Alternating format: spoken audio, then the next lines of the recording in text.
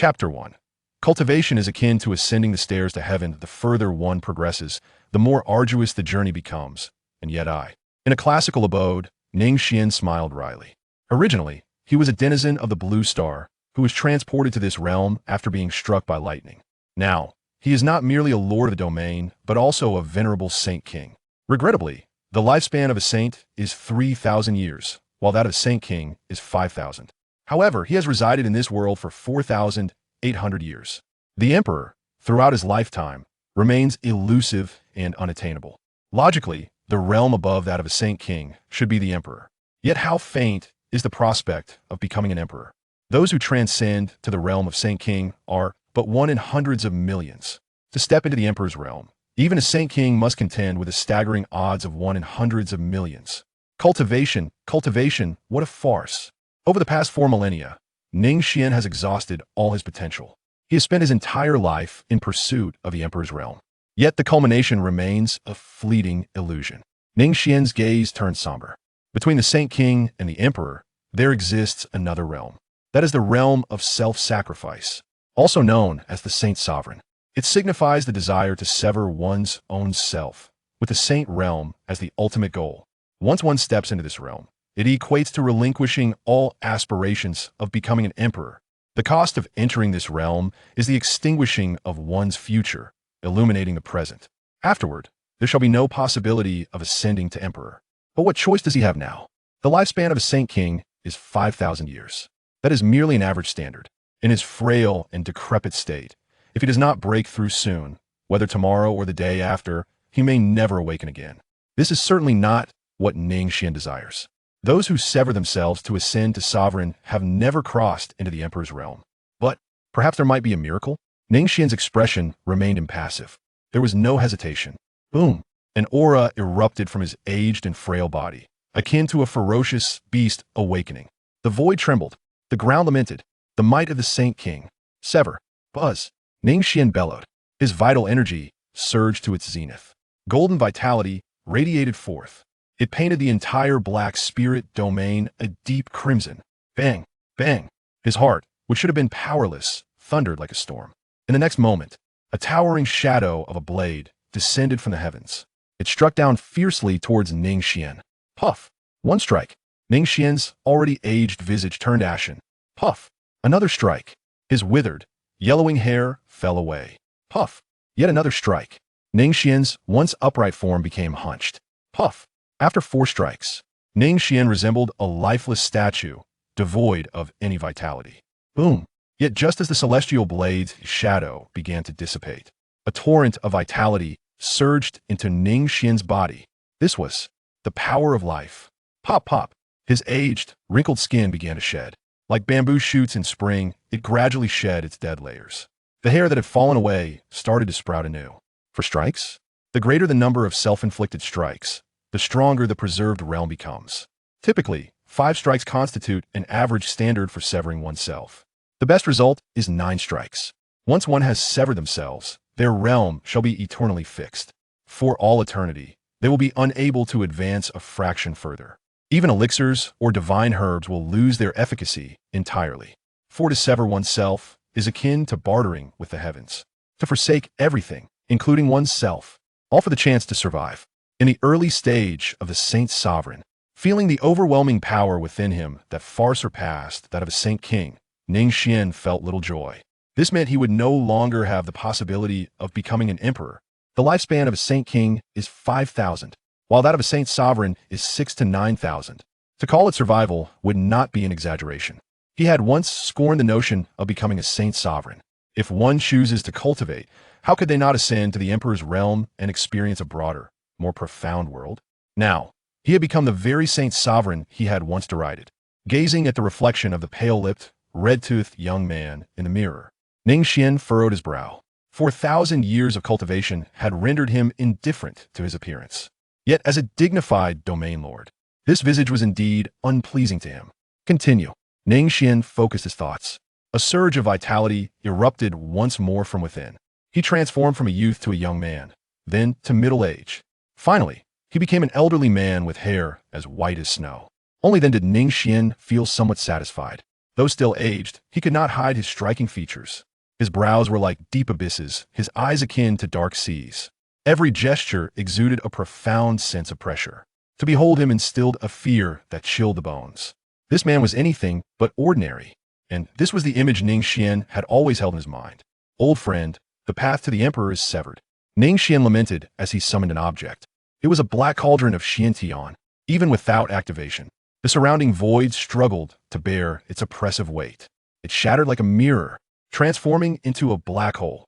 The mere aura emitted from the Xiantian black cauldron sent shivers down one's spine. It instilled a sense of dread within the soul. This is no exaggeration, for this cauldron is an emperor-grade artifact. Ning Xuan's hand caressed the black cauldron. His eyes reflected a sense of nostalgia. It was largely due to the black cauldron that he was able to stand firm in this world, ultimately rising to become a domain lord. At that time, he had just traversed into this realm, and the current domain lords had nearly perished in the snow. An elderly man had guided him through his first winter after crossing over. Ning Xuan knew that this elder was no ordinary being. Thus, he bowed and pledged himself as a disciple. Yet the elder never accepted him, sternly rebuking him, forbidding him from claiming to be his disciple. Nevertheless, the elder imparted techniques to Ning Xuan. Moreover, he helped Ning Xuan build a foundation for his cultivation each day. Notably, when Ning Xuan crossed into this world, he had come over in his entirety. Struck by lightning, he was transported directly to this realm. It was not a case of soul possession or anything of the sort. Ning Xuan recounted tales of the 4 travels of Song He and the 3 kings epic to the elder every day. In this, he found joy, until the elder passed away. He left no final words, nor did he preserve his body, vanishing into the ether. He left Ning Xuan with only the Xiantian black cauldron. Live on, live well. You are not my disciple, and you will never be. As thoughts flowed, Ning Xuan's eyes grew somewhat misty. Master, those are the days of his utmost freedom from care. In the ensuing 4,000 years, those days were never to return.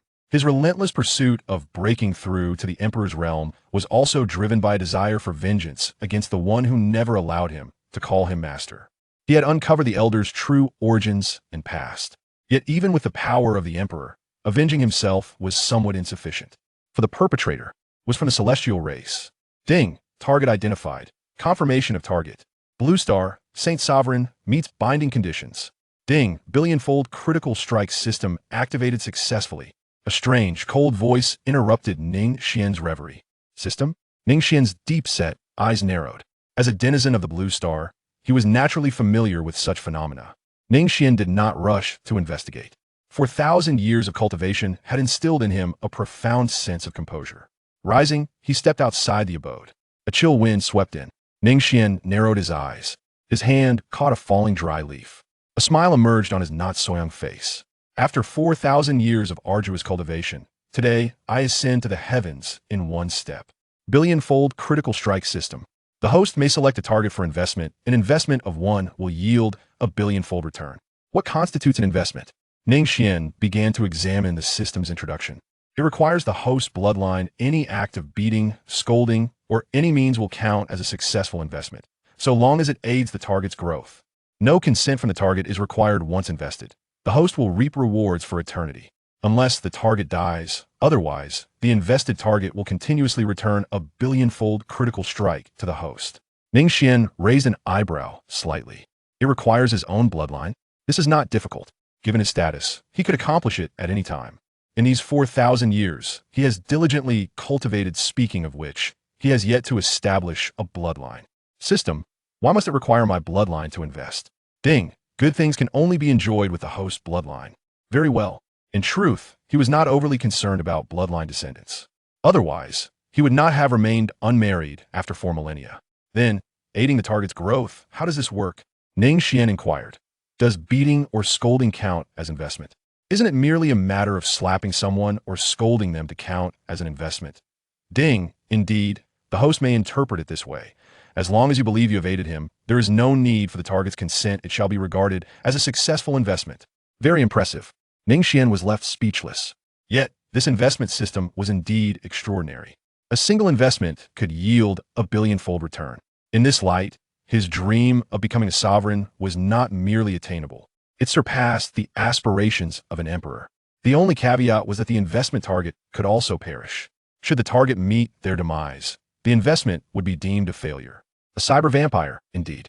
In such a scenario, could he not grow stronger effortlessly? Even if he did nothing, the cultivation his descendants acquired would return to him at a billionfold rate. However, this was precisely to Ning Xuan's liking.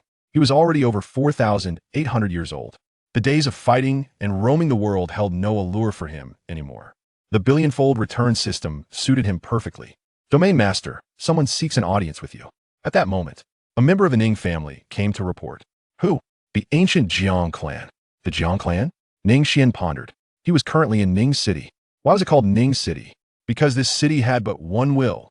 That will belonged to Ning Xuan. He was the king of the Black Spirit domain. Black Spirit, White Spirit, Purple Spirit, Green Spirit, Red Spirit. There were a total of 12 domains. Collectively, these 12 domains were also known as the Sword Domain. The ancient Jiang clan was the true sovereign of the Sword Domain. Having produced an emperor within their ranks, they were often referred to as the Imperial Clan. Nominally, Ning Xuan's Black Spirit domain also fell within the jurisdiction of the ancient Jiang clan. Yet, the actual circumstances were somewhat different. I understand. Ning Xuan nodded. With a flash of his figure, he made his way to the hall. In the Ning family hall. Ha ha ha, Brother Ning, it has been too long. A hearty laughter echoed. Before him stood a middle-aged man clad in purple robes, with a handsome countenance. His eyes radiated authority and a mysterious glow. Upon seeing Ning Xuan, he appeared exceptionally warm. He approached with cordiality. Master Jiang. Ning Xuan inclined his head slightly. This served as a greeting. What brings you here today? Unfazed by Ning Xuan's aloofness, Jiang Shan continued. For he was accustomed to such demeanor from Ning Xuan. I have no particular business, merely came to see Brother Ning. At this point, Jiang Shan suddenly halted. He gazed at Ning Xuan in astonishment. In disbelief, he exclaimed, Brother Ning, have you broken through to the sacred sovereign? Indeed. Ning Xuan merely nodded subtly. He was reluctant to elaborate further. If Master Jiang has no pressing matters, I shall take my leave. Ha! Brother Ning, do not be hasty. I have come today with important matters to discuss. Seeing Ning Xuan's hint to dismiss him, Jiang Shan waved his hand. A flicker of inexplicable disappointment crossed his eyes. He then continued, Brother Ning, you're still unwed, correct? Speaking of which, my Jiang clan has many holy maidens. What do you think of an alliance between our families? A bond that lasts through the ages, fostering enduring goodwill. An alliance? Ning Xuan chuckled coldly within. Yet, he maintained an expressionless facade. Just as he was about to refuse, he reconsidered. Very well, then I shall trouble Master Jiang with this matter. Ha ha ha. It is no trouble at all, not in the slightest. Jiang Shan appeared quite delighted by Ning Xuan's response. He hastily added, how about this? Tomorrow is an auspicious day, what do you think? Seemingly fearful that Ning Xuan might change his mind. Very well. Ning Xuan nodded indifferently. Then I shall not see you out, Master Jiang. Wait. Jiang Shan furrowed his brow, clearly taken aback that Ning Xuan would dismiss him so easily. Were they not to discuss the specifics of the marriage arrangements? Brother Ning, I shall return to my clan to find you a suitable wife. You will not be disappointed tomorrow. Jiang Shan clasped his hands. Then I shall take my leave. Do not see me off. Stay. Both appeared exceedingly polite. Yet, once they exited the Ning residence, Jiang Shan's previously amiable demeanor suddenly darkened. Boom! Ning City was already surrounded by powerful beings. What was even more shocking was that these individuals were all at the sacred realm. Over 100 at the sacred king level, dozens at the sacred sovereign level, and 7 at the sacred lord level. Master, why did you not signal? An old man in gray, stooped and emanating a terrifying aura, inquired of Jiang Shan, puzzled. The original plan is off. That brat has become a sovereign. Jiang Shan's expression fluctuated between shades of anger and frustration. What? The Jiang clan's warriors were taken aback. Ning Xuan's reputation echoed throughout the 12 domains. Who did not know he was fervently pursuing the path of an emperor, having remained unmarried for 4,000 years? He was indeed a true anomaly. Yet now, he had abandoned his quest for emperorhood and ascended to sovereign. They had intended to scold him for being deluded, but now the Jiang clan's warriors wore expressions of dismay. They were too weary even to utter curses. What shall we do now? A Ning Xuan at the Sacred King level is already formidable, how much more so now that he has become a sovereign. To be precise, it was not Ning Xuan who was invincible, but rather the imperial weapon in his possession. A Sacred King wielding an imperial weapon could slay all who dare to challenge them within the sword domain, let alone now that he had become a sacred sovereign. Do not fret, I have devised a new plan. Ning Xuan waved his hand in agitation. He signaled for everyone to return to the clan. That brat has agreed to an alliance with my Jiang clan. His lifespan is at most another 2 or 3,000 years, and my ancient Jiang clan can afford to wait. Let us return and arrange the wedding for tomorrow. An elder of the Jiang clan had already predicted this outcome. Barring any unforeseen circumstances, Ning Xuan would soon face his demise. Thus, the Jiang clan immediately summoned a multitude of powerful warriors from within their ranks. They awaited the clan leader to probe before making their move. Though such actions would undoubtedly lead to further casualties. But the Imperial weapon, the Jiang clan had coveted it for millennia. While they too had once produced an emperor, that emperor had not bequeathed them an Imperial weapon. Thus, they had no choice but to scheme for it themselves. How unfortunate, Sai. A great number of Jiang clan warriors trudged dejectedly back to the Jiang residence. Scores of powerful beings streaked across the sky. They sparkled like meteors. All of these were considered unparalleled powerhouses. Yet, in the face of a sacred sovereign like Ning Xuan, no one dared to utter a word. Have they left? In Ning City, clad in an ink-stained long robe, Ning Xuan gazed at the beams of light. His eyes flickered with thought. It is worth mentioning that he had ascended to the position of king of the Black Spirit domain only a millennium or two ago. In his past, Ning Xuan was perpetually restless, wandering through various spirit domains and paths. However, one day, the former king of the Black Spirit domain took a fancy to his Imperial weapon. And then, there was no further tale to tell. The outcome was evident. Ning Xuan subsequently became the king of the Black Spirit domain. He vanquished the king of the Black Spirit domain, yet the ancient Jiang family refrained from making any significant remarks. Instead, they generously proclaimed their recognition of his new title as the domain king. It was evident that they harbored intentions towards the Imperial weapon in Ning Xuan's possession. Both parties were acutely aware of this unspoken understanding. As for the actions of the ancient Jiang family, Ning Xuan remained largely indifferent. For millennia of wandering had rendered him accustomed to the intricacies of human nature. It all boiled down to self-interest. If you truly desire the Imperial weapon, I would not object to bequeathing it to you upon my demise. Yet, why resort to such underhanded tactics? Ning Xuan waved his hand, summoning the Xiantian Black Cauldron. As his fingers made contact, no one could fathom the cataclysmic power that such a seemingly inconspicuous Black Cauldron could unleash when fully activated. Had he not inflicted a self-inflicted wound today, retaining his status as a Saint King, what would his fate be? Gently caressing the Imperial weapon, Ning Xuan chuckled softly. In life, how can there be so many what-ifs? Since the Jiang family has presented themselves, I shall not stand on ceremony. It is an opportune moment to continue the bloodline.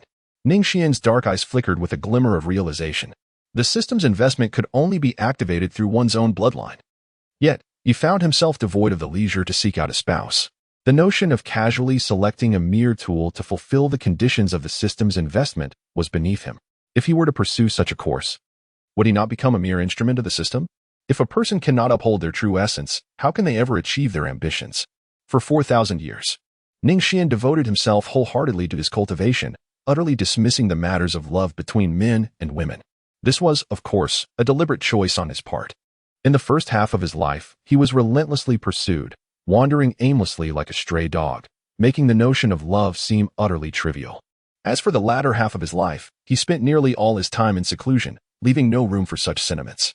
His mind was consumed by a singular ambition, the emperor, and once again, the emperor. Hence, when the Jiang family proposed a marriage alliance, Ning Xuan contemplated briefly before acquiescing.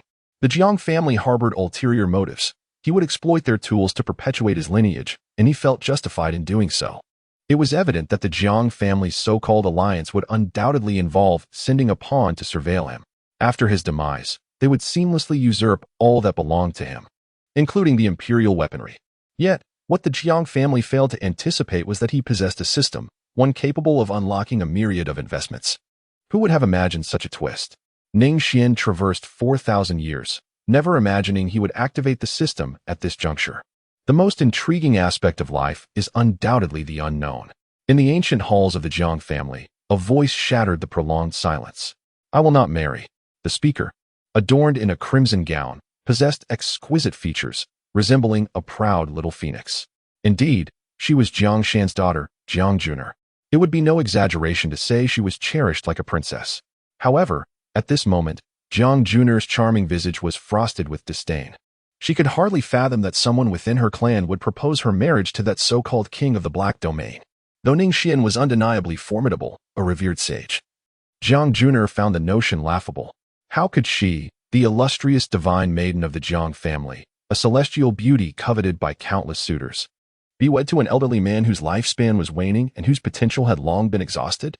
Was this not absurd? It was not merely amusing. It incited her fury. The mere suggestion felt like an affront to her dignity. If a union were desired, why not propose it to her mother instead? Jiang Juner retorted with a cold smile. While the elder of the Jiang family, who had initially suggested the union, could only manage an awkward smile, fully aware that he had provoked the ire of this young lady and chose not to argue further. Enough, Jiang Shan raised his hand. At that moment, the Jiang family was gathered, numbering in the dozens. The matter of marriage was of significant importance, warranting a clan meeting for collective deliberation. Although the imperial weapon remained in Ning Xuan's possession, in the hearts of the Jiang family, it had long been regarded as their own, beyond the reach of outsiders. Ning Xuan's existence is merely a temporary safeguard. Once he departs from this world, they shall promptly reclaim the imperial weapon from the Jiang family. If it were not for Ning Xuan's unexpected breakthrough to the sacred sovereign level, the Jiang family would have disregarded casualties and taken action long ago. As for the present situation, even with a myriad of covetous thoughts, the Jiang family dares not proceed. The sacred sovereign represents the pinnacle of cultivation within the mortal realm. Except for the emperors, none can rival him. Moreover, this is not an ordinary sacred sovereign. He wields an imperial weapon. If there were even the slightest glimmer of hope, the Jiang family would act decisively. The significance of the imperial weapon is paramount. Yet the current reality offers not even a shred of hope. Thus, the Jiang family must concede and opt for a strategic union. The principal objective of this union transcends merely appeasing Ning Xuan. A far more crucial aim is surveillance. They must prevent other factions from covertly coveting the imperial weapon. This matter is vital to the prosperity of the Jiang family. Although we belong to an imperial lineage, we are the only one devoid of the inheritance of an imperial weapon. Regarding the imperial weapon, it is not a mere desire, but a pursuit at any cost. So which elder would be willing to marry off their daughter? Jiang Shan cast a sweeping glance over the assembly. The gazes of the elders flickered, and silence ensued. Clearly, their thoughts were in alignment with Jiang Juner's. Regardless of how splendid Ning Xuan may appear, he can, at most, live for merely 1 or 2,000 years. While it is said to be a marriage alliance, the bride seems more akin to a sacrificial offering. No one wishes to sever their daughter's future happiness. Husband, as the head of the family, you must take the lead. The murmur ceased abruptly, for the speaker was Lady Long, the wife of Jiang Shan.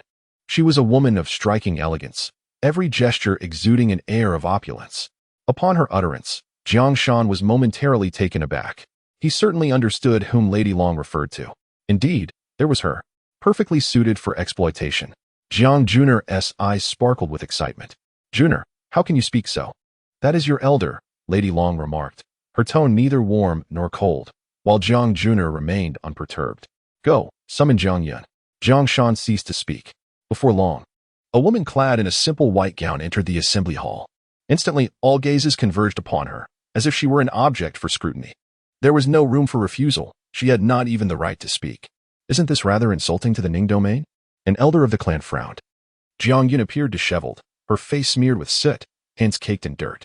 No matter, there are no ugly women in this world. A bit of adornment will suffice. Lady Long remarked coolly. Jiang Yun, the clan has arranged a marriage for you. You shall wed tomorrow.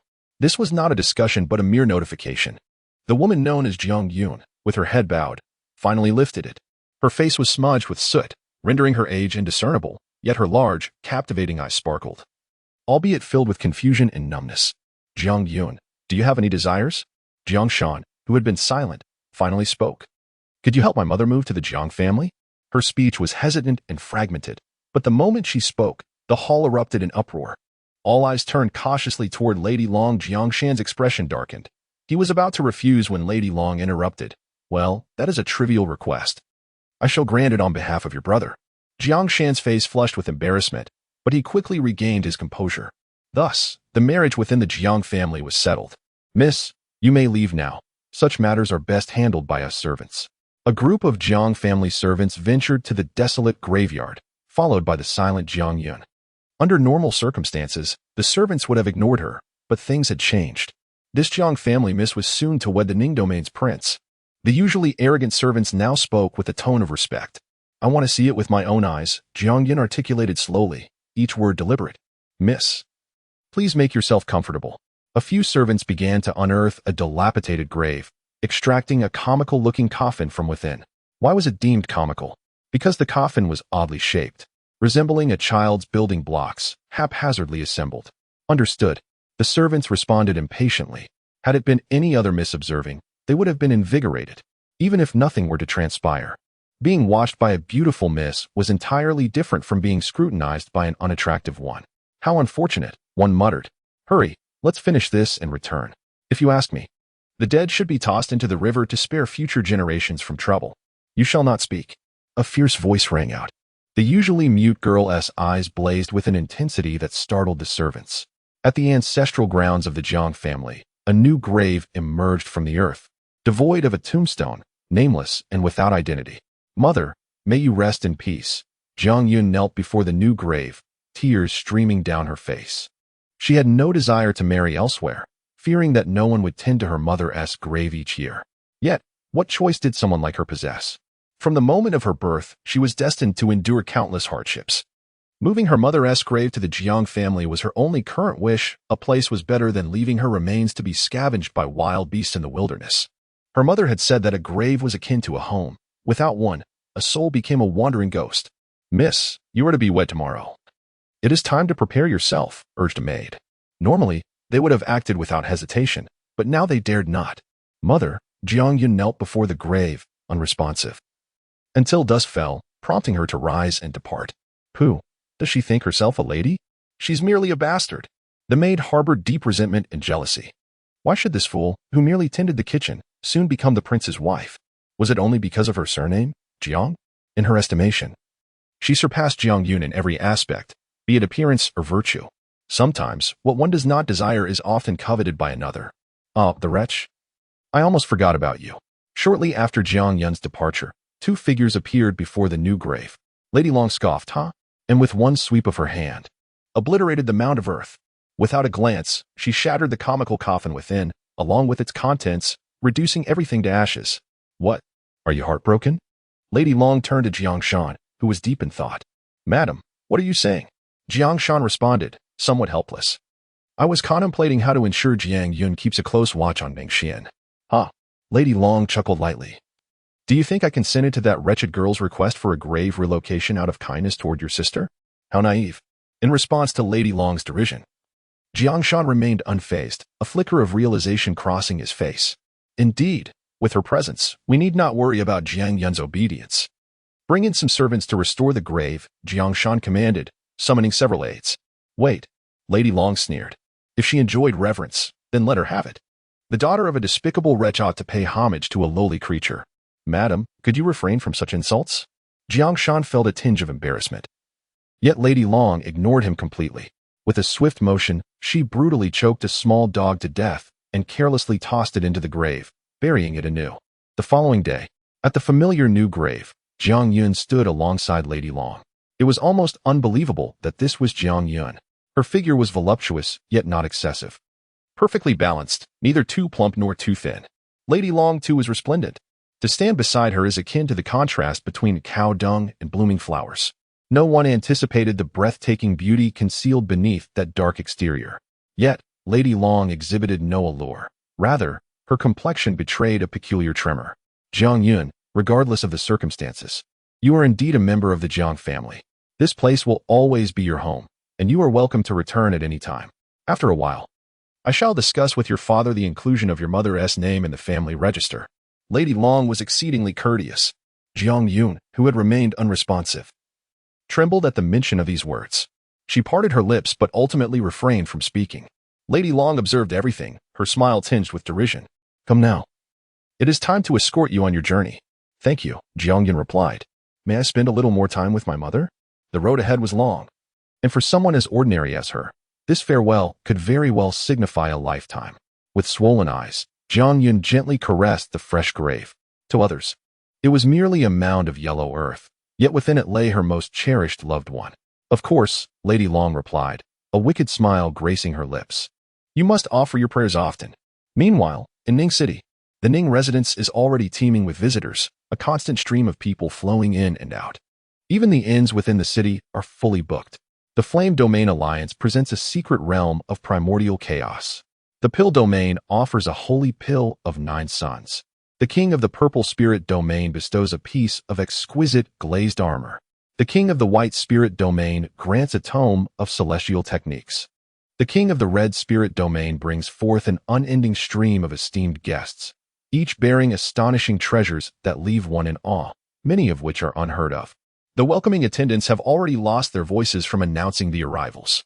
Yet, the line of distinguished guests delivering gifts stretches endlessly. This is indeed a moment that is both torturous and exhilarating. The reason is simple. Today marks the grand wedding of the King of Ning Domain. While there may be many holy sovereigns in this world, there is only one who wields the imperial weapon in solitude, a singular figure in the vast realms of mortals. Ning Xuan. After a round of socializing, the sky finally darkened. As the protagonist of the day, Ning Xuan shook his head a few times and entered the bridal chamber. Under the flickering light of the red candles, a young woman adorned with a phoenix crown and clad in crimson stood before him. She had not taken a seat by the bedside. Instead, she appeared to have been standing all along. Jiang Yun? Ning Xuan called out softly. Is this his wife? Jiang Yun did not respond, but tightened her grip on the corner of her skirt, her delicate hand clutching it even more fervently. Hee. There is no need to feel anxious. It is my first marriage as well. Ning Xuan smiled broadly as he approached the table, pouring himself a cup of detoxifying tea. Yet, his head remained somewhat heavy. Despite possessing the cultivation of a holy sovereign, he found it difficult to withstand the effects. There was no remedy for such a situation, as the number of those toasting was simply overwhelming, and the beverages consumed were far from ordinary mortal wine. Ning Xuan drank heartily throughout the day. Jiang Yun scrutinized him through the gaps of her phoenix crown. This man would henceforth be her husband, the most significant person in her life. Although he appeared quite aged, it was precisely due to him that her mother's grave could be relocated to the Jiang family. Moreover, Lady Long had promised to take good care of Ning Xuan, and in due course, to inscribe her mother's name in the family genealogy. As for his claim of being a first-time groom, Jiang Yun was far from naive. How could such a formidable cultivator remain unmarried until now? Perhaps he underestimated her intelligence, thinking her to be foolish. In truth, she was far from it. With a swift motion, her wedding gown was drawn, revealing an enchanting and exquisite figure. Jiang Yun dared not gaze upon him. Instead, she placed her hands over her chest, closed her eyes, and wept softly, saying, "Please, let us begin." Ning Xuan's gaze lingered on that exquisite figure for a few moments. Even with his formidable composure, he found himself feeling somewhat dizzy. Indeed, it was all due to the intoxicating effects of the wine. Ning Xuan shook his head, struggling to suppress his impulses. He did not relish this numb sensation. The other party resembled a soulless puppet. What was the point of that? Are you anxious? Silence enveloped Jiang Yun, save for the fresh trails of tears adorning her face beneath the crimson cloth. Tap, tap. Footsteps approached, and an unfamiliar aura swept over him. Jiang Yun's complexion grew increasingly pallid. With a swift motion, the red fabric was lifted, revealing the visage of a woman. Ning Xuan was momentarily taken aback for a few seconds. Before him was a visage of unparalleled beauty, captivating enough to enthrall nations. It was neither the innocence of a young maiden nor the allure of a mature woman, but rather an exquisite blend of both that exuded a breathtaking charm. Yes, it was a charm, but one that emanated from within. Yet at this moment, the woman had her eyes tightly shut, her face etched with despair and resignation. "Come, sit with me for a while," she implored amidst her despondent weight. Ning Xuan made no further movements and instead returned to the edge of the table. Initially, he regarded the other party merely as a tool, a gift delivered by the Jiang family, and he felt no remorse. However, the profound despair etched into the woman's very being rendered him somewhat speechless. After several seconds, Jiang Yun finally blinked awake, realizing that he truly had not touched her. She looked over to see him savoring her predicament with an amused expression, causing her fair complexion to flush an intense crimson. In haste, she bent down to retrieve the red bridal gown from the floor. The graceful curve of her waist as she bent over caused Ning Xuan, who had just sobered up with tea, to take another deep breath. "Oh, please, don't look." Jiang Yun thought she could sink into the ground, wrapping the gown tightly around herself. "Didn't you take it off yourself? If you undress and I don't look, would that not be worse than a beast?" Ning Xuan smiled gently. "Come here, keep me company for a while."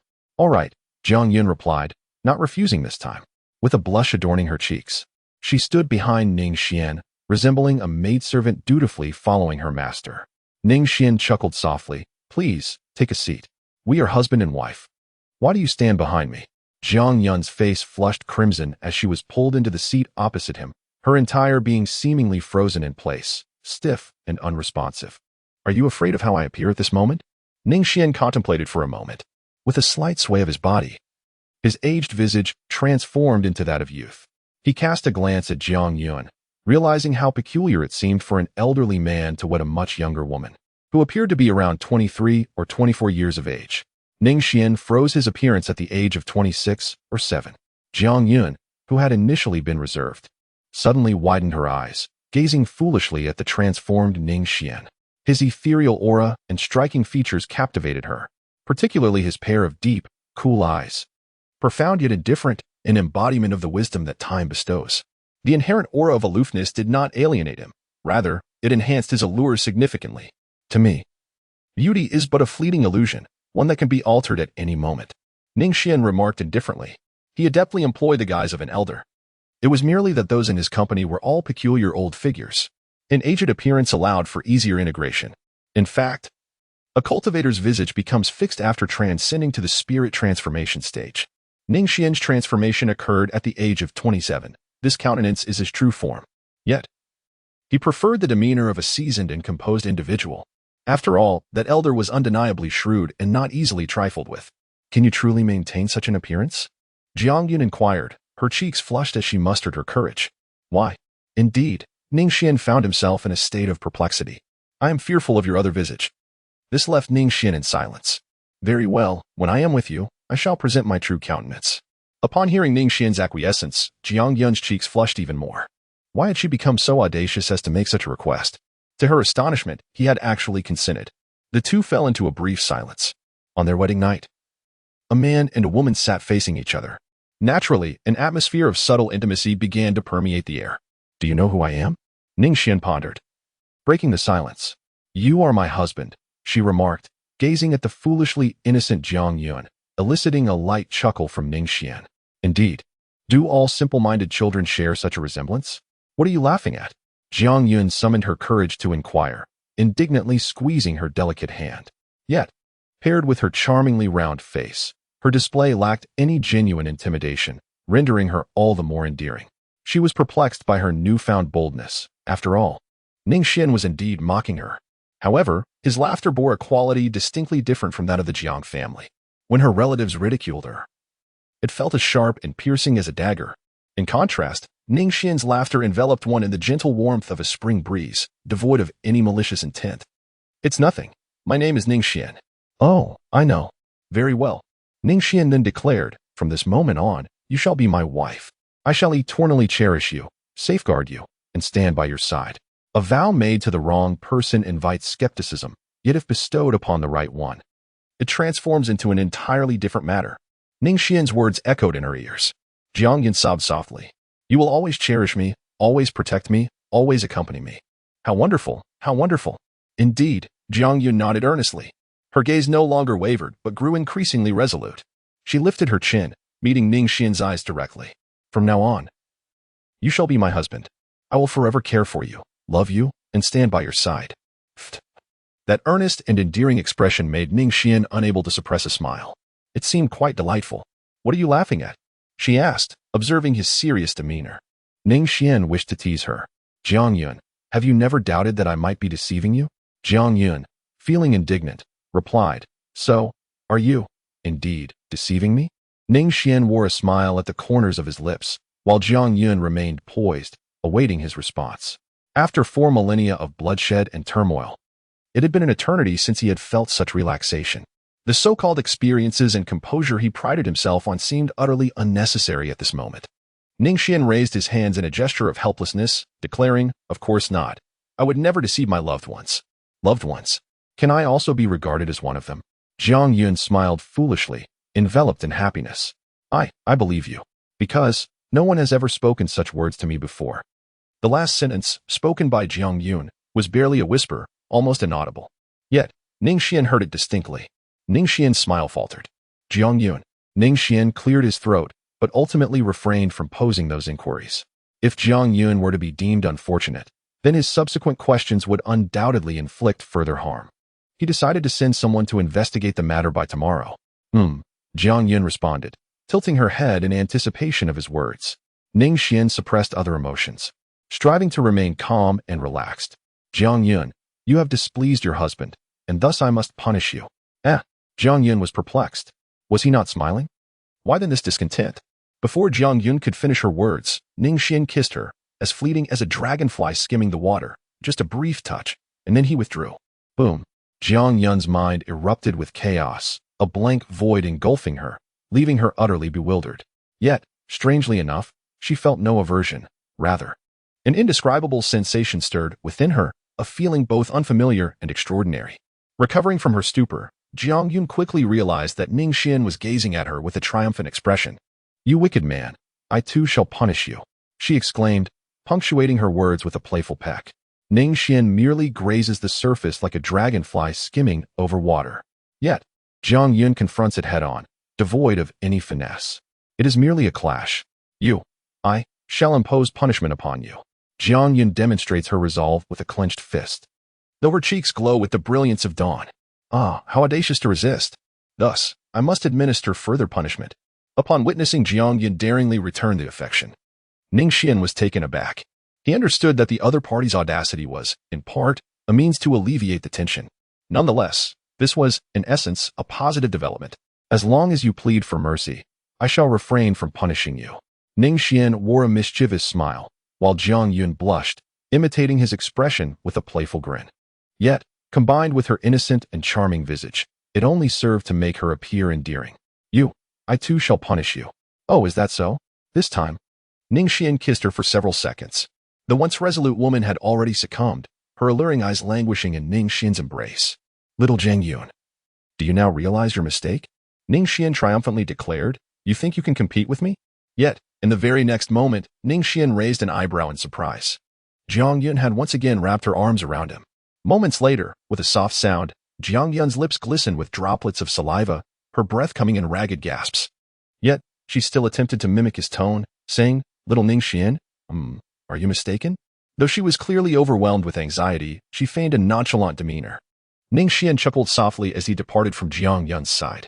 Originally anticipating Ning Xuan's forthcoming punishment, Jiang Yun gradually regained her senses, only to realize that he had already risen and retreated to the bed to rest.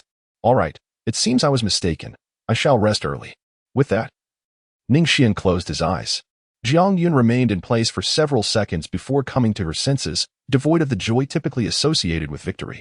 Instead, a profound sense of emptiness and unarticulated disappointment enveloped her, accompanied by a hint of grievance. She could not fathom why she felt this way. Despite enduring countless trials in the Jiang family, she had never before felt a sense of grievance. Jiang Yun gazed at Ning Xuan for a few moments, suppressing her embarrassment, before lying straight beside him. Do you find me distasteful? The only response to Jiang Yun's inquiry was the sound of Ning Xuan's steady breathing. After much hesitation, Jiang Yun's gaze hardened with resolve, her cheeks flushed. You shall punish me, but I too shall first impose a punishment upon you. With that, Jiang Yun extended her hand. The breath of Ning Xuan came to an abrupt halt on this night. For 4 millennia, Ning Xuan's accumulated fortunes were rendered empty in a single morning. The flickering red candle illuminated a night shared in bliss. The wrath of 4,000 years ignited, and Jiang Yun tearfully acknowledged her fate. The following day, it was already noon when Jiang Yun finally awakened. Sunlight poured over her fair, round face, casting a dreamlike beauty. Her mind lagged for a few moments, her clear eyes somewhat dazed. It took her a while to grasp the events of the previous day. Hiss? The villain? She pondered. Weren't you supposed to punish me yesterday? A teasing voice echoed. Jiang Yun's previously pale complexion suddenly flushed crimson. It was only then that she noticed Ning Xuan still by her side. Perhaps he had awakened long before, yet remained in bed, as if to avoid disturbing her rest. Jiang Yun gazed at his face in a daze. Her eyes filled with his reflection. She might not know if she was his most important wife, but he was undoubtedly her most significant husband. What are you looking at? Do you wish to punish your husband again? Ning Xuan's malevolent smile was accompanied by a noticeable softness in his gaze. Bad person. Jiang Yun remained silent, burying her head in the blankets. She could hardly believe that the wild figure from the previous night was indeed herself. Little Jiang Yun, come. I have something wonderful for you. Ning Xuan gently extricated Jiang Yun's head from beneath the covers. What? Jiang Yun's face flushed a deeper shade of crimson. Perhaps it was the dawn's light, but she appeared even more bashful than the previous night. Open your mouth. If you remain silent, I shall resort to whimpering. Ning Xuan placed a pill into Jiang Yun's mouth. Instantly, a surge of immense energy coursed through Jiang Yun's entire being. What is this?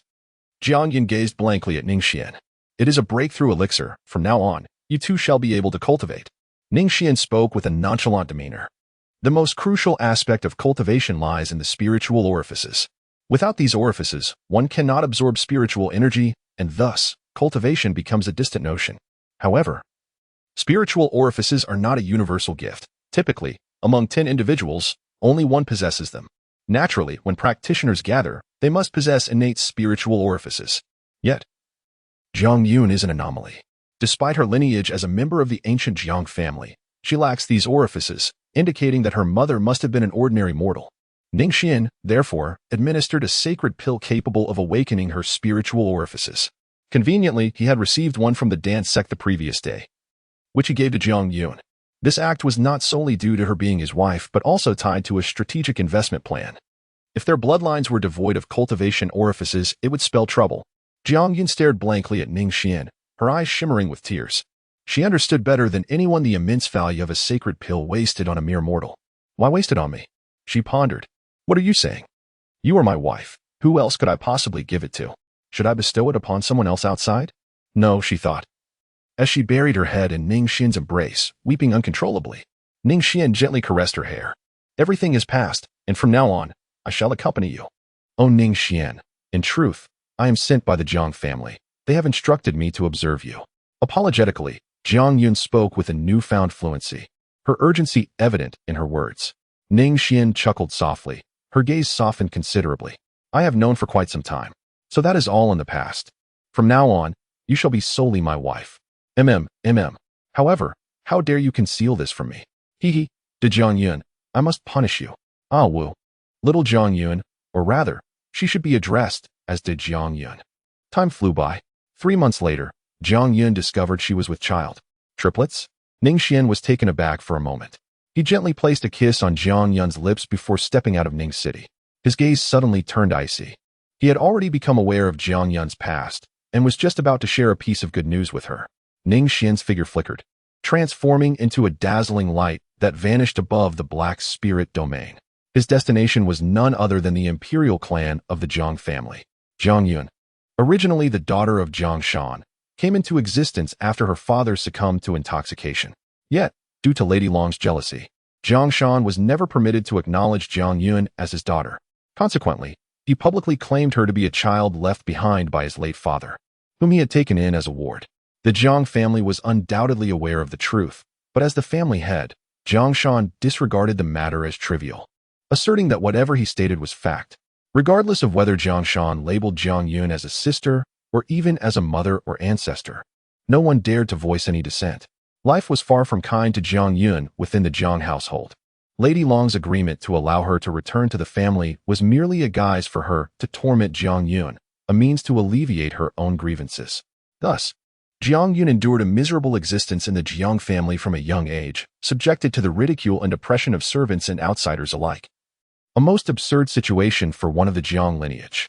All of this was orchestrated by Lady Long, while Jiang Shan feigned ignorance, dismissing her plight as that of a mere illegitimate child. Furthermore, with Lady Long's formidable background, he was unwilling to disturb her peace over the matter of an outcast. This dismal existence continued until 3 months prior, when Jiang Yun was sacrificed in marriage to Ning Xuan. This constituted the entirety of the information gathered by Ning Xuan's emissaries. Today, Ning Xuan visited the Jiang family with a singular purpose: to relocate the grave of Jiang Yun's mother to Ning City. This was to prevent any future entanglements with the Jiang family. As for seeking vengeance against the Jiang family, Ning Xuan has devised a superior plan to inflict 100-fold suffering upon Lady Long. Lady Long and Jiang Shan hold their utmost regard for Long Juner. Ning Xuan's eyes flickered as he quickened his pace. Brother Ning Xuan? Jiang Shan was undoubtedly bewildered by Ning Xuan's sudden arrival. Take me to the grave of Jiang Yun's mother. Ning Xuan spoke directly, expressing that there was no time to engage in lengthy discussions with the Jiang family. Jiang Shan's expression changed dramatically, revealing his utter astonishment. Why did Ning Xuan suddenly decide to visit the grave? This was entirely unexpected for him. Given Ning Xuan's status, how could he possibly pay his respects to Jiang Yun's deceased mother? This development was completely beyond Jiang Shan's anticipation, leaving him at a loss. The grave was originally a means to control Jiang Yun. If Ning Xuan were to arrive there, his formidable cultivation as a holy sovereign would undoubtedly reveal its flaws. What lay buried within was not a human, but the carcass of a dog. He must not be allowed to go. In a fleeting moment of thought, Jiang Shan's expression hardened. Yet, in the next instant, boom. All of Jiang Shan's thoughts transformed into despair. A chill coursed through his heart as an overwhelming and majestic aura began to permeate the air, each tendril radiating an unparalleled destructive power. Before such a presence, one instinctively felt compelled to kneel in reverence. An imperial weapon, a weapon of the great emperor. Who goes there? Good heavens, I can sense the imperial might. Quickly, go and investigate. Waves of ferocious energy surged forth. This was the true foundation of the ancient Jiang family. It was impossible to ascertain how many holy sovereigns were hidden within. Yet at this moment, even these ancient holy sovereigns were filled with trepidation. Take me there. Ning Xuan spoke again, his tone indifferent. All right, follow me. Jiang Shan's expression darkened, unable to feign even a semblance of insincere enthusiasm as he led Ning Xuan to the ancestral grave. Halt. As Ning Xuan arrived beside the ancestral grave of the Jiang family, he was abruptly intercepted by a figure, none other than Lady Long. This place, being sacred ground of the Jiang family, forbade the intrusion of outsiders. She politely requested him to depart. Lady Long cast a casual glance at Ning Xuan, her tone markedly courteous. Begone. However, Ning Xuan's response was but a single word. What? Lady Long's expression shifted dramatically, clearly taken aback by the audacity of someone daring to speak to her in such a manner. Not even Jiang Shan had ever done so. You boom. Lady Long's countenance morphed in shock, yet she found herself unable to evade the impending doom, as she was obliterated in an instant. Crash. A crimson mist enveloped the air. Ah! Lady Long let out a heart-wrenching cry, half of her cheek obliterated, transforming her once enchanting visage into that of a ghastly specter, drenched in blood. Jiang Shan's pupils constricted in horror, frozen in place, unable to intervene against Ning Xuan, uncertain of how to issue a command. Such audacity. Boom. A formidable presence surged forth, revealing a gray-robed elder who hovered in midair, his arrival unnoticed, seemingly fused with the very essence of the cosmos. An aura of immortality radiated from him. Ah, Seventh Master. Eliminate him. Lady Long screamed in vengeful fury. The gray-robed elder was evidently not of the Jiang family, but belonged to Lady Long's own lineage. To harm the daughter of the Long family, 1,000 deaths would not suffice. The elder exuded an overwhelming dominance, akin to a celestial deity descending from the heavens, casting a shadow over the world. His voice resonated with divine authority, instilling terror in the hearts of those who heard it. Clearly, he was an unparalleled powerhouse. Begone. Ning Xuan remained with but a single word. Boom. In the next moment, the void began to fracture. The old man in the gray robe was engulfed in terror. An aura that did not belong here emerged. Imperial weapon. The old man's eyes widened in rage. Fear reached its zenith. Bang. Ning Xuan, with an air of indifference, summoned the imperial weapon. In an instant, it erupted with a deafening roar. Boom, boom, boom.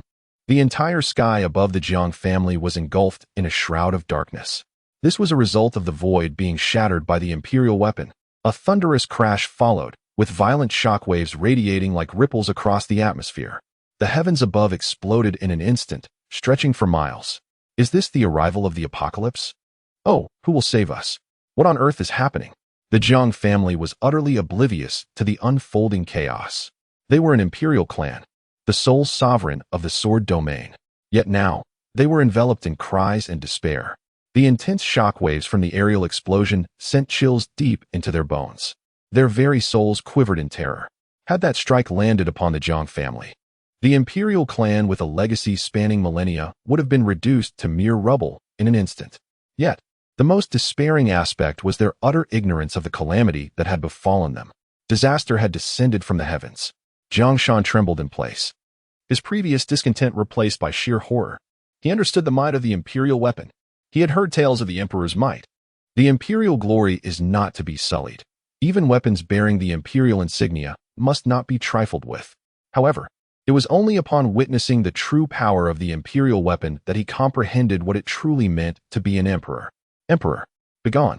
Ning Xuan moved forward with an air of indifference. Thousands of miles away, the old man in gray robes now had only his head adrift. Had he not fled swiftly moments ago, this head would undoubtedly have been lost. The gray-robed elder possessed formidable cultivation, far surpassing that of an ordinary holy sovereign. It remains a mystery how he managed to glimpse the path to the Emperor's realm. Yet, despite his prowess, when confronted with the full force of the Emperor's weapon, even his escape was a matter of sheer luck. This time, no one dared to obstruct Ning Xuan as he approached the newly erected grave. Ning Xuan furrowed his brow, and his enchanting eyes grew even colder. With his cultivation, he could sense that there was fundamentally no one buried within this tomb. Instead, it contained a dog-esque corpse. Boom. Ning Xuan waved his hand, effortlessly lifting the entire grave into the air as he strode towards the Jiang family's exit. This is none of my concern. The corpse has been destroyed and is irrelevant to me. Jiang Shan, trembling with fear, explained in a panic. However, Ning Xuan merely brushed past him, not sparing him a glance. Vile woman. With a resounding slap, Jiang Shan struck Mrs. Long on one side of her face. The once feeble man now bore a terrifying expression. If it were not for your destruction of that corpse, how could my Jiang family have suffered this humiliation? Mrs. Long trembled uncontrollably, evidently still reeling from the terror she had just experienced. She had been but a step away from death, a true hair's breadth. Had that imperial weapon struck her, no amount of status or background would have spared her from the fate of becoming a mere corpse. The Jiang family, having remained secluded for 20 years, was henceforth forbidden from venturing outside at will. Prior to the Immortal Assembly, no one was permitted to provoke trouble, particularly in matters concerning Ning Xuan. This incident had stirred the first ancestor of the Jiang family from his seclusion, issuing a decree to seal the family's gates. Ning Xuan returned to Ning City, having never regarded the Jiang family with any respect. However, this does not imply that the Jiang family is feeble. As an imperial lineage with a heritage spanning millennia, the Jiang family possesses an unfathomable depth of resources. Outsiders remain utterly oblivious to the myriad of strategies that such an imperial clan can employ. In the past, Ning Xuan would have refrained from mobilizing imperial weapons. But should he choose to do so now, it would surely result in a veritable bloodbath. Yet, circumstances have shifted. Armed solely with imperial weapons, he harbors no fear of anyone. If he cannot prevail, he can simply retreat. With the protection of imperial weapons, there are few places in this world he cannot traverse. Even beyond the Black Spirit domain, he can lead a carefree existence. However, now that he has activated the system and his wife Jiang Yun is with child, he must exercise greater caution than before. Reality does not adhere to the rules of a game. One possesses only a single life. While he indeed wields imperial weapons, to slay indiscriminately within the Jiang family would yield severe repercussions. This is not a mere game. Enemies do not simply stand idly by waiting to be vanquished. They will retaliate with fervor. If they cannot defeat you, they will ruthlessly target your loved ones. Such life and death struggles are far from child's play, like a rabid dog. Even if you are a human far superior in strength, it will not passively accept its demise. Such logic does not exist. Thus, Ning Xuan only annihilated the individual who obstructed his path, refraining from completely severing ties with the Jiang family. On the way home from the Immortal Worship Assembly, Ning Xuan's eyes flickered with contemplation. Jiang Junior, hailed as the greatest genius of the sword domain, is the focus of the Immortal Worship Assembly, which is designed for such prodigies. Approximately 20 years hence, the Immortal Worship Assembly shall commence. Just as the sword domain is not the sole mortal realm, there exists another layer of existence above the mortal realms known as the Tao domain. The Immortal Worship Assembly grants only one opportunity among the 4 mortal realms. The victor may ascend to the Tao domain and seek the path of immortality within the immortal sect. Jiang Junior, being the Jiang family's greatest hope, has been nurtured with the utmost dedication of her entire clan. Should she suffer a crushing defeat at the Immortal Worship Assembly, it would undoubtedly be an intriguing spectacle. Ning Xuan's lips curled into a cruel smile. Is it truly cruelty? Gazing upon the lifeless form of a dog amidst the grave mounds, Ning Xuan's gaze grew even colder. With a resounding boom, he waved his hand to retrieve the carcass of the dog. Ning Xuan carefully gathered a handful of grave soil and meticulously placed it back into an ancient coffin, subsequently reinterring the coffin within the grave. To the naked eye, it appeared as though no floor remained. The tomb retained its original semblance. With this, all was accomplished. Ning Xuan let out a sigh. This could be considered a consolation for that foolish Jiang Yun. In the Ning residence, Jiang Yun remarked, "It is cold outside. Please come in." After the new grave was interred in the courtyard, Ning Xuan and Jiang Yun paid their respects together. "Husband," Jiang Yun said, her eyes brimming with tears as she gazed at Ning Xuan with deep emotion. Her lips moved repeatedly, yet no words escaped her mouth. She had never been one for eloquence. "Fool, why didn't you tell me sooner? I could have brought mother home earlier." Ning Xuan feigned annoyance as he gently tapped Jiang Yun's nose. "I fear my husband may find this ominous," Jiang Yun said, lowering her head to wipe away her tears. Yet, rather than sorrow, there was a sweetness in her demeanor. Ning Xuan was taken aback for a moment, feeling a pang of tenderness as he embraced her. "Silly girl. Do not think this way in the future." She replied. Time rushed by swiftly. After July, marking over 4,000 days since Ning Xuan traversed into this realm, his first offspring had arrived. No, to be precise, it was 3. The resounding cries of newborns shattered the tranquility of the Ning residence. "Jiang Yun, you have endured much." Ning Xuan cradled an infant in each arm, while Jiang Yun held another. Her pallid complexion bore a gentle smile. "I am not distressed. I am filled with joy. My dear husband, please bestow a name upon them." "There are 3, you silly."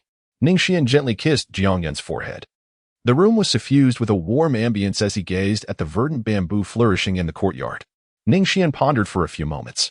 Even amidst the swirling snowflakes, blanketing the world in silver, the few green bamboos remained lush and vibrant. The Ning family must possess a lineage to be passed down. Previously, he had always been solitary, never contemplating such matters. However, the situation was evidently different now. The roots of Dong'ang, newly emerging in eternal youth. On such a snowy night, the genealogy of the Ning family has been established. Dongyang. Origins. Initial ascent. Chongqing. Jiang Yun inquired with confusion. "Husband, we have only 3 children." "Silly. That is not a name." Ning Xuan felt quite helpless. This was the family sequence. For instance, the first generation was named Qing, the second generation Long, the third generation Deng, and the fourth generation Chu, continuing in this manner. Jiang Yun clearly could not fully comprehend this, having read little since childhood. She gazed gently at Ning Xuan, listening to his words. "My dear husband, what should we name our child?" Let me consider." Ning Xuan surveyed the 3 exquisitely chiseled infants. Among them were 2 girls and 1 boy, named Ning Xue, Ning Lan, and Ning Xuan's eyes flickered slightly. Ning Yun, Ning Snow, Ning Lan, Ning Yun. Jiang Yun nodded gently, affectionately holding the 3 children. Just as Ning Xuan had finished naming them, a chime echoed. "Congratulations, host. Your investment has been successful. Target, Ning Snow, cultivation level, none. Target, Ning Lan, cultivation level, none. Target, Ning Yun, cultivation level, none. The billionfold investment has now commenced. Henceforth, the cultivation levels acquired by the targets will be returned to the host with a billionfold multiplier. Investment successful?" Ning Xuan was momentarily taken aback. It had nearly been a year since he activated the system, and at long last, it exhibited a response. He had almost begun to believe that the system had vanished. Undeniably, the method of investment is remarkably straightforward. Even the act of naming is considered an investment. Ning Xuan found himself in a state of bemusement. Therefore, he should now devote himself entirely to nurturing these children. Subsequently, he awaited the return of 100 millionfold critical strike. "Jiang Yun, you should also commence your cultivation from now on." He gazed at Jiang Yun, who had gained a touch more elegance. A sudden jolt coursed through Ning Xuan's heart as he approached her. Despite having consumed the Enlightenment Holy Pill, Jiang Yun had yet to cultivate any spiritual prowess. With the arrival of their 3 children, it was time for her to embark on the path of cultivation. After all, mortals have but a fleeting lifespan, living merely a few decades. In stark contrast, cultivators, once they commence their journey, can live for several hundred years, or even thousands. The legendary emperors are said to have lifespans exceeding 10,000 years. "No," Jiang Yun unexpectedly resisted. "Why?" Ning Xuan pondered. "I wish to be forever by my husband's side, to gaze upon him each day." Jiang Yun responded earnestly. Ning Xuan could not help but chuckle. "You truly are foolish. The lifespan of mortals is fleeting. Only by becoming a cultivator can one attain eternal life." However, Jiang Yun pouted. Such an expression rarely graced her features. Cultivation requires seclusion, resulting in prolonged periods of absence from one another. You silly fool. Ning Xian's gaze softened slightly. You are about to become a practitioner. We will have ample time in the future. I'd rather not. I do not wish to cultivate, Jiang Yun replied, shaking her head repeatedly. Ning Xian felt helpless. What on earth was this little mind contemplating? Countless individuals yearned for the path of immortality and enlightenment, yet she harbored no interest at all. Jiang Yun, Ning Xian sighed in feigned despondency. Do you know what transpired during my last visit to the Jiang family? Jiang Yun indeed became anxious. Her beautiful eyes fixated on Ning Xian. You are aware of Jiang Juno, right? That prodigy of the Jiang family? She mockingly derided me, claiming she held me in contempt. Which is precisely why she compelled you to marry me. Ning Xian sighed. The Immortal Worship Conference would commence in 20 years. Yet only prodigious cultivators under the age of 100 could participate. I am no longer eligible. Destined to be looked down upon and ridiculed by Jiang Junior as an old fool. How wonderful it would be if someone could assist me. After Ning Xian finished speaking, he received no response. Raising his head, he discovered that Jiang Yun was tearfully lost in thought. Husband, she is a villain. Little Jiang Yun. Can you cultivate and assist me in seeking vengeance? Ning Xian leaned close to Jiang Yun's cheek. I shall take revenge for my husband.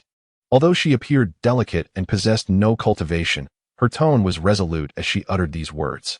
My dear wife, you are truly remarkable. I must reward you. No. The room was filled with warmth, accompanied by the cries of 3 children. Time flew by. 7 years later, under Ning Xian's care, the 3 children had all reached the age of 7. Ning Xue is the first to be born. She is the eldest sister. Ning Qinglan was a few seconds late. It was the second sister. The youngest of them all was the little brother Ning Qingyun. Both sisters were remarkably considerate, which brought great comfort to Ning Xian. Although his youngest son Ning Qingyun was a tad mischievous, his inherent nature was not malevolent. At the tender age of 7, his spiritual meridians had completely solidified, signifying the commencement of his training. On that day, Ning Xian stood in his residence, gazing up at the vast expanse of the sky alongside 3 children. He had no intention of further intervening in their cultivation, for mastery requires specialization. While he may excel in combat, the path of cultivation is best guided by those with greater expertise. The current lord of Ning City, Luoyang, serves as an excellent mentor. It is worth noting that Ning City has transformed remarkably from a once obscure location to a flourishing hub, all thanks to Ning Xian's establishment of his residence here. Ning Xian is the king of the Black Spirit domain. Consequently, the city of Ning has naturally become the heart of the Black Spirit domain. Do you see the stars above? Ning Xian cradled 3 children in his arms, his dark eyes fixed upon the horizon. Father is deceiving us. There are no stars at all, pouted little Qing Yun. They will appear soon. Ning Xian let out a silent laugh, gesturing towards the sky. In an instant, the dark clouds dissipated, unveiling a vast expanse of twinkling stars. Wow, so beautiful. It resembles malt sugar. Not at all. It clearly looks like, well, not malt sugar. The elder sister, Xiao Qingxue, exclaimed in astonishment. The second sister, Xiao Qinglan, countered her claim. Meanwhile, Xiao Qingyun was utterly mesmerized, her gaze fixed upon the brilliant stars, unable to tear her eyes away. So this is what the heavens truly look like? Can you see how those stars, when combined, resemble something? Ning Xian smiled faintly. Akin to a gentle stream. Ning Qixue was the first to respond, her eyes narrowing into crescent shapes as she eagerly awaited her father's reply. Indeed, Qixue spoke truthfully. It resembled a river. Ning Xian chuckled as he affectionately ruffled Ning Qingshue's hair. No, it was clearly like a river. Rivers do not possess such vastness. Ning Qinglan immediately retorted, indeed, like a river. Ning Xian smiled as he gently patted Ning Qinglan's head. In the fleeting moment when Ning Qinglan pouted her lips, she transformed into a radiant smile. Like the ocean, an endless, boundless sea, one that has no bottom and no horizon. Ning Qingyun replied foolishly, indeed. This is the world above us. Ning Xian's gaze was profound, as if it could pierce through the stars and gaze into distant realms. Above the mundane world lies the domain of the Tao. This universe is composed of layers of domains. Each shining star represents a distinct Tao domain. Countless Tao domains intertwine to form a singular world, a flowing galaxy, a sea of stars. Each splash of a wave unveils a fragmented world. The 3 siblings were enraptured by Ning Xian's narration, rendered speechless by the awe it inspired. Thus, Ning Xian shifted the topic, urging, you must diligently cultivate. Do you understand? Once you become stronger, you will be able to soar above, traversing the starry seas and escaping the Milky Way. Yes. I shall certainly cultivate earnestly and one day take father and mother to the starry seas. You fool, it's clearly the Milky Way. It is the starry seas. The Milky Way, it is indeed the Milky Way. How annoying, Xiaolan. It is the starry seas. Humph, the Milky Way. The two sisters were embroiled in an eternal debate. Ning Xuan gazed vacantly at the stars, remaining unresponsive for a prolonged period. Time flowed swiftly. After sending the three children to Ning City Academy for their training, Ning Xuan concentrated all his efforts on another pursuit, the Hongming secret realm. This artifact was a wedding gift bestowed upon him by the Flame Domain. It is noteworthy that the Jiang family governs the Sword Domain, a realm classified as a mortal domain. In contrast, the Black Spirit Domain, ruled by Ning Xuan, is one of the 12 subdivisions within the Sword Domain. The Flame Domain and the Pill Domain are both complete large realms akin to the Sword Domain, all under the dominion of the imperial clans. The Jiang family is considered the weakest among these imperial families. The reason is quite straightforward. Although the Jiang family has produced an emperor in its ancestry, they possess no imperial weaponry to inherit, rendering their status within the imperial lineage rather precarious. Surrounding the Sword Domain are three other significant realms, the Flame Domain, the Pill Domain, and the Soul Domain. On the day of Ning Xuan's wedding, both the Dan Domain and the Flame Domain presented their congratulatory gifts. The sole exception was the Soul Domain, but that matter shall be set aside for now. Ning Xuan is deeply engrossed in the study of the Hongming secret realm. Reflecting profoundly, the secret realm. The most significant distinction between a secret realm and the outside world is not the rare treasures it may harbor. How could a mere secret realm possibly yield spiritual herbs that rival the bountiful gifts of the vast world? The unparalleled marvel of a secret realm lies in its time dilation. Among them, the Hongming is the most distinguished. This particular Hongming secret realm in Ning Xuan's possession boasts a time flow rate tenfold that of the outside world. In other words, while a year passes outside, a decade unfolds within the secret realm. This is an entirely pristine secret realm, devoid of any substances. However, Ning Xuan has no intention of cultivating spiritual herbs here. Instead, he plans to transform this secret realm into a crucible for honing his cultivation and combat prowess. Ning Xuankong's thoughts stirred. Boom. As a domain king, he lacked not for materials for refining. Ning Xuan, guided by the long-buried memories within his mind, meticulously crafted these materials into a series of intricate mechanical puppets. Among them were ferocious tiger beasts, untamed wild beasts, and fearsome tyrannosaur beasts, among others. As for the other batch, Ning Xuan has crafted motorcycles, motorbikes, and airplanes. Indeed, what Ning Xuan aims to create is the adventure of Tutu. He has forged two distinct factions, yet this is a fantastical rendition of the adventure. Ning Xuan forged these mechanical puppets into various levels of cultivation, commencing from Qi refinement, followed by foundation establishment, golden core, nascent soul, and culminating in the highest realm of sainthood. Ning Xuankai ceased his actions. The Holy King is also capable of refining, but it requires an excessive amount of time. We shall wait until the secret realm is arranged according to the plan layout. Ning Xuan realized that a decade had elapsed. This duration exceeded his initial expectations. Yet, every moment was worthwhile. Gazing at the countless puppets and mechanisms before him, Ning Xuan smiled with satisfaction. Two formidable factions, the Beast Tribe and the Machine Tribe. The realms ascend from low to high. The cultivators entering the secret realm may choose their desired level of difficulty. There are three distinct modes of challenge. In the simplest mode, one must vanquish the ultimate nascent soul puppet to succeed. In the ordinary mode, defeating the ultimate transformation puppet suffices for passage. In the nightmarish mode, one must conquer the ultimate sacred realm puppet to prevail. As for why Ning Xuan expends such tremendous effort to gather what appears to be an array of seemingly useless items, the answer is quite straightforward. It is to hone the younger generation. From the moment he acquired the system, it became evident that he would inevitably have many kin in the future. Ning Xuan has diligently cultivated for 4 millennia, possessing an understanding of the perils of the outside world that far surpasses that of others. Frankly speaking, had it not been for the protection of the imperial weapon, he would not have reached this day. Thus, concerning his own bloodline and descendants, Ning Xuan constantly contemplated ways to assist them in circumventing various risks. The Hongming secret realm served as the finest crucible for honing one's skills. The clansmen could cultivate their strength within the realm before emerging anew. Such a method of training is undoubtedly the safest. As for its efficacy, to speak candidly, not everyone possesses genius.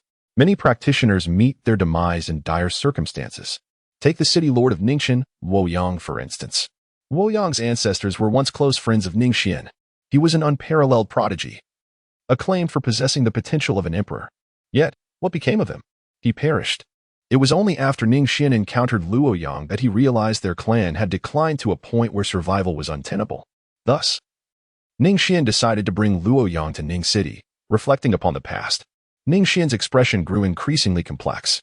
Just before the system was activated, he had envisioned acquiring a few tools of lineage to significantly enhance his cultivation, subsequently returning those benefits 100-fold to himself, thus soaring to new heights.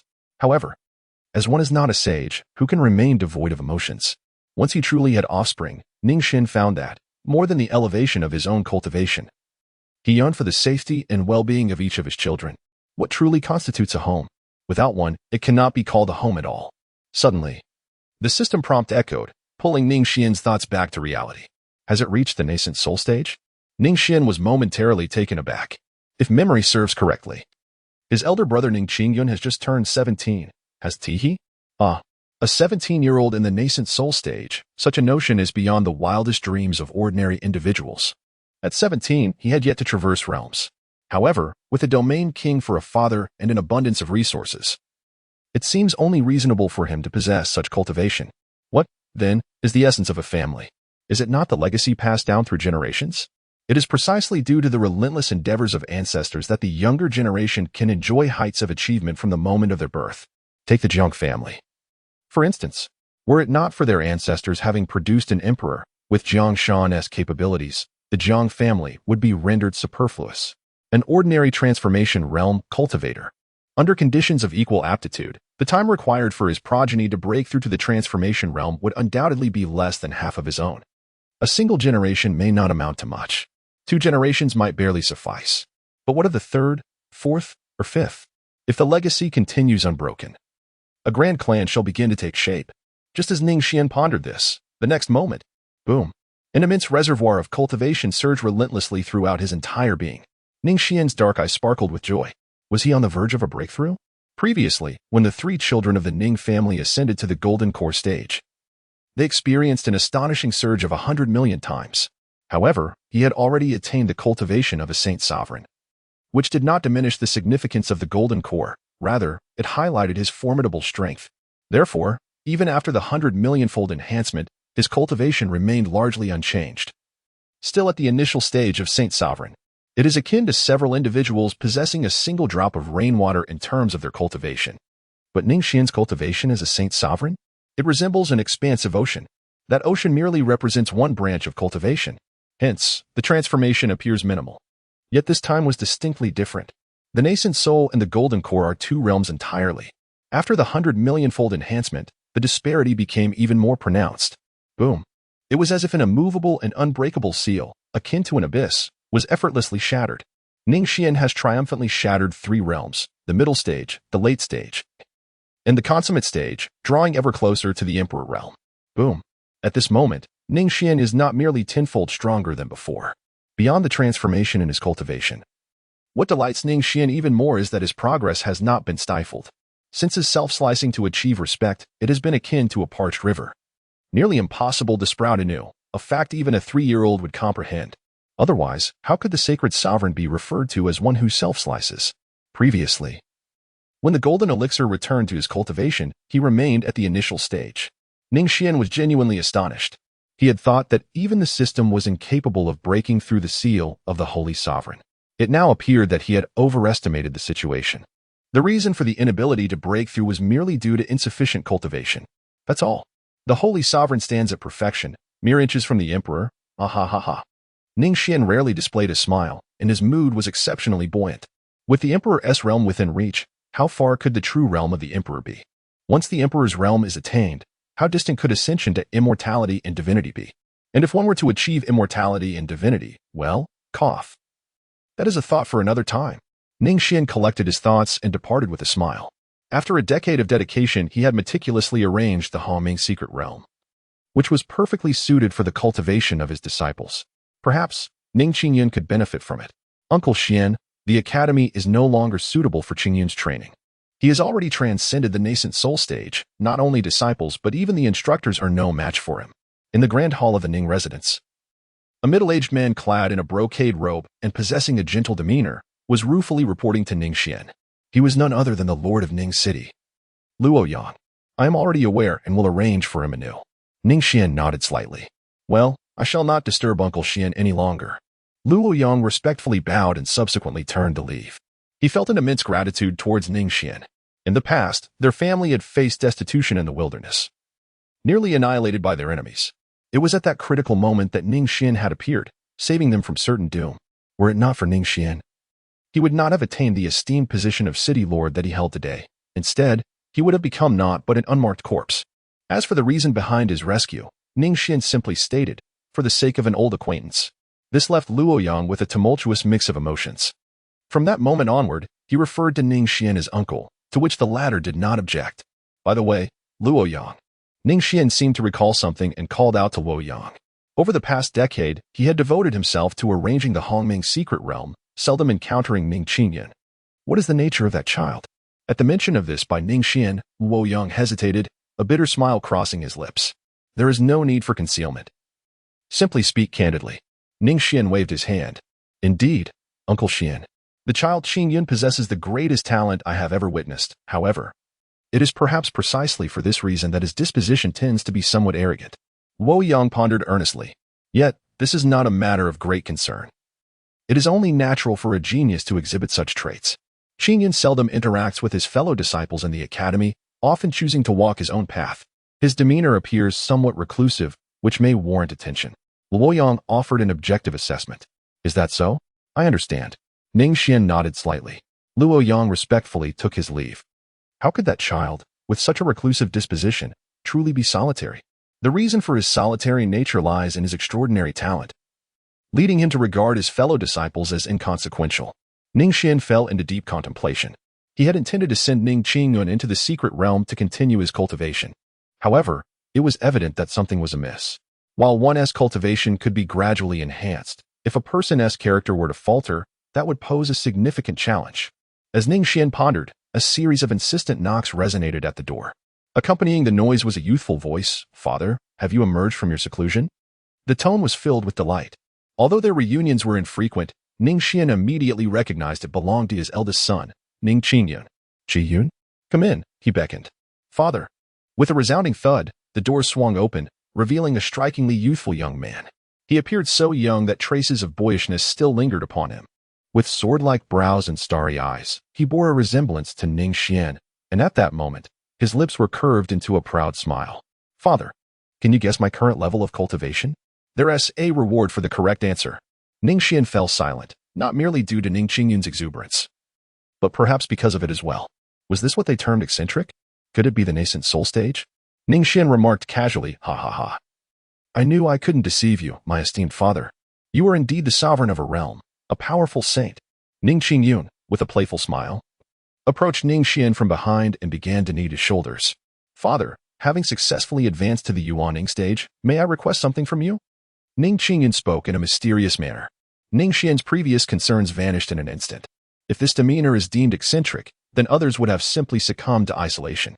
It is better to send him into the secret realm for further refinement. Do share your thoughts. Ning Xuan casually remarked, Father, do you not find Ning City rather small?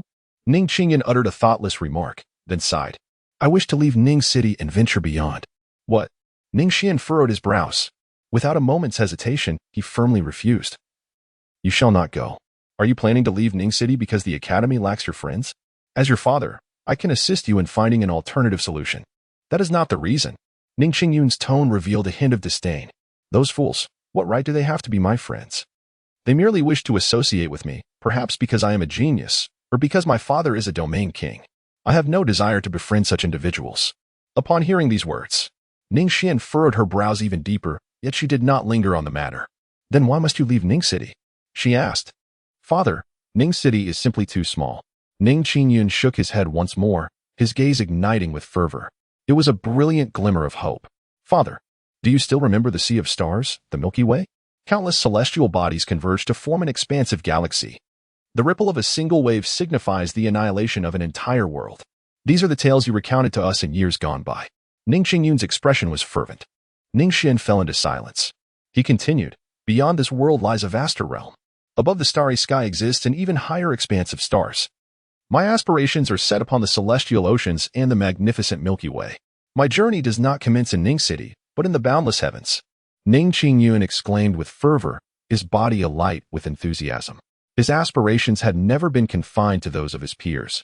Ning Xuan felt too diminutive a place for him. The meek and the ordinary, forever bound by convention, were not his kind. He was a prodigy. What defines a genius? It is the courage to take risks and to pursue endeavors that the common man would shy away from. Enough. Ning Xuan coldly interrupted Ning Xuan's words, his expression intricate. He finally comprehended Ning Xuan's thoughts, which were simply lofty aspirations. Believing that remaining in Ning City was a mark of mediocrity. However, it was understandable. A 17-year-old in the nascent soul stage could be deemed a prodigy anywhere.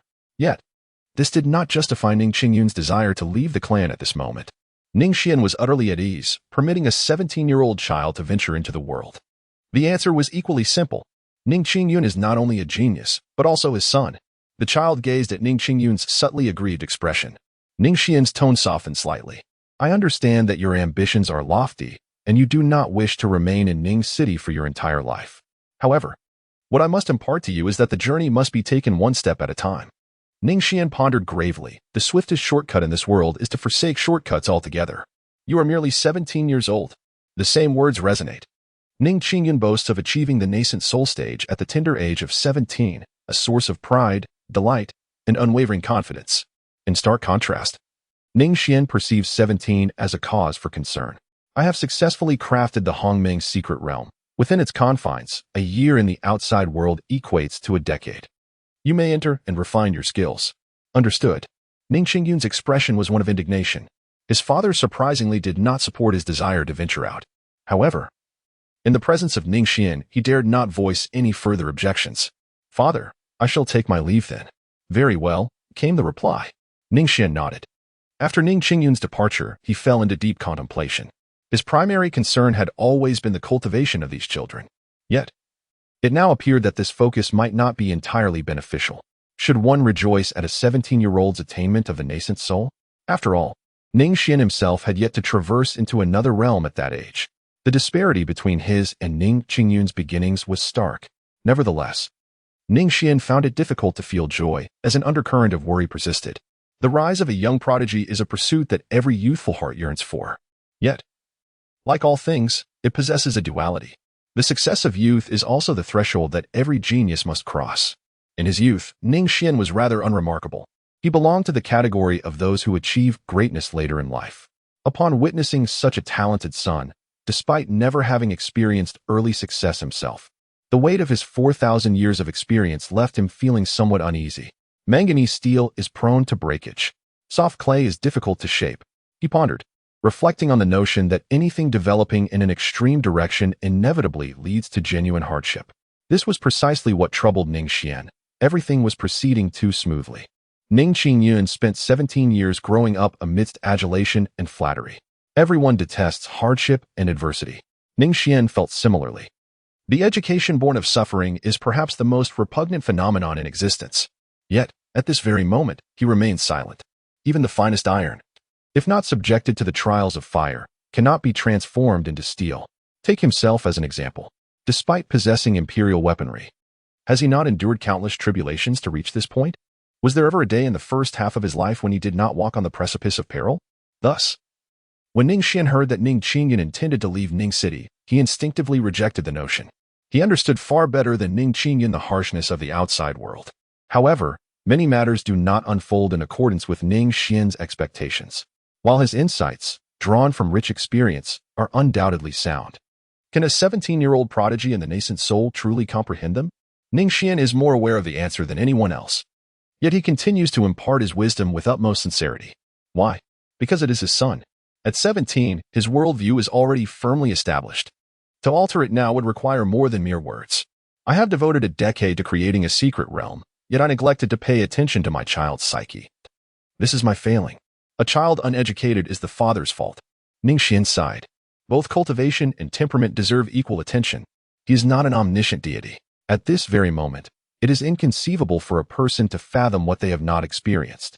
Without Ning Xuan, how could he harbor such profound sentiments? Similarly, it is folly to think that he could alter Ning Xuan merely through admonition. Henceforth, I must pay closer attention to the dispositions of these children. After shaking his head, he reflected. Ning Xuan sought out his other two daughters once more. Ning Xue, Ning Xuan.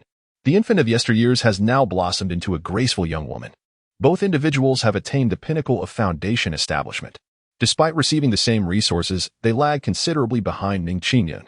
However, Ning Xuan merely smiled gently and remarked, "Indeed, you have both achieved the peak of foundation establishment.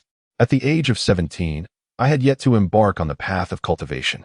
You surpassed me greatly." Upon hearing Ning Xuan's praise, the two sisters, who had been bowing their heads, instantly beamed with joy, calling him father affectionately. Such endearment is undeniably charming. Compliments remain the most effective means of nurturing familial bonds.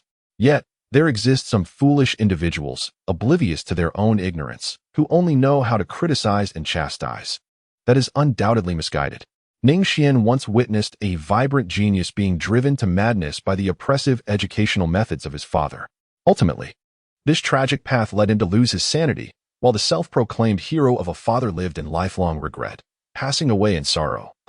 Never comprehending the reasons behind such a fate, this grievous error remained etched in Ning Xuan's heart. After sending the two sisters into the Hongming secret realm, he took the time to explain everything in detail. Ning Xiankai turned and departed. He settled in the hall, savoring a sip of warm tea. Ning Xuan's face radiated contentment as two vivid projections materialized before him. The images revealed his two sisters, Ning Xue and Ning Xuan, fiercely battling in the secret realm, slaughtering all directions. One had chosen the Beast clan while the other opted for the motorcycle tribe. Given their cultivation levels, they naturally selected the easy mode. In this mode, they could hone their skills sufficiently to elevate their cultivation to the nascent soul realm. Domain King, trouble is brewing. At that moment, the steward of the Ning residence hurriedly rushed in. With a wave of his hand, Ning Xuan dissipated the illusory image. Since their birth, he had bestowed upon each of his three children a protective talisman. This talisman not only offered protection against a single fatal injury, but also enabled Ning Xuan to ascertain their whereabouts at any moment, akin to a brilliant child smartwatch. Extremely convenient. What is it? Ning Xuan leisurely savored the steaming tea, exuding an air of composure in the face of the butler's turmoil. The butler, influenced by Ning Xuan's tranquility, felt his own anxious demeanor begin to ease. "Your Highness, young Master Qingyun has vanished." There was no response. The butler paused for a moment, then cautiously raised his gaze, only to discover the usually unflappable Ning Yuang now furrowing his brow in distress. With a start, the butler knelt in trepidation. "Please, Your Highness, punish me. It is my failure to properly oversee the young master." "Enough. This is not your concern." Although Ning Xuan felt somewhat troubled, he merely waved his hand. "Domain King." The steward, tears streaming down his face, exclaimed, "The kindness you have bestowed upon this humble servant could never be repaid in several lifetimes. If anything were to happen to the young master, I would gladly sacrifice my life 1,000 times over." His anxiety was not rooted in fear of Ning Xuan's reprimand, but rather in the dread of harm befalling Ning Qingyun, whose life had been saved by Ning Xuan. There is no need for concern. Ning Qingyun is unharmed. You may retire for now. "Yes, Domain King." Observing that Ning Xuan seemed to have other intentions, the steward finally acquiesced and withdrew with a respectful bow. Ning Qingyun sat alone in the hall. Ning Xuan rubbed his temples. Fortunately, he had taken precautions in advance and placed protective talismans on several children. Otherwise, he truly would have been at a loss as to where that rebellious child had gone. Ning Xuan hesitated momentarily, but did not immediately set off to retrieve Ning Qingyun. It had barely been half a day, and yet the young man was already on the verge of leaving the Black Spirit domain. Clearly, this had been premeditated. Adhering strictly to rules is the mark of mediocrity. "Father, I am a genius. A 17-year-old nascent soul. Ha ha ha. Just because you forbid me to leave. Do you truly believe I would be deterred? The path lies beneath my feet. As long as I wish to depart, where is it that I cannot go?" In the projection before Ning Xuan, a youthful and delicate young lad appeared, brimming with pride and self-satisfaction. Who else could it be but Ning Qingyun? "At my age, you certainly did not achieve what I have accomplished, did you? I shall surpass you in the future." His lingering resentment towards Ning Xuan's disapproval of his travels was palpable, to the point where he had left no written farewell. "Do you think I am a fool like Xue or a simpleton like Lan? I am a genius, a prodigy of the Yuanying stage at merely 17. This marked his inaugural departure from Ning City, where he had resided for 17 years. Yet Ning Xuan felt no trepidation or fear. Instead, his countenance radiated a singular emotion: exhilaration, exhilaration, and more exhilaration. The outside world awaits me. Ning Xuan is here. He felt like a bird breaking free from its cage, a sword unsheathed, a fish entering the water. As he gazed at the confident child before him, he was filled with anticipation. Ning Xuan was in a daze for quite some time. He was a traveler from the Blue Star. What led to his traversal? You may ask. It was, of course, a lightning strike. However, there remained a matter difficult to articulate. At that time, Ning Xuan was merely 17 or 18 years of age. It was a day marked by autumn rains when several friends invited him to ascend Longshan Mountain. Seize the youth. Seize the moment. Ning Xuan was in a daze. He still vividly recalls the excitement he felt on that day. His parents implored him with great concern not to go. The rain posed dangers, and thunder was frequent. Ning Xuan superficially promised an agreement, nodding his head vigorously. His parents, perceiving the insincerity in his demeanor, could only respond with a wry smile, feeling utterly helpless. If you continue to be disobedient, you will inevitably suffer the consequences. Their words seemed to foreshadow his fate. Under the cover of night, while his father slumbered peacefully, Ning Xuan ascended Long Mountain with several companions. The wind howled fiercely, and thunder rumbled ominously as a bolt of lightning struck down. Ning Xuan's life is eternally frozen in that fleeting moment. It transformed into light, merely a flicker of fire. Is everything truly inevitable? Without the emergence of errors, without the burden of consequence, how then can one substantiate the distinction between right and wrong? Ning Xuan found himself in a state of profound bewilderment. He could immediately set off and swiftly retrieve Ning Xuan. Yet, akin to the disdain he felt when subjected to the lectures of his parents, he harbored a sense of superiority. After all, he was a scholar. What qualifications did his parents, who could barely read, possess to educate him? Their words were merely the antiquated and pedantic rhetoric of an earlier era. Much of what they imparted was erroneous, a consequence of the educational deficiencies of their time. In his youth, Ning Xuan, upon recognizing a single flaw, summarily dismissed all of his parents' teachings. The contempt had seeped into his very being.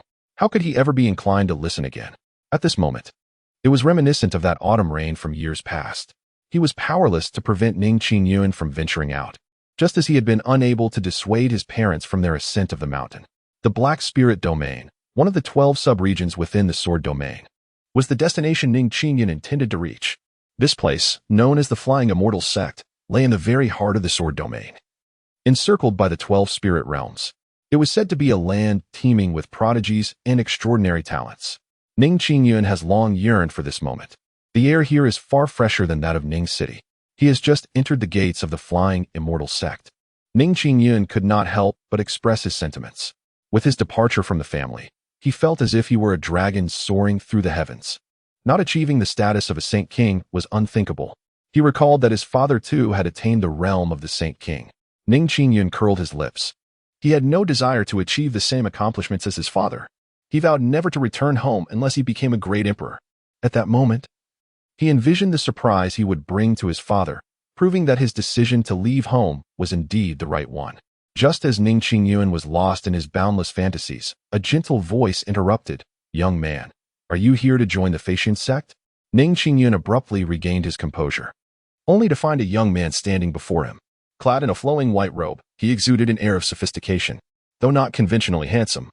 A comforting smile graced his face, evoking an instinctive sense of familiarity and warmth. Ning Xuan was no exception. He smiled broadly and said, "Greetings, elder brother. Are you a disciple of the Flying Immortal Sect? I have journeyed from a remote place specifically to seek initiation into your esteemed sect." In Ning City, his peers often regarded Ning Xuan as a reclusive individual. In truth, however, the reality was quite the opposite. He was not at all introverted. Rather, he held little regard for forging friendships with those mundane nuisances he deemed as inconsequential. They simply belonged to different realms. To insist on mingling with them would indeed be awkward. "Welcome. I am Su Xinghan, the eldest disciple of the Flying Immortal Sect. The criteria for accepting disciples into our sect are rather stringent.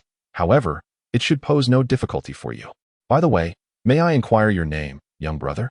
The youth who identified himself as Su Xinghan smiled at Ning Xuan. Given his cultivation at the nascent soul stage and considering his age, it was implausible that he hailed from a truly distant locale. One must understand that a nascent soul cultivator, even in a somewhat secluded area, would typically be regarded as an ancestral figure or the leader of a sect.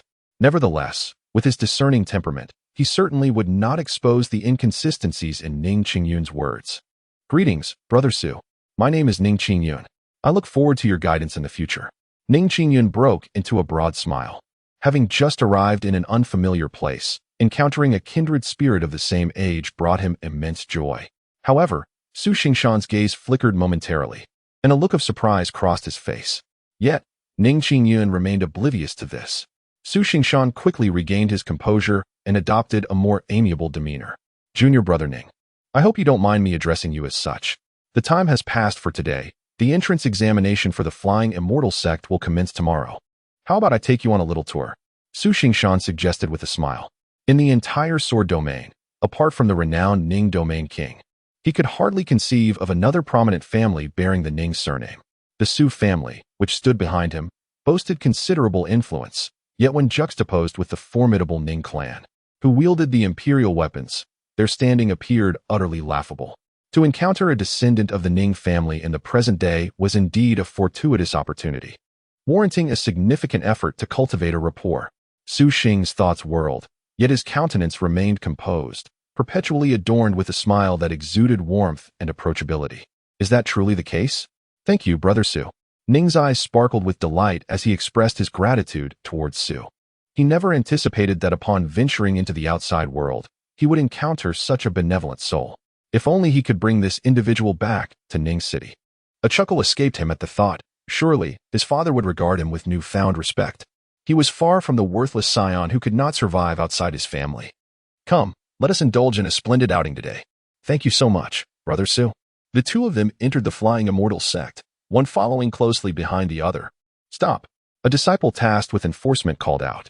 Upon realizing that Ning Xuan was not a disciple of their sect, he raised his voice in admonition. This person is my friend, and he shall become a disciple of the sect tomorrow. Might I request a favor? Su spoke with a smile that radiated warmth. The two disciples feigned astonishment and quickly bowed in apology. We were blind not to recognize that he is a friend of the senior brother. Please, you may enter. It is of no consequence. It is indeed your duty to guard the sect. In this instance, I have inadvertently breached the rules.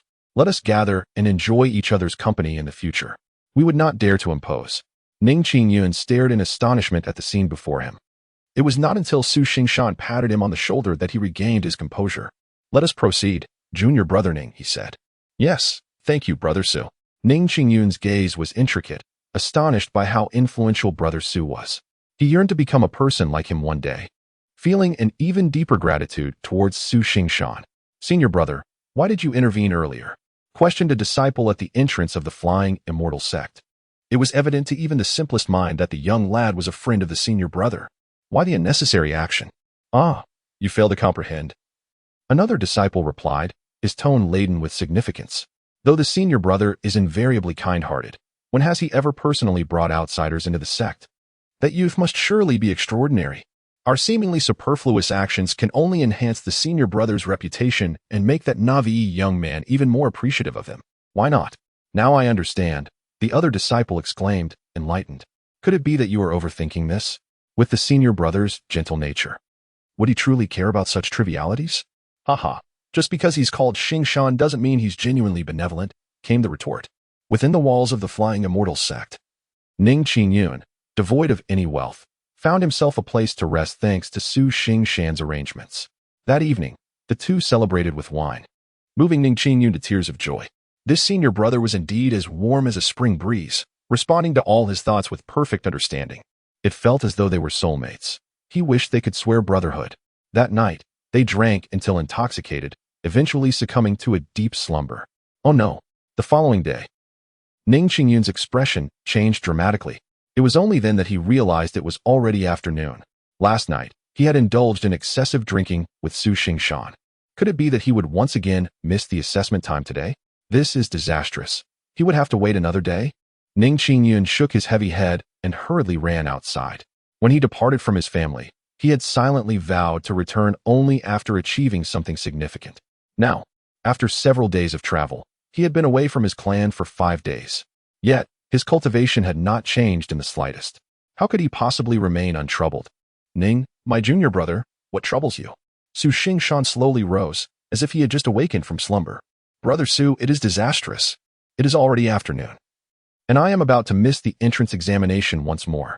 Ning Xuan was in a state of profound distress, anxiously tugging at his hair. It was entirely my fault.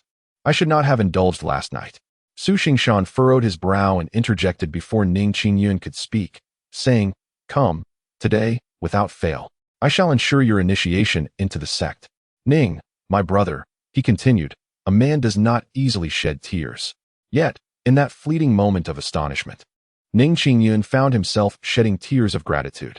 He was reluctant to say much more, and even less inclined to let Su Xingshan witness his tear-streaked face.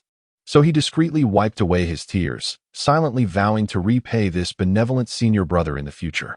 Subsequently, with Su Xingshan's assistance, although Ning Xuan had missed the examination period, he was still able to complete the entrance assessment. This was undoubtedly due to the elder's consideration for Su Xingshan. As a result, Ning Xuan successfully became a disciple under the elder's tutelage, fulfilling his aspirations. Time swiftly passed, and 3 months later, a resounding boom echoed. Accompanied by a surge of spiritual energy, Ning Xuan opened his eyes. His cultivation had successfully advanced from the early stage of the nascent soul to the mid-stage of the nascent soul. Yet, there was no joy as he had envisioned. Father. Sister. Ning Xuan leaned despondently against the wall, tears streaming down his cheeks. And yet, he still harbored lofty ambitions. Out in the world, he had to rely solely on himself, no longer able to depend on the ease of having resources handed to him without effort as he once did. What truly brought him to tears was not the hardships of life. With Su Xingfan's assistance and his own commendable talent, his days in the flying immortal sect were bearable. What he wept for was a longing for home. After all, he was still just a 16-year-old boy. The arrogance he once displayed now transformed into profound nostalgia. He did not wish to succumb to anger any longer. The outside world was far from the paradise he had envisioned. He yearned to return to his family, yet he could not bring himself to do so with humility. He had secretly left his family without even leaving a letter behind. What would it mean to return in such a pitiful manner? If he were to rejoin his family, it ought to be with the strength of a saint king or even an emperor. The pride of youth was paramount, and how could he possibly bring shame upon himself? Yet, he found himself unable to bear it any longer. He missed home, longed to hear his father's endless chatter, and to savor the meals prepared by the steward.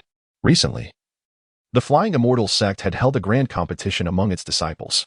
Ning Xuan truly exerted tremendous effort. He triumphed over all his contemporaries, earning the esteemed title of Rookie King. His sole aspiration was not for personal glory, but rather to relay the news back to the Black Spirit domain, so that his father, who resided far away in Ning City, would be informed. However, his father, filled with fury, dispatched individuals to the Flying Immortal sect to retrieve him. At that moment, he would surely feign despondency, yet in reality, he yearned to return to the place of his rebirth. Yet, that return did not materialize. Months passed, and no correspondence arrived from his clan. It felt as though he had been forgotten by the entire world. The sole world of Ning Xuan is his family. If the family forsakes him, does it not equate to the world casting him aside? Ning Xuan bit the corner of his blanket, reduced to a weeping figure. The joy of his arrival at the Faxian sect had long since dissipated, leaving behind an overwhelming sense of emptiness. Why had his father yet to send someone to retrieve him? Had there been no news? Was the reputation of the newcomer king still not disseminated? Were all well? Ning Shidi. Just as Ning Xuan was lost in his thoughts, a familiar voice echoed from outside the room. Brother Su? Ning Xuan was taken aback for a moment. Then, in a flurry of motion, he hastily wiped away the tears from his face, vigorously rubbing his pale cheeks that bore the marks of despair from feeling abandoned. He composed himself and stepped out of the room, feigning nonchalance. Brother Ning, is there something you wish to discuss? Indeed. The secret realm of the Immortal sect has been unveiled. It is an ancient legacy, and within it may lie numerous treasures. Oh. As he observed the lackluster demeanor of Ning Xuan, a flicker of concern crossed Su Xing's eyes. It seemed that this junior disciple had been somewhat off lately, often reticent. Yet, he did not dwell on it further. Come, let us take a walk to clear your mind. Thank you, Brother Su. The realm of the Immortals. The air was thick with spiritual energy, and medicinal herbs flourished abundantly. Any single herb, if placed outside, would suffice to incite fierce competition among wandering cultivators. Yet, the disciples of the Immortal sect who entered here appeared rather indifferent. As the most formidable force in the sword domain, Aside from the Jiang family imperial clan and the 12 domain kings, the Immortal sect stood as an invincible entity. Those who could join the Immortal sect were inherently exceptional. Thus few would find value in these resources. Ordinary disciples looked down upon them, let alone Su Xing and Ning Xuan.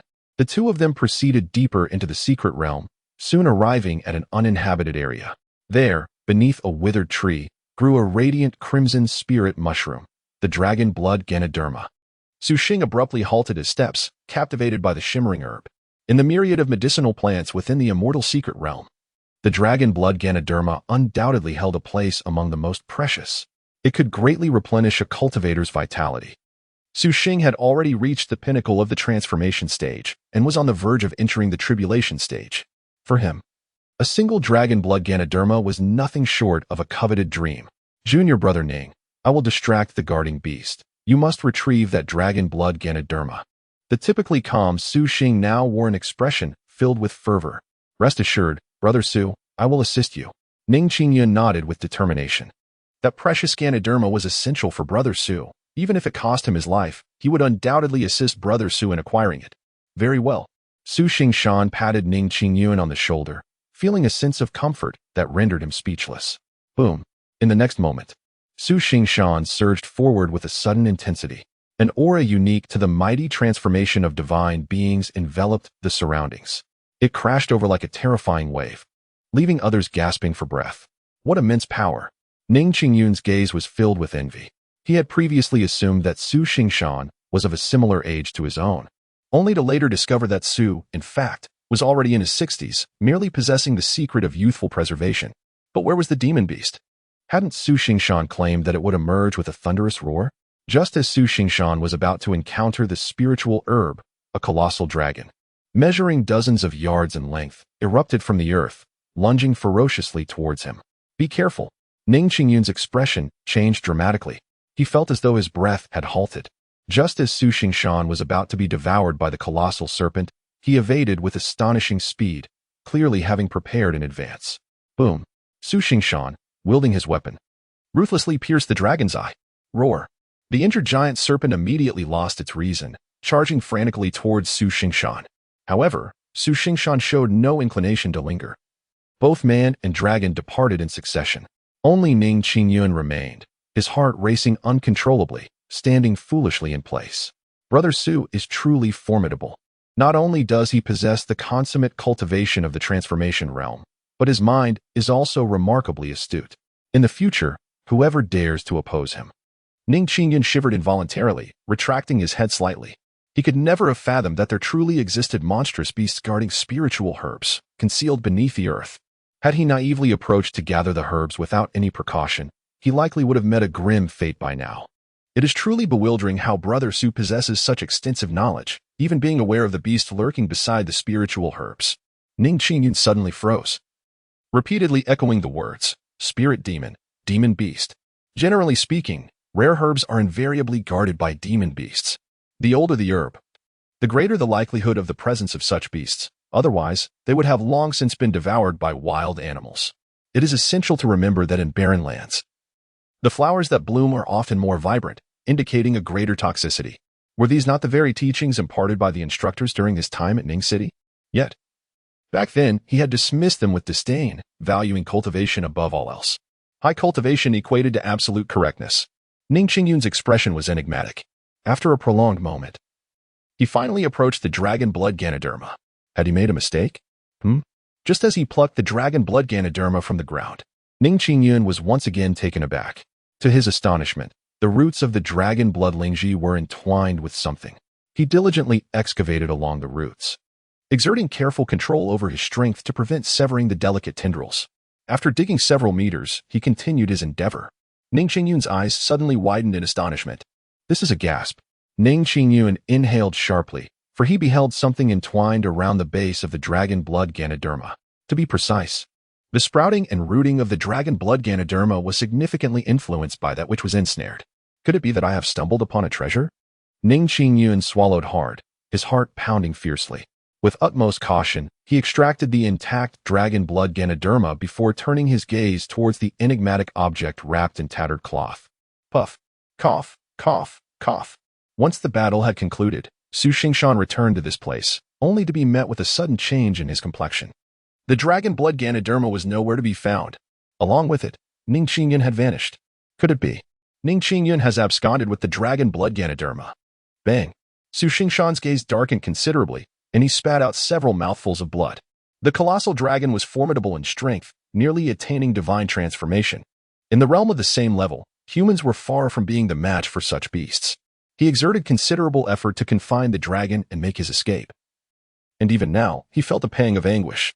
That fleeting treasure that had ensnared the giant dragon was indeed his ultimate trump card. However, gazing at the empty pit where the dragon blood Ganoderma once lay, Su Xingshan felt a surge of resentment rising within him. He knew that Ning Xuan was not the type to betray him. But what if, even if it were a mere 1 in 10,000 chance? You had better not have betrayed me. He coughed up another pool of blood and, burdened by his injuries, departed from the scene. Brother Su. A loud voice rang out. It was Ning Xuan, who rushed over in a flurry. Su Xingshan, stained in blood and with a grim expression, felt the murderous intent in his eyes soften. He attempted to force a smile, but at that moment, he found it utterly impossible, rendering his countenance even more terrifying. Ning, my junior brother, I am fine. Where's the Ganoderma? Here, the Ganoderma is here. Brother Su, let us hasten back to the Flying Immortal sect. Ning Xuan retrieved the dragon blood Ganoderma from his storage pouch and handed it to Su Xingshan, who, filled with urgency, assisted him in departing from the secret realm. Upon receiving the dragon blood Ganoderma, Su Xingshan visibly relaxed, his previously tense physique easing significantly. Do not worry, junior brother Ning, I am fine. Su Xingshan said with a smile, shaking his head. He soon regained his former composure. Brother Su, please refrain from speaking. I shall take you to find the elder. Ning Xuan wore a solemn expression as he steadfastly assisted Su Xingshan in making a hasty exit. By the way, junior brother Ning, what brings you to leave so early today? In the depths of the night, with his injuries having stabilized, Su Xingshan casually inquired, his gaze fixating on Ning Xuan's face. His eyes narrowing slightly. Brother Su, I apologize, my cultivation is insufficient, and I could not be of assistance, which has resulted in your severe injuries. Ning Xuan clenched his fists, his face etched with shame. If only I had reached the divine transformation realm, you would not have sustained such grievous injuries. I contemplated that remaining in place would serve no purpose. Should that vile serpent return unexpectedly, I would only become a burden to you, my elder brother. Thus, after harvesting the spiritual mushroom, I hastily departed. Bang! Ning Xuan, filled with self-reproach, pounded his fist against the wall, gritting his teeth in frustration. That accursed evil serpent. Brother Su, you must let go of it. When the next secret realm opens, I shall undoubtedly avenge you. Observing Ning Xuan's ongoing tirade, Su Xingshan fell into a moment of silence before regaining his composure and smile. Junior brother Ning, it is my fault for causing you distress. The spirit mushroom was indeed yours to gather. However, as your elder brother, I am on the verge of transcending tribulation and must shamelessly accept it. Fear not, for I shall compensate you with resources equivalent to half of the spirit mushroom. Brother Su. Ning Xuan suddenly rose from his seat, his expression filled with intense anger. What is happening? Su Xingshan was taken aback. Compensation. All you ever think about is compensation.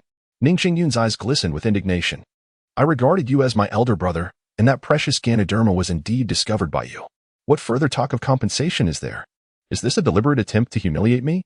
Do you not realize that your words have truly wounded my heart? Su Xingshan fell silent once more, his gaze flickering. With an apologetic tone, he attempted to soothe.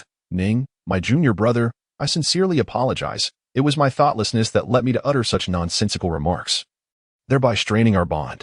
Humph. Ning Xuan trembled with rage, turning away and completely ignoring Su Xingshan, who was still wiping away tears. It was evident that Su Xingshan's recent words had deeply wounded him. Su Xingshan managed a bitter smile, clearly not anticipating such a counterproductive outcome. He cleared his throat a few times, only to have blood seep from the corner of his mouth once more. This expedition into the secret realm had inflicted considerable harm upon him. Yet, in light of the rewards obtained, dragon blood Ganoderma, everything else seemed trivial by comparison. Having undergone 9 tribulations, one could ascend to the sacred realm. The path to sanctity is fraught with trials, leading to the status of a Saint King. Once one attains the Saint King level, the path to imperial sovereignty unfolds. Contemplating the realms that lay ahead, Su Xingshan couldn't help but feel a rising sense of longing. Mortals live and die in the blink of an eye, yearning for the existence of those who cultivate their minds. But what cultivator's journey is devoid of peril? This very expedition had nearly spelled his doom. Thus, in the pursuit of cultivation, there is no alternative but to exercise utmost caution, and further caution. A single misstep could render a century of arduous training meaningless. What then of a millennium of exploration? All would be but an elusive mirage.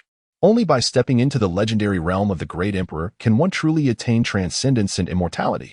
Brother Su, a voice called out, pulling Su Xinghan back to reality. What is the matter? Ning Xing smiled as she gazed at Ning Qingyun. Your injury.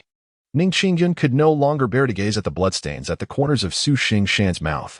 He retrieved the mysterious item obtained from the dragon blood spirit mushroom. What is this? Su Xingshan merely glanced at it.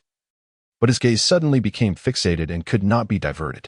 The weathered bronze cover, marred by the passage of time, revealed its extraordinary nature with just a single glance. Su Xingshan, overwhelmed, murmured, Junior brother, where did you acquire this item? His breath quickened as he struggled to maintain his usual composure. Yet his tightly clenched hands trembled uncontrollably. His background was anything but ordinary. However, the allure of such an enigmatic technique was still an irresistible temptation for him. What distinguishes a genius from a formidable power? Is it strength? Cultivation? Not at all. It is opportunity, pure opportunity. A single chance is sufficient to transform a genius into a powerhouse. At this moment, an opportunity lay before Su Xingshan, and how could he possibly remain unaffected? The quality of martial arts is categorized into 4 tiers: heaven, earth, profound, and yellow. Yet the dragon elephant sacred technique before him was neither of the heaven nor earth tier. It belonged to the sacred tier. The unique golden rhythm that flowed from the sacred tier was dazzling beyond compare. Beneath the dragon blood spirit mushroom, Ning Qingyun responded with a hint of frustration, clearly still displeased with Su Xingshan's earlier politeness. He genuinely regarded the other as a true brother, utterly oblivious to the shifting nuances in Su Xingshan's gaze. Junior brother, do you intend to share this technique with your elder brother? Su Xingshan's throat moved slightly. Elder brother. This technique was unearthed from the dragon blood Ganoderma and is rightfully meant to be shared between us. Ning Qingyun wore a foolish grin upon his face. He felt a slight sense of joy at this unexpected delight. What truly excited him, however, was a little secret that was difficult to articulate. With this newfound skill, he could justify his return to the family. Initially, he had to sneak away, yet only 4 months had passed since then. Ning Qingyun found himself yearning for home, an emotion that proved difficult to suppress, akin to the relentless gnawing of ants upon the heart. Naturally, he could not simply retreat in disgrace back to Ning City. A young man is often preoccupied with his pride and dignity. There is nothing inherently wrong with this. It signifies the transformative journey from boyhood to manhood. Thus, the arrival of this dragon elephant sacred skill was indeed fortuitous. Ning Qingyun was, in truth, indifferent to the quality of the martial arts he had acquired. What mattered most was that, with this newfound skill as a pretext, he could return home with a sense of legitimacy. He could use the excuse of delivering treasures home to visit his family. In this way, not only would he avoid disgrace, but he surmised that his father would not scold him either. With this thought, a foolish grin appeared on Ning Qingyun's face. In truth, he could have easily returned home to see his family, as it would not take much time at all. Yet, Ning Qingyun found himself unable to convince his own conscience. There was a certain pride that held him back. After all, he had originally escaped from home in secret. Ning Cheng was too small to contain him. Following the rules was synonymous with being a failure. Ning Qingyun was determined to achieve greatness. He would not return home until he reached the sacred realm. Recalling the confidence and arrogance he had felt upon leaving, a flush crept onto Ning Qingyun's cheeks. The initial thrill he had experienced had long since faded. The world outside was not as splendid as he had envisioned. Junior brother, junior brother? Observing Ning Qingyun lost in thought, Su Xingshan furrowed his brow. He found it difficult to keep pace with Ning Qingyun's train of thought but managed to suppress any further musings. With a hint of urgency in his tone, he asked, "Are you intending to share this martial art with our elder brother?" Su Xingshan's eyes gleamed with fervor. "Indeed, I do have such intentions, but—" Ning Qingyun chuckled foolishly and said, "It will take some time." "Oh?" Su Xingshan's eyelids twitched, awaiting Ning Qingyun's explanation. "You see, I haven't returned to my family in quite a while, and I find myself longing for my relatives." Ning Qingyun was engulfed in profound melancholy. Before her elder brother, she did not conceal her thoughts. "I intend to bring this cultivation method back to our clan, allowing my sisters to practice it, and conveniently.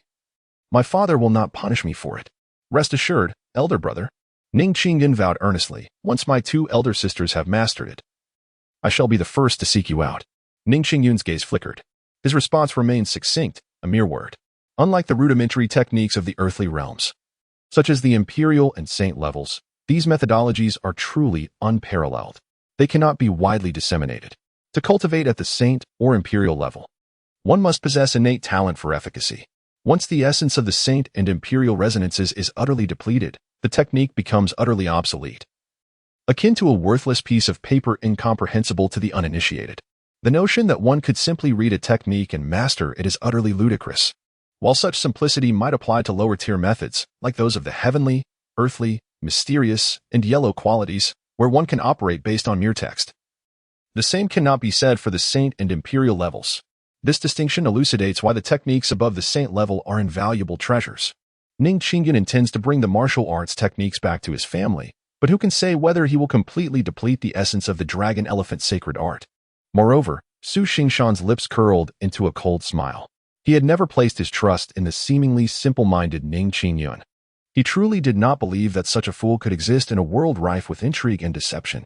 The act of stealing the dragon blood Ganoderma may appear as if he is waiting for me, but in reality, he intends to monopolize this treasure if I do not return. Presenting the dragon elephant sacred art may seem like a gesture of goodwill, yet it is merely an attempt to move me, to lull me into a false sense of security. Ah, Ning Xuan, you are indeed cunning. I have underestimated you. Su Xingshan's thoughts drifted, yet the gentle smile on his face grew even warmer. He had never trusted anyone.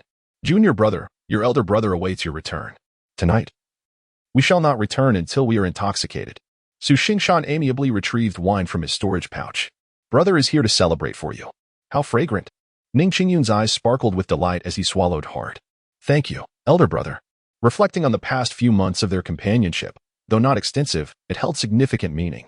Tears welled up in Ning Xuan's eyes. This was the first brother he had ever made. He silently resolved that if fortune smiled upon him in the future, he would share prosperity with Brother Su. I shall become a formidable force. Cheers. That night, Ning Xuan succumbed to intoxication. In a daze, he seemed to sense a wave of excruciating pain, accompanied by the chaotic sound of footsteps and raucous noise. The sunlight was rather blinding. Ning Xuan awakened, with the bright sun hanging overhead. Yet, he could not feel a trace of warmth. Instead, he was engulfed in a bone-chilling cold, as if he had fallen into an abyss. The order of the celestial immortals. The voice of judgment, cold and authoritative, echoed in his ears. Today, disciple Ning Xuan has harmed his fellow sect members and defied authority, a crime unforgivable. He shall be cast out from the mountain gates, as a warning to others. Ning Xuan stood frozen in place, unable to utter a single word. What on earth had transpired? No one could provide him with an answer. Only the excruciating pain coursing through his body clearly conveyed the truth. This was no dream. His primordial spirit cultivation had vanished, and the spiritual meridians within him lay shattered. This signified that he could no longer absorb spiritual energy, rendering him incapable of even the most rudimentary cultivation practices. He had become a mere shell of his former self. Ha ha ha. Ning Xuan stood in stunned silence for several moments before erupting into a wild laugh. He was oblivious to the reason for his amusement. Yet tears streamed down his face, cascading like a breached dam. Has he lost his mind? It was utterly unexpected that Ning Xuan would exhibit such behavior, launching a sneak attack on Master Brother Su Xingshan and brazenly seizing the spiritual medicine and secret texts. Truly, one can know a person's appearance, but not their heart. If I were in his shoes, I would certainly find it unbearable, an essence infant suddenly rendered powerless. He got what he deserved. Who could blame him for succumbing to his own avarice? Foolishly challenging the Master Brother, he is both laughable and foolish. Indeed, he is not worthy of sympathy. The disciples had long gathered in front of the mountain gate, pointing and whispering about Ning Xuan, some in mockery, others in derision, and many shaking their heads. Yet, there was a conspicuous absence of pity. The deeds of Ning Xuan have long been made known to all. 3 days prior, he attempted to poison the elder brother, seeking to harm him and seize his treasures. Ultimately, he was justly vanquished by the elder brother. The evidence is irrefutable. Even the esteemed ancestor of Facian is aware. Ordinarily, such a disciple would warrant immediate execution. Yet, given that he is the son of the domain king, even in light of such egregious treachery, the Facian sect has spared Ning Xuan's life. Ning Xuan, depart. I shall escort you back to Ning City. How could the illustrious domain king give rise to such a child? Remarked an elder, shaking his head with disdain. The Feishan sect was indeed taken aback upon learning of Ning Qingyun's downfall. However, upon hearing of Su Xingshan's tragic plight, they were filled with indignation. How could this boy be so vile? Who was unaware of the benevolence of elder brother Su Xingshan? The fact that he was compelled to act against Ning Qingyun speaks volumes of the grievous actions he must have committed. Su Xingshan. Why? The wails of Ning Qingyun reverberated throughout the flying immortal sect. His fingers had long since become ensnared within his palm, blood gushing forth, tears having long since dried. Yet, he remained bewildered, unable to fathom the reasons behind his suffering. The agony of the body pales in comparison to the torment of the heart. Were Ning Xuan present, he would undoubtedly comprehend the truth. Benevolence does not always yield favorable outcomes. Excessive assistance may only serve to become a burden, potentially breeding resentment. The saying goes, a great favor feels akin to enmity, and indeed, it holds true. In human interactions, it is imperative to maintain a certain distance, even when one regards the other as kin. Human nature is intricate and ever-changing. However, Ning Qingyun was merely a 17-year-old youth, while Ning Xuan's 4 millennia of experience remained an unattainable chasm for him. Why? You ask me why. A similar roar erupted. The crowd parted, revealing a young man, his body wrapped in bandages, his complexion as pale as death, slowly emerging. Ning Qingyun's eyes, already reddened, became even more contorted and ferocious. Why must you harm me? Ning Qingyun let out a furious roar and lunged forward. You bastard! A surprising scene unfolded. The once gentle Su Xingshan now bore a twisted expression of rage.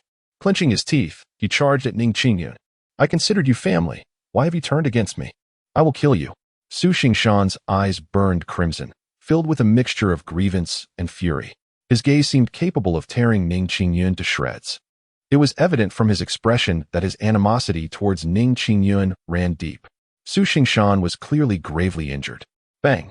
The elder intervened just in time, rendering both individuals unconscious. He then shook his head and, with the unconscious Ning Qingyun in tow, hurried towards the Black Domain in Ning City. The question of whether Ning Qingyun or Su Xingshan is the wrong party is abundantly clear. Given Ning Qingyun's mere nascent soul cultivation, how could he have possibly inflicted such grievous harm upon Su Xingshan, a being of the divine transformation realm, if it were not through treacherous means, such as poisoning and ambush? The transformation into his current state, a mere shell of his former self, is ultimately a consequence of his own actions. He deserves his fate. Ningqing, a pair of profound, dark eyes gazes upon the vast heavens, exuding an air of omnipotence. Before us stands an elderly man with white hair, whose presence is as imposing as a mountain, rendering those nearby nearly breathless. He is Ning Xuan, the king of the Black Spirit Domain. Have they been rendered powerless? He muses, observing the scene unfolding at the flying immortal sect. Ning Xuan's expression remained impassive. This outcome was not unexpected. It had long been anticipated. Given Ning Qingyun's temperament, if he were to encounter Su Xingshan today, he would surely face Wang Xingxian or Zhang Xingxian tomorrow. The saying goes, early errors lead to early enlightenment. For Ning Qingyun, this minor setback may feel as if the sky were falling. However, for Ning Xuan, it is as light as a feather, merely eliciting a smile. In youth, one often perceives setbacks and failures as catastrophic events. Yet, dear friend, what truly endures throughout one's life is not the glory and success, but rather the trials of both triumph and adversity. Ning Xuan gazed expressionlessly. Upon his arrival in this new world, he had encountered betrayal, deception, and treachery before. This does not imply that he possesses greater intelligence or superiority over Ning Qingyun. Rather, these experiences are indispensable elements of life.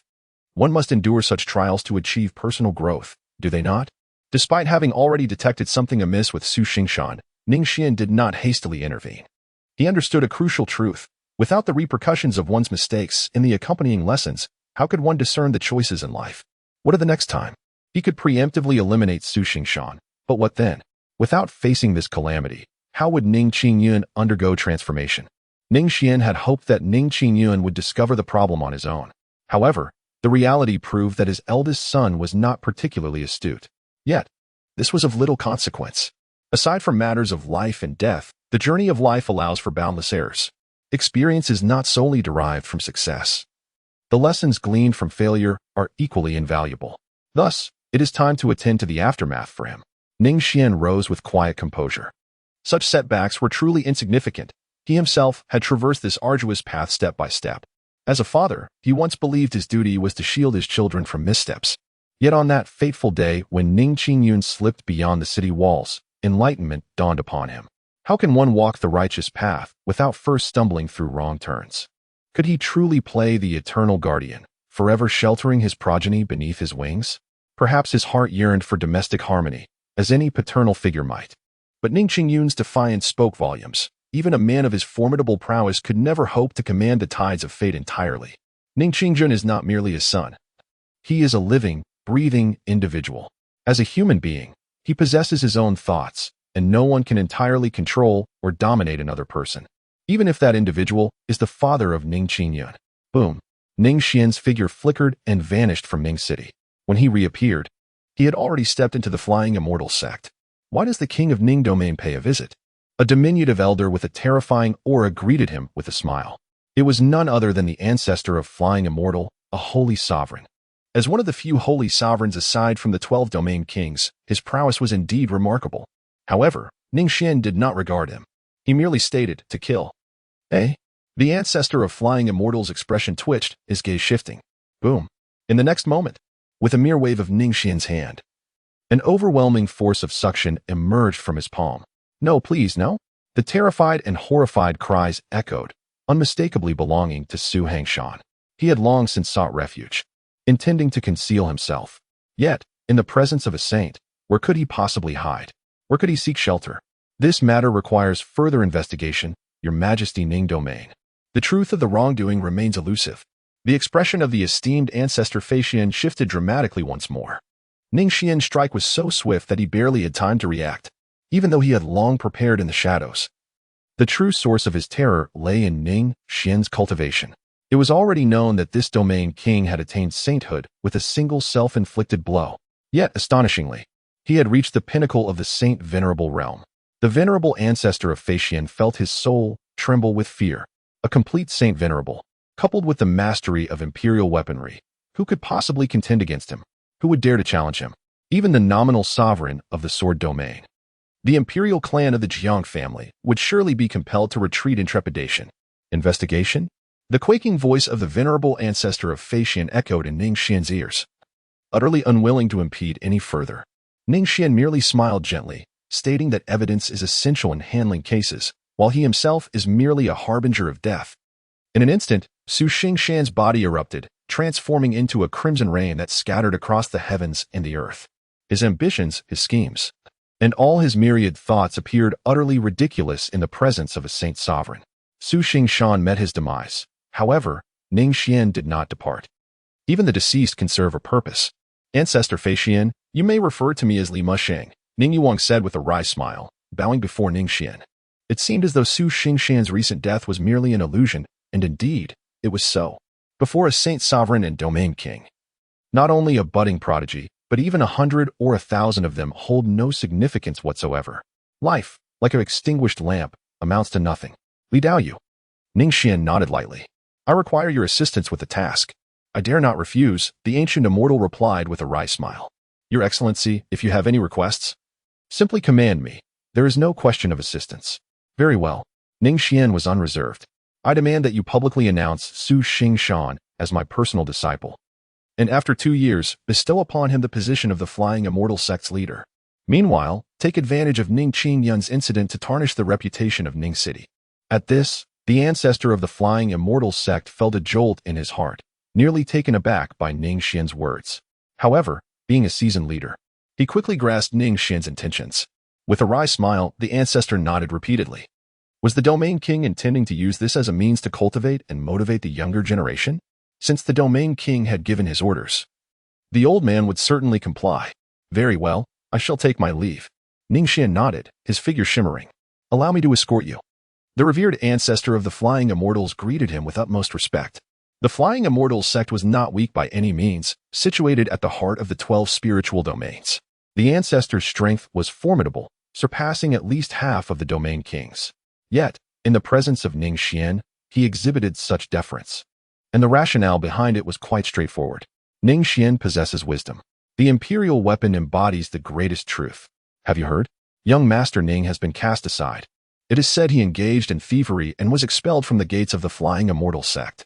In contrast, Su Hangshan has not only been accepted as a direct disciple by the venerable ancestor of the flying immortal, but is also destined to assume the position of sect leader in 2 years. The once celebrated prodigy has met such a lamentable fate, leaving one to ponder. Alas, the dignity of the domain king has been utterly tarnished. In Ningqing, whispers infiltrated the manor. Ning Xuan lay upon his bed, pressing his hands against his ears in excruciating agony. "Do not speak any further," he implored, his tears long since dried. Yet his heart remained pierced as if by a blade. A broken man, he had been rendered utterly useless. While the despicable Su Hangshan had been accepted as a disciple by the ancestral master and would, in 2 years' time, assume leadership of the flying immortal sect. Oh heavens! Why must you treat me thus? Ning Xuan gazed skyward, weeping bitterly. He ought to be the foremost genius of Ning City, a paragon of unparalleled talent, a resplendent being. Yet, instead, he finds himself reduced to a mere invalid, languishing upon his bed. To endure such humiliation himself is one matter. But the Ning family must not be subjected to it. His father must not endure such disgrace. Ning Xuan felt his eyes welling up once more. Beneath the surface, he was engulfed by a profound numbness and a sense of bewilderment. The brother he once considered his closest ally had betrayed him. Is growth always accompanied by such anguish? His father had come to visit, yet he lacked the courage to meet his gaze, opting instead to feign sleep while lying in bed. He felt utterly ashamed to face his father. Perhaps it would be better if he simply ceased to exist. Ning Xuan was engulfed in despair, a sorrowful smile gracing his lips. With a sharp crack, he struck his own face. His thoughts drifted to Su Hangshan, who would undoubtedly thrive at the flying immortal sect, shining brilliantly like a star. How could this be? How could he simply perish like this? His fingers dug deeply into his palm, and the pallor of Ning Xuan's face was tinged with an overwhelming stillness of death. Revenge. It must be sought, revenge. Young master, the domain king requests your presence in the hall, a servant announced from outside the door. Understood. Ning Xuan rose expressionlessly. The once arrogant and self-assured youth now appeared utterly despondent, as if he had undergone a complete transformation. In the drawing room of the Ning residence, 3 distinguished middle-aged gentlemen stood respectfully, addressing the man before them with deference. Your Excellency, the Domain King. Greetings, Domain King. We hope you are well, Your Excellency. If an outsider were to witness this scene, they would undoubtedly be astounded, for these 3 individuals were the esteemed heads of the 3 most powerful families in Ning City. Yet, at this moment, these renowned patriarchs appeared as timid as children. Please, take a seat. Ning Xuan nodded faintly. In fact, besides these 3 individuals, the Lord of Ning City, Luo Yang, was also present. The purpose of Ning Xuan's summoning today was quite straightforward. It was for Ning Xuan. Yes, Domain King. Thank you, Domain King.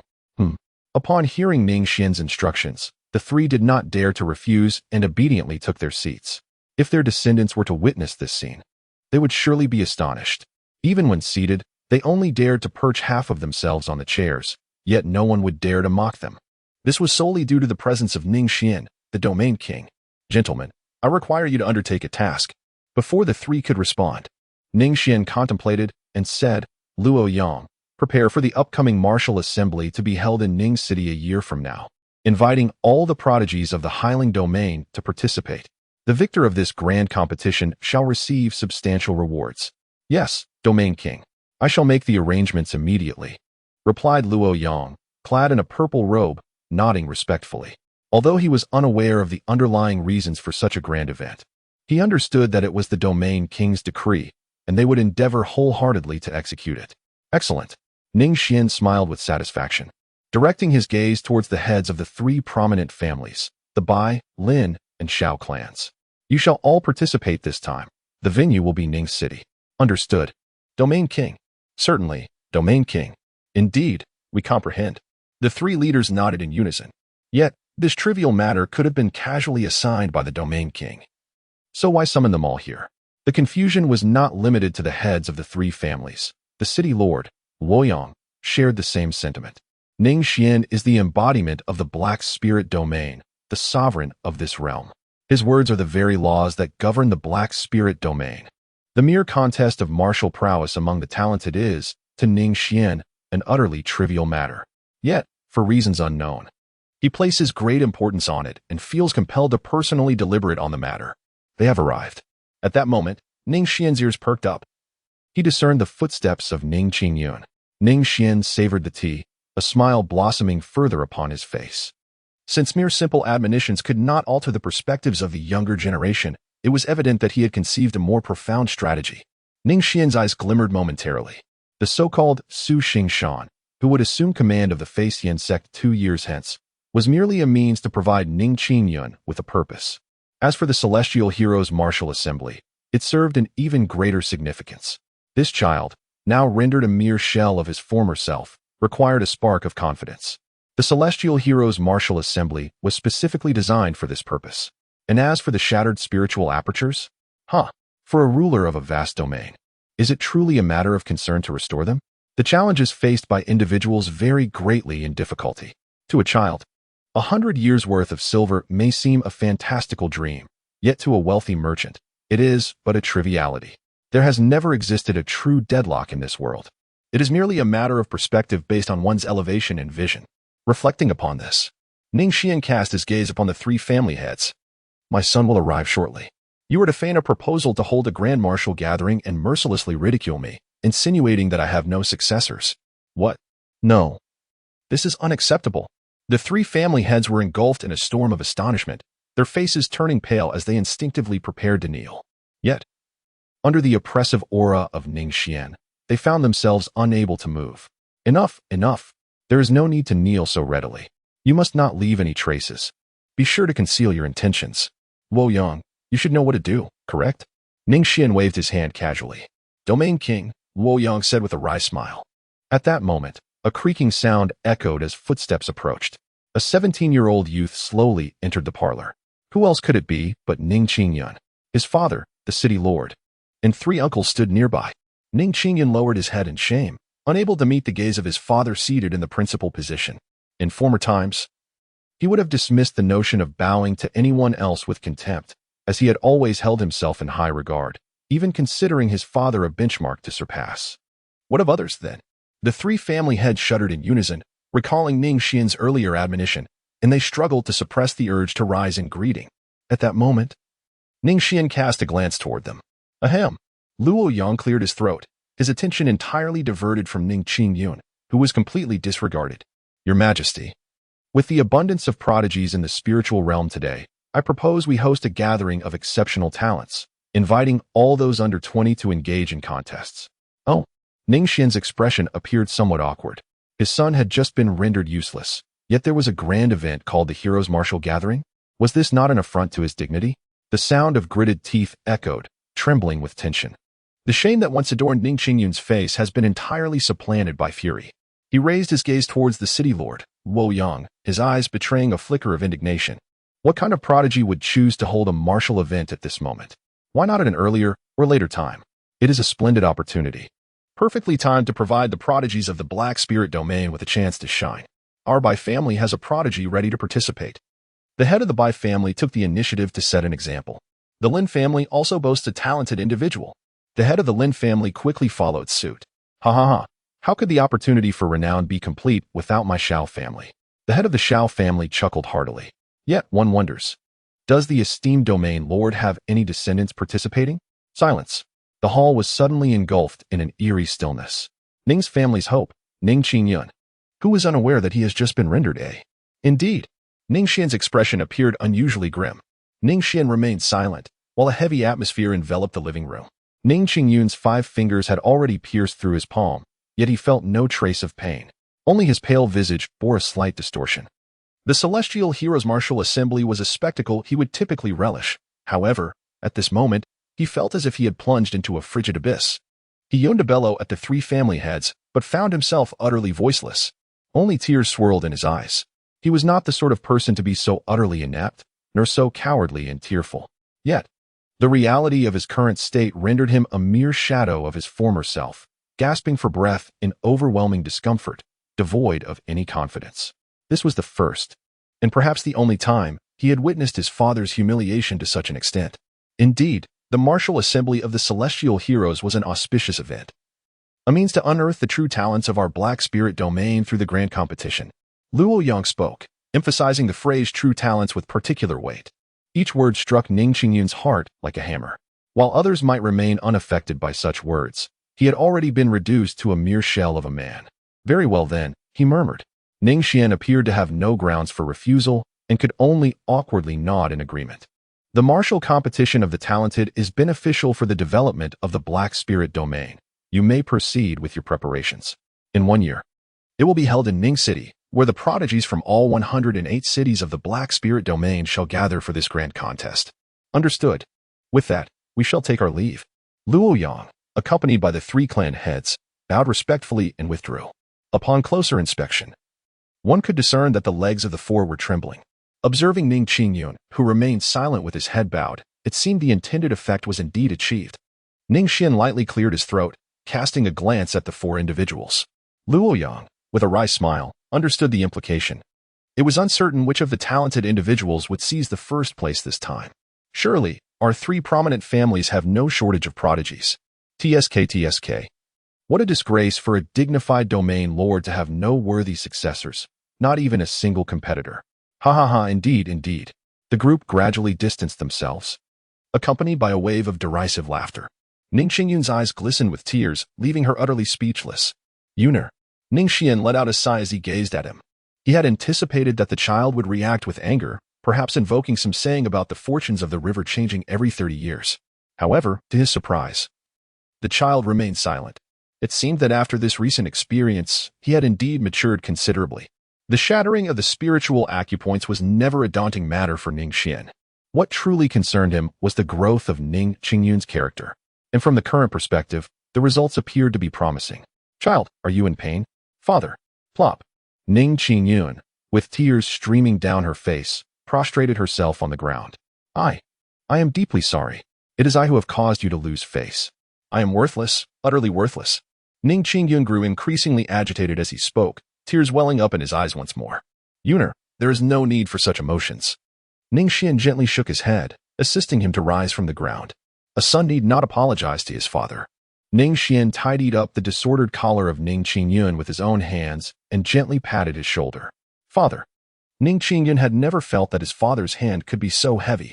The Tianjia martial arts competition would not commence for another year. And I firmly believe that my son, Ning Xuan, shall not be deemed a failure. Ning Xuan gazed at him solemnly, devoid of disappointment. What resided in his eyes was nothing but profound encouragement and anticipation. What does one failure signify? Shall despair arise merely from the shattering of one's spiritual aperture? In my youth, I experienced the fracturing of my spiritual aperture more than once or twice. Father, you too. Ning Xuan trembled, gazing in astonishment at Ning Xuan. Could it be that even a dignified domain king has such a past? Are you surprised? Ning Xuan smiled gently, not regarding Ning Xuan as merely a child, but rather confiding as a brother. My dear Yun, I did not inherit the title of domain king by birth. In the journey of life, can there be only laughter along the way? The path lies beneath our feet. Once you have resolved to tread it, walk forward with courage. What do the mockery and derision of others matter to you? Even in death, let there be no regrets. Continue onward, persistently onward.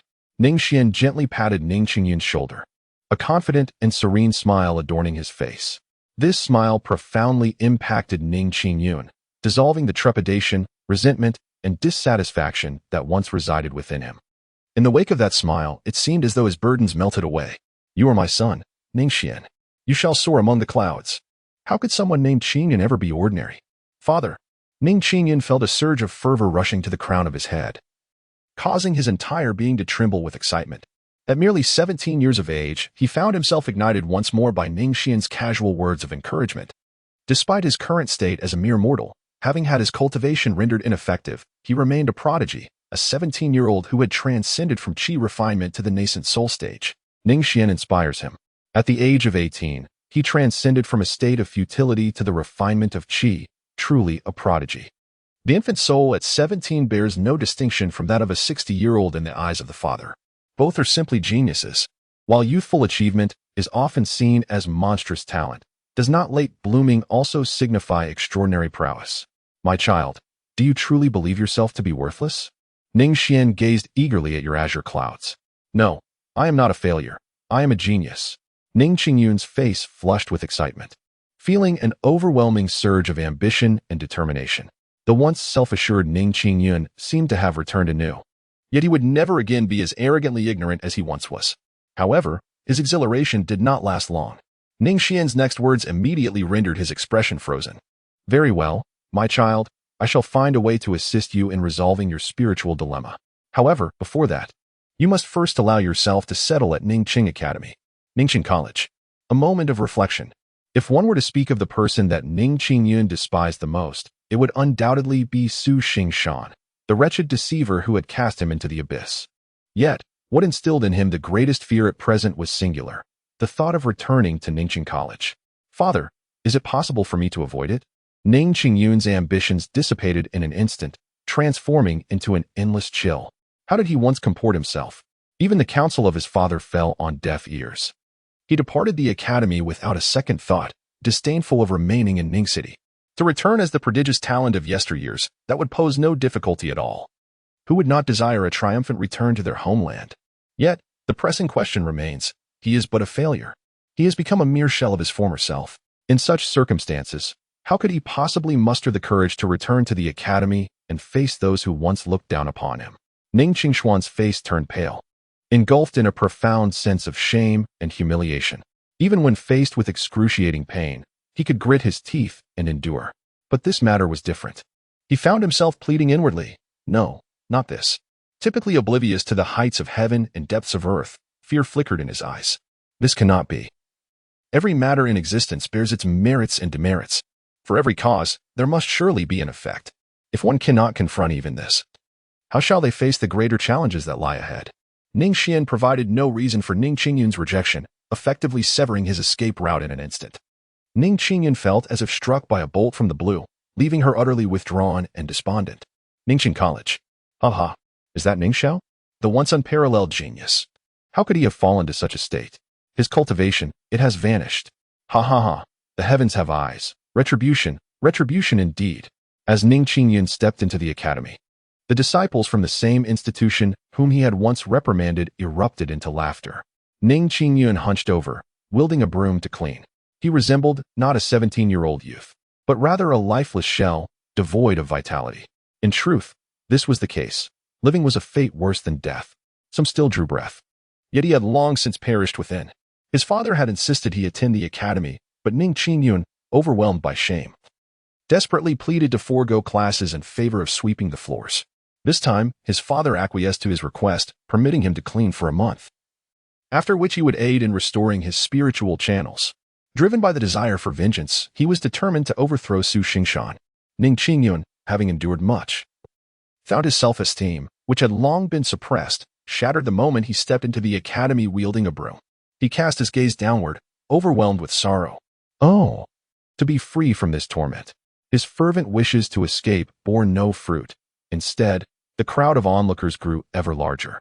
Among them were many teachers who had once regarded him as a paragon, now gazing upon him with a mix of pity and regret. In this moment, he stood alone. Ning Qingyun felt an overwhelming desire to bury his head in the ground. He was acutely aware that his face must have turned as red as a baboon's posterior. Yet, his father had often remarked that evasion would never resolve a problem. To aspire for success, one must inevitably endure failures. If he merely wished to lead an ordinary life, he could easily turn and walk away. But would he choose that path? The answer, unequivocally, is no. A year from now, Ningqing will commence the Celestial Heroes Tournament. 2 years hence, Su Xingshan will assume the mantle of the Flying Immortal sect leader. He could neither escape nor shy away from his destiny. Ning Qingyun gritted his teeth resolutely. He regarded the scrutinizing gazes of familiar faces, foes, and strangers alike as though they were invisible. Please, just go to class. Ding-ling-ling. At last, the bell of the academy chimed. The multitude of disciples returned to the hall to resume their lessons. Ning Qingyun finally found a moment to catch his breath. He slumped to the ground, his back already drenched in sweat. Oh, Qingyun? A voice called out from behind him. Ning Qingyun's expression shifted dramatically as he swiftly rose from the ground. The newcomer was not an adversary, but rather a once-revered mentor who had held him in high esteem. What brings you here? Come, it is fortuitous. You mastered the fire cloud palm exceptionally well in those days. Share your insights with my disciples, said the mentor, a warm smile gracing his face. Master. Ning Qingyun lowered his head, his eyes once again glistening with unshed tears. I am sorry. I have become a useless being. What are you saying? You have always been the brightest student in the teacher's eyes. With a smile, the instructor guided Ning Xuan back to the courtyard. Xuan, keep going. The teacher cast an encouraging glance at him. The so-called fire cloud palm was about to be elucidated by Ning Xuan, standing before the eager gazes of the many youths of Ning City. Yet, he found himself momentarily stunned. The fire cloud palm, once so effortless for him, now appeared profoundly obscure and perplexing. Without any cultivation, he could not even comprehend it, let alone explain it. He stood on the platform for over half an hour, ultimately unable to articulate a single word. In that moment, Ning Xuan stood in a daze. The shame that once adorned his face had dissipated, replaced by an enveloping silence. Time lingered on, stretching into an eternity. Can you guess whom I encountered just now? It was Ning Xuan indeed. The once glorious pride of Ningxing, the foremost prodigy of the city. Can you fathom what he is doing now? He is sweeping the floor, yes. Sweeping. This cannot be true. After all, he is the offspring of the Lord of the Domain. If you doubt it, you may observe for yourselves. In the days that followed, the crowd of onlookers continued to swell. Yet, Ning Xuan had transformed into a figure of tranquility. On his still somewhat youthful visage, there now lingered traces of hardship. The most expedient path is devoid of shortcuts. Everything must be experienced. All is inevitable. Ning Xuan stood lost in thought, murmuring to himself. Days had passed once more. It had been half a month since his return to Ning City. Unlike before, as he swept the ground, a green-haired maiden now accompanied him. The young girl's countenance was charming, and a certain ethereal aura radiated from her brows. Unfazed by the astonished gazes surrounding them, she joined Ning Xuan in his task. Bai Ling Ning Xuan's lips moved slightly, yet those two words remained unspoken. He felt an immense gratitude towards her. Her actions were akin to a timely assistance in a snowstorm. Although Ning Xuan had long grown accustomed to solitude, the young girl named Bai Ling seemed absent from his past memories. After all, the former Ning Xuan was proud and aloof, indifferent to the gazes of others. Yet, Bai Ling claimed to be his friend, joyfully joining him each day in tidying up the academy. Gradually, a sense of familiarity blossomed between them. Ning Xuan had grown accustomed to her presence by his side. On this particular day, after tidying up the academy, the two ventured to the back mountain of the institution. Bai Ling, you needn't join me in sweeping the grounds. It would only invite ridicule. Ning Xuan was now able to calmly utter these words. Hee, what is there to mock? Bai Ling tilted her head to gaze at him, her clear eyes reflecting his image. I am but a useless being. Ning Xuan chuckled self-deprecatingly. A 17-year-old wastrel, how utterly laughable. Not only do I suffer embarrassment, but my father also bears the weight of disgrace. Not at all. Bai Ling replied earnestly once Ning Xuan finished speaking. Brother Xuan, you are not a failure. Bai Ling said with utmost sincerity. A momentary setback is insignificant in the grand scheme of things. Do you know? In truth, I am quite pleased to see you in your current state. She smiled contentedly, her cherubic cheeks narrowing with delight. Why is that? Ning Xuan was filled with perplexity, for the former version of you never cast a glance in my direction. How unlike the present. Bai Ling felt an overwhelming sense of happiness. Ning Xuan felt a slight embarrassment. Through their previous conversations, he had learned that Bai Ling used to bring him food daily when he was still hailed as a genius. Bai Ling found joy in this act. However, she was unaware that those offerings were often discarded by Ning Xuan without a second thought. Of course, Ning Xuan was too wise to reveal such a truth. Bai Ling, why did you bring me food every day back then? This question truly puzzled him. He and Bai Ling were not well acquainted, and he had never paid her much attention in the past.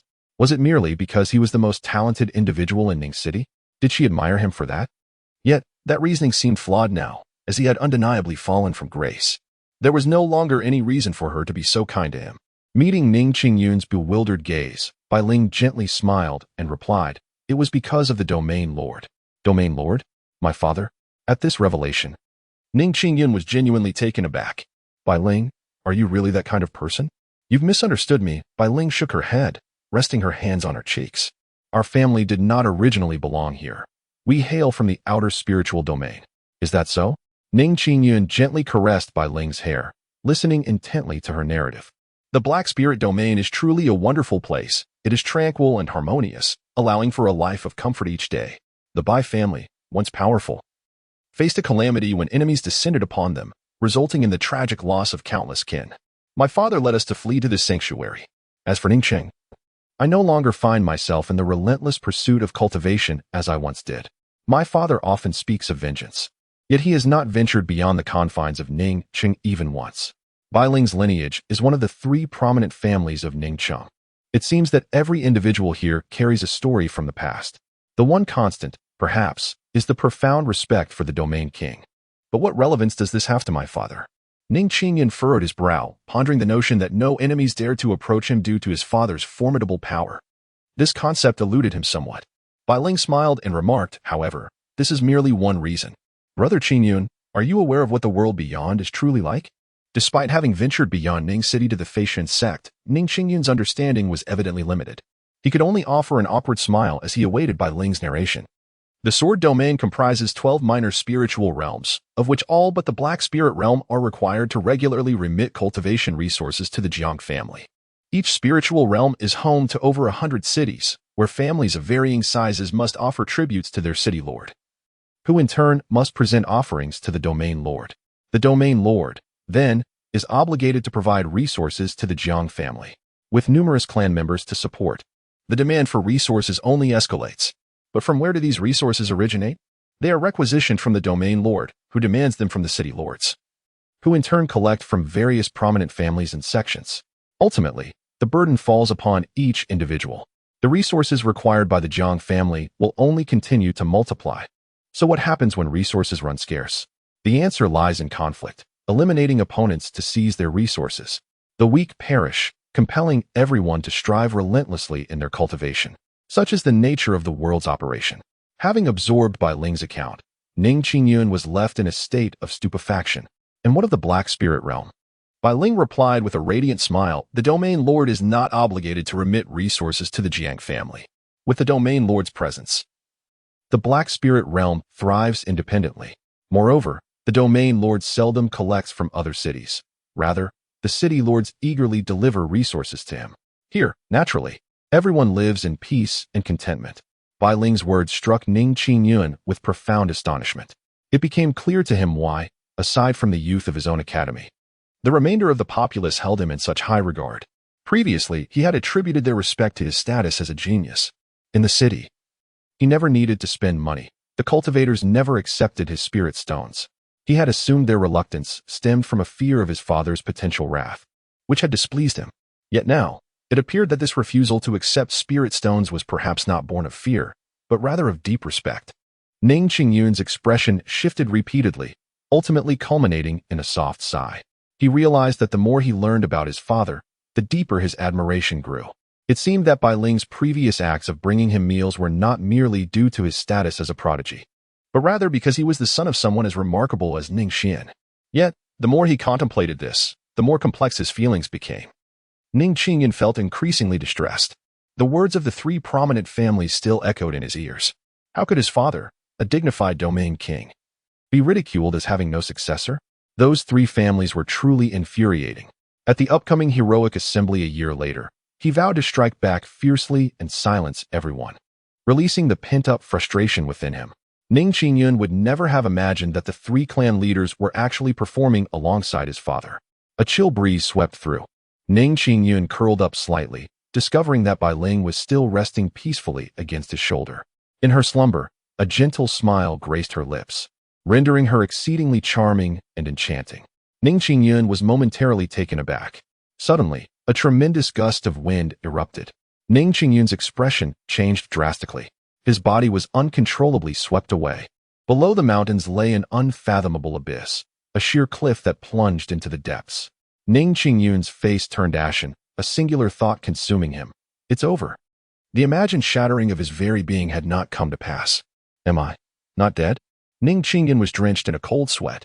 It was only then that he realized he had not plummeted off the cliff. Instead, he found himself on a ledge halfway up the mountain. From this vantage point, the view was unobstructed. A massive sword stood upright in the ground, intricately engraved with three characters. Ning Xuan was utterly astonished. Could it be that he was about to stumble upon another treasure? Last time, he had acquired the dragon blood sacred art from the secret realm. Might it be that this time would unfold in a similar manner? Ning Xuan faintly sensed that something was amiss, for his fortune appeared to be exceedingly favorable. However, he was now merely a shell of his former self. Ning Qingyun chuckled at himself. Could there be a situation worse than the present? Ning Qingyun stepped forward and attempted to draw the ancient giant sword. Yet, the formidable blade was as heavy as a mountain, causing him to break out in a cold sweat. He could not budge the ancient sword even a fraction. How did this ancient sword come to be here? After resting for a moment, Ning Qingyun turned to use his hands, excavating around the ancient sword.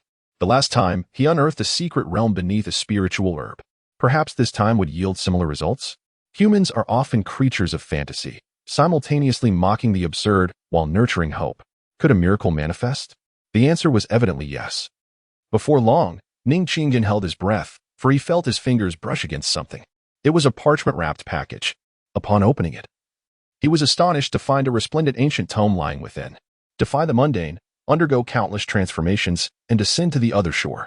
The first step of cultivation requires shattering the spiritual apertures. The way of heaven is to diminish yet yield abundance. The way of humanity. Waves of profound and mysterious sounds surged into his mind. In that moment, Ning Qingyun was overwhelmed with joy, tears streaming down his face.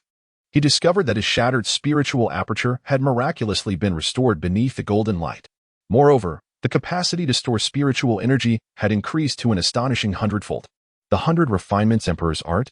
Could this possibly be an imperial-level cultivation technique? Hiss, I must take this back to inform my father. Ning Mansion. Ning Xianzheng gazed intently at everything, a faint smile gracing his lips. This ancient sword and the imperial decree were undoubtedly his own handiwork. The fantasies unearthed from the cliff in his previous life have, in a sense, manifested in this existence. Although it was his son who excavated the treasure itself was concealed by him.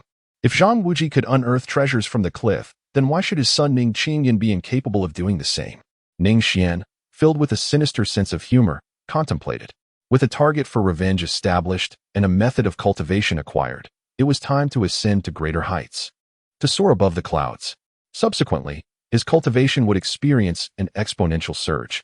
Ning Xian's enigmatic eyes shimmered. The path to the throne lies not far ahead. Time swiftly passes. A year later, Ningqing is already teeming with people, abuzz with excitement. For today marks the grand event of the Tianjia Martial Assembly. It is said that the victor of this assembly may even have the opportunity to meet the Domain King. Today, I shall undergo a transformation and be reborn anew. Amidst the crowd, an unassuming figure clenches his fist, speaking to himself. His features are strikingly handsome, and his gaze is resolute, exuding a unique allure. Beside him stands a girl with rare green hair, her charming face adorned with a gentle smile. Qingyun brother, you can do it. She encourages warmly. Lingo, thank you. The youth replies, feeling a rare sense of bashfulness. Great Emperor, we are merely one step away. Ningfu. The perpetually composed Ning Xian now possessed an intense madness in his dark eyes. He was on the verge of transcending to become an emperor. An emperor. This was the culmination of his 4 millennia of pursuit, 4 millennia of yearning. Ning Qingyun's cultivation speed has surpassed Ning Xian's expectations.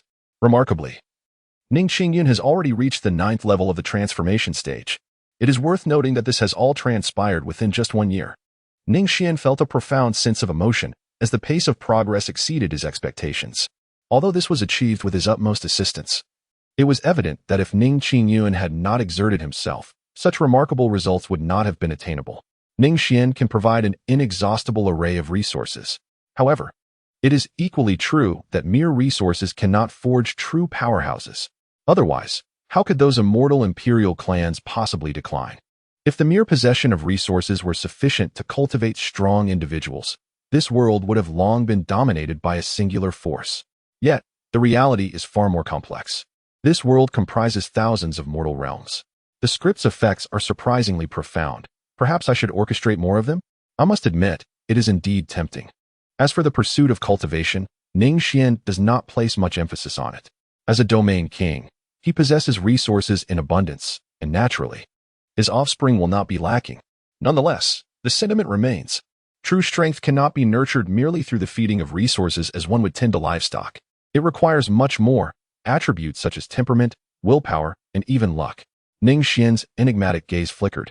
Had she known that orchestrating suppression and theatricality would ignite the child's desire for strength, there would have been no need for such convoluted considerations.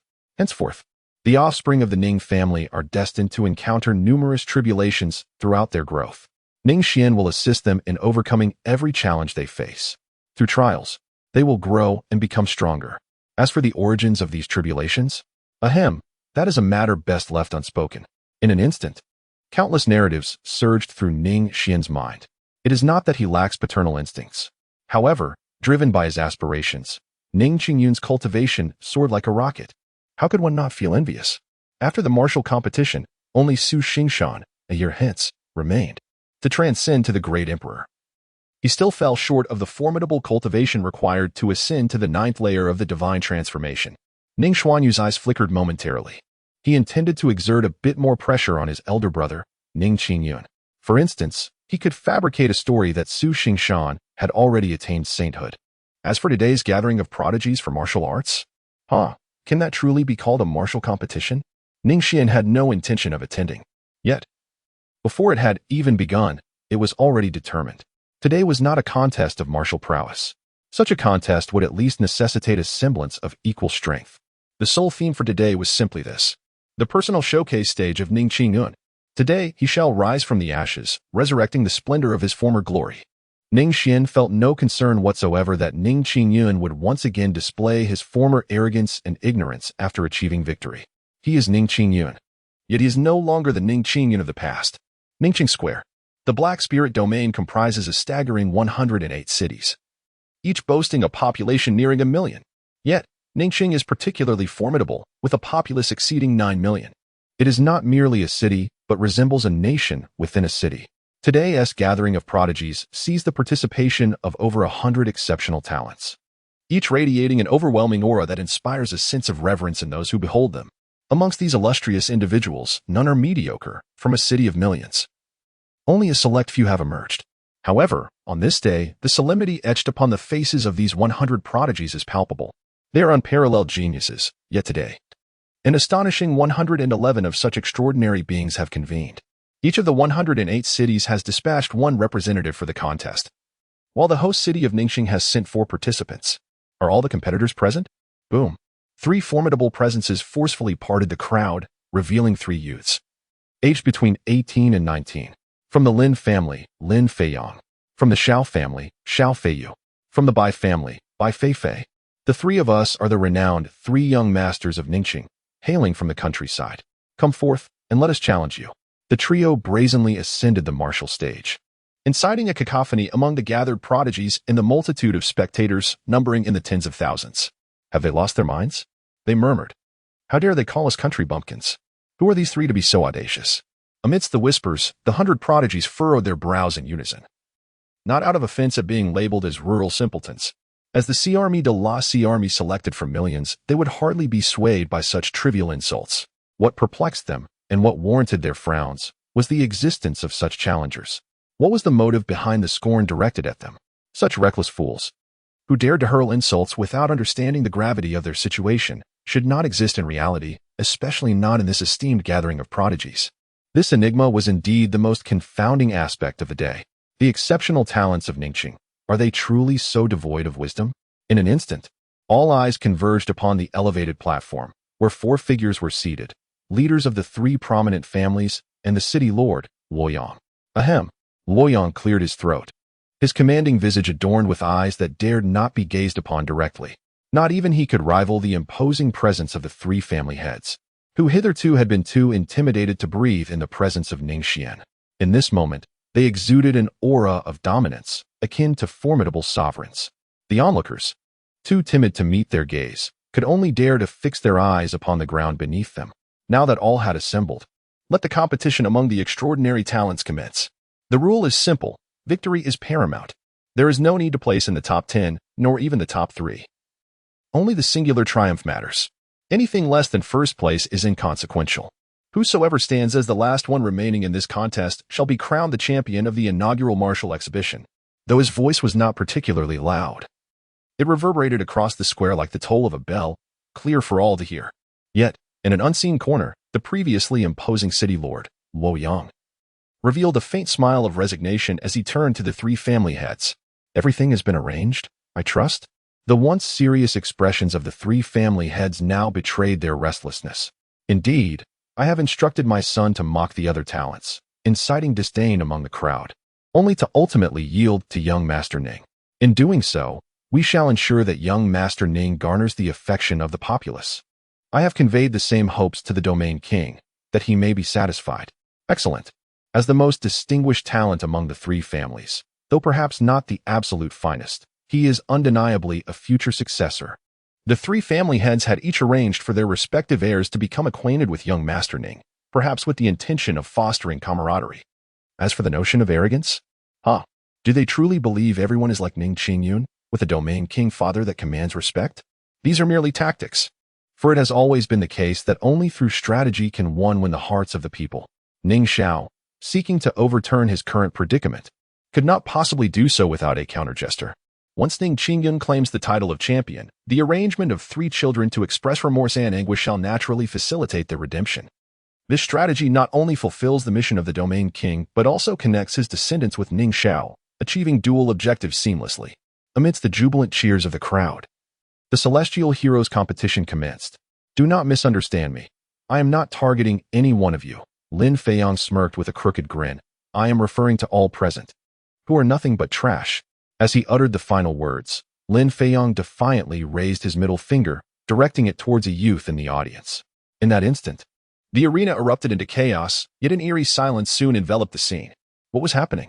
Lin Feiyong felt a twinge of confusion. Nevertheless, the task assigned by his father was to provoke and deride fiercely. Ultimately, he was to be defeated by that very youth. Naturally, a sense of frustration bubbled within him. Fueling his mockery with fervor, with a taunting demeanor, he declared, I could crush you with just one hand. No, merely a finger. Lin Feiyong provocatively wiggled his finger. The youth he ridiculed appeared to be around 17 or 18, gazing at him with an impassive expression, at an age typically characterized by fervor and impulsiveness. How could he remain unperturbed by such blatant derision? Lin Feiyong was taken aback, but persisted in his taunts with even greater intensity. What are you staring at? Not convinced. Soon, I shall reduce you to a folding stool. My mockery is so relentless. Surely my father will reward me handsomely for this.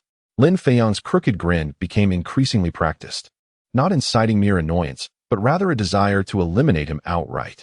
This ungrateful wretch, that ungrateful wretch. The patriarch of the Lin family, perched upon the high platform, was ashen-faced.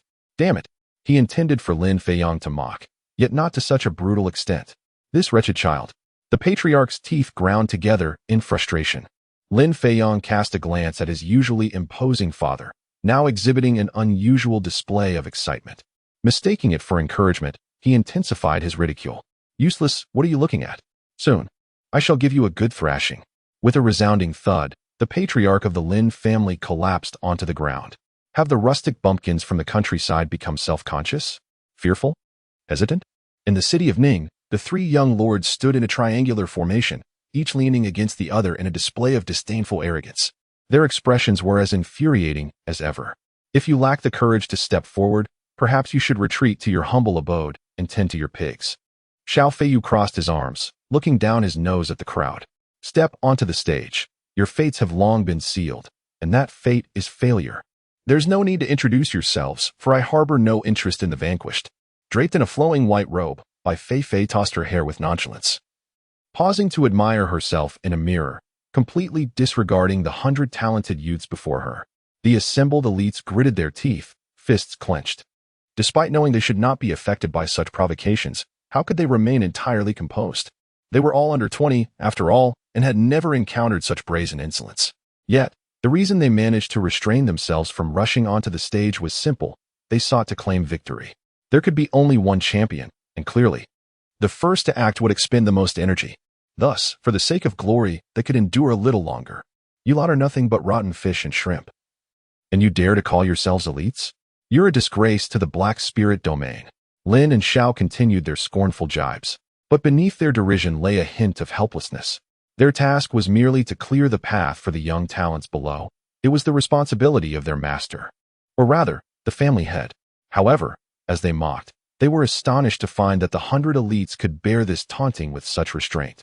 Just as Lin Feiyong was about to launch another round of ridicule, a sudden jolt of realization struck him, compelling him to swallow his words. By Xiao. Something seems amiss.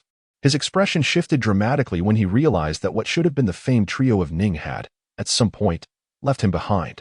He now stood alone, striking a pose, while his two supposed brothers cast him a look of self-preservation from a distance, feigning unfamiliarity with him. This was decidedly wrong. Even Lin Feiyong, known for his sluggishness, sensed the ominous shift in the atmosphere. The once indifferent crowd of tens of thousands now bore down on him with palpable hostility. What was happening? Were they not merely spectators? Why did they all seem to harbor such animosity toward him? Had his mockery struck too deeply, causing them to feel he had tarnished the dignity of Ning? Lin Feiyong's heart was heavy with bitter laughter, yet he understood this was a mission from his father. As he cast a desperate glance toward the high stage, feeling utterly bewildered, he coughed and muttered, "This is my adoptive father. I do not know him. Please, let the contest begin." But to his dismay, the head of the Lin family turned away, embodying an air of impartiality. Who can tell me what has transpired? Lin Feiyong's mind was in a whirl, but clarity soon dawned. No matter how brashly he spoke, it was inconceivable that he could provoke the wrath of 100,000 people. Therefore, the truth was evident. A flicker of understanding illuminated his thoughts. He swallowed hard. A mixture of shock and caution coursing through him as he turned his gaze towards the 17-year-old boy he had just insulted. "May I ask, who are you?" Silence. Lin Feiyong's words were drowned out by the fury of the crowd. "How dare you speak so insolently of the Domain Lord's child? Without the protection of the Domain Lord, I would have perished long ago. Just the tribute alone could ruin my family. You have audacity. We shall inform the Domain Lord of your transgressions. How despicable to bully others simply because of your own strength." The crowd roared with indignation, their voices crashing over Lin Feiyong like a tidal wave. His face turned pale. The weight of 100,000 angry gazes bore down upon him, sending shivers down his spine. The realization struck him hard. This was the child of the Domain Lord. Stunned into silence, Lin Feiyong stood frozen, a cold sweat breaking out on his back. He finally grasped why the crowd was so enraged. He had insulted someone he should never have dared to provoke. No, more accurately, he had insulted that person's child. But this was not his fault. It was all his father's doing. Just as he began to speak again, he was cut off by the furious shout of the family head. "Be quiet. You are not part of our Lin family." The head of the Lin family trembled with rage. The Domain Lord had tirelessly toiled for the sake of the Black Spirit Domain. Without him, Ning would not exist as it does today. The original plan had indeed been for the three youths to mock the gathered elites, not to insult the young Lord of Ning. Lin Feiyong's father was seething with anger, uncertain how to remedy the situation. The youth may not have understood the gravity of their actions, but the elder statesman knew all too well what the Black Spirit Domain had once been, a desolate wasteland devoid of life. Under successive Domain Lords, this once bountiful land had been stripped bare, leaving a population barely reaching 10 million. The Black Spirit Domain had been on the brink of being removed from the 12 domains of the sword until Ning Xuan's arrival turned the tide. The previous Domain Lord, blinded by greed for Ning Xuan's imperial forces, had met his demise at Ning Xuan's hands. This barren land had been handed over to Ning Xuan, and the subsequent revival of the Black Spirit Domain had been remarkable, blossoming from a mere 1,000,000 souls to a thriving domain of 100 cities.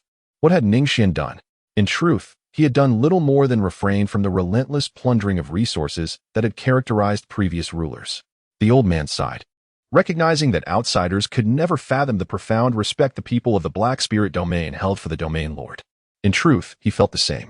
Thus, when the son of the Domain Lord, Ning Xuan, was insulted, the citizens of Ning reacted with such fervor. Lin Feiyong stood on the martial arts stage, utterly at a loss.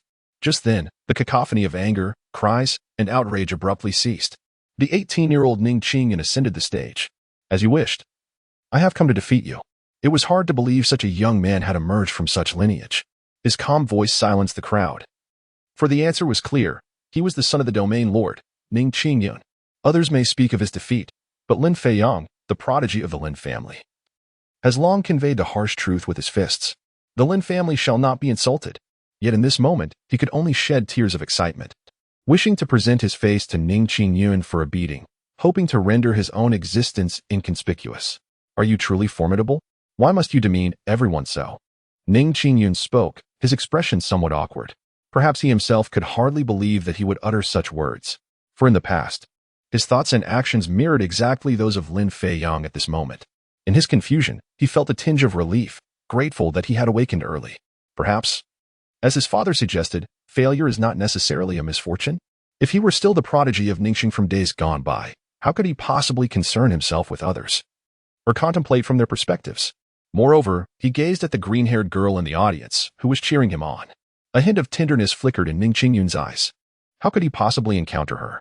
Aside from his breakthrough in cultivation, if one were to describe his descent from paradise to hell, it would encapsulate this year of despair, a protracted stretch devoid of light. His greatest gain, indeed, was her presence. To articulate it more precisely, this was not merely about gains or losses. She would be the love of his life. Lin Feiyong felt his cheeks flush with embarrassment, utterly at a loss. After a moment of resolute determination, he resolved to continue the charade. After all, revealing everything now, who could say whether anyone would believe him? His benevolent father would undoubtedly bestow upon him a severe reward. Humph, have I uttered any falsehoods?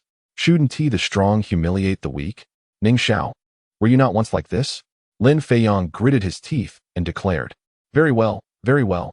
A stepping stone must possess the awareness of being a stepping stone. Today, I shall embrace this role wholeheartedly. The strong ought to belittle the weak? In the face of such words, Ning Qingyun fell silent for a few moments. It was not necessarily because there was truth in them. Rather, he had indeed uttered such sentiments in the past. Was there shame? Perhaps a hint. But this precious year had propelled Ning Qingyun further along not only in cultivation but in spirit. He smiled openly. I did indeed say that once. A hush fell over the entire assembly. Yet, that was a grave error. Ning Qingyun smiled candidly. His somewhat youthful visage bore an unexpected depth that belied his age.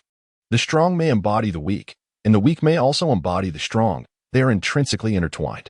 This realization emerged from his journey in Ning City, where he transformed from a hopeful individual into a cripple, only to then transcend and achieve a divine metamorphosis.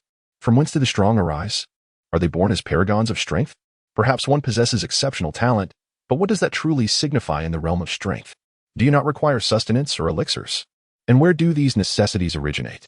There has never been a singular embodiment of strength. Each individual is their own bastion of fortitude. Ning Qingyun spoke somewhat incoherently, appearing more like a soliloquy. What is the role of the strong? To protect the weak? Yet, did not the weak also safeguard the strong? In ancient times, when humanity had yet to embark on the path of cultivation, it was imperative to unite in order to fend off the assaults of wild beasts, even the mightiest warrior. Without the sustenance provided by the weak, how could the strong hope to survive? Ning Qingyun radiated an increasingly vibrant aura. Without the sustenance provided by the strong, the weak would have perished long ago. Likewise, without the protection of the strong, the weak would be incapable of cultivating crops. There exists no fundamental distinction between the strong and the weak. Though your cultivation may be profound, do you possess the ability to cultivate spiritual rice? From whence does the spiritual rice you consume originate? Is your cultivation attained in a single day? To scorn the weak is, in truth, to scorn oneself. Ning Qingyun exclaimed loudly, his somewhat youthful voice resonating throughout the square. Hundreds of thousands gazed at him in a daze, momentarily at a loss for words. It was their first encounter with such a notion. Can the weak transform into the strong?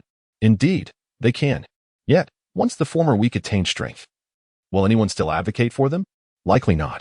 Hence, the crowd's silence at this moment. Fallacies, nothing but fallacies. Lin Feiyong stood momentarily stunned, his eyes filled with astonishment. He had not anticipated that the son of the domain king would utter such words.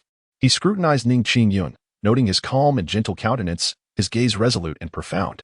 It bore the marks of profound experience, a stark contrast to the arrogant figure who had once looked down upon others. Had he not witnessed it firsthand, Lin Feiyong would have scoffed, unable to believe that a person could undergo such a dramatic transformation in merely a year. Of course, he was currently playing the role of a stepping stone, thus he could not afford to display any signs of submission. How else could he facilitate Ning Qingyun's ascent to fame? Consequently, Lin Feiyong's astonished expression swiftly evaporated, morphing into a cynical smirk. His features were not unattractive. As the eldest son of the Lin family, he was, in fact, quite handsome. Yet, the more appealing his visage, the more insufferable his smirk became. I refuse to listen. I refuse to listen. I refuse to listen. The strong ought to humiliate the weak, and the weak should be trampled underfoot by the strong. That is the correct order of things. And you? Lin Feiyong raised his middle finger. All of this is erroneous. Utterly wrong. Infuriating. Even a figure of clay retains some semblance of indignation. How much more so for the youth, Ning Qingyun? Seeing Lin Feiyong unyielding, Ning Qingyun felt a surge of anger. Self-righteous fool. Let me show you what it feels like to be trampled by the weak. Humph. According to your reasoning, by stepping on me. Do you not also prove that the weak are destined to be humiliated by the strong? To defeat me, do you not also become strong yourself?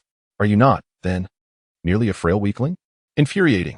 Ning Xuan was truly enraged, his complexion slightly flushed. He had not anticipated that this individual would prove to be so obstinate. As for discussing reason, what was there to discuss? He had merely transformed from a genius into a failure for a brief period.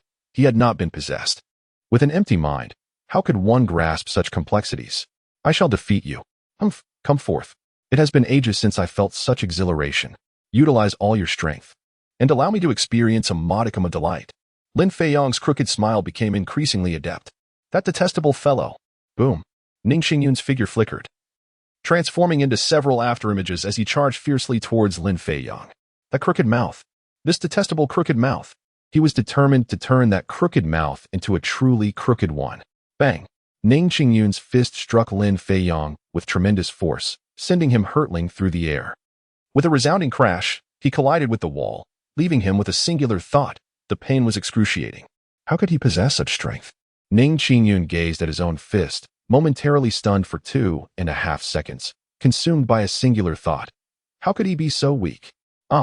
Lin Feiyong gasped in astonishment as he rose from the ground, his eyes wide with shock. He understood that this young master Ning, seemingly crippled, had been training again. Yet, he never anticipated that in less than a year, the opponent's strength would escalate to such a terrifying degree. Indeed, he had intended to hold back, but never expected to be so effortlessly sent flying by a single punch. He had been caught off guard. Brothers, what are you waiting for? Let us vanquish the son of the domain king and share in the glory. Lin Feiyong bellowed, yet he did not foolishly charge at Ning Xuan. The moment they clashed, he realized he stood no chance against Ning Xuan. His actions stemmed from a sense of camaraderie. After all, true brothers share both fortune and adversity. Having been berated by the onlookers and subsequently struck with such force by Ning Xuan, how could he possibly forget the two brothers who stood by him? Indeed, Ning Xuan glared furiously at Xiao and the young masters of the Bai family. I almost forgot that you two have a part in this. The three young masters of Ningxing, how dare you bear the name of Ningxing? He commanded, submit to your defeat. Xiao Feiyu and Bai Feifei's expression shifted. But this was not the time for contemplation. The two charged towards Ning Xuan, one on the left and the other on the right. Arrogant, presumptuous. How dare you question the name of the three young masters of Ningxing? You have sealed your fate. With a thunderous boom, the cold and composed duo exuded an overwhelming aura. They were indeed at the third level of the transformation stage. The onlookers collectively gasped in astonishment. It is known that participants in the martial arts assembly must be under 20 years of age. Reflecting on the earlier bravado of these individuals, their anger diminished considerably. After all, in any context, true strength justifies arrogance. Two at the third level of the transformation stage, and not to forget Lin Feiyong. Ning Xuan's expression was grave. In the realm of transformation, each level presents a significant disparity. However, it is not entirely insurmountable, nor is the difference between levels as exaggerated as heaven and earth. Such extremes occur only after ascending to the sacred realm. His innate talent can be considered commendable, yet it has not reached an astonishing level. To achieve the remarkable feat of rising from a state of utter helplessness to the 9th level of transformation within a single year is primarily attributable not to that mysterious tome, the 100 Refinements Emperor's scripture, but rather to the resources afforded by his father. Can one truly believe that a single elixir could facilitate a breakthrough from the Qi refining stage to the nascent soul stage? The exquisite treasures that are beyond the comprehension of outsiders hold little significance for the domain king's residence. In the past year, Ning Xuan devoted his time primarily to consolidating his realm. However, this has led to an awkward predicament. Resources, after all, are not omnipotent.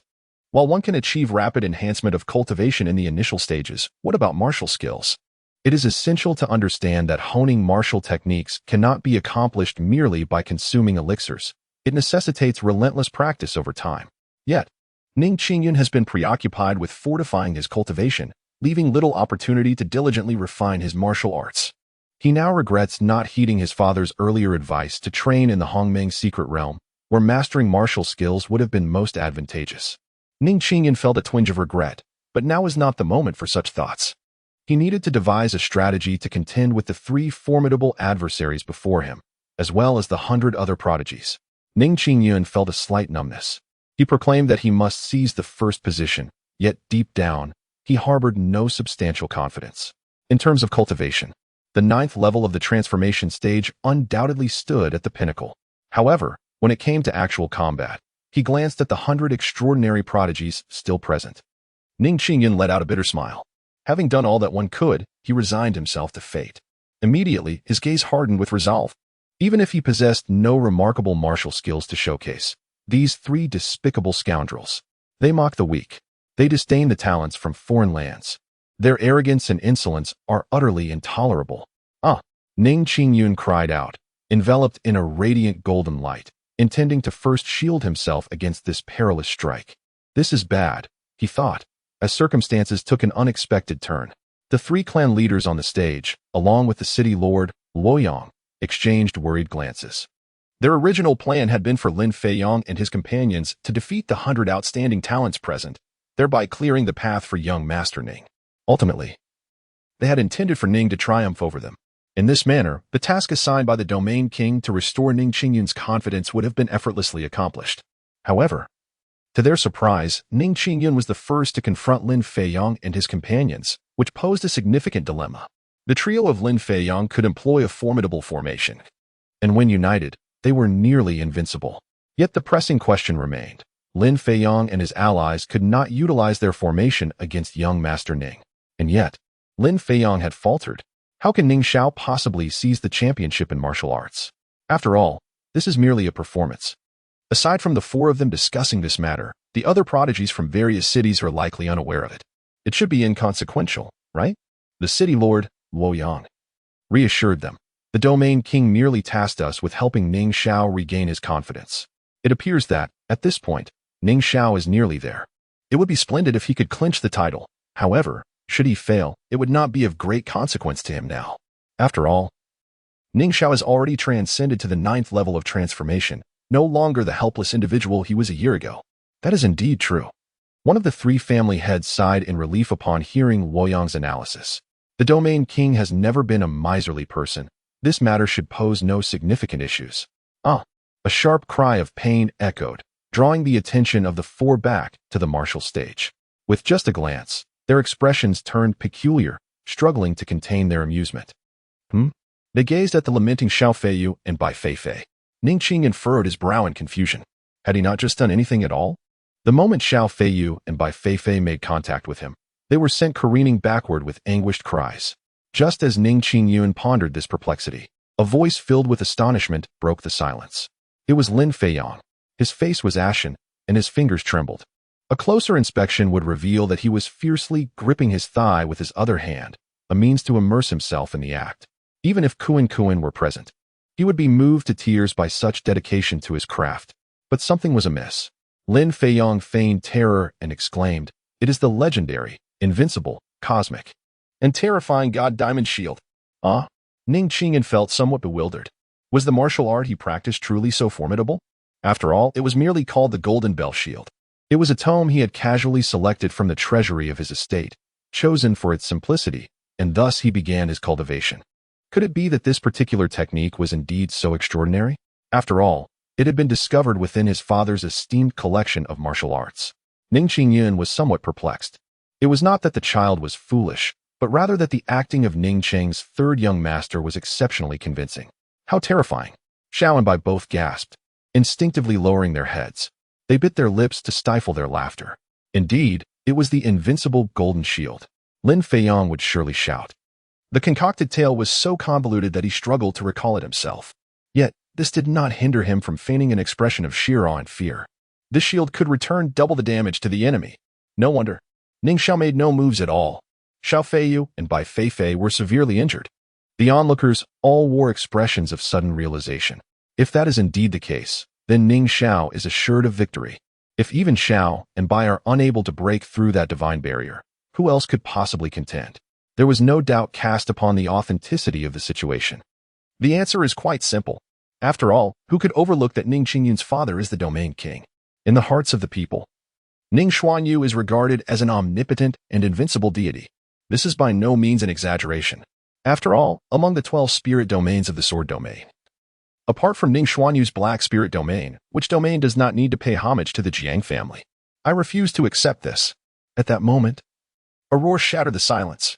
A prodigy stepped onto the stage. His complexion was equally pale, and his steps trembled slightly. Yet unwavering was the fervor and determination in his eyes. As the foremost talent of Wushan City, I bear the expectations of 1,000,000 people. How could I leave without striking even a single blow? Even if I were to face defeat today, I shall never bring shame upon Wushan City. Boom. An overwhelming aura pervaded the air. The onlookers turned their gazes in unison, astonished. Fifth level of transformation? What a terrifying level of cultivation. What an imposing presence. This young man is destined for remarkable achievements.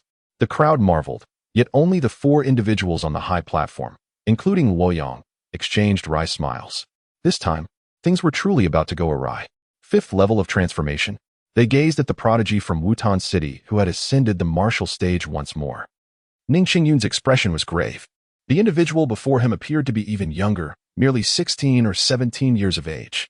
Yet, their cultivation level was astonishingly at the 5th stage of the transformation realm. To be candid, at this moment, Ning Xingyun felt a twinge of jealousy. His own accomplishments in cultivation were, without exaggeration, entirely attributable to his father, the Domain King.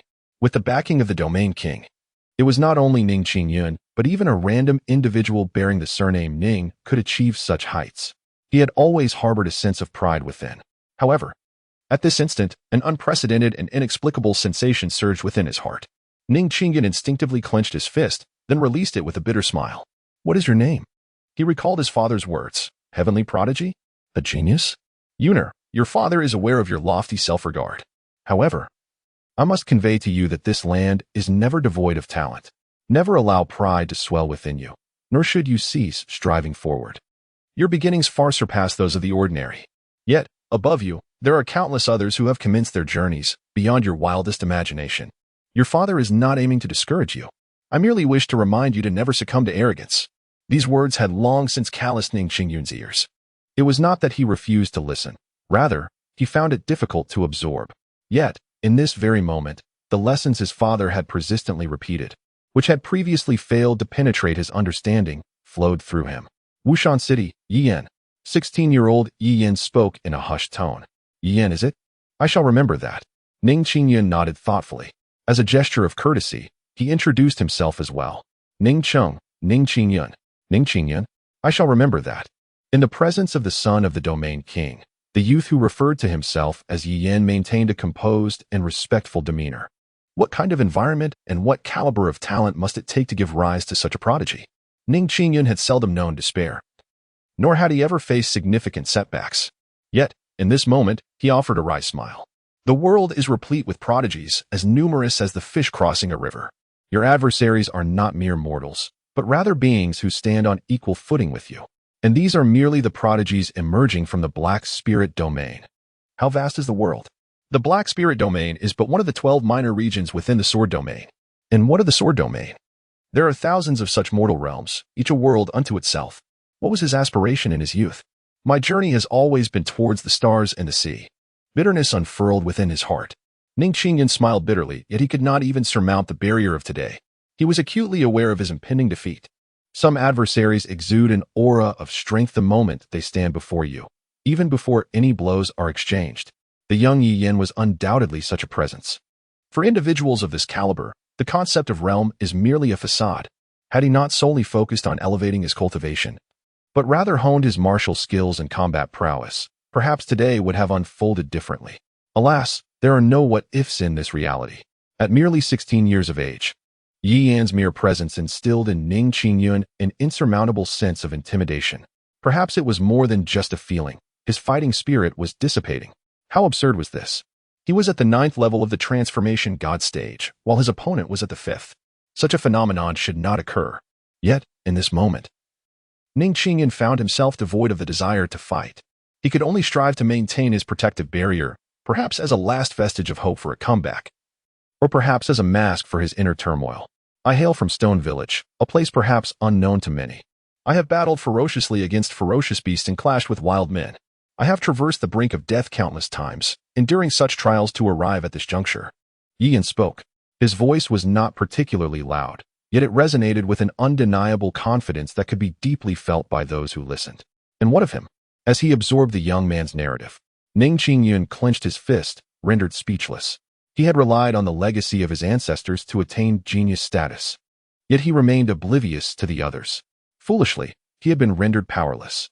Nothing could hinder my relentless advance. Not the ferocious beasts. Not death. And you shall not either. Yi Yin bellowed, and a phantom of a roaring tiger materialized around him. A chilling aura of slaughter suddenly permeated the air. Even the spectators outside the training arena trembled under the residual force of this menacing presence. This was a being that had truly clawed its way back from the jaws of death. Boom. Ning Xuan exerted all his strength to activate the golden bell shield. As if it were the sole lifeline he could grasp before drowning, he dared not utter a word. For the fierce aura emanating from Yi Yin instilled an uncontrollable terror within him, compelling him to retreat. Thus, he could only grit his teeth and summon the golden bell shield to confront everything ahead. Break. Boom. Yi Yin charged fiercely toward Ning Xuan. At that moment, Ning Xuan felt a surge in his throat, instinctively closing his eyes.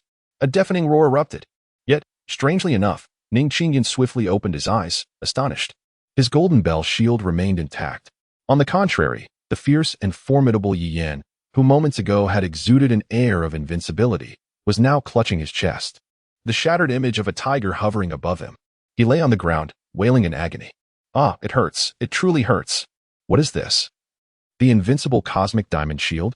It has reflected my attack back. Double. No, quintuple. Yi Yin cried out, a glaring streak of blood staining his lips. Ning Xuan, more relieved than ever, could hardly believe his eyes. Ning Cheng's third young master was indeed taken aback. The trio simultaneously emitted exclamations of surprise. They cast a peculiar glance at Yi Yin, wondering if this individual was also arranged by the city lord. However, such thoughts were not pertinent at this moment. Observing the rest of the talented individuals below, who were both eager yet somewhat hesitant, the third young master made his decision. Boom. A terrifying aura began to permeate the air, subtly evoking the might of a tribulation. What kind of formation could possibly enable three individuals at the transformation stage to unleash a strike rivaling that of the tribulation stage? The city lord, Luo Yang, spoke loudly, and the attention of the crowd was captivated by the martial stage. How dare you look down upon our Ning Cheng's third young masters? Unforgivable. Unforgivable. With a fierce battle cry, Lin Feiyang, Xiao Feiyu, and Bai Feifei surged forward simultaneously towards Ning Xuan. Creak. The martial platform instantly collapsed as if gnawed by a dog. Ning Xuan, shielded by the golden bell, turned pale. Could he withstand this blow? He had no confidence whatsoever. The 100 refinements Emperor's art for him primarily served to expand his spiritual apertures 100-fold. His internal cultivation capacity was comparable to that of 100 practitioners of the same realm. Yet, at this moment, it seemed of little use. Puff, ugh. 3 anguished cries echoed in succession. Many spectators, who had covered their eyes, dared to open them at last. The anticipated bloody scene did not unfold. Instead, the 3 young masters, who had just unleashed a force formidable enough to rival the tribulation stage, lay on the ground, wailing incessantly. Cough, cough, cough. I'm bleeding. It's over. My spiritual apertures are damaged, and it will take months to recover. Oh, it hurts. The invincible universe shield is indeed formidable. It doesn't just double or quintuple damage. It rebounds at 10-fold. The lamentations of the trio turned Yi Yin, who lay nearby. Pale as a ghost. Truly pale. He secretly rejoiced at his own cleverness. He had deliberately injured himself moments before. Otherwise, Yi Yin looked up at the 3 young masters, feeling an added sense of relief. He feared he might have met the same fate as those 3 foolish individuals. What was the point of entering a battle only to sustain severe injuries? Did it not waste precious cultivation time? He felt immensely grateful for having made a wise choice. As such thoughts crossed his mind, Yi Yin wiped the virtual sweat from his forehead. The son of the domain king. Terrifying indeed.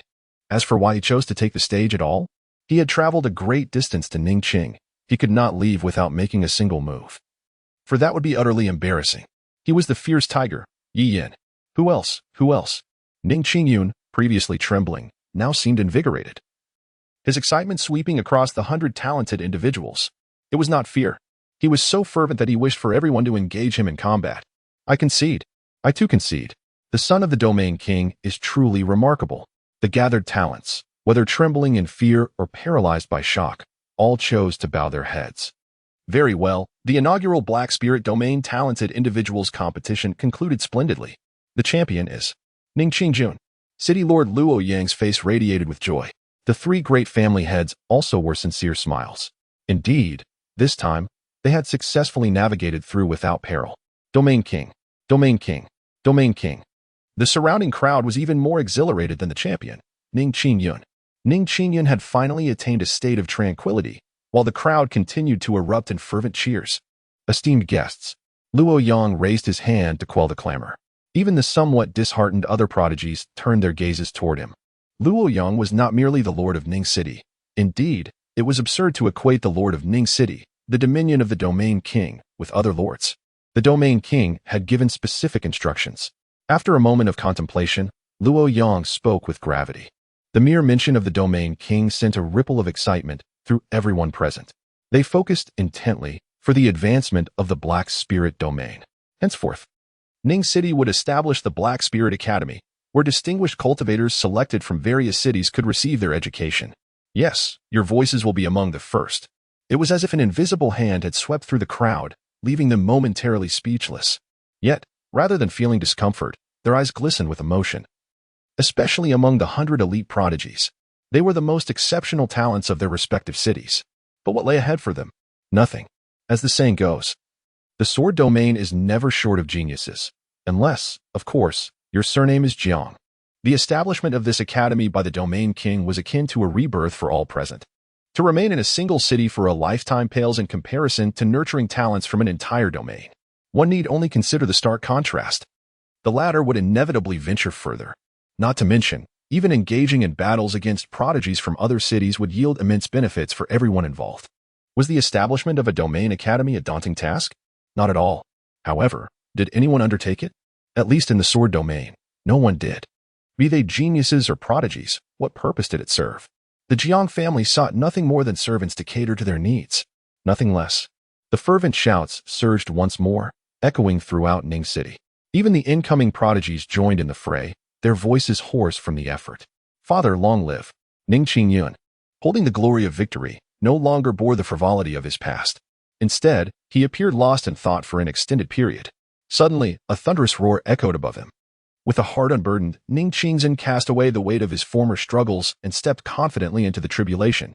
He was, after all, at the 9th level of the transformation realm. His prolonged stagnation was not due to personal limitations or a cap on his potential, but rather the lingering regrets that had haunted him.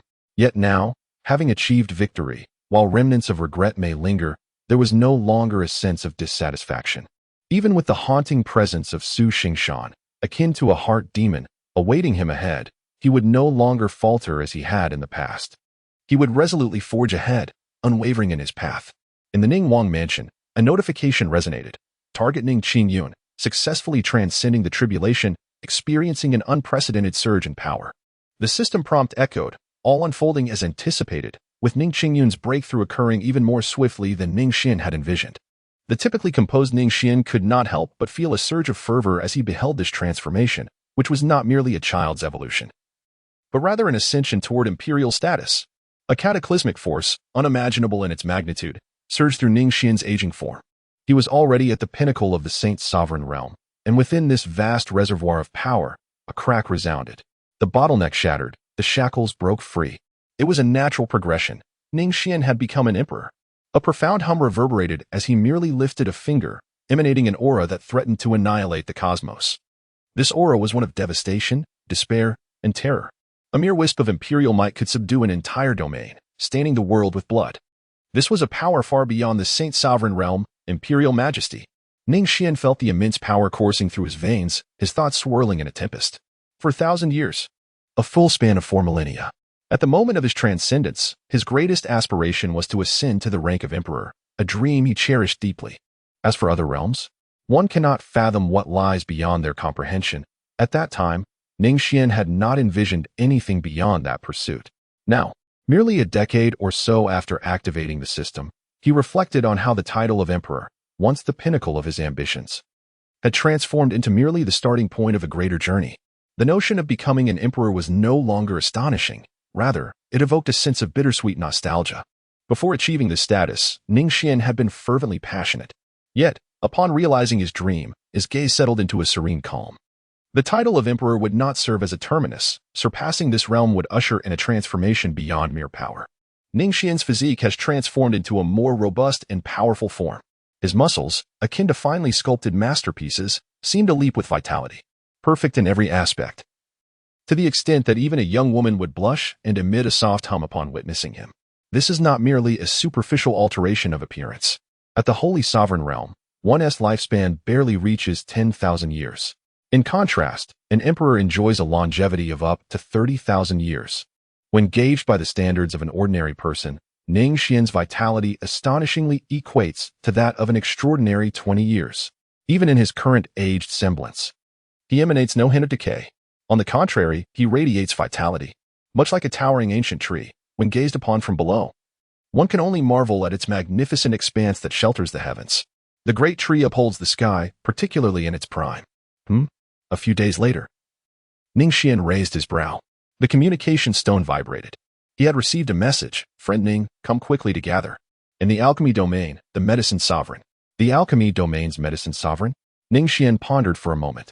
In proximity to the sword domain, there lay three other realms: the Dan domain, the Yin domain, and the soul domain. It was during his marriage that the Hongming secret realm was bestowed upon him by the Yin domain, the Jiuyang holy pill, a sacred elixir that aided his wife, Jiang Yun, in embarking on her path of cultivation, was a gift from the Dan domain.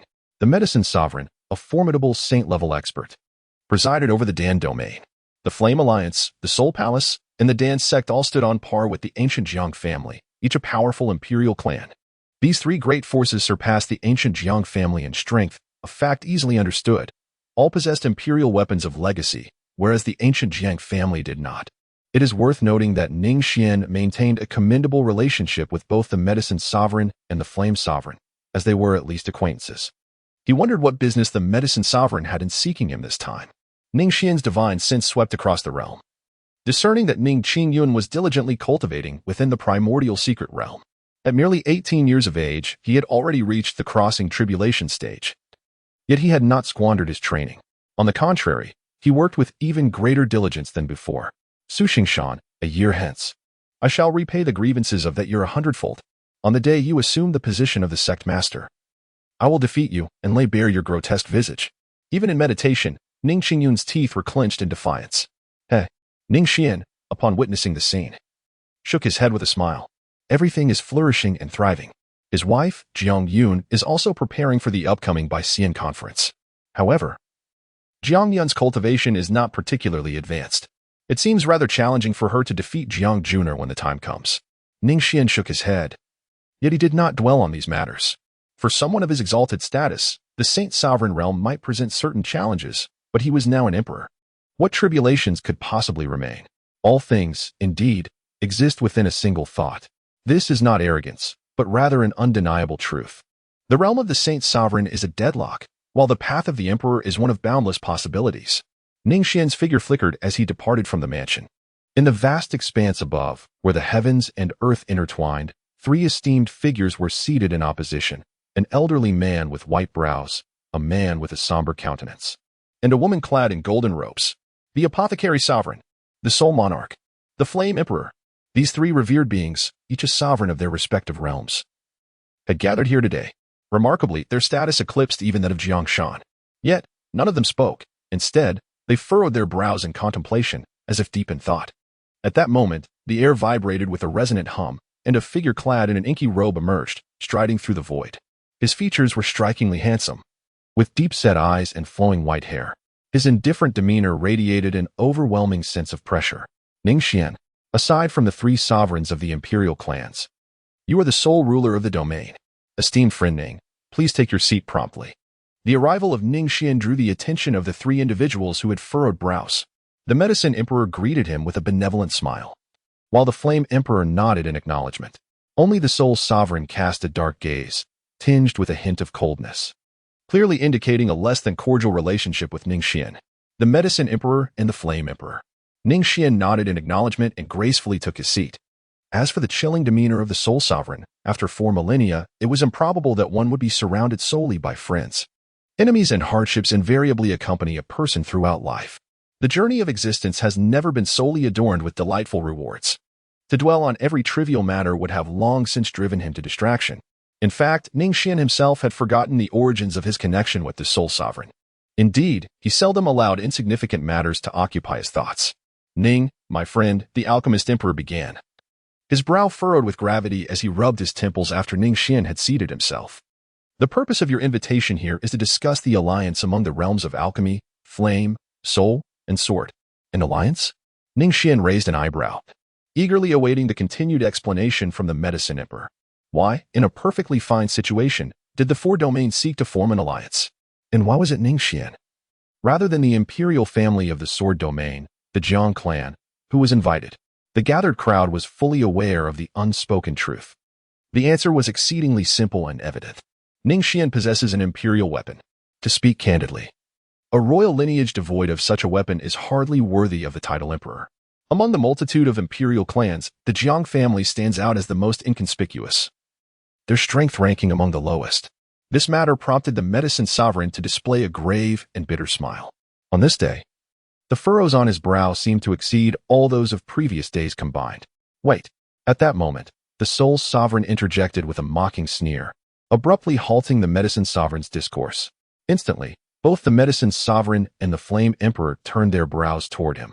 Soul sovereign, this alliance is of utmost importance. Do not provoke discord. Even if Ning, my friend, has had past grievances with you, so many years have passed, it is time to let bygones be bygones. The medicine sovereign and the flame emperor both urged. Let bygones be bygones? What a splendid notion!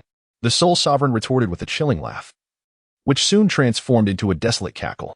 His gaze was piercing, compelling both the medicine sovereign and the flame emperor to avert their eyes. He then turned his cold stare toward Ning Xuan, his shadowy eyes concealing profound resentment. Ning Xuan, the matter of you slaying my son will remain etched in my memory for eternity, whether 1,000 years or 10,000 years pass. Ah, Ning Xuan responded, unfazed by the soul sovereign's menacing glare filled with murderous intent. Ning Xuan merely responded with a nonchalant "Oh, I have forgotten." Forgotten? Ha. A moment of dazed silence was followed by a venomous and frenzied laughter echoing across the heavens. The medicine emperor and the flame emperor were taken aback. Trouble was brewing.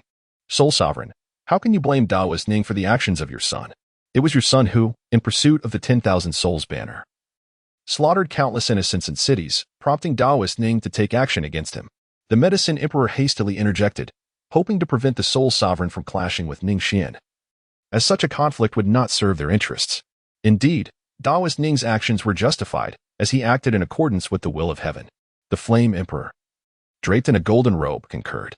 As for the notion of acting in accordance with heaven, the overflow of righteousness, how laughable!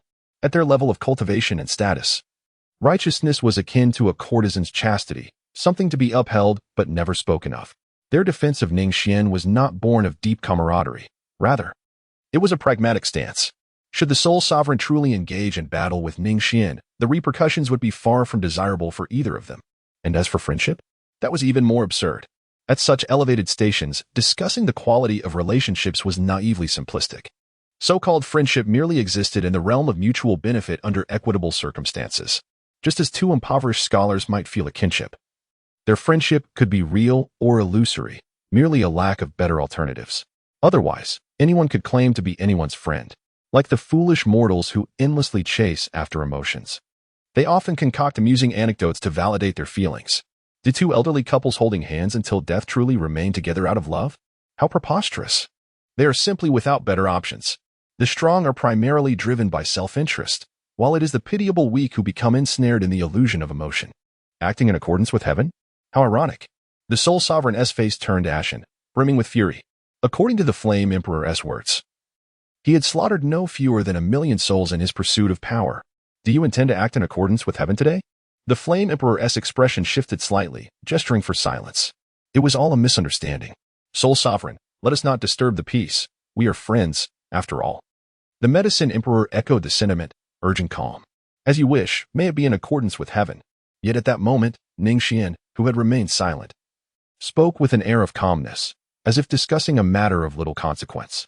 The soul sovereign's expression changed drastically. Instinctively, he prepared to summon his imperial weapon.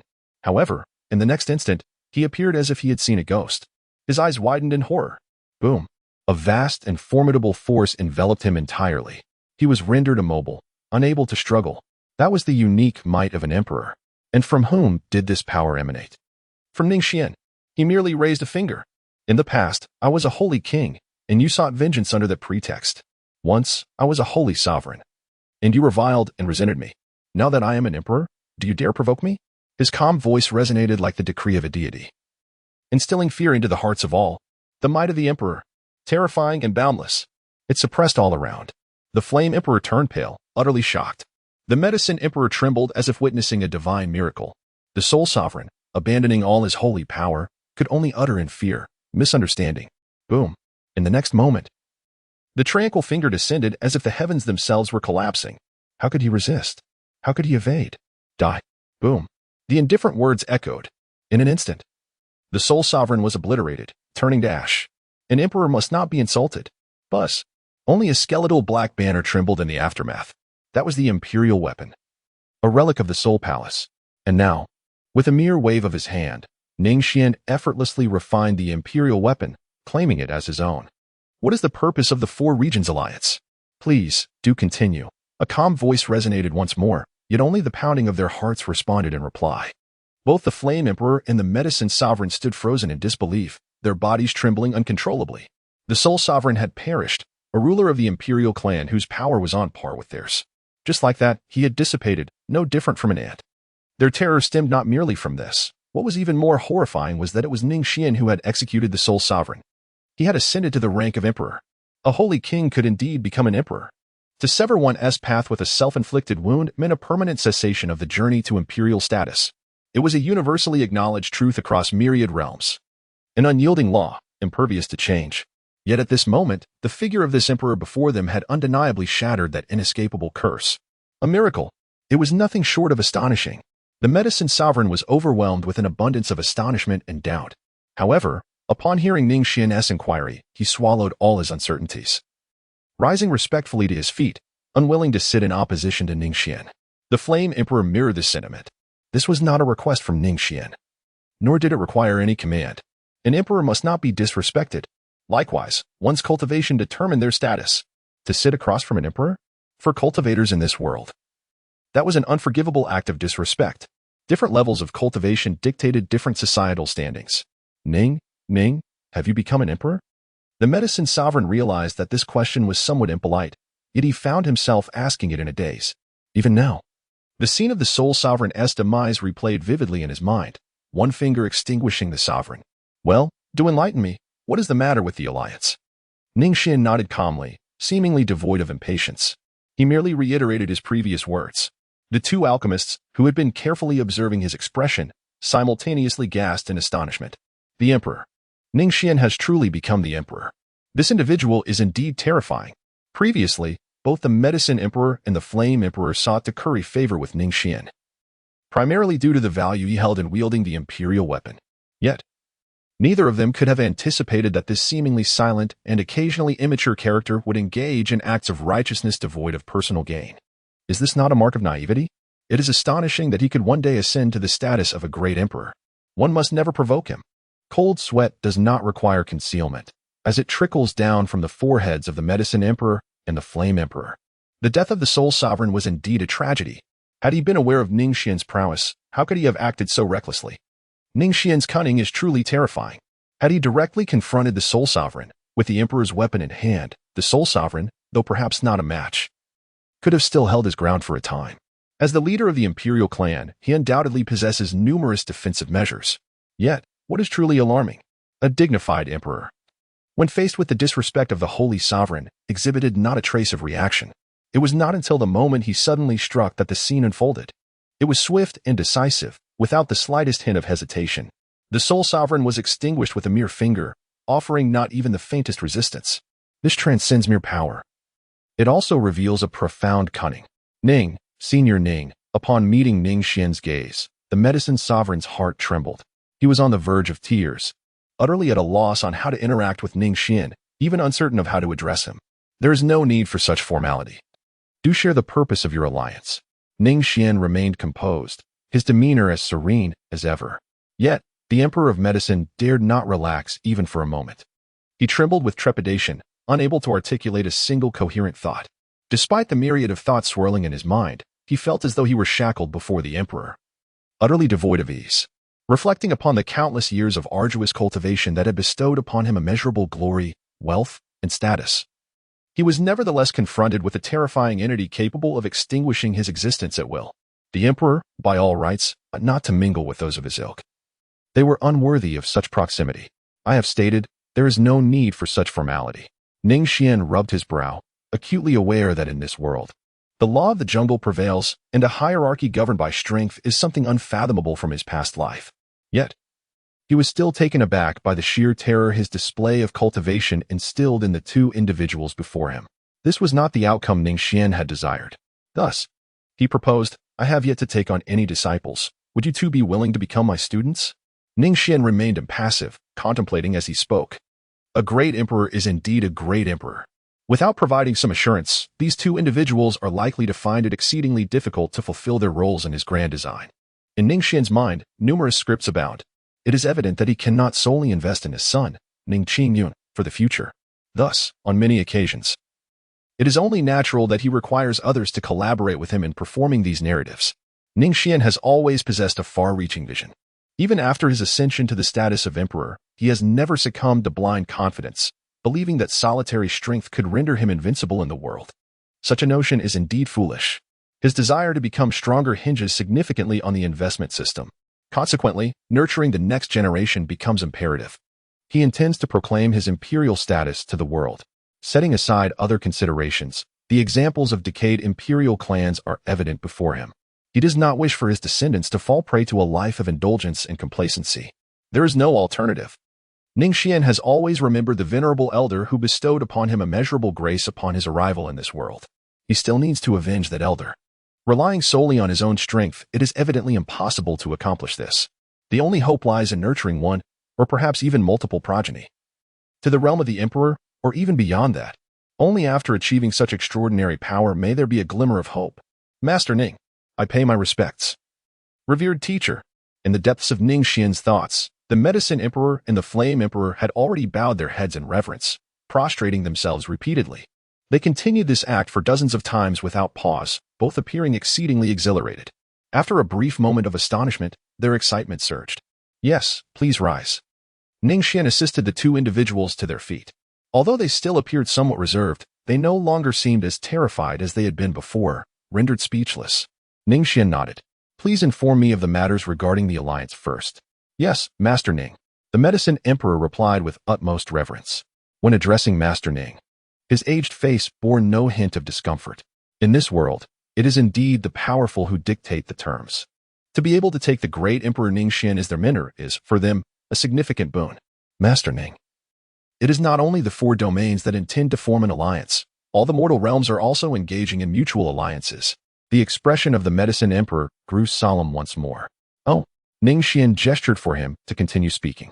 Why does the medicine sovereign always speak in half-finished sentences? Allow me to elucidate. The flame emperor stepped forward and declared, the mortal realm is on the brink of an unprecedented upheaval. Not only the mortal realm, but also the Tao realm and the immortal realm are preparing. Tao realm? Immortal realm? Upon hearing these terms, Ning Xuan furrowed his brow slightly. The mortal realm is by no means the sole domain. Above the vast heavens, those twinkling stars signify distinct Tao and immortal realms.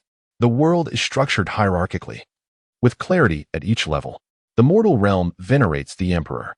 The Tao realm is governed by the Tao monarch. The immortal realm seeks eternal life. The divine realm is the abode of deities. The flame emperor completed his thoughts in one breath, his gaze filled with yearning. His delicate features betrayed a flicker of emotion. As a lineage that has produced great emperors, their knowledge undoubtedly surpasses that of Ning Xuan. Oh, now, Ning Xuan was genuinely intrigued. The talk of alliances and such faded from his mind. Qi refinement, foundation establishment, golden core, nascent soul, divine transformation, tribulation crossing, entry into sagehood, sage king, sage sovereign. These constitute the 9 realms of the mortal realm, where the emperor stands at the pinnacle. But what lies beyond the emperor? Upon hearing Ning Xuan's inquiry, the flame emperor respectfully glanced at him. Master, there are 3 realms of emperors. Emperor, Supreme Emperor, and Emperor Titan. Above the Emperor Titan is the right path realm. In the Tao realm, the right path realm signifies dominion. Beyond the right path lies the immortal realm. The immortal realm is elusive. I do not know the divisions of the immortal Dao realms, but I have heard that the immortal Dao also consists of 3 realms, akin to the emperors. Ah, indeed. The right path also contains 3 realms, with this realm referred to as the emperor monarch. As for the other 2 realms beyond the right path, they are beyond my knowledge. The flame emperor's tone was filled with longing, yet tinged with melancholy. For practitioners of the mortal realm, even those who are sovereigns of imperial lineages, no matter how powerful they may be, the realms above remain as distant as the moon reflected in water. Mere illusions and dreams. The more one learns, the greater the discontent and despair that ensue. The right path emperor monarch? Upon hearing the flame emperor's explanation, Ning Xuan's dark eyes flickered slightly. The pinnacle of the emperor realm, the venerable emperors, and the immortal sovereigns. It was evident that this represented the subsequent tier of existence. As for the specific classifications of these realms, he refrained from inquiring, for it was likely that both the Flame Emperor and the Medicine Sovereign were equally unaware of the particulars. For a moment, the trio fell into silence.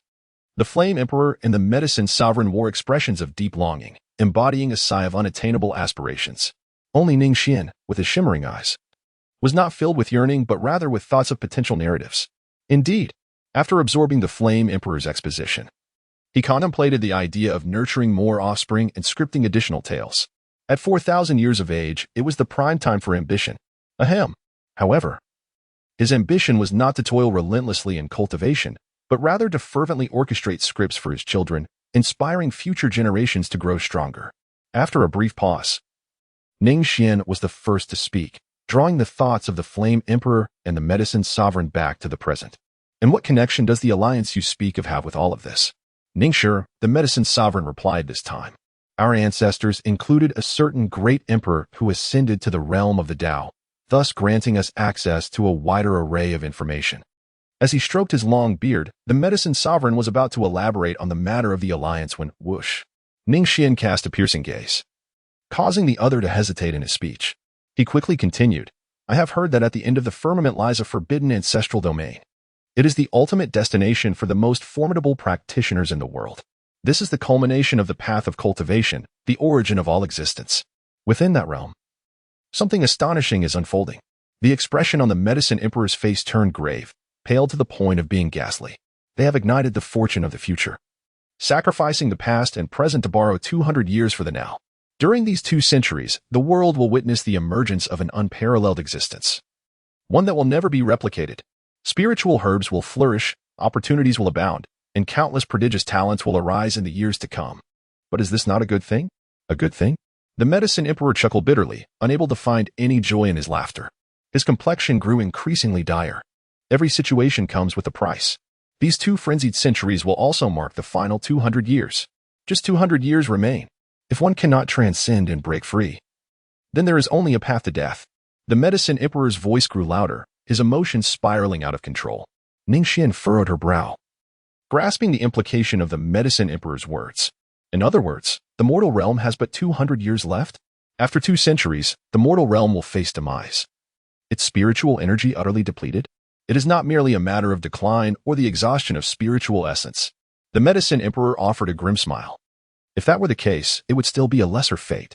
The mighty beings of the ancestral realm have sacrificed all their fortunes to ignite these fleeting 2 centuries.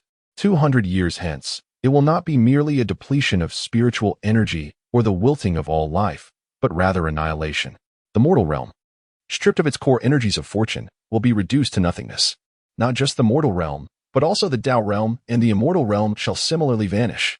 What? Ning Xuan seldom experienced surprise. However, this time, he furrowed his brow, finally comprehending why the Flame Emperor and the Medicine Sovereign bore expressions of utter despair. Is 200 years a long time? For mortals, it may signify 2 or 3 lifetimes. Yet, for cultivators, it is merely the blink of an eye. 200 years is, indeed, exceedingly brief. Ning Xuan had just gained several thousand years of lifespan due to his breakthrough to the Emperor level. But it vanished in an instant. The world was on the brink of destruction. What use was his extended life? Was there truly no one to intervene? Ning Xuan furrowed his brow. How to prevent it? How to impede it? The Medicine Emperor smiled bitterly. The decision was made by the beings of the ancestral domain. Silence enveloped the moment. After a prolonged pause, the sudden news left Ning Xuan at a loss. His original plan had been to leisurely nurture his juniors, allowing them to grow and awaken on their own. But now, only 200 years remained. Ning Xuan rubbed his brow, troubled. When will the plan to ignite the present and sacrifice the future commence? The news from above has indicated that it will begin in just a few days. Ning Xuan's heart sank once more. Such a reckless scheme would have been utterly inconceivable in his previous life. Sacrificing the future to ignite the present. It is evident, without even a hint of speculation, that countless individuals would undoubtedly be shattered beneath the relentless tide of the era. 99%? No, perhaps even more. Yet, this is a world governed by the law of the jungle. The existence within the ancestral domain has determined this fate. Whether others desire it or not has become utterly irrelevant. As for the rest, even for an emperor like Ning Xuan, the sole consideration is how to survive 200 years hence. It is little wonder that the medicine sovereign and the flame emperor are consumed by despair. Behind them stands not merely an individual or a household, but an entire imperial lineage that has endured for millennia. How could they not be concerned? Fortunately, there exists an infinite investment system. With the descendants I invest in, I can reap a staggering hundredfold return. Thus, it appears that the path is not entirely devoid of hope. Although there is some pressure, it is not enough to dishearten Ning Xuan. He glanced at the disinterested flame emperor and medicine sovereign. Ning Xuan shook his head. There is no need for such despair. This may not necessarily be a misfortune. Perhaps we can seize this opportunity to ascend to greater heights. We shall rely heavily on our esteemed master. The flame emperor and the medicine sovereign managed a strained smile, clearly unable to immediately recalibrate their emotions. The holy sovereign is unable to transcend the great emperor. But what of the present? Have I not already broken through? If I can achieve this, then so can you. Ning Xuan's words were profound yet succinct. As soon as he spoke, the Emperor of Flames and the medicine sovereign abruptly lifted their heads, their gazes fervent as they fixed upon Ning Xuan. Master Ning, are you suggesting that you possess a method to aid us in transcending to the rank of the great emperor? Master? Ning Xuan smiled silently. When it comes to painting a pie, one must certainly know when to stop. By the way, what is the situation with the alliance, Yawang? Please elucidate. Yes, Master Ning. Yawang promptly responded with a respectful gesture, his expression brimming with servility.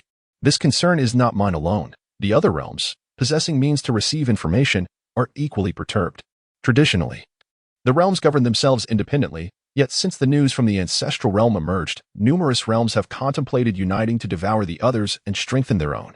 In recent days, despite the lack of visible changes in the realms, several weaker imperial clans have already been annihilated. Yao Wang's expression grew slightly grave. Yet he no longer bore the weight of tension. After all, they are accompanied by a veritable emperor. Currently, there are over 1,000 realms. Yet the number of emperors remains scant, not exceeding 10 in public view. Realms such as Dan Realm, Soul Realm, Flame Realm, and Sword Realm, situated far from the center of the ordinary realms, remain exceedingly secure. The powerful imperial clans have formed an alliance, jointly attacking the weaker clans, which is why we previously considered a coalition of the 4 realms. In this manner, even if an imperial clan wishes to obliterate us, they must weigh their own strength. Yao Wang respectfully articulated, I see. Ning Xuan nodded, comprehending the reason behind the Emperor of Medicine's invitation to this place. What is your intention? The Emperor of Medicine and the Flame Emperor both gazed at Ning Xuan in confusion. Master Ning, your thoughts align with ours. Indeed, Master. Please feel free to instruct us on any matters. I wish to continue the alliance. Ning Xuan Dao, the 4 domains of Dan, Soul, Flame, and Sword have officially announced the formation of an alliance, seeking to deter any unwarranted disturbances from the imperial clans. As for my identity as the Great Emperor, I wish to keep it confidential, for I desire that no one else, aside from the 2 of you, be privy to this information. Ning Xuan instructed him. With his identity as the Emperor now exposed, how could he possibly arrange a script for his beloved son? Yes, rest assured, Master. The Medicine Emperor and the Flame Emperor naturally had no objections, nodding repeatedly. However, what should the alliance of the 4 domains be named?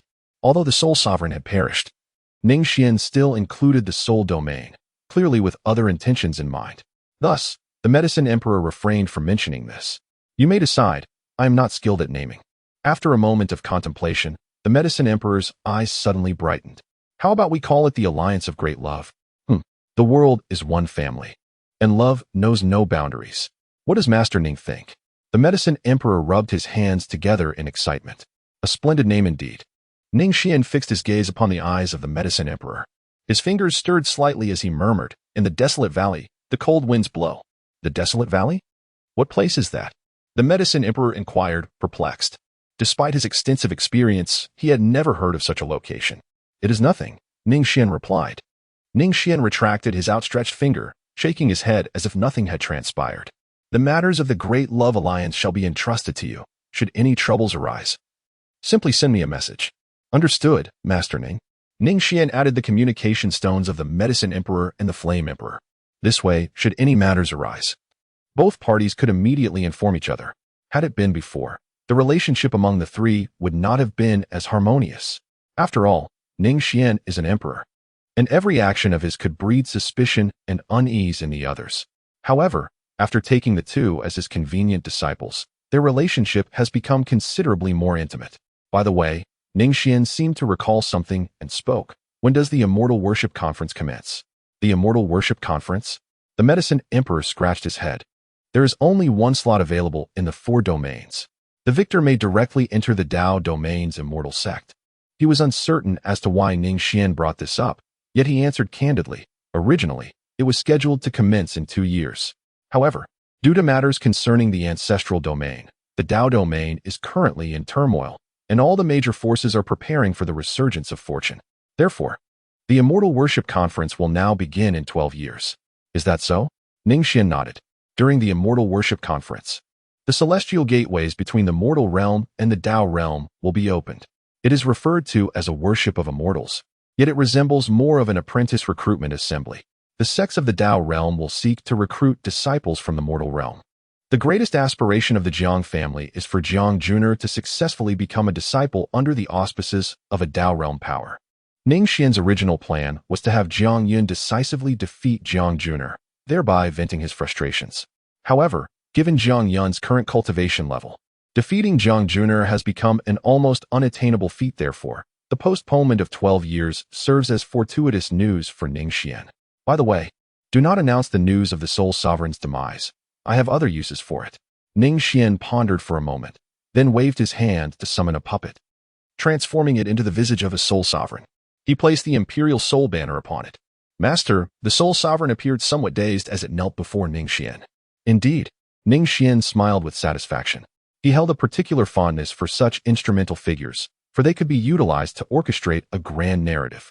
With the emergence of the Soul Palace, it was only fitting that his descendants would feature a valiant hero, Xiaohua. How could there be no youthful champion to vanquish the malevolent Soul Palace?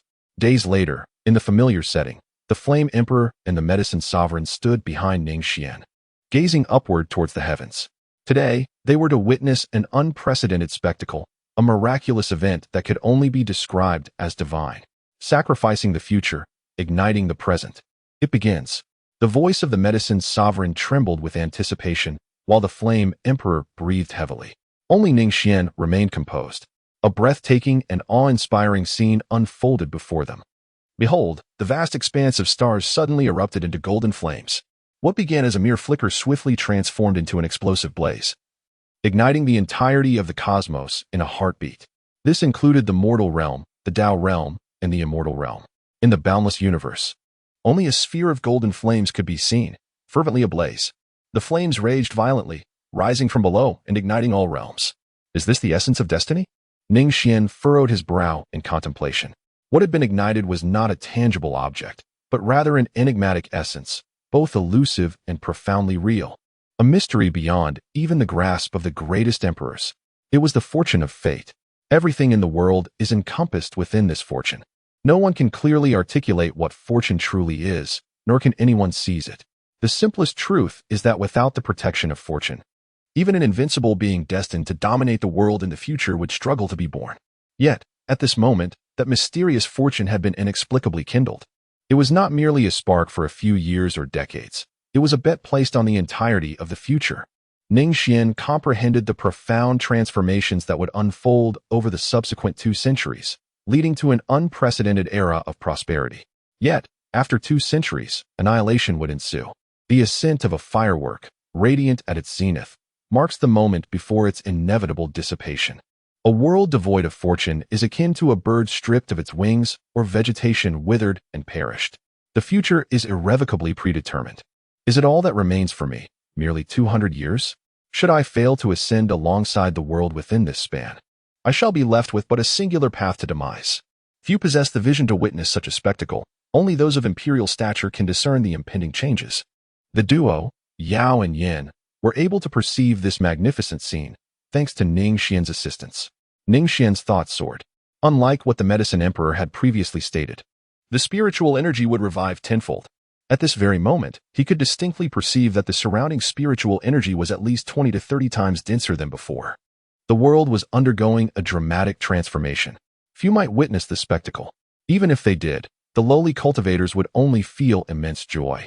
Spiritual herbs were abundant, and opportunities were everywhere, as if everything was progressing in a favorable direction. The mortal realm stretched infinitely, with the total number of mortal domains exceeding 1,000. Among these domains, there existed geographical divisions. A vast ocean of boundaries flowed through, segmenting the 1,000 mortal realms into 5 parts: East State, West State, South State, North State, and Central State. Each state encompassed over 200 mortal domains, including the Sword Domain, Flame Domain, and Pill Domain, all of which belonged to the South State. In the instant when fortune ignited and spiritual energy revived, under the resplendent golden flames, many beings that should not belong to this era simultaneously emerged. They awakened with the revival of spiritual energy after countless ages. In the North State, within an unknown mountain stronghold, the region was characterized by its mountainous terrain, where cultivators resided in such strongholds. Amidst the gusts of cold wind, a rigid figure arose from the snow. This was a person who had perished from the cold, yet was now awakening to life. Ugh! A boy of around 16 or 17 shook his head, clutching it. On this snowy day, he was clad in tattered clothing, unable to provide even the most basic protection against the chill. The boy had likely perished for this very reason. Yet at this moment, facing the biting cold wind that felt like a knife against his skin, he wore a smile on his delicate face. Pain, which others might find terrifying, was something he sought after. For as long as he could still feel pain, it meant he was alive. He was indeed alive. Life, how precious and worthy of cherishment it was. Had he been reincarnated into the mortal realm? Although it lacked the abundant resources of the Tao realm, it was, at least, safe. Braving the cold wind, the boy walked barefoot through the snow toward the brightly lit stronghold in the distance. Although there were numerous means to avoid the cold, he did nothing, allowing his feet to become frostbitten and his body to turn purple. Throughout, he maintained an expression of enjoyment. Had he ultimately failed? He had not been able to fully condense the imprint of longevity. Nevertheless, the boy extended his hand, slender and tender, which was enveloped in an invisible layer of black energy. How unexpected it was. Instead of walking the path of longevity, he had instead strayed onto the path of immortality. Life and death intertwined, death and life intertwined. I have been reborn, returning again. Just as the boy was named Feng Sheng, he too was Feng Sheng. This name might not be remarkable in the mortal realm, but in the Tao realm, it was a name that invoked fear and disdain. He was a revered emperor of the path, and not just any emperor. As for why he was reborn in this trivial mortal world, it was simply because the path he had condensed was the path of immortality. Immortality, not born of womb or egg, but rather through transformation. He could be killed, reduced to ashes, but even if his soul were to scatter, he would still endure. As long as there existed someone named Feng Sheng in this world, he could be reborn again.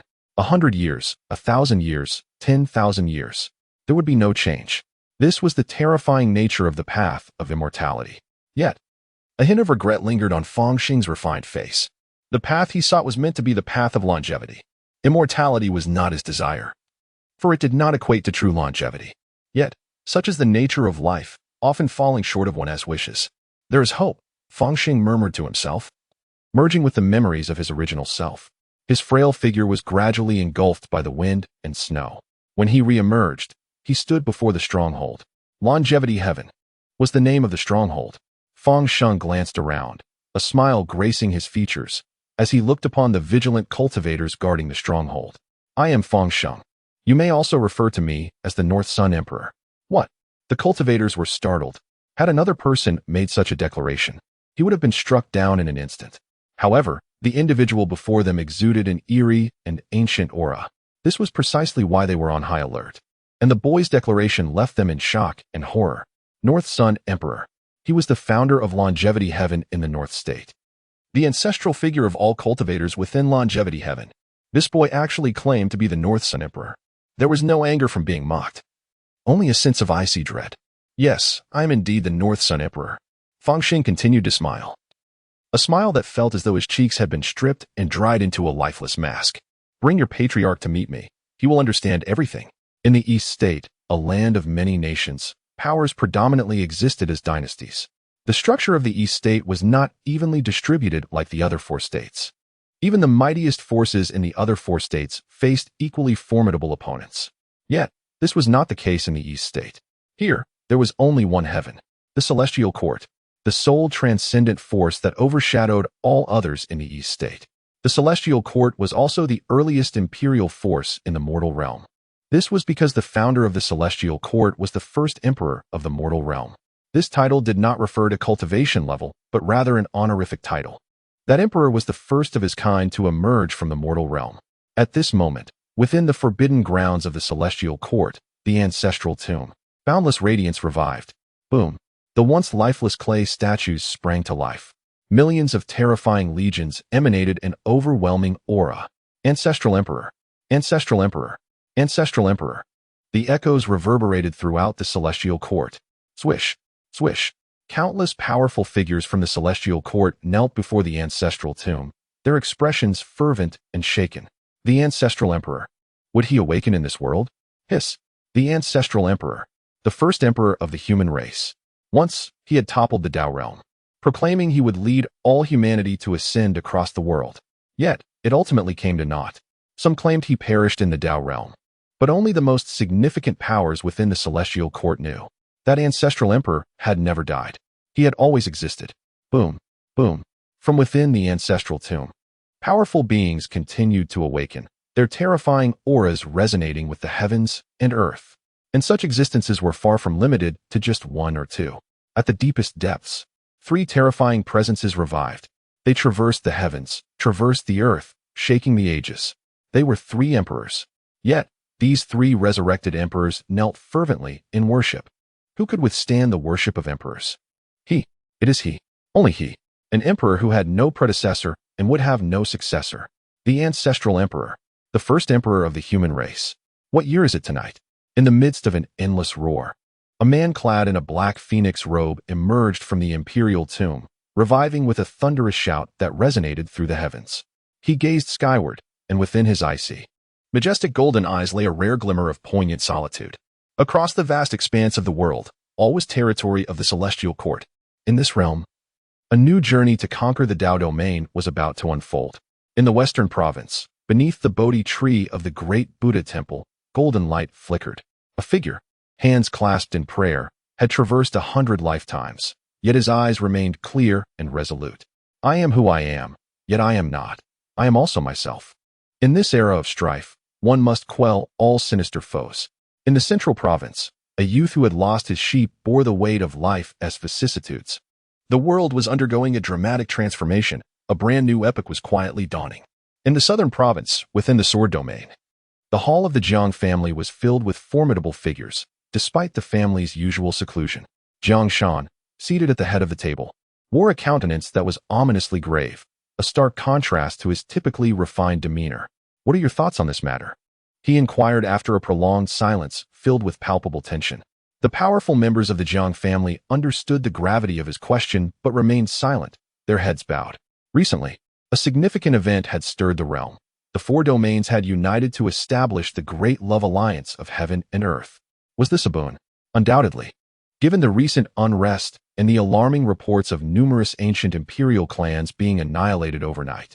For a relatively weaker imperial clan like the Jiang family, such news was indeed welcome. Yet, the oppressive atmosphere hinted that the situation was far more complex than it appeared. A bunch of useless fools, Jiang Shan exclaimed as he shattered a teacup in frustration. His anger was directed at his elders, an inappropriate outburst, yet the turmoil within him was insufferable. Ning Xuan has gone too far.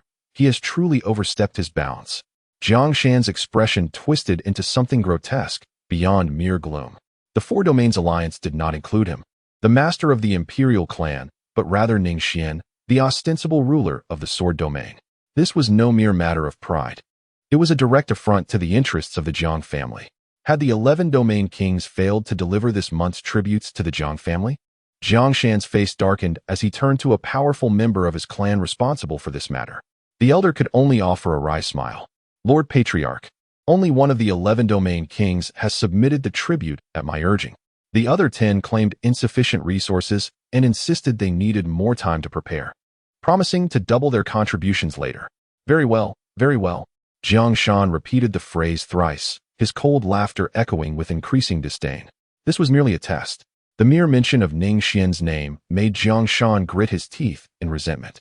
The other formidable members of the clan remained silent, aware that Ning Xuan possessed imperial artifacts, rendering even a powerful family like the Jiangs powerless against him. Thus, the silence lingered among them. Ning Xuan has already represented the sword domain in forging an alliance with the 4 domains. Even more infuriating is the fact that there has been no dissent from the other 3 major domains. Ning Xuan, though not of the imperial lineage, wields the powers typically reserved for the imperial family. What could be his intentions? Is he seeking to usurp the Jiang family? While the crowd pondered these thoughts, silence enveloped them. The sentiment remained unchanged. Ning Xuan possesses a certain reason. No matter how reluctant the Jiang family may be, they find themselves unable to contend with this stubborn and unsightly stone. This face, the Jiang family cannot afford to lose again.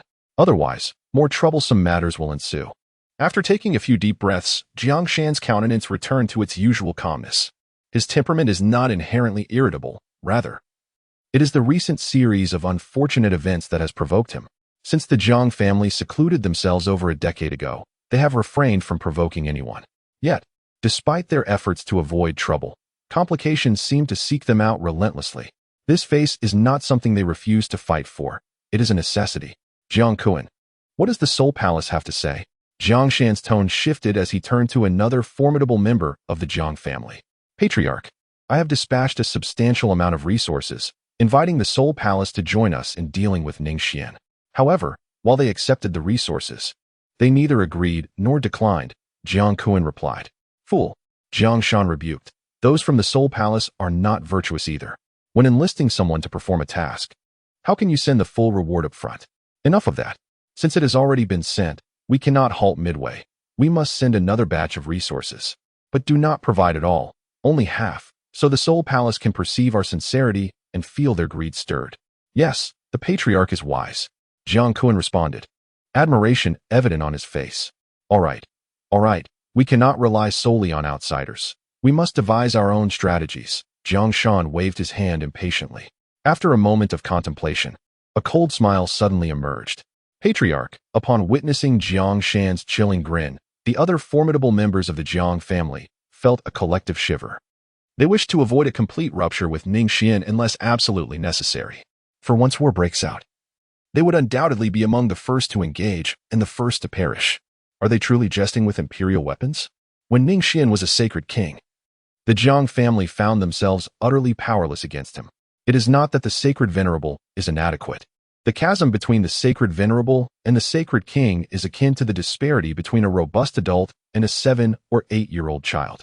Yet, the emperor's weapons disregard such differences, much like an unarmed individual facing a child wielding a powerful ranged firearm. No matter how skilled one may be, what use is it if they cannot even make contact with the opponent? Moreover, the current Ning Xuan is no longer the Ning Xuan of yore. He has ascended to the position of sacred venerable. Who can contend with him? Who dares to engage in battle? Head of the family, please reconsider. The old man Ning Xuan is indeed not someone we can match at present, spoke an elder of the Jiang family. Rest assured, Ancestor San, I am fully aware, replied Jiang Shan with a cold smirk. I certainly do not intend to engage Ning Xuan in a life-and-death struggle, as that would only lead the Jiang family into a fiery abyss. That is well, the formidable figures sighed in relief. However, Jiang Shan's tone shifted. Didn't Ning Xuan recently host some sort of Black Spirit domain competition in Ning City? If he can hold such an event, why cannot the Jiang family do the same? His gaze was icy. This time, I will not only host it, but I shall also hold it in Ning City. He organizes a competition. I shall organize a grand tournament. The Immortal Worship Assembly has been postponed due to some happenings in the upper realms. Yet I still possess the means to humiliate Ning Xuan. This time, let Juner act in advance to tarnish Ning Xuan's reputation. I shall see what the Ning family has left to fight with. Upon hearing these words, the eyes of the Jiang family's strong men gleamed with excitement. Indeed, This approach would not only spare them from confronting Ning Xuan directly, but would also allow them to avenge the humiliation suffered by the Jiang family. Of course, there were numerous interests at play. The head of the family is truly wise. All hail the head of the family. Such praise echoed as the crowd erupted in malicious laughter, commencing discussions on the details. Across the entire sword domain, who does not know that Ning Xuan has no worthy successors? It is said he has but 3 children, 2 daughters who pose no threat. The third child is notorious for thievery. What a disgrace. This presents a perfect opportunity to utilize the upcoming sword domain competition to show everyone whether the sword domain belongs to the Jiang family or the Ning family.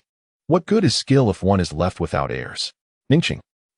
As he glanced over the multitude of rare herbs and elixirs within his storage bag, it was no exaggeration to assert that any single item within could incite a tempest of bloodshed if showcased externally. Yet, within Ning Xuan's possession, they were piled high like mountains. Mountains not singular, but rather hundreds in number. This phenomenon puzzled Ning Xuan. What madness had gripped the Jiang family, compelling them to deliver resources to him daily? The gifts bestowed upon the Soul Palace by the Jiang family ultimately found their way back to Ning Xuan through the hands of puppets. Shaking his head, Ning Xuan dismissed the triviality of the matter. Last night, his 2 daughters had returned to Ningqing. It is worth noting that Ning Xuan had 3 children: his eldest daughter, Ning Xue, his second daughter, Ning Lan, and his son, Ning Yun. Both daughters had now attained the Yuaning stage of cultivation. While Yuaning seemed insignificant in the presence of Ning Xuan, it was merely a reflection of his status as a domain king. A Yuaning cultivator would be regarded as formidable in the outside world. After spending some time cultivating in the Hongming secret realm, the 2 daughters had mostly been traveling abroad. Last night, they had mysteriously mentioned that they would surprise him today. One could only hope it would not be a fright. Ning Xuan smiled faintly, then proceeded towards the hall. Father! Father! Upon his arrival, Ning Xue and the other person expressed their delight with a cheerful call. Oh! After several years of separation, their reunion evoked a sense of unfamiliarity. Ning Xuan couldn't help but feel a sense of bewilderment. His reunion with Jiang Yun, despite a period of separation, was akin to ice and snow melting away. However, after being apart from his own children for a while, he experienced a fleeting moment of unfamiliarity. Ning Xuan recalled a saying from a past life: ultimately, the ones who accompany us are neither our parents nor our children, but rather our significant other. In the early years, children often hold a special place in our hearts. Yet, as they mature, that bond of familial affection inevitably wanes with the passage of time.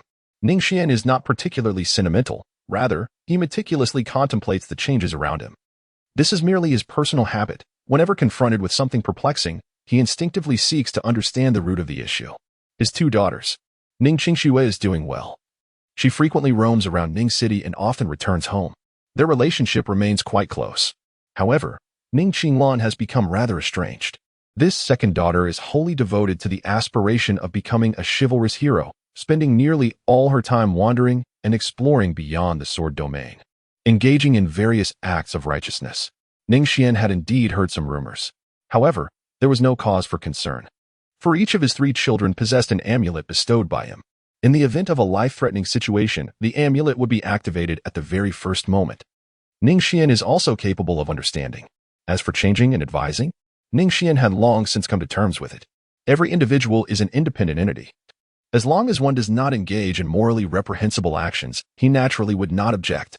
From his father's perspective, it is only natural to wish for a harmonious reunion of the family. However, from the viewpoint of the children, their thoughts may differ. Father, at this moment, Ning Xue's cautious voice gently pulled Ning Xuan's thoughts back to reality. What is it? Ning Xuan inquired with a gentle demeanor. My daughter wishes to discuss something with you.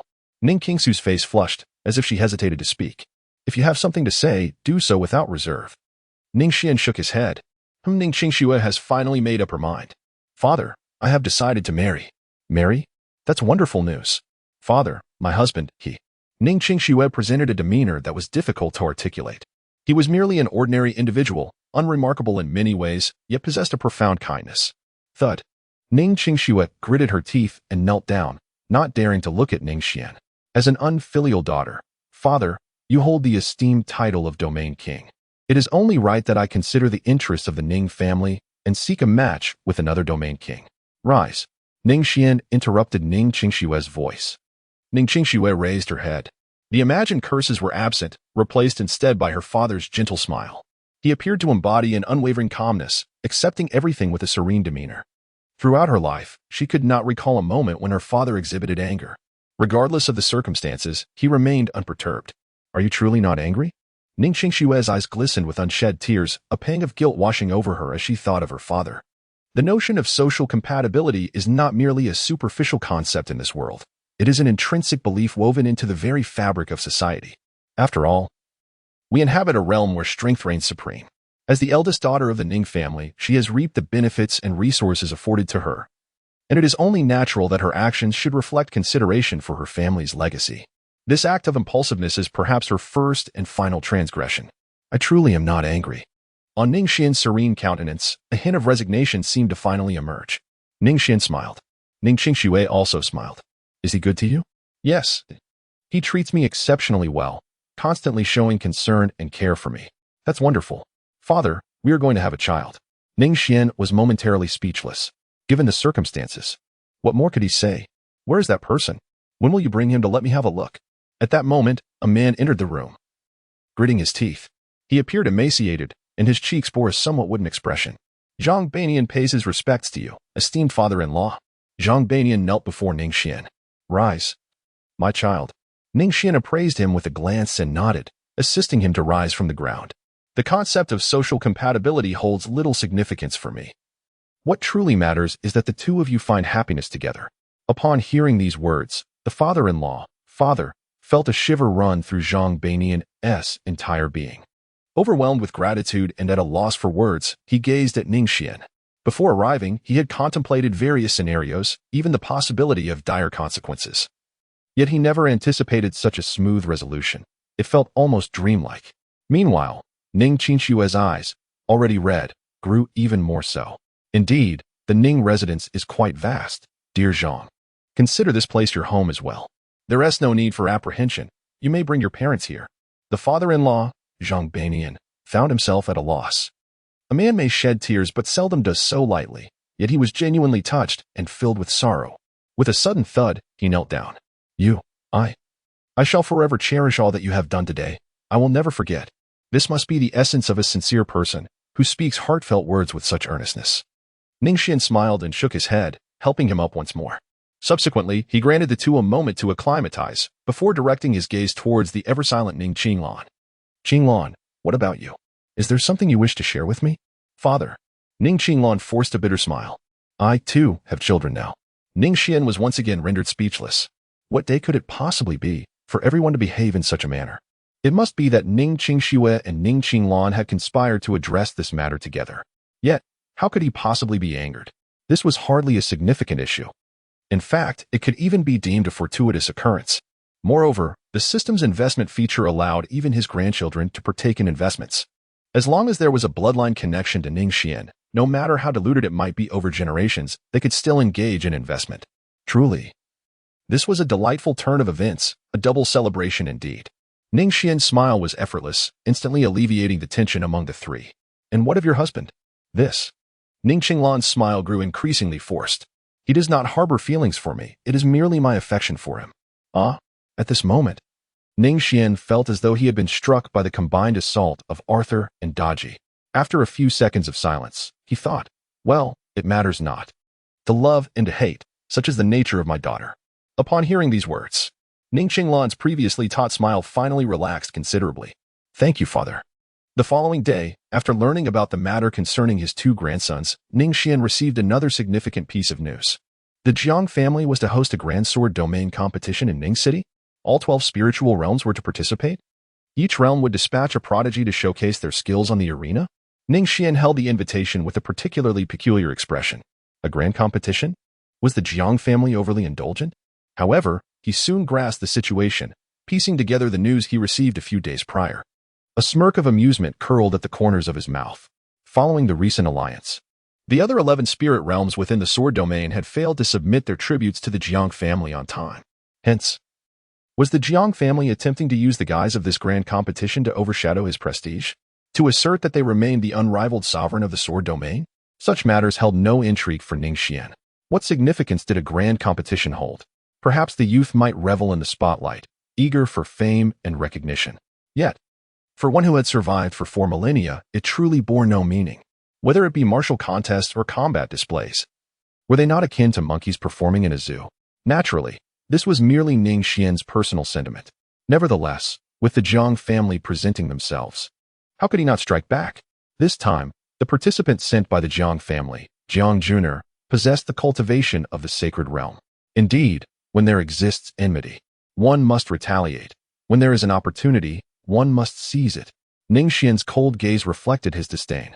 He had never regarded the Jiang family with any significance. The sacred king realm was trivial, and the sacred venerable realm even more so. Moreover, he had now ascended to the level of an emperor. As for why he did not immediately strike down the Jiang family, Ning Xuan's vision has always been remarkably far-reaching. Why is it said that whenever war erupts, technological advancement surges? Why do the second-generation offspring fail to match the caliber of their predecessors? Beyond mere luck and the circumstances of the era, there lies a more profound reason. True gold can only be tempered by fierce flames. An overly comfortable environment merely breeds mediocrity and decline, a fate Ning Xuan is reluctant to witness, especially as the fortunes of 2 centuries are destined to wane. The Jiang family has always been the enemy he deliberately intended to forge. It is precisely the beginner's village he has bequeathed to the next generation. Is there no way for Ning Xuan to improve his relationship with the Jiang family? If he merely wishes to enhance it, the Jiang family can undoubtedly become his brethren, his allies. Ning Xuan possesses numerous methods and strategies. However, is there truly a necessity for them? In this world, where good people exist, there must also be malevolent ones. Just as perilous environments can plunge individuals into despair, overly comfortable settings can lead to moral decay. Every phenomenon possesses an alternative value, contingent upon one's ability to perceive it. As the adage goes, the world is never devoid of beauty. It merely lacks eyes that can discern it. Value operates in much the same manner. One might have intended to cleanse the shame of bygone years during the Immortal Worship Conference, yet since the Jiang family has presented themselves so readily. Ning Xuan smiled with a hint of intrigue. Jiang Yun, my beloved wife, tomorrow I shall grant you your vengeance. The day of the grand competition is upon us. Just a day away. Jiang Jr. possesses the formidable cultivation of the sacred realm. Yet, what of Jiang Yun? Her cultivation is but a pitiable level of divine transformation. This is still under my extraordinary assistance.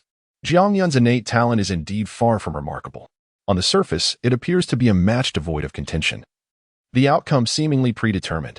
Yet, who is Ning Xuan? He has now ascended to the rank of emperor, not to mention the Saint Realm's Jiang Jun. Even the Saint Sovereign's Jiang Jr. Ning Xuan lamented her defeat. Even an ant could conquer her. This is by no means arrogance. It is merely that few can truly comprehend the terror of an emperor. An emperor, a rarity that emerges only once in an eternity. Ning Xuan's figure flickered as he stepped into the Hongmeng's secret realm. Father, a voice filled with surprise echoed, belonging to Ning Xuan, who was idly waiting at the entrance of the secret realm. What brings you here? I am searching for your mother. What has transpired with Ning Xuan? Ning Xuan casually inquired. Ning Xuan pondered for a moment and decided not to conceal anything. He recounted the enmity between Jiang Yun and the Jiang family, as well as the reasons behind the upcoming Sword Domain Grand Tournament to Ning Xuan. Such revelations would undoubtedly have a significant impact on a child, and they would also serve to ignite his desire for strength. Indeed, after hearing Ning Xuan's narration, Ning Xuan's expression shifted dramatically. He clenched his fists in furious determination. The Jiang family, that despicable Jiang family. One day, I shall repay the humiliation my mother endured 1,000-fold. Observing Ning Xuan in such a fervent state, Ning Xuan nodded in satisfaction. It's good that you understand. After giving Ning Xuan's shoulder a gentle pat, Ning Xuan intended to seek out Jiang Yun. Father, wait a moment. At that moment, Ning Xuan called out to him once more. Ning Xuan gazed at him. Father, the Immortal Ascension Conference will not commence for another 12 years, correct? Allow me to represent the Ning family in this upcoming Sword Domain Tournament. How can we turn a blind eye to the humiliation endured by mother? Ning Xuan's tone was laden with anger. However, this time was not like the previous Ning City martial arts gathering. The Jiang family would not indulge him in a charade. Nevertheless, after a moment of contemplation, Ning Xuan nodded in agreement without dissent. Splendid. Thank you, father. Ning Xuan clapped his hands in joyous celebration, perhaps already contemplating how to reprimand the Jiang family on the morrow. Of course, in Ning Xuan's eyes, he was merely a child, while courage is undeniably significant.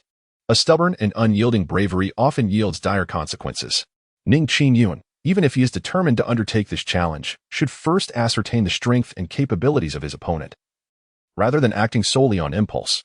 Of course, this recklessness may also stem from the narrative he heard from Ning Xuan regarding his mother's plight, prompting him to disregard caution. Nevertheless, regardless of the circumstances, Ning Xuan shook his head internally. This child still has a long journey ahead before truly maturing. Maturity is not merely a matter of age, nor does it solely pertain to one's intelligence. At the very least, one must possess the ability to safeguard oneself, encompassing not only cultivation but also intellect. The upcoming Sword Domain Grand Competition shall be entrusted to you. However, Ning Xuan's smile faded. That Jiang Juner has entered the sacred realm. Do you truly possess the confidence to defeat her? At that moment, not only will you fail to erase the shame, but you may also find yourself in an even more humiliating position. At present, Ning Xuan is merely undergoing tribulation. The chasm between passing through tribulation and attaining the saintly realm is vast enough to evoke despair. Moreover, Ning Xuan's innate talent pales in comparison to that of true prodigies. His only remarkable attribute is the cultivation within his body, which surpasses that of his peers by 100-fold or more. This extraordinary enhancement stems from the imperial-level technique acquired beneath the cliff. In truth, the resources he possesses are rather limited. This is what he heard when Ning Xuan mentioned that his opponent had reached the saintly realm. Ning Xuan's face suddenly turned awkward. However, his expression soon brightened. Father, I truly had not contemplated this issue, but you are different. You are the domain king, and since you have permitted me to engage in battle, you must possess a method to assist me, correct? In Ning Xuan's heart, his father was an omnipotent deity. He had never perceived his father as someone who encountered insurmountable challenges. It seemed as though any obstacle in the world could be effortlessly surmounted in his father's presence. This had always been the case throughout his life, and it would likely continue to be so in the future. You ought to exercise your memory. It is not enough to merely cultivate. You must also read more books. Ning Xuan felt quite helpless. Ning Xuan nodded earnestly, resembling an obedient child. However, deep within, he held a contrary sentiment. Read? What nonsense. The moment he laid eyes upon the dense array of characters, a shiver coursed through his scalp. Those words infiltrated his mind like sleepy insects, igniting within him a singular desire to return home and slumber. Though the sacred realm was formidable, it was not insurmountable. Your 100-fold cultivation stands as your greatest and indeed your sole advantage. Ning Xuan pondered briefly, then gently closed his eyes. Countless martial arts theories swirled in his mind. As an emperor, the creation of a supreme-level technique would undoubtedly be a formidable challenge. Even for one of his stature, the endeavor to forge an imperial skill would demand an immense expenditure of time. However, if he were to conceive a sacred-level technique, the situation would be entirely different. It would be akin to a mediocre student in university attempting to solve basic arithmetic problems. The disparity is stark, a complete dimensional shift. A resonant hum filled the air. As an enigmatic aura enveloped Ning Xuan, he gazed at his father, whose silver hair danced in the breeze. In Ning Xuan's eyes, there resided a profound respect and yearning. His greatest aspiration in days gone by was to surpass his father. The father stood like a towering mountain, shielding him from all tempests. Yet, for the majority of children, as they mature, it is not the comfort of remaining behind the mountain that they seek, but rather the ambition to scale its heights and validate their own existence. Now, as Ning Xuan has gained a measure of understanding, he has come to realize the true magnificence and towering presence of that mountain. The endeavor to surpass it is indeed an arduous challenge. Nevertheless, Father, even though the path ahead is fraught with peril and mire, I shall ultimately prove myself to you. Ning Xuan clenched his fists and vowed. His ambitions had evolved from mere surpassing to the quest for validation. Moments later, Ning Xuan ceased his calculations. In an effort to appear somewhat beleaguered, he feigned exhaustion. Xuan, Father, gazing at his father's weary visage and the crown of white hair, he felt a surge of emotion. Ning Xuan felt a pang of sorrow in his heart. He hurriedly approached to support him. If he had grown up, yet his father still bore such burdens. What then was the meaning of his own maturation? Father, I shall strive to grow swiftly. In the past, you sheltered me from the storms of life. In the future, it shall be my turn to shield you. Observing Ning Xuan discreetly wiping away his tears, Ning Xuan couldn't help but chuckle. No wonder it has been said throughout history that deep affection cannot be retained. Only clever schemes can capture one's heart. Ning Xuan trembled slightly as he extended his hand, allowing Ning Xuan to catch a glimpse. The fervor with which the youth had once declared war against the Jiang family had long since dissipated, leaving only silence and a lingering sorrow. This technique, known as the spirit's finger, though merely of sacred grade, is remarkably suited to you. Observing Ning Xuan's subdued demeanor, Ning Xuan comforted, "Are you worried about tomorrow's competition? Afraid of losing?" He was well aware of what truly rendered Ning Xuan speechless. Thus, he spoke deliberately. "No, not at all. My father underestimates me. How could I fear defeat?" Ning Xuan forced a smile. "That is good then." Ning Xuan nodded slightly, handing the martial arts manual to Ning Xuan. "In this world, there exists no supreme technique, only the one most suited to the practitioner. Your hundredfold cultivation, when combined with the mystical Lingxi finger, forms a perfect synergy. This Lingxi finger possesses the ability to unleash tremendous power instantaneously. The stronger one's cultivation, the greater the explosive force, and you, indeed, surpass my prowess in my youth. Strive on, for tomorrow, all eyes shall be upon you." Ning Xuan was uncertain whether he absorbed the words. Holding the Lingxi finger, his face twitched. "Yuner, this technique was not originally conceived by me. Rather, it was an unexpected acquisition. I shall not disturb your cultivation any further. Father will take his leave now." Ning Xuan waved his hand with great composure before tremblingly departing. As I gazed at Ning Xuan's retreating figure, I continued to watch until he disappeared entirely. The once stoic Ning Xuan instantly shattered, succumbing to overwhelming sorrow. His tears blurred his vision as he clutched Lingxi with a trembling finger. In his mind, only the weary silhouette of his father lingered. His heart ached as though it were being sliced by a knife. "Father, how can I repay you? How can I ever express my gratitude? Despite your tireless efforts in crafting the techniques for me, you insist they were bestowed by others. Do you think me a fool?" After a considerable time, Ning Xuan finally steadied his emotions.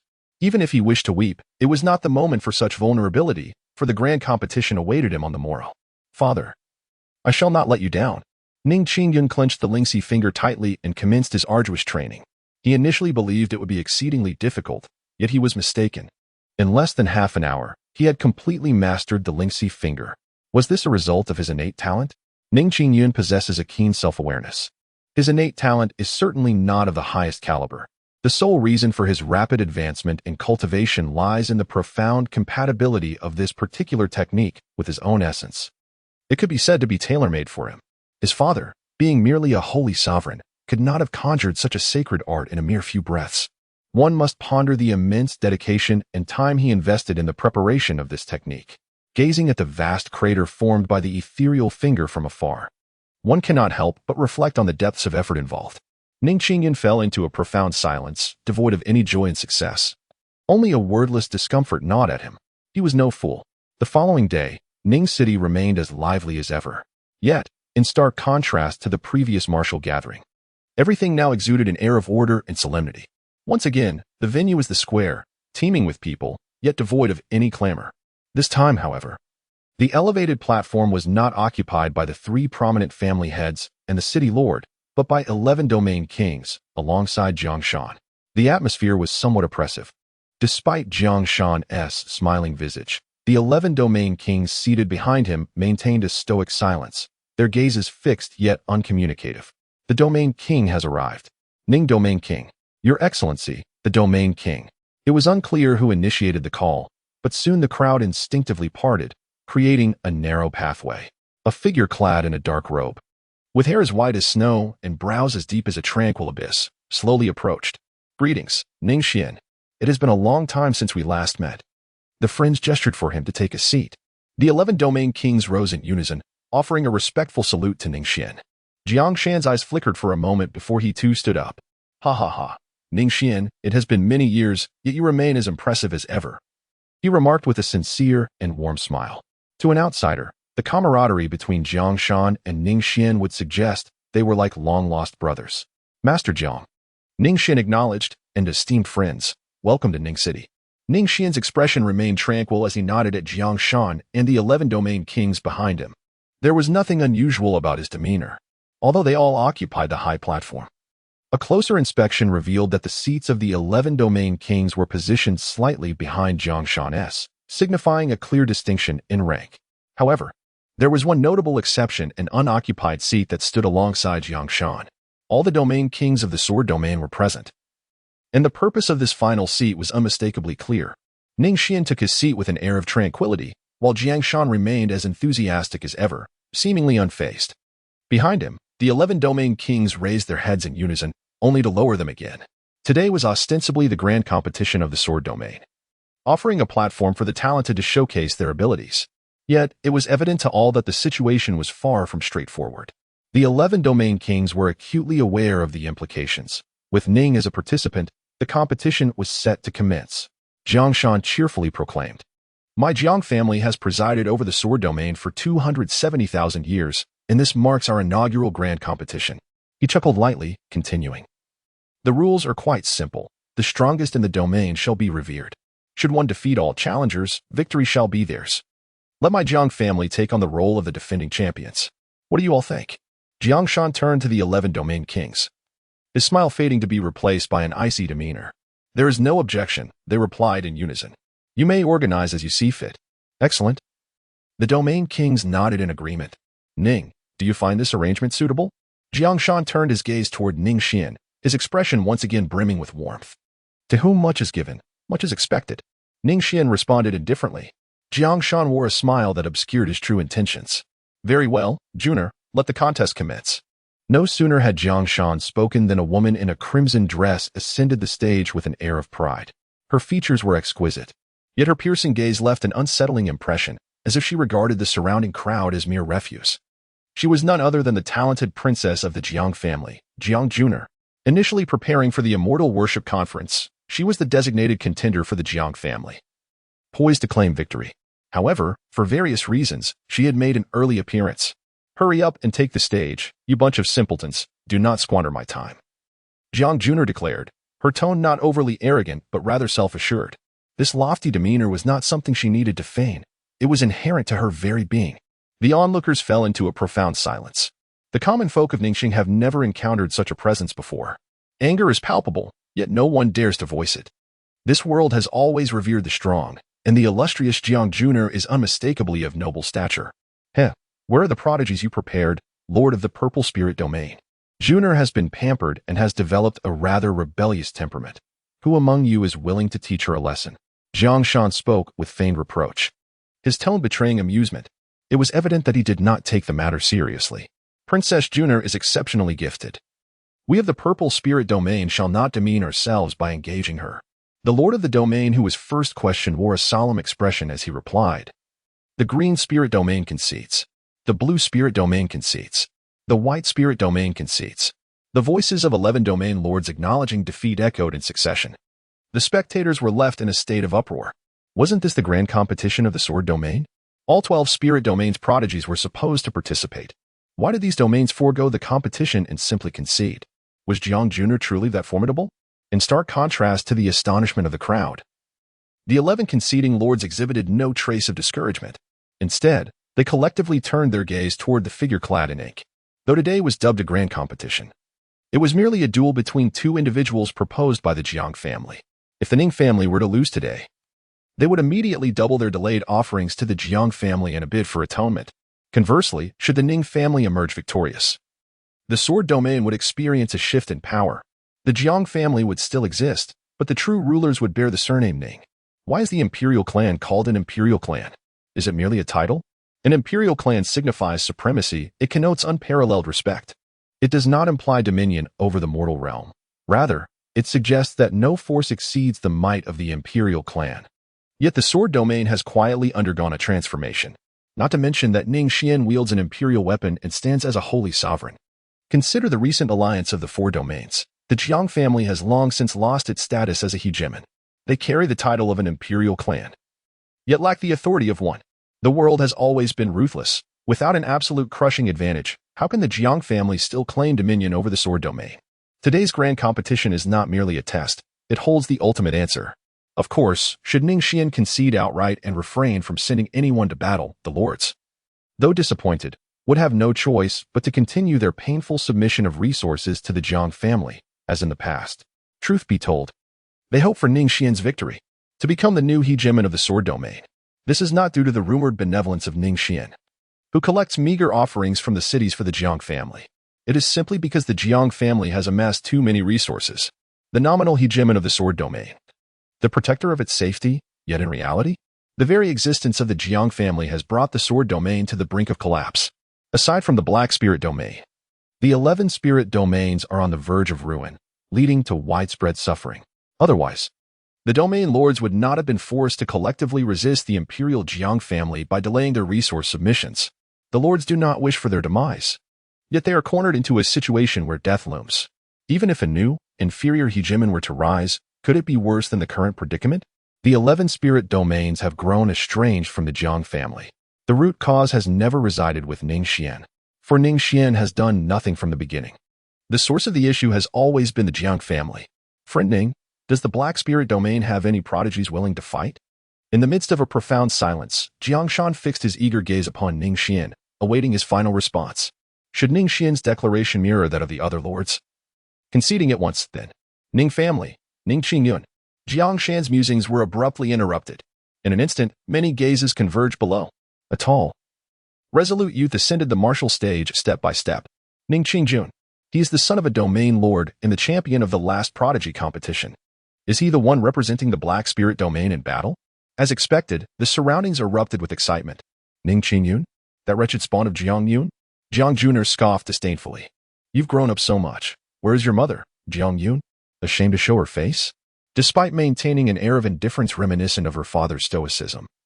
Upon hearing Jiang Juner's words, Ning Qingyun's countenance, which had always been smooth sailing, suddenly twisted in rage. Damn you. Boom. A brilliant golden light erupted. Jiang Juner's expression shifted dramatically. She had never regarded Ning Xuan and his spouse as worthy adversaries. What was a wretched spawn? What was a stroke of good fortune for an old dog? What of the others? Caught off guard. She was struck by Ning Qingyun's single finger and let out a cry before losing consciousness. Instant defeat. Juner. Jiang Shan's warning was left unspoken as Jiang Juner had already met her humiliating defeat. Jiang Shan was left in utter disgrace. Yet the next scene widened his eyes in shock. A terrifying aura erupted. How dare you? Sit down. A dispassionate tone, laced with coldness, pinned Jiang Shan to his seat, rendering him immobile. Ning Xuan, what do you mean by this? Jiang Shan's face contorted with rage and humiliation. Yet Ning Xuan did not cast him a glance. Only his hand rested upon Jiang Shan's shoulder, like a mountain, utterly suppressing him. On the martial stage. After defeating Jiang Juner in an instant, Ning Qingyun did not leave. Instead, his eyes still burned with fury. Even though Jiang Juner was his adversary. Even though she had humiliated him, Ning Qingyun would never display such rage. I have never laid a hand on a woman, yet why must you insult my parents? Ning Qingyun's eyes blazed a deep crimson, emanating an unusual aura of hostility. Did he truly believe that being in the sacred realm made him exceptional? Very well. I shall render your sacred realm utterly useless. Boom. Ning Qingyun struck with unyielding ferocity. Jiang Juner, already plunged into unconsciousness and defenseless, emitted another agonizing scream that echoed with despair.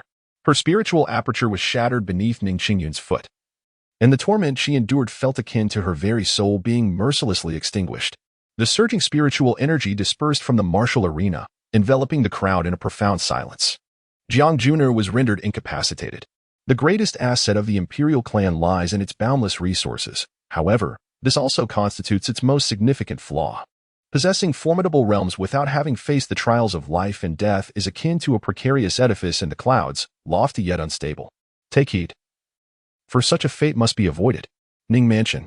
After the conclusion of the grand competition, Ning Xuan was imparting wisdom to Ning Qingyun, recently victorious. Ning Qingyun exhibited neither impatience nor arrogance, attentively absorbing his father's counsel. Father, rest assured, I comprehend. Ning Qingyun nodded in acknowledgement. In the past, he often disregarded advice. How could he comprehend it without having experienced it himself? Only after enduring a period of setbacks and despair did he come to realize that the counsel of his elders, regardless of his understanding, should be contemplated earnestly. These were lessons forged by the passage of time. As long as you understand, he said. Ning Xuan smiled with a sense of relief. I shall not disturb you any longer. Go forth and cultivate in the secret realm. Su Xingshan had also entered the sacred realm, yet he was far from being as inept as Jiang Juner. Father, rest assured. It was I who tarnished the reputation of the Ning family. I shall personally restore our honor. Ning Qingyun took his leave. Shortly thereafter, the city lord, Luoyang, made his appearance, accompanied by 11 sealed letters and 11 storage bags brimming with resources. My lord, these are the offerings from the other domain lords of the spirit realm that I have been instructed to present to you, Luoyang said respectfully. Resources for cultivation? Ning Xuan shook his head. He accepted half of the resources and returned the remainder, instructing them to collect less in the future. Understood, Luoyang appeared somewhat perplexed. However, since Ning Xuan had given the order, he complied without question. As for the reasoning behind not accepting all, it was not out of the goodness of Ning Xuan's heart. After all, who would script a narrative for their own son? Ahem. The truth was that his resources were already abundant, sufficient to last several lifetimes without depletion. Furthermore, now that he had ascended to the status of a great emperor, those coveted possessions that outsiders yearned for were, to Ning Xuan, not quite akin to mere dirt, but certainly not far removed from it. They held little practical value. In fact, the acceptance of these resources could potentially lead to the ruin of many families. Ning Xuan is not a commendable individual, yet he can be considered a person of some worth. Your Excellency, the Domain King. There is a matter of which you must be wary. After organizing the storage bag, Luoyang cautioned, this time, you have not only tarnished the reputation of the Jiang family, but have also usurped their rightful resources and status. Though it was not your intention, one must be cautious of potential retribution from the Jiang family. It matters not, came the response. Ning Xuan smiled calmly. If they sought revenge, it would only lead to their own demise. Now, I am an emperor. The great emperor. Luoyang was utterly astonished, his mouth agape, staring at Ning Xuan in shock. Unable to articulate a word for a long time. The ancient Jiang family. Jiang Shan, consumed by fury, shouted hysterically, Ning Xuan, I want you dead. Once composed, he was now driven to madness. This time, the sword domain competition not only failed to suppress Ning Xuan, but instead plunged the Jiang family into a pit of despair. The 11 spiritual realms had directly submitted resources to Ning Xuan. What does this imply? It is self-evident. The Jiang family, once a noble lineage, had lost its rightful status. What was the root cause of this? Self-inflicted? Jiang Shan would certainly not think so. It was all because of Ning Xuan. If only he had not appeared. If only he had not possessed the emperor's weapon, but alas, there are no ifs. Reality is cruel, and in silence, the Jiang family's schemes against Ning Xuan had backfired, resulting in the loss of their former dominance. Ning Xuan, you must die. Jiang Shan gritted his teeth. It hurts so much. I am in so much pain. Mother, you must find a way to avenge me. Inside the room, Jiang Jun's resentful wails deepened Jiang Shan's gloom. With a creak, the door swung open, and Madame Long emerged in tears, her eyes filled with bitterness. That little beast from the Ning family, how cruel-hearted to injure my Jun so grievously. How dare they? How dare they? For the vast Jiang family, a ruined spiritual aperture was not a significant matter. There were many ways to restore it. The foundation of an imperial lineage is beyond ordinary imagination. What shattered Madame Long's heart was Jiang Jun's pale, anguished cries. What parent can bear to witness such a scene? With this thought, Madame Long wiped away her tears in heartbreak. If this grudge goes unavenged, how can my Jiang family maintain its dignity in the sword domain? Jiang Shan took a deep breath, finally making up his mind. Madam, we must find our... Yes, we must ensure that the Ning family's beasts find no resting place. Madame Long wiped her tears, seething with resentment. Deep within the Jiang family, in the most heavily guarded place, they passed through layers of protection to reach the end. There stood a massive green stone, with spiritual energy thick and rich as rainwater. The Jiang family was already situated in the most spiritually abundant territory of the sword domain. But the energy near this green stone was 100 times more potent than that of the Jiang family's Great Hall. However, Jiang Shan's voice trembled as he cautiously gazed at the young man seated cross-legged atop the stone.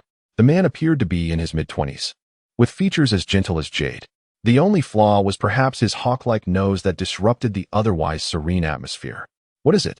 He spoke indifferently, his eyes remaining closed.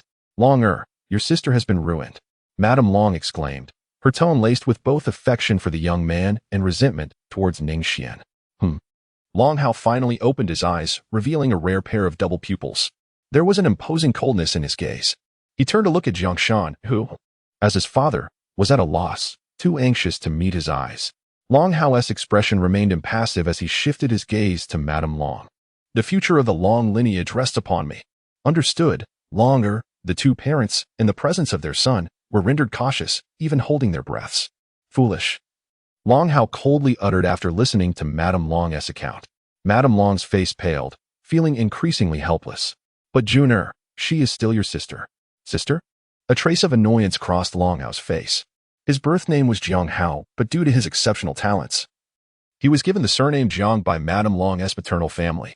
Those from the mundane realm must go through the divine selection conference to ascend to the Dao realm.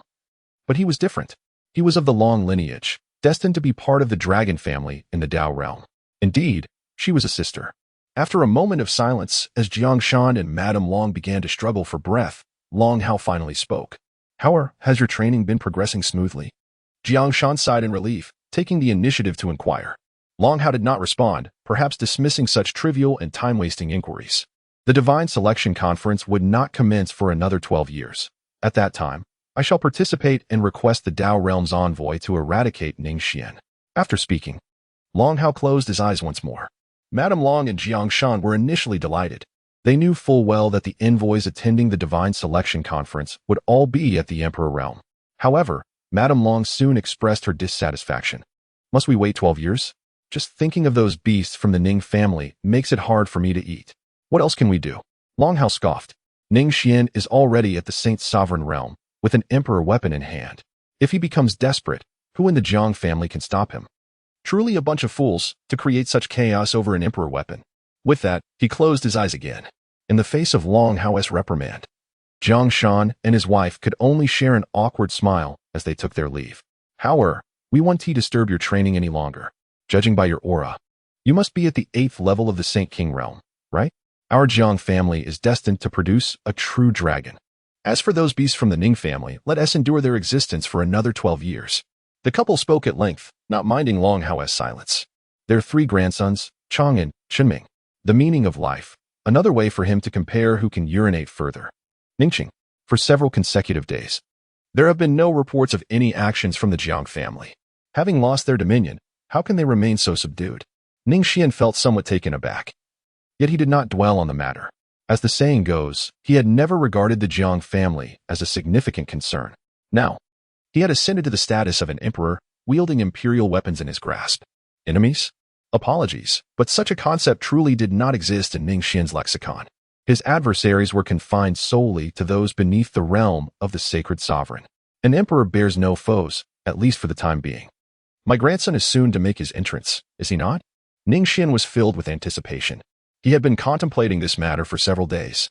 If there was anything that could disrupt Ning Xuan's thoughts, it would undoubtedly be the future generations. This concern extended beyond merely the desire to become a grandfather. It was intrinsically linked to his grand investment plans. On a pitch-black night, a resounding wail shattered the uneasy ambience. His grandson had finally arrived. Ning Xuan stood outside the courtyard, having consumed several pots of tea. Upon hearing the sound of weeping, he finally felt a sense of relief. My esteemed father-in-law. Do you see? Zhang Byron braves the wind and snow, keeping vigil outside. Suddenly, his voice trembled. Ning Xuan followed the direction of his finger and furrowed his brow. Above the ceiling, an abundance of black mist swirled ominously. Within this darkness, numerous phantoms danced. A sinister demon cackled with malevolent glee, while a figure radiating golden light exerted dominion over the heavens. Countless illusions intertwined, only to vanish in an ephemeral moment. What is this? Zhang Banian stood in stunned silence. Even he comprehended that such a celestial phenomenon could not be trivial. Yet, he had never anticipated that the children would amount to anything extraordinary. He was merely an honest man, wishing for the well-being of his family. Whether this situation was a portent of good or ill remained a mystery. It matters not. Ning Xuan offered a comforting word, yet his brows remained furrowed. He could not discern the true nature of the situation. However, it was said that the birth of certain prodigies often heralded extraordinary phenomena in the heavens and earth. Yet, his grandson from the Ning family exhibited neither the emergence of golden lotuses from the ground nor the auspicious purple qi from the east. Instead, he found himself confronted with this peculiar and enigmatic scene. He resolved to investigate further later on. Ning Xuan pondered thus. The courtyard door swung open, revealing the midwife cradling 2 infants, her face aglow with joy. Congratulations, Lord of the Domain, you have been blessed with 2 sons. However, there is yet another child yet to be born. I surmise it will take another year or 2. Is my wife in any distress? Zhang Banian inquired anxiously. Pfft. What a foolish scholar you are. Both young ladies are cultivators. What could possibly trouble them? The midwife cast a disdainful glance at Zhang Banian. He could only respond with an awkward smile. Ning Qinsno cradled her twins, while Ning Qinglong held a single child. The midwife mentioned that another child would be born in a year or two, likely referring to Ning Qinsno. "Child, let me see the child," creaked the voice. Ning Qingxue and Ning Qinglong emerged from the house. Although their complexions appeared somewhat pale, their expressions radiated happiness. The two women carefully accepted the newborn from the midwife's hands. "Father, please bestow a name upon them." "Indeed, what an adorable little creature." One of the infants, cradled by Ning Qingxue, wailed loudly, while the other, held by Ning Qinglong, gazed with wide, ink-black eyes, remaining silent and still. "Shall we name them?" Ning Xian pondered for a moment. Following the generation of the Qing characters, it would be the Zhang generation. As for Qing Shui's child, let us name him Chongming. "And what do you think of naming Qinglan's child Chang'an?" "Byron, what is your opinion?" "Excellent, excellent. Such lovely names." Zhang Byron naturally had no objections, his face radiating affection as he played with the wailing little Chongming. "Father, sister, I have a request to make of you." Ning Qinglong affectionately caressed the cheek of the child in her arms. She then turned her gaze towards Ning Xian and Ning Qingxue. "Are you departing once more?" Ning Xian may be unaware, but as the elder sister, Ning Qingxue is certainly privy to some of the private matters concerning Ning Qinglong. Even the good-natured Ning Qingsno furrowed her brow. Ning Qinglong let out a, remaining silent as she knelt upon the frigid ground. "What are you doing? Please, get up." Ning Qingsheng repeatedly attempted to lift Ning Qinglong from the ground, yet her efforts proved futile. "I must depart from the sword domain and journey to other realms. The world is rife with suffering, and I am determined to aid the virtuous in punishing wrongdoing and vanquishing malevolence. Furthermore, I seek to locate my father in Chang'an. As for my dear sister, I implore you to assist me in raising him as your own child. I shall return to visit you when time permits." "Very well," replied the sister. "I promise you." Ning Changxue sighed in exasperation. "Regardless of the circumstances, I shall regard Chang'an as my own flesh and blood." Upon hearing her sister's words, Ning Qinglong finally revealed a smile. Rising from the ground, she expressed, as a daughter of the Ning family, "I regret that I cannot be by your side to fulfill my filial duty. I hope you can understand." Ning Qinglong cast an apologetic glance towards Ning Xian. "It is of no consequence." Ning Xian still shook her head lightly. "Be cautious." "Yes, father, I understand." Ning Qinglong smiled with a hint of embarrassment once more, then bowed slightly to Ning Xian and Ning Qingxue. Her figure then vanished into the vastness of the outside world, as if she had never existed at all. The only remnant of her presence was the wailing of the little Chang'an, who had just begun to cry after leaving his mother's embrace. "Father, you too. Why do you not console little Lan?" Ning Changxue held Ning Chang'an in her arms, her eyes filled with tenderness. "Little Chang'an, be a good child and do not cry." Strangely, the usually quiet Ning Chang'an suddenly burst into tears, weeping uncontrollably. No matter how much one tried to console her, there was little that could be done. Ning Xian stood in stunned silence. The heavens were about to pour down rain, leaving no room for lingering souls.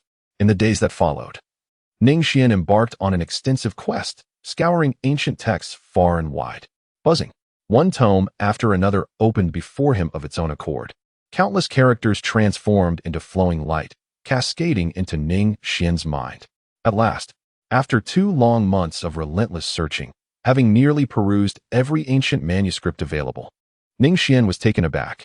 He had discovered information regarding the phenomenon surrounding one's birth, the supreme body of the great dream. Ning Xian murmured softly, her brow slightly furrowed. Among the myriad cultivators in the world, their innate talents and comprehension vary greatly. Beyond the pinnacle of talent, there exist the 10 sacred bodies, each one a rare and extraordinary gift that emerges but once in a millennium. Furthermore, beyond the sacred bodies, there are the 3 supreme physiques. This is not to claim that the supreme physiques surpass the sacred bodies in strength, but rather that they are more enigmatic and difficult to describe. Across the vast expanse of the mundane realm, throughout countless epochs, the appearances of supreme physiques are exceedingly rare. The Dream Supreme Physique is one among these 3. Could it be that little Chang'an possesses such a physique? Ning Xian furrowed his brow even tighter. He had already examined the physiques of the 2 children. Ning Changming was rather ordinary, devoid of any remarkable traits. However, Ning Chang'an possessed a physique so extraordinary that even this great emperor found it somewhat perplexing. It turned out to be the legendary supreme body, and the most peculiar one at that, the supreme of dreams. This type of physique not only boasted an astonishing aptitude, but also allowed the bearer to acquire teachings from predecessors during slumber. Theoretically speaking, any predecessor could manifest, be it an emperor, a demon, or an immortal. Ning Xuan's greatest concern lies in the possibility that his child, Ning Xuan, may be led down an unforeseen path before he has had the chance to mature. After all, no one can predict who might manifest in his dreams. Such occurrences are entirely beyond one's control, and matters that escape regulation can indeed be quite troublesome. Ning Xuan rubbed his temples, feeling quite a headache. If one were to discover that their child possessed the supreme dream body, they would undoubtedly be filled with immense joy. Ning Xuan was indeed meant to be this way. However, this supreme body happens to be the Great Dream Supreme Body. According to the ancient texts, those who possessed the Great Dream Supreme Body either succumbed to madness or met their demise. There has never been a favorable outcome. Nevertheless, the emergence of a dignified supreme body cannot be entirely a misfortune, can it? At worst, I shall refrain from allowing this child to practice before the age of 10 and instead focus on their proper education. Having learned from the cautionary tale of Ning Xuan, Ning Xuan approaches such matters with great caution. He certainly does not wish for his grandchildren to stray down a misguided path. Although he understands that the emergence of many issues is beyond the control of individual will, Ning Xuan still yearned to accomplish more. 2 months later, 2 years had elapsed since the arrival of the Hongming's secret realm. Ning Xuan's third grandson is also destined to come into the world. However, upon entering the secret realm, Ning Xuan could only see Zhang Baining fainted in fright, alongside the bewildered Ning Qingxue. What is this? Ning Xuan's figure flickered as he took the infant from Ning Qingxue's embrace. Father, save him. I implore you to rescue my child. Ning Qingxue seemed to grasp at a lifeline, weeping uncontrollably. Do not rush. Ning Xuan furrowed his brow. A surge of vitality flowed from his palm into the infant's body. The once pallid, purple visage of the child, whose breath had ceased, was suddenly restored. Moreover, the infant radiated a resplendent golden light. My child, my dear child. Ning Qingxue was overwhelmed with emotion, shedding tears of joy. She paid no heed to the golden light surrounding her child. All that mattered was that her child had come back to life once more. Ning Xuan's countenance darkened somewhat. This child, yet another sacred body. Previously, when he had researched the peculiarities of Ning Xuan, he had perused an overwhelming plethora of ancient texts. Thus, Ning Xuan's current knowledge base was akin to that of a humanoid computer. The anomaly presented by his grandson was indeed documented in ancient tomes. A sacred body. Yet, this was a sacred body that should not manifest in this era. The Great Wilderness Sacred Body. The Great Wilderness Sacred Body was ranked first among the 10 sacred bodies. Yet in this day and age, it had long since faded into obscurity. The reasoning was straightforward. The Great Wilderness Sacred Body ought not to appear in this epic, for it belonged to the resplendence of the Great Wilderness period. With the realm of sanctity, the Great Wilderness Sacred Body could contend with emperors. This demonstrates its extraordinary nature, which is why it holds the top position among sacred bodies. However, that was a bygone era. During the Great Wilderness period, it was said that the spiritual energy was as vast as the ocean. Imagine a mundane realm where half of its territory was a boundless sea of spiritual energy. What a magnificent spectacle that would be. It was not an isolated occurrence. Throughout the Great Wilderness period, every region was similarly saturated with spiritual energy. Yet now, one cannot even speak of spiritual energy being as sparse as a thread. Even igniting the present moment, which sacrifices future fortunes, yields merely 10 to 100 times the spiritual energy of yesteryears. To aspire for the levels of the Great Wilderness period is undoubtedly a fool's dream. However, the crux of the issue lies herein. The awakening of the Great Wilderness Sacred Body necessitates a host with formidable endurance. Should one's cultivation fall short, the moment of awakening would not herald glory, but rather death. To withstand the awakening of the Great Wilderness Sacred Body, one must at least possess the cultivation of the Saint Realm to safeguard the soul and flesh from annihilation. And when does the Great Wilderness Sacred Body awaken? From ancient times to the present, there exists but a singular number. That number is 18. To enter the Saint Realm by the age of 18, what an extraordinary notion. Even the most exceptional and prodigious emperors of the mundane realm have never attained the Saint Realm at 18. There has been none thus far, nor will there ever be. No, to be precise, there have been instances, but those were during the Great Wilderness era. In that time, spiritual energy was abundant, elixirs were plentiful. and everyone was imbued with vitality akin to dragons. It is even rumored that many were born into the saint realm. But that was the great wilderness, the great wilderness. It has long since been billions of years past. To cultivate him to the saint realm by the age of 18. Gazing at the exquisite infant in his arms, who reached out, yearning to tug at his beard, Ning Xuan felt a sense of helplessness. First, there was the supreme body of the great dream. Now, another one, the sacred body of the great wilderness. Is this not enough to trouble him? Father, please name your child. He heard Ning Xuan's words. Ning Xuan pondered for a moment. The great wilderness sacred body, each awakened sacred body, when combined with the attainment of the sacred realm before the age of 18, signifies an unparalleled level of defiance against the heavens. Hence, it is also referred to as the invincible body of the great wilderness, a unique existence among emperors, unrivaled in its domain. However, this child is not suited for the title of sacred. Let us call him Chen instead. To illuminate the mind and witness the dust. This child shall be named Ning Chongchen. Ning Chongchen. Although Ning Xue could not comprehend her father's words, she still responded with delight. Then let it be Ning Chongchen. You startled me. I thought he'd bang. Ning Xuan suddenly struck Xiao Changchen with a slap, just as Xiao Changchen was about to tug at Ning Xuan's beard again. His ethereal eyes fluttered, and his small hand paused. Then, he burst into tears. This child, without a doubt, will be quite mischievous when he grows up. Ning Xuan, with a sense of helplessness, handed it over to Ning Qing Snow. Time flew by. In the outside world, 8 or 9 months had passed, while in the Hongming's secret realm, 7 or 8 years had elapsed. The nature of humanity is inherently good. Our dispositions are similar, yet our habits diverge. If a child is not taught, it is the father's fault. What are you doing again, little brother? A stout child with prominent brows sighed with an air of resignation, reminiscent of an adult. His face was smeared with ink. As for the instigator, he appeared a year or two younger than this 10-year-old boy, his expression brimming with mischief and cleverness. His dark, twinkling eyes hinted at some mischievous scheme. They were none other than Ning Changming and Ning Chongchen, who had been in the secret realm for an extended period. Ning Xuan faithfully arrives each day to impart lessons, sharing a wealth of knowledge with them. Ning Changming often marvels at how much knowledge his grandfather possesses. In contrast, Ning Chongchen simply allows the words to pass through one ear and out the other. He consistently fails to pass his grandfather's examinations, yet remains mischievous. As for Ning Changming gazed at the child beside him, who appeared to be around 10 years old. Yet, the youthful visage bore no trace of innocence or mischief. Instead, it was marked by an unchanging tranquility that seemed to transcend time. It is said that in Chang'an, one may commence their cultivation at the tender age of 6 after birth. Given your remarkable intellect, pray tell, why do you think grandfather chose to wait until today to impart the teachings of cultivation upon us? Ning Chang'an, Ning Qingluan's son. His demeanor is remarkably composed, making it difficult to believe he is merely 10 years old. I am uncertain as well. Ning Chang'an shook his head, his gaze lost in thought as he stared blankly at the sky above. It was unclear what was so captivating up there. Ning Changming lay languidly upon the table, engulfed in boredom. Ning Chang'an is exceptionally intelligent, and he harbors a profound sense of envy. The tests issued by his grandfather are effortlessly conquered by Ning Chang'an, who consistently achieves full marks. In contrast, despite his diligent studies, he can barely reach 2/3 of Ning Chang'an's progress. Ning Changming, Ning Chang'an, come.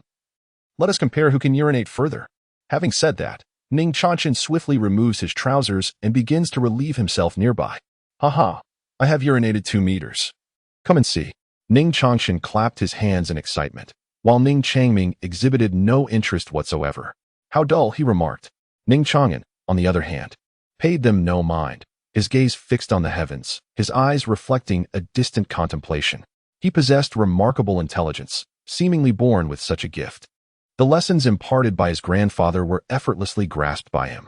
However, one question perpetually troubled his mind. What is the true meaning of life? I just urinated 3 meters away. Yay, it's 3 meters.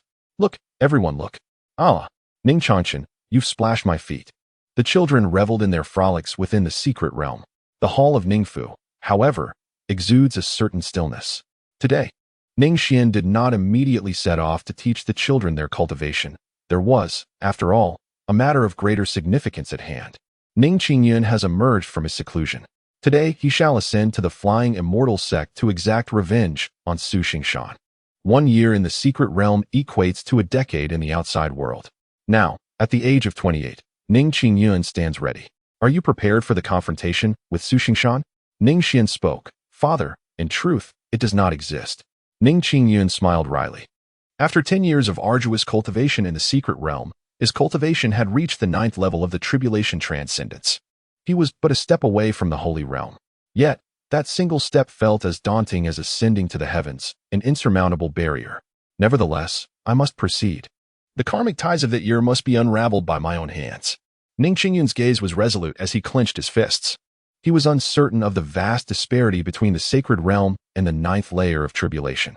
Nor did he know if he could triumph over Su Xingshan of the sacred realm. His father had long warned him that Su Xingshan would not be a fool like Jiang Juner. However, as the saying goes, this was not a matter of impulse. It was something he had to pursue. The reasons of yesteryears must be unraveled today. Go forth. Upon witnessing this, Ning Xuan refrained from uttering another word. He encouragingly patted Ning Xuan on the shoulder. Those who believe in miracles are, in essence, akin to miracles themselves. One must rise from where they have fallen. My dear Yuner, I have never deemed you worthless. You have always been a source of pride for your father. Upon hearing those words, Ning Xuan swiftly turned around and waved his hand in departure. He refrained from speaking further, not wishing for his father to discover the tears in his eyes. How infuriating it was. At the age of 28, how could he still weep like a child? He was no longer that immature boy, Ning Changchen.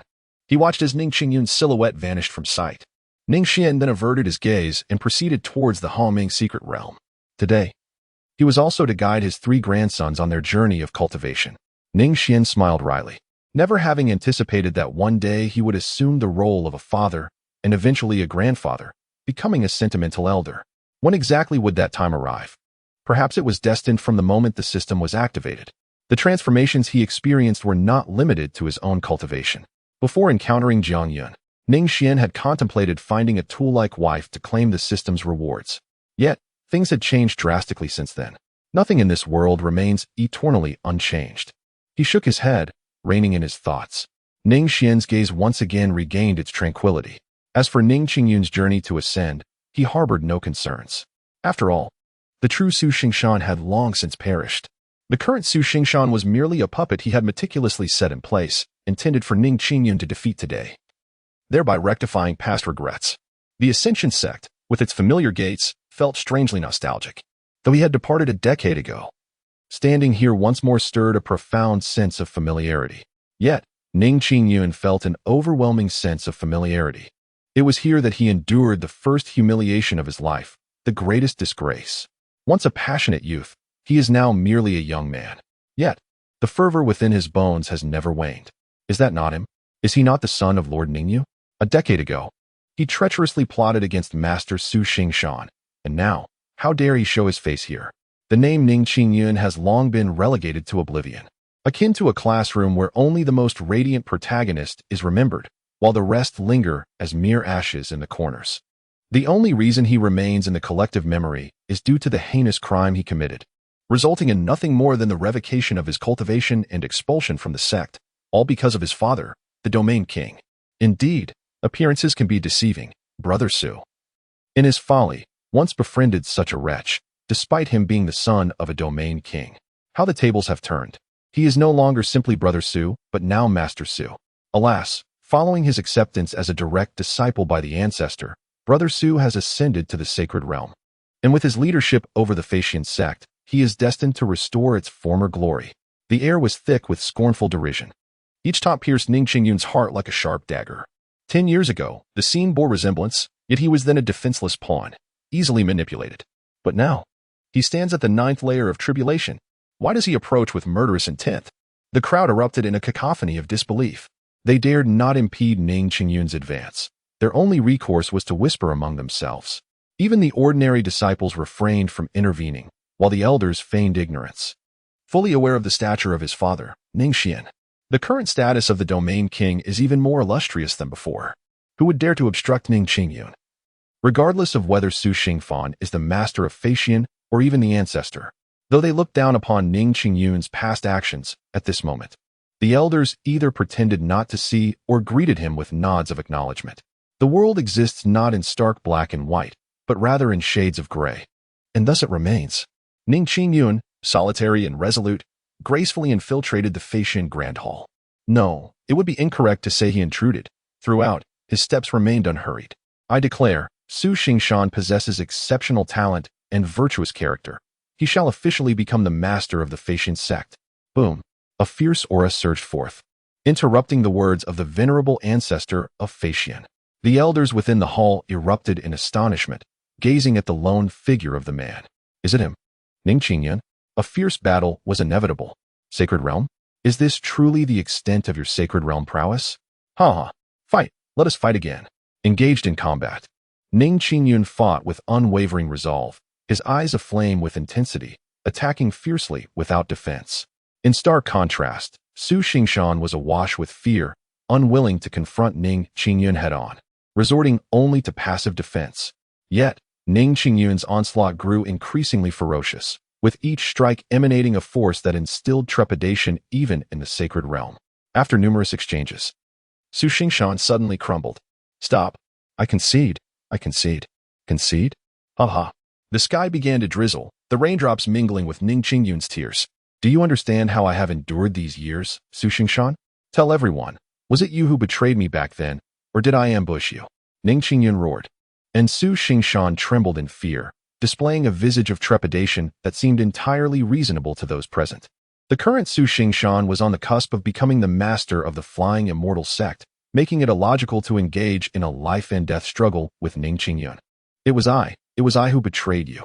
I coveted the dragon elephant sacred skill, and after crippling your cultivation, I feigned that you had ambushed me. Su Xingshan's anguished cries echoed throughout the flying immortal sect. The onlookers stood dumbfounded. A cacophony of disbelief ensued. Could it truly be so? Perhaps Su Xingshan was coerced into admitting such treachery.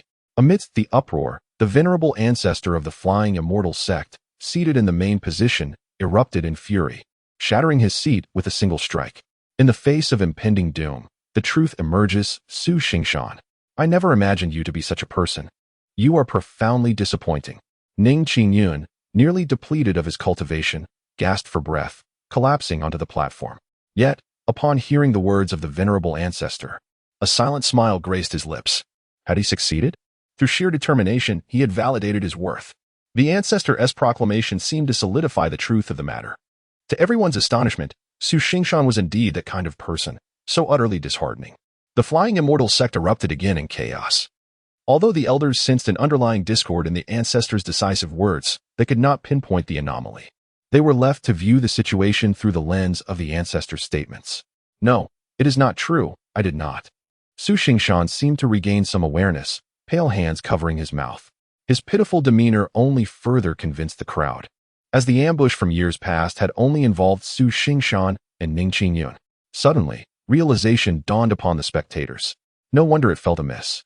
When Su Xingshan had accused Ning Xuan of poisoning and ambushing him, there had been whispers of doubt, but the venerable ancestor had made a definitive ruling then, just as he had now. The outcomes, however, were entirely reversed. The elders regarded the venerable ancestor with perplexity, despite their extensive experience suggesting numerous discrepancies. The urgency of the moment rendered their concerns seemingly trivial. Just as the ancestor had once declared Ning Xuan a traitor, he now denounced Su Xingshan as morally corrupt. Su Xingshan, you have committed countless evils. You must not be spared. The venerable ancestor suddenly bellowed, launching himself forward. With a resounding crash, he delivered a decisive blow that shattered Su Xingshan into fragments. The elders' faces were etched with confusion, their suspicions deepening. Yet, Ning Xuan was filled with exhilaration. He had succeeded, although this triumph felt somewhat unsettling. Young hero Xuan, you have endured much suffering over these years. I never imagined Su Xingshan to be such a person. The venerable ancestor lamented. Thankfully, you have emerged today. Otherwise, our flying immortal sect would have been deceived by this treacherous scoundrel for a lifetime. The flying immortal sect will always be your home, and we will forever welcome your return, young hero Xuan. Justice shall prevail. Indeed, justice shall triumph. Ning Xuan nodded vacantly. Subsequently, amidst an endless stream of flattery, he felt a dizzying sensation enveloping his mind. In an instant, He transformed from a once infamous scoundrel into the celebrated hero of the flying immortal sect. Countless accolades and honors were heaped upon him. No wonder, I understand now. The elders exchanged glances with one another, yet their verbal adulation for Ning Xuan remained unabated. In their discourse, he seemed to embody the essence of a savior, when in reality, he had merely vanquished Su Xingshan. Why were the elders so fervently supportive? It was akin to the cunning of the old ancestor. Surely, the ancestor cared little for the nuances of who ambushed whom. The reasoning was singular. Ning Xingyun's father is Ning Xuan. Thus, Ning Xingzhen cannot bear a reputation of ignominy, even if he were to truly commit such acts. The crowd wore smiles on their faces, yet inwardly, they all cursed the ancestor for his cunning. They perceived only the surface, while the ancestor had already glimpsed the deeper truths beneath. Ning Xingyun is the son of Ning Xuan. With this lineage, defeat is simply inconceivable for him. Little do they know, the flying immortal ancestor is far more formidable than the elders have imagined. Before Ning Xingyun even arrived at the flying immortal sect, he had already conspired with Ning Xuan regarding the details of their performance. This battle, which can barely be deemed a means of redemption, left only Ning Xingyun in a state of bewilderment. Has redemption truly been achieved? 1,000 miles away in Ning City, the scene unfolds before the eyes of those protected by the amulet. Ning Xian's dark eyes flickered. Ning Xingyun's 9th level of tribulation cultivation remains unbroken. Ning Xian initially believed that this grand battle would awaken his latent potential. Perhaps a mere Su Xingshan was still insufficient. When Ning Xingyun underwent his tribulation, his cultivation was propelled to the realm of the emperor. Should Ning Xingyun manage to achieve another breakthrough, Ning Xian could distinctly perceive that his own cultivation would undoubtedly ascend as well. This time, it would transcend that of the emperor. If memory serves correctly, it would reach the pinnacle of emperor level. It is also time for the Soul Palace to play its role. Ning Xian's thoughts raced. How could this journey to ascend to immortality possibly conclude in such a manner? After Ning Xingyun successfully cleanses his disgrace, he will undoubtedly enjoy a period of leisure, whether it spans decades or even centuries. In the past, this would have been entirely acceptable. However, the present circumstances dictate otherwise. For the entire mortal realm has scarcely 2 centuries left. He must exhaust every means and method to elevate his cultivation within this limited time frame. As for the means of enhancing his cultivation, it naturally involves aiding his children. Currently, his 3 grandsons are still quite young. Thus, the burden of pressure must be shouldered predominantly by Ning Xingyun himself. Just as the emergence of Su Xingshan marked a turning point, Ning Xingyun's fall from grace facilitated a profound self-awareness, enabling him to swiftly advance his cultivation. Failure and disgrace have never been insurmountable obstacles. In fact, they can often be regarded as blessings in disguise.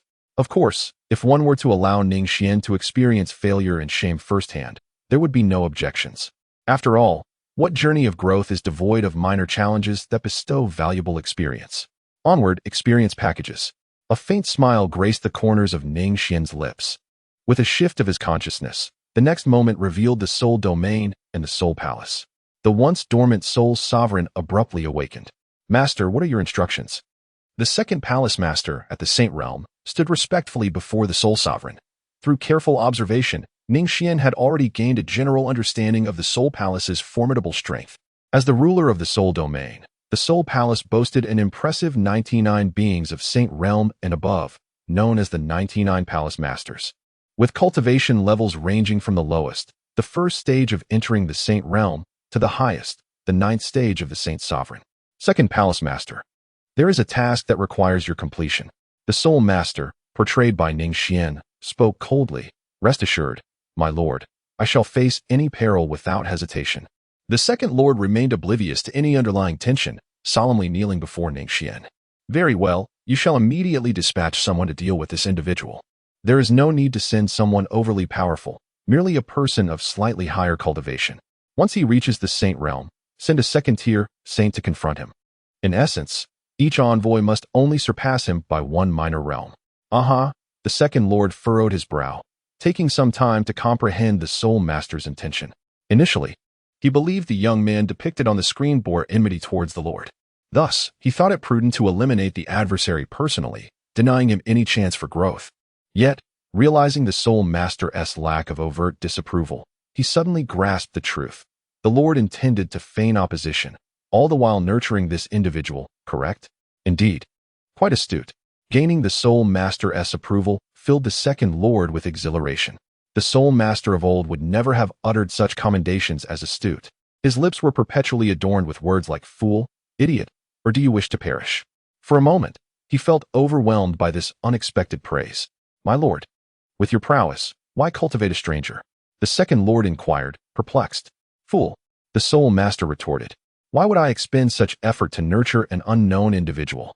Ning Xuan's lips curled into a sinister smile. Coupled with the original visage of the Soul Sovereign, it could aptly be described as terrifying. I am merely nurturing a successor for myself. I have already comprehended the method to ascend to the rank of emperor. As long as I cultivate this child to the 9th level of the Saint King, I shall then usurp this corporeal form and seamlessly transition into the realm of emperors. What? The second Hall Master was utterly astounded. His eyes brimmed with fervor and reverence for Ning Xuan. He finally understood that the Hall Master merely sought a vessel for possession. No wonder such elaborate efforts were made. Truly, the Hall Master is exceptional. While it is a strict decree that a Saint Sovereign cannot become an emperor, within your hands, there exists no insurmountable problem. The Hall Master is indeed wise and formidable. Fool, cease your flattery and hasten to arrange the tasks I have assigned. Ning Xuan admonished impatiently. Remember, in regard to this young master, the palace lord must always possess a rank 1 minor realm above him. Furthermore, each envoy must carry some resources, endeavor to ensure they reach his hands. Do not jeopardize my grand plan to ascend to the throne. Yes, I shall make the arrangements at once, the second palace lord replied, nodding repeatedly. Go forth. Ning Xuan waved his hand with a hint of indifference. This is the advantage of one's status. As the master of the Soul Palace, a mere command suffices for his subordinates to execute. By the way, master, what is the pretext concerning that young man? The second palace master has come and gone. Ning Xuan's tone had taken on a distinctly icy quality. Fool, in the realm of mortals, the strong reign supreme. There is no need for excuses. If there is no enmity, create it. Leave. Yes, I shall take my leave at once. The second Hall Master sought out the master of the 99th Hall of the Soul Hall. He was a formidable figure, possessing the strength of the first stage of sainthood. You target this individual, suppress and bully him at every turn. In short, make him your enemy. The 99th Hall Master found this command rather perplexing. Studying the portrait repeatedly, he cautiously inquired, Second Hall Master, how shall I go about this? Fool, the second Hall Master reprimanded coldly. Do I need to guide you through every step? Is it so difficult to create enmity? I dare not. I understand. The 99th Hall Master was drenched in cold sweat, bowing and gesturing for forgiveness. Set off immediately. Yes. After watching the second Hall Master depart, the 99th Hall Master felt even more bewildered. What had gotten into the second Hall Master today, appearing as if he had swallowed gunpowder? Nevertheless, he could not afford to be negligent in his assigned task. He took the portrait and address and departed. Do you require something?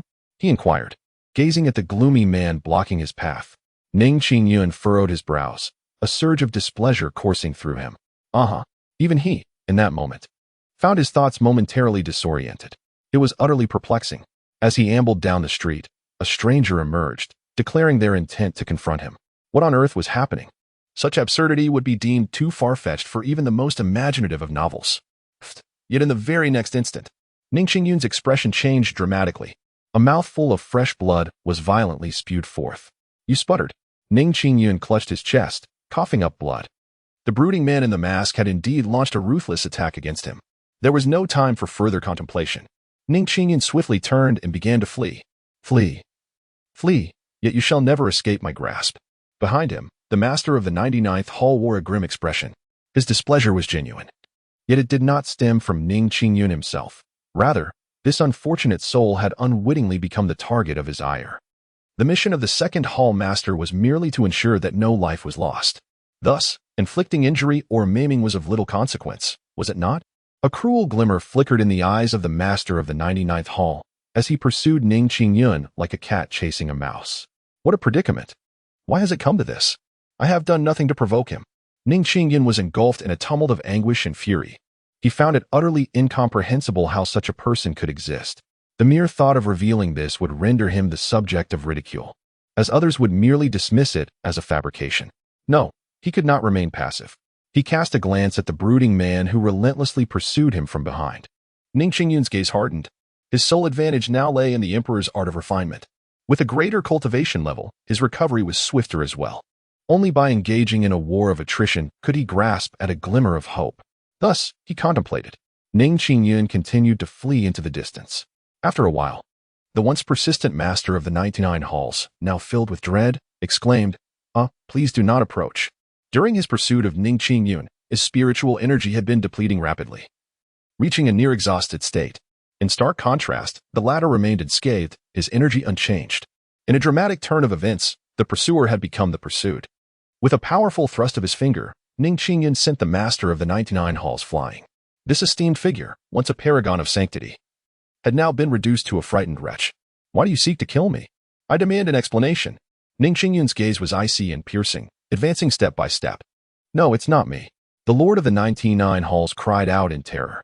What he intended to convey was that it was all the second hall master's task. Yet, before the words could escape his lips, they morphed into, "You useless fool, I simply want to see you perish." What? Ning Qingyun's resolute visage trembled with fury, contorting in rage. Die? No. Boom. With a mere gesture, the master of the 99th hall was reduced to ashes. In his mind lingered but a singular thought. The second hall master betrayed him. After a moment of meditation, he exhaled deeply. Ning Qingyun picked up the storage bag left behind. It was filled to the brim with cultivation resources, all of which were precisely what he needed at this moment. No. Something was amiss. Ning Qingyun is no fool. His brow furrowed in contemplation. He was filled with an overwhelming sense of bewilderment. Yet there was no one to provide him with answers. This inexplicable pursuit, however, was not without its advantages. Under the extreme pressure, his cultivation had subtly advanced, bringing him closer to the threshold of sanctity. No, this place is far too perilous. I must return to Ning City. It is utterly maddening. Ning Qingyun couldn't help but curse vehemently. Despite achieving victory, he felt no joy whatsoever. Instead, an inexplicable sense of unease enveloped him, as if an invisible hand were scheming against him. Ning Qingyun shrank his neck, hesitant to delay. He soared forward. Yet, it wasn't long before Ning Qingyun's pupils constricted. Here, in the desolate wilderness, stood an unexpectedly new tea house ahead. Hee, young man, come here for a cup of tea. The elderly man said with a benevolent smile, extending a cup of tea towards him. How could there be anyone here? Ning Qingyun's alarm bells rang loudly in his mind. Yet, he maintained an air of nonchalance as he accepted the cup of tea. Thank you, esteemed father-in-law. Bang. In the next moment, Ning Qingyun forcefully hurled the tea in his hand, and indeed, the liquid splattered everywhere. The ground sizzled ominously as smoke began to rise. It is poisonous. Who on earth are you, and why do you seek to harm me? Ning Qingyun was filled with rage. The old man remained silent, merely wearing a cold smirk as he launched another attack against him. I find you displeasing, and thus I shall deal with you. Puff. Ning Qingyun spat blood, consumed by fury. A wave of crimson rage surged within him. Cursed be it, cursed be it. In the days that followed, Ning Qingyun scarcely found a moment to breathe. Each day, an array of inexplicable adversaries emerged to challenge him. No, not merely each day, it was every fleeting moment. Ning Qingyun spat blood, not from being struck, but from sheer frustration. He remains utterly bewildered as to the cause of his plight.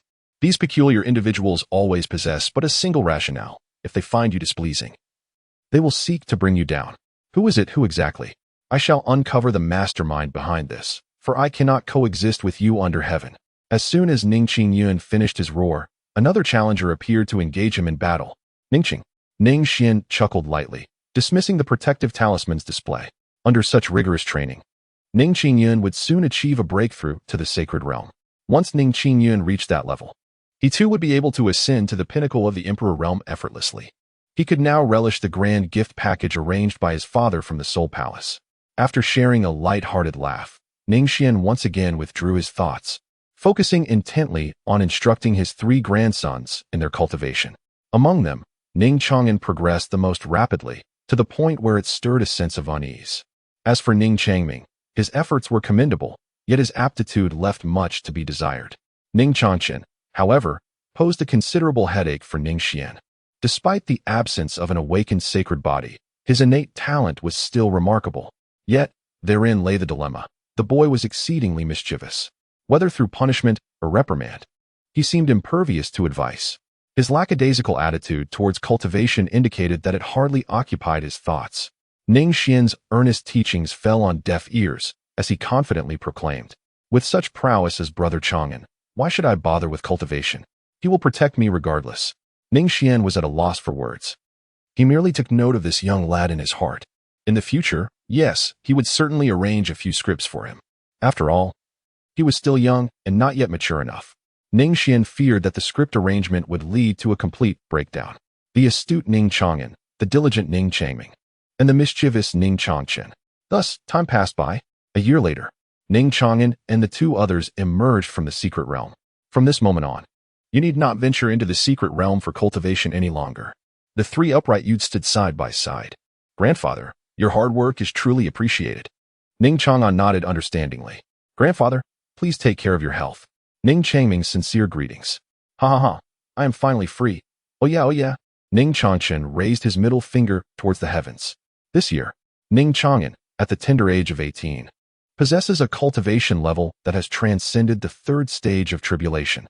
His innate talent defies any description of terror, verging instead on the extraordinary. With the supreme body of great dreams, his combat prowess surpasses that of the average saint realm by a significant margin. Let us not forget that every night, while he slumbers, he unknowingly absorbs countless legacies. Ning Chang'an is undoubtedly a true prodigy, one capable of surpassing his peers in battle. In contrast, his peer Ning Changming feels somewhat disheartened. Despite his relentless efforts in cultivation, he has only attained the Yuan-Ing realm. The inherent disparity in their talents leaves one at a loss for words. As for Ning Changchen, what is cultivation to him?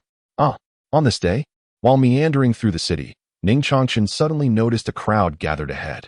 "Make way, everyone, let the young master through." Ning Changchen pushed through the crowd haphazardly, managing to squeeze in. Suddenly, his eyes brightened. On the makeshift martial arts platform stood a stunning woman clad in a flowing white gown, resembling a celestial being descended from the heavens, untouched by the mundane world. In the face of the onlookers, the woman remained silent. Yet her breathtakingly beautiful visage evoked not disdain, but rather an alluring, fatal charm.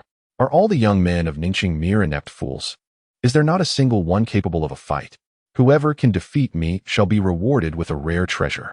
A cold voice resonated as the woman surveyed her surroundings, yet no one dared to meet her gaze. Previously, challengers had stepped forward, only to be swiftly vanquished. The disparity between her strength and her delicate appearance was striking. "What? You dare to call me useless?" Just as Ning Changchen entered the fray, he heard this remark. His expression darkened instantly, unaffected by the woman's beauty. "If you are not useless, then how could you defeat me?" Upon seeing Ning Changchen, a fleeting, imperceptible glimmer flickered in the woman's clear eyes, yet her lips curled in disdain. "You just wait. When has Ning Changchen ever faced such provocation?" His face flushed with indignation as he forcefully pushed through the crowd, making his way towards the Ning residence. Watching his retreating figure, the ethereal beauty, with her delicate features, had a single glistening tear hanging from her clear eyes. Her slender fingers, caught in a tumult of emotions, alternated between tightening and releasing their grip. In her anguish, her cheeks became increasingly enchanting, a breathtaking beauty. Yet, the crimson hue that seeped from her palm contrasted eerily with her bright smile. "Ning family," she murmured. "Brother Chang'an. This is the place. That arrogant individual, Brother Chang'an, you must give her a proper lesson." How infuriating, utterly infuriating. When faced with an insurmountable challenge, what should one do? The answer, of course, is to call for reinforcements.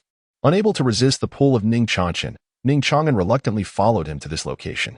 "Young Master Chang'an," came the reverent voices. "It is indeed young Master Chang'an. Make way, everyone."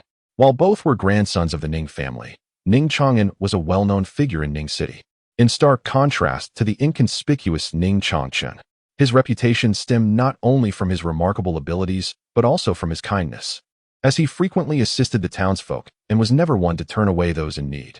Hence, he was held in high esteem by all. "What is it?" he inquired, listening to the chorus of greetings directed at him and observing the crowd parting to create a path. Ning Changchen curled his lips in disdain but chose not to dwell on it. The most pressing matter at hand was to teach that arrogant and detestable fellow a lesson. "It is him. Brother Chang'an, please strike hard and give that wretched individual a thorough reprimand." Ning Changchen bellowed, pointing at the woman on the martial arts stage. Much like a child reporting to an adult, In truth, at 16, Ning Xuan often exhibited a childlike demeanor, far less mature and composed than his counterpart, Ning Changming. He had spent nearly all of his 16 years in the primordial secret realm, while scarcely 2 years had passed in the outside world. This was a realization Ning Xuan would come to many years later. The primordial secret realm, despite its advantages, possessed certain drawbacks. It could expedite the growth of one's age and cultivation, but was detrimental to the development of one's character, as there were hardly any living beings within. The young lady seemed to have been disturbed. In stark contrast to Ning Xuan's brashness, Ning Xuan offered an apologetic smile to the woman on the martial arts stage. Is there a misunderstanding? If we discuss it openly, everything will be fine. You don't seem to be a bad person. His handsome visage, coupled with his sincere smile, indeed endeared him to others. However, the woman on the stage merely scoffed. There is no misunderstanding. I am indeed a villain. If you think otherwise, you must be blind. You. Ning Xuan was filled with fury. Chang'an, do not be ineffectual. Teach her a lesson. That contemptible woman. Ning Xuan was momentarily taken aback. With a bitter smile, he remarked, My lady, cease your prattle. Are you not the renowned genius of Ning City, Ning Xuan? If you possess the courage, step forth and engage me in battle. If not, I suggest you swiftly vacate the premises. How infuriating. Chang'an, I can endure no longer. Ning Xuan felt an overwhelming surge of indignation, his eyes blazing with fury, and his delicate features contorted in anguish. Were it not for his insufficient strength, he would have charged forward without hesitation. I apologize, but I never strike the innocent. A true gentleman knows when to act and when to refrain. Turning to Ning Xuan, he added, Let us depart. She does not seem to be a villain. With that, Ning Xuan effortlessly lifted Ning Xuan, as if he were a mere plaything, and prepared to return to the Ning residence. How infuriating. Chang'an, put me down. You wretched temptress, vile woman, poisoner. A light, mocking laughter echoed from behind them. Ning Xuan halted his steps, the smile on his face fading away. He set Ning Xuan down. Eliminate her. Chang'an, quickly eliminate her. He paid no heed to the cries directed at Ning Xuan. Ning Xuan gazed intently at the woman on the martial arts platform. She was adorned in a flowing white gown, her exquisitely sculpted visage radiating an air of haughty disdain. Ning Xuan articulated each word with precision. If you continue to insult me, coward, good for nothing, a den of beasts, is that sufficient? The woman's cold laughter echoed around her, casting a chilling silence over the crowd. After a moment of hushed tension, the onlookers were already roused with indignation. Yet the woman remained utterly indifferent, her gaze fixated mockingly upon Ning Xuan. I am uncertain of your intent in provoking me, but you have succeeded. A flicker of surprise broke through her facade of scorn, though she quickly regained her composure. I do not comprehend your words. You shall come to understand. Boom. Suddenly, the arena appeared in Ning Xuan. The woman remained on high alert, yet it all transpired so abruptly that there was scarcely time to react. The previously arrogant woman was soon sent flying, blood spewing from her mouth, as she crashed violently against the edge of the arena. It felt as though a heavy object had struck her head. She sensed her breath abruptly cease. Boom. Only an overwhelming roar remained. Her body twitched a few times before she completely lost consciousness. How laughable, such a waste, daring to be so arrogant. Well done, Chang'an. Ning Xuan clapped his hands, feeling a wave of comfort wash over him. Just as he was about to step forward and spit out a few words, he was halted by Ning Chang'an's frown. It was not that the woman was too weak. Rather, it was that Ning Chang'an was exceedingly formidable.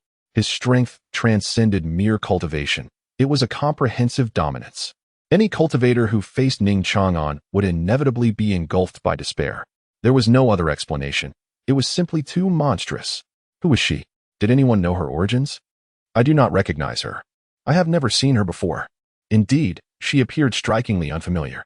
Ning Chang'an furrowed his brows even tighter. Could it be? Could it be that you, Chang'an, still intend to involve yourself with her? Ning Xuan was utterly astonished, unable to fathom the situation. He attempted to pull Ning Chang'an back to the residence, but this time, it was he who could not budge Ning Chang'an. To witness someone in peril and refrain from offering assistance is not the conduct befitting a gentleman. Ning Chang'an shook his head in disbelief.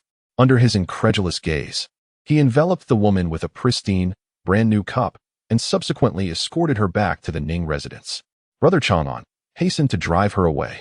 This wretched woman must not disrupt our bond. As Wu Ji's consciousness gradually returned, her elegant brows furrowed in confusion. only to realize that she had found herself in an unfamiliar room. "You are awake," came a voice as the door swung open. Ning Xuan entered, holding a flask of medicine. "I apologize. I may have been too harsh," he said. The woman's pallid complexion indicated her lingering injuries. She did not respond to Ning Xuan's words. "Very well. What is your name?" Ning Xuan hesitated for a moment and inquired. "Warrior Princess." A chilling voice resonated. "Warrior Princess." Ning Xuan pondered for a moment, yet remained utterly ignorant of the surname. "Where is the young lady from?" "I shall inform your kin to come and fetch you." "I have no family," the warrior maiden replied with a chilling smile. Her smile resembled the vibrant hues of a flower before withering, so enchanting, yet so heart-wrenching. "I apologize." Ning Xuan was momentarily taken aback, lowering his head in a gesture of apology. "Will you take me in?" The cold voice echoed once more. This left Ning Xuan in a state of astonishment. The question was so abrupt that even he was at a loss for how to respond. The warrior maiden managed a sorrowful smile, and without waiting for Ning Xuan's reply, she coughed and rose from the bed. "Miss Wu, your injuries." Ning Xuan found herself at a loss. She could neither step forward to offer assistance nor prevent her from leaving. Just as she reached the doorway, the warrior maiden suddenly coughed up a mouthful of fresh blood. Her already pale complexion grew even more ashen. The delicate figure seemed as if it could be swept away by a mere gust of wind. Ning Xuan could not attend to anything else. He hurriedly approached and grabbed hold of Wu Ji, dragging her back to the bed. "Let go," Wu Ji coldly rebuked. Previously, a single strike from Ning Xuan could have effortlessly defeated Wu Ji, yet now he found himself at a loss. He merely supported her with his hand, frozen in place. "Did you not refuse to take me in? Why feign concern now?" "I, Lady Wu Ji." "Humph." Wu Ji lifted her gaze, her dark tresses cascading down, and her pair of clear, sorrowful eyes gazed longingly at Ning Xuan. Thud, thud, thud. Ning Xuan stepped back a few paces, his heart racing. He dared not meet her gaze. "Miss Wu, please do not." It was only when he found himself cornered that she finally halted her advance. Her delicate lips hovered near his flushed ear, whispering, "If you defeat me, I shall bestow upon you a rare treasure. This is my ancestral decree." "Do you know what that treasure is?" A warm breeze brushed against his ear, carrying with it a faint, elusive fragrance.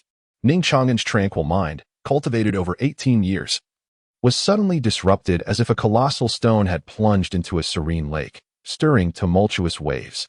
No longer did she concern herself with any extraordinary treasures. The corners of Wu Ji's lips curled upwards, her clear eyes shimmering with allure. Her already exquisite beauty became even more captivating. Thump, thump, thump. The sound of Ning Xuan's heartbeat reverberated within the room. "This extraordinary treasure is none other than myself. According to ancestral teachings, women of the Wu family are to engage in martial arts to seek a husband. Whoever can defeat me shall be deemed my suitor." "What?" Ning Xuan's pupils constricted. His already tumultuous emotions surged with even greater intensity. He gazed at the bewildered and dazed Ning Xuan, who stood rooted to the spot. The warrior maiden let out a derisive laugh. The enchanting melancholy that once graced her visage had vanished without a trace, leaving only an air of coldness. She weakly retreated a few steps, maintaining her distance from Ning Xuan. The recent scene seemed to be but a figment of his imagination.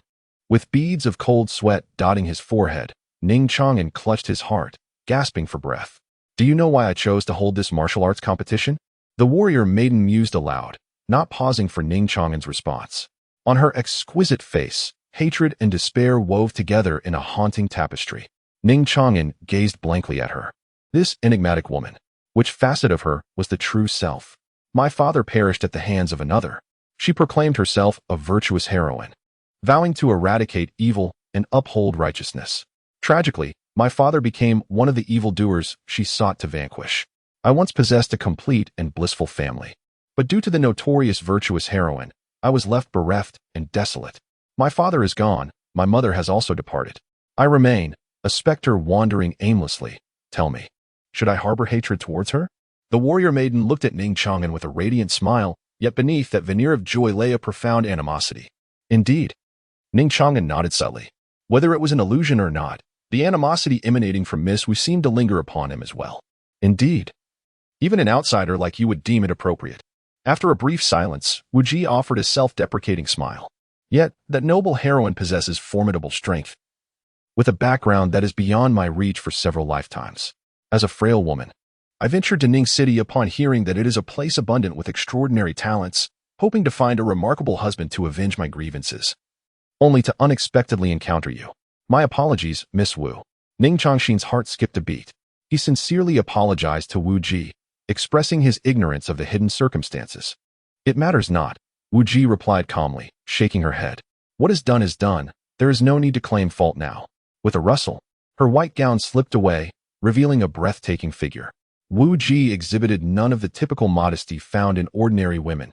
Instead, she emanated an aura of chilling serenity and profound stillness. Boom. Ning Chong'an gazed blankly at the scene before him, as his mind was abruptly overwhelmed by an indelible image. In a state of panic, he hastily covered his eyes, yet that moment remained etched in his consciousness, refusing to dissipate. Wu Ji, what are you doing? Ning Chong'an's tone was laced with panic. As you can see, I possess nothing. All I can offer is myself, even my very life. The warrior maiden dismissed his words with indifference. For the sake of vengeance, I have prepared for far too long. What is mere innocence worth? I am aware that you disdain me, and I do not seek to be your wife. Let this body serve as recompense for your healing. Once I have repaid your kindness, I shall seek another husband to exact my revenge. With that, the warrior maiden drew closer, soft jade before him. Ning Chong'an's mind was a blank canvas. That peculiar yet delightful fragrance was both unfamiliar and irresistibly enchanting. With a sudden clap, Ning Chong'an delivered a fierce slap to Wu Ji. The force of the blow drew blood from the corner of Wu Ji's mouth. She cupped her face, staring blankly at Ning Chong'an. The youth's fair complexion had already flushed a deep crimson, whether from anger or embarrassment, or perhaps both. Wu Ji, how could you harbor such thoughts? I shall avenge you. But Ning Chong'an's expression was rarely filled with agitation. You must not belittle yourself in such a manner. The fault does not lie with you. Rather, it resides with that so-called virtuous heroine who has brought ruin upon your family. It became evident to me that the martial maiden, who had just received a slap, showed no signs of anger. She retrieved her white skirt, her cool countenance wearing an expression that Ning Chong'an could never hope to comprehend. The virtuous heroine is named Ning Xuan. Ning Xuan. Thank you. No need to express gratitude. Ning Chong'an stood in a daze and waved his hand. You may stay here for the time being. Do not dwell too much on revenge. I shall take care of it for you. Thank you. There is no need for such formality. After a moment of silence between the two, Ning Chong'an spoke first. I shall take my leave now. Do not overthink things. Young man. Ning Chong'an paused momentarily. Upon uttering those three words, he felt his legs weaken inexplicably. It was an odd sensation. Can you keep this a secret for me? I hope you won't share today's events with anyone. This is our secret. Just between the two of us. Ning Chong'an smiled solemnly. I understand. Time flowed slowly, and in the blink of an eye, several months had passed. From initial unfamiliarity to eventual surrender, the martial maiden had irrevocably become an integral part of Ning Chong'an's life. Irreplaceable. Indelible. She is him. Every day. After the completion of his training, there is always someone waiting for him in that little courtyard, preparing warm meals for him. Ning Chong'an relished the tranquil sensation of being cared for, a feeling he had never experienced before. Over the past 2 or 3 months, his cultivation had remarkably accelerated. Who would have believed that within such a brief span, he could ascend from the 3rd stage of tribulation to the 7th stage? A significant part of this extraordinary progress was attributed to his martial skills. Ning Chong'an has found someone he wishes to protect. Reflecting on the past 18 years of his life, he acknowledges that the absence of his parents renders even the kindness of his aunt inadequate to replace the presence of a true mother. Ning Chong'an once found himself in a state of profound bewilderment. He possessed a brilliance that surpassed that of others. Yet it was precisely this intellect that compelled him to ponder matters far beyond the ordinary. He struggled to discern the purpose of his existence, feeling like a person devoid of necessity. For the first several years of his life, his sole value lay perhaps in his cultivation, in demonstrating his prowess to his grandfather. He could not grasp where the essence of his life's worth resided, until he encountered the martial maiden. Ning Chong'an has begun to forge new aspirations and entertain fresh ideas. He realizes that perhaps he should embrace a different way of life. Warrior maiden. Deep within the Ning residence lies a secluded sanctuary. Ning Xianwei furrowed his brow. He had already heard Ning Chongqin's grievances, hoping to expel the martial goddess. Years of experience had instilled in Ning Xin a cautious demeanor towards all matters. For millennia of existence had taught him that fortune does not simply fall from the sky. Such blessings are reserved for protagonists. Ordinary individuals like him are destined to encounter traps. Yet, Ning Xian ultimately refrained from voicing much. He had witnessed the transformation in Ning Chong'an. The former Ning Chang'an resembled a mere marionette, his parents having bestowed only a shell upon him. The absence of parental figures from a young age is irreplaceable by any means. Although the now matured Ning Chang'an appeared ostensibly normal, there was an unsettling excess of normalcy within him. The arrival of the martial goddess might not be entirely detrimental. After all, Ning Chang'an had indeed changed. A sense of guilt lingered in Ning Xuan's heart regarding this child. The lack of parental companionship is a cruelty that outsiders can scarcely fathom without first-hand experience. Regardless of any future accomplishments or successes, the scars of childhood deficiencies will persist throughout one's life. Perhaps I am overthinking it. Could things truly worsen beyond their current state? Ning Xuan shook his head, dismissing any further thoughts. Meanwhile, Ning Qingyun had been honing his skills outside for over a year. If all went as expected, his breakthrough to the sacred realm was imminent. Once Ning Qingyun transcended the sacred realm, his cultivation would ascend to an entirely new echelon. Everything was on the path to improvement. That evening, Ning Changming suddenly received an invitation from Wu Ji, indicating that Ning Chang'an wished to discuss a matter with him. What could Chang'an possibly want from me? Ning Changming, puzzled, scratched his head but did not dwell on it. He followed Wu Ji to the courtyard. Changming, it's quite cold outside. Let us converse indoors, Wu Ji said, approaching him with a concerned expression on her cool, delicate face. Very well, he replied. Ning Changming was not adept at declining others, nor did he ponder much. He entered the room of the martial arts goddess, where the table was laden with an array of exquisite delicacies. Ning Changming sincerely praised, Lady Wu Jia, your culinary skills are truly remarkable.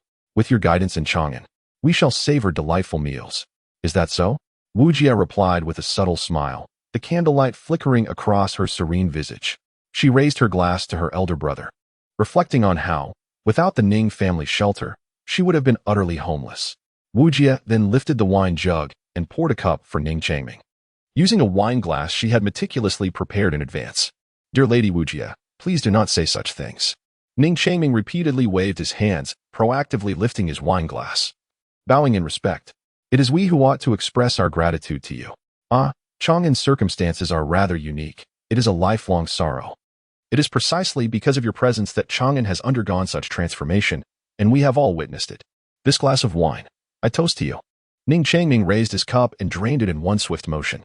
The liquor was not bitter, rather, it was unexpectedly sweet.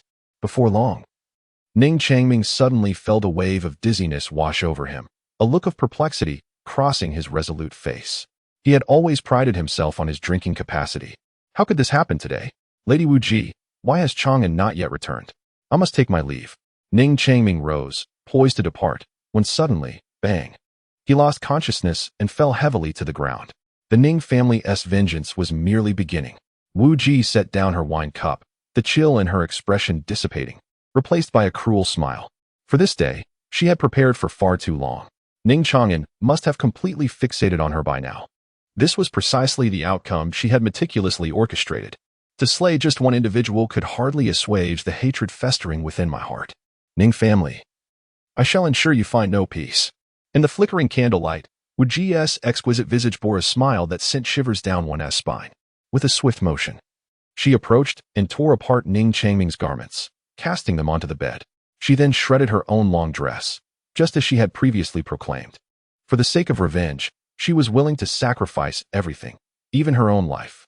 From the moment her family was shattered, her existence had lost all significance. Her sole objective was to ensure the Ning family met a similar fate. Gazing at the slumbering Ning Changming, Wu Ji's expression remained impassive as she plunged her hand into her own body, blood gushing forth in a vivid crimson. Her elegant brows knitted slightly, and she lay beside Ning Changming. As for that little scamp Ning Chang'an, he would be difficult to manipulate. Not only would he be wary of drinking, but even stepping into the room would set off his alarms. Ning Chang'an had never placed her trust in her. However, Ning Changming was evidently a different matter. It was time for him to return. Wu Ji kept her eyes closed, meticulously counting the passing moments. Each minute and second slipped away. Wu Ji, Wu Ji. A joyful voice resonated from outside the courtyard, belonging to Ning Chang'an. Where are you? Where is Brother Changming? Ning Chang'an pushed open the door to the room. His pupils instantly constricted, and all emotions on his face abruptly solidified. It was as if he had been ensnared by a spell of immobilization. His outstretched hand became frozen in place. 1 second, 2 seconds, 3 seconds. His silent breaths grew increasingly rapid. Ning Chang'an's eyes were ablaze with crimson fury. Step by step, he approached the bed. Wu Ji lay there, her clear eyes tightly shut. On her exquisitely beautiful cheeks lingered the harsh imprint of a hand, a vivid reminder of recent turmoil. Her brows were furrowed in evident anguish. The scene upon the bed was a stark and jarring shade of crimson. What transpired was seemingly all too evident. Ha ha ha ha. Ning Chang'an emitted a monstrous, chilling laughter. His handsome visage was inundated by endless tears. Why? He extended his hand, collapsing weakly before the bed. His gaze was a desolate gray. It hurts, a soft murmur escaped his lips, and the warrior maiden gradually awakened. Yet, upon perceiving the scene before her, she felt as though struck by lightning. Her pallid complexion drained of all color. Why? Why is it like this? I have relinquished my hatred. I do not wish for my dear brother to seek vengeance. I merely desire a home. Why must heaven treat me so? The warrior maiden covered her face, her delicate shoulders trembling. Her sobs were as mournful as bloodshed. What has transpired, warrior maiden? Pray, tell me, what has happened? Ning Chang'an's crimson eyes were filled with a haunting intensity, yet he managed to retain his composure, refraining from any outbursts. He held the warrior maiden in his embrace, as if yearning to merge their souls into one. Brother, Wu, I am so sorry, truly sorry, the warrior maiden wept, her tears cascading like delicate pear blossoms. I did not know. I genuinely did not know. Ning Chang'an's heart was shattered, his face a portrait of anguish. He tenderly caressed Wu Ji's hair. Do not fear. Take your time to speak. I am here. Wu Ji's emotions finally began to stabilize. I have informed Brother Changming to join us for dinner, but unexpectedly, after a few drinks, he suddenly lunged toward me. Wu. Wu Ji's face was etched with terror, her body trembling uncontrollably. Hearty, monstrous laughter erupted once more from Ning Chang'an's lips as he gazed blankly at the slumbering Ning Changming. I have no father. My mother bore me but did not nurture me. I have only Wu Ji. Why must you still seek to take her away? No, please. Wu Ji clung desperately to Ning Chang'an, engulfed in self-reproach. I truly did not foresee such an occurrence. Brother Chang'an, I implore you, do not act in haste. I can pretend nothing has transpired. I will leave at once. Please, do not be impulsive. Wu Ji. Ning Chang'an simply held her close, embracing her with unwavering intensity. This is not your fault. It never has been. I could not partake in your past, but for the remainder of our lives, regardless of what transpires, I shall always walk beside you. Wu Ji, who was in tears, momentarily lost in thought, was soon overtaken by another emotion. Ning Changming, oh Ning Changming. How could one bearing such a name commit such an act? Ning Chang'an let out a self-deprecating smile. Bang! With a single strike, Ning Changming's cultivation was rendered utterly ineffective. Ning Changming let out a piercing scream. The excruciating pain jolted him awake from his slumber. Upon discerning the scene before him, Ning Changming's mind was equally blank. His body trembled from the excruciating pain. Yet, he had no time to truly comprehend it. In a state of panic, he hurriedly attempted to explain. Chang'an, you must listen to me. Ning Changming's words were abruptly interrupted. His eyes, pierced by Ning Chang'an, were reduced to two gory black voids. Overwhelmed by excruciating pain, he fainted once more. Ning Chang'an withdrew his bloodied finger, not casting a glance at Ning Changming. Warrior, I shall take you away from this squalid place. Do not grieve for me, the warrior said, her heart aching as she caressed his face. Allow me to depart alone. I beseech you. Ning Chang'an's response was succinct, merely 3 words. You deserve it. After uttering this, he embraced Wu Ji and departed the courtyard. Meanwhile, Ning Changming, reclining upon the bed, felt his hand, which had reached out, weaken and fall limply. Clutched within his grasp was a small box, which slipped from his fingers and tumbled to the ground. Inside lay 2 rings, each inscribed with the names Chang'an and Wu Ji. This was a thoughtful gift he had meticulously prepared for them. What have you done to my brother, you enchantress? Outside the courtyard, a throng had already gathered, encircling the scene. A piercing scream from Ning Changming startled the entire Ning residence. Ning Changchen was surrounded by a throng of people, among them Ning Qinxue and Zhang Banian. Aunt, Ning Changming has already been rendered powerless by me. What? Upon hearing this shocking news, Ning Qinxue's legs weakened, and had it not been for Zhang Banian's support, she would have collapsed to the ground. Why? Chang'an, why would you do such a thing? Ning Xuan felt as if struck by a bolt from the blue.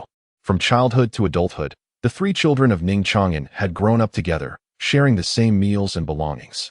She could hardly fathom why Ning Chang'an would change so abruptly, even resorting to such cruel measures against his brother, Ning Changming.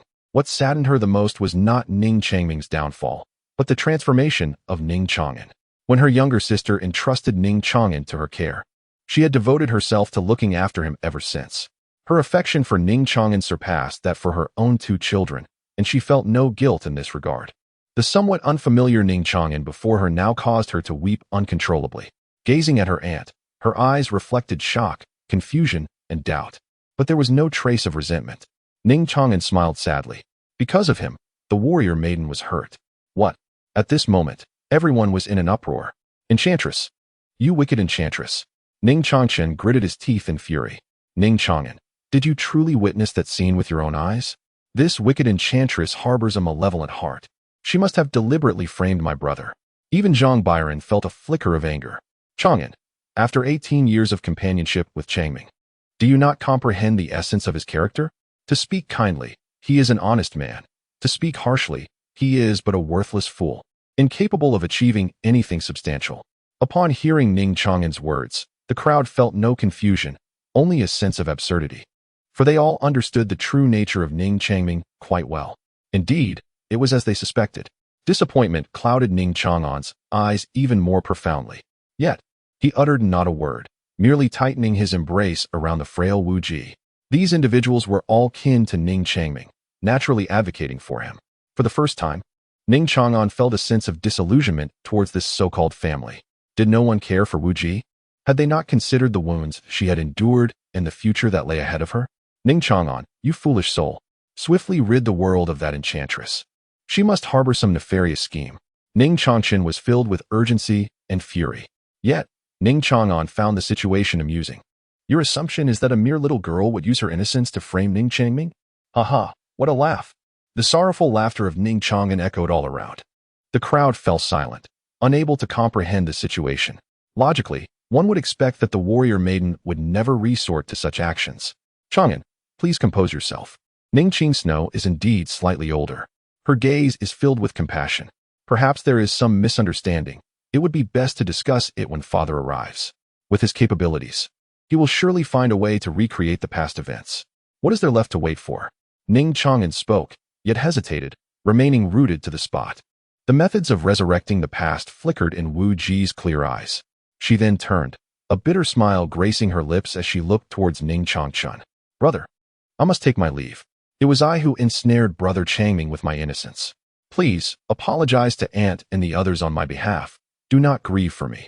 Her fragile silhouette seemed on the verge of collapsing, yet it bore an undeniable resolve.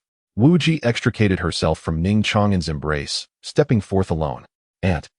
Who do you call Aunt, you shameless wretch? Just wait. No one is permitted to leave until grandfather arrives. Ning Chang'an erupted in fury, ruthlessly striking towards the martial goddess.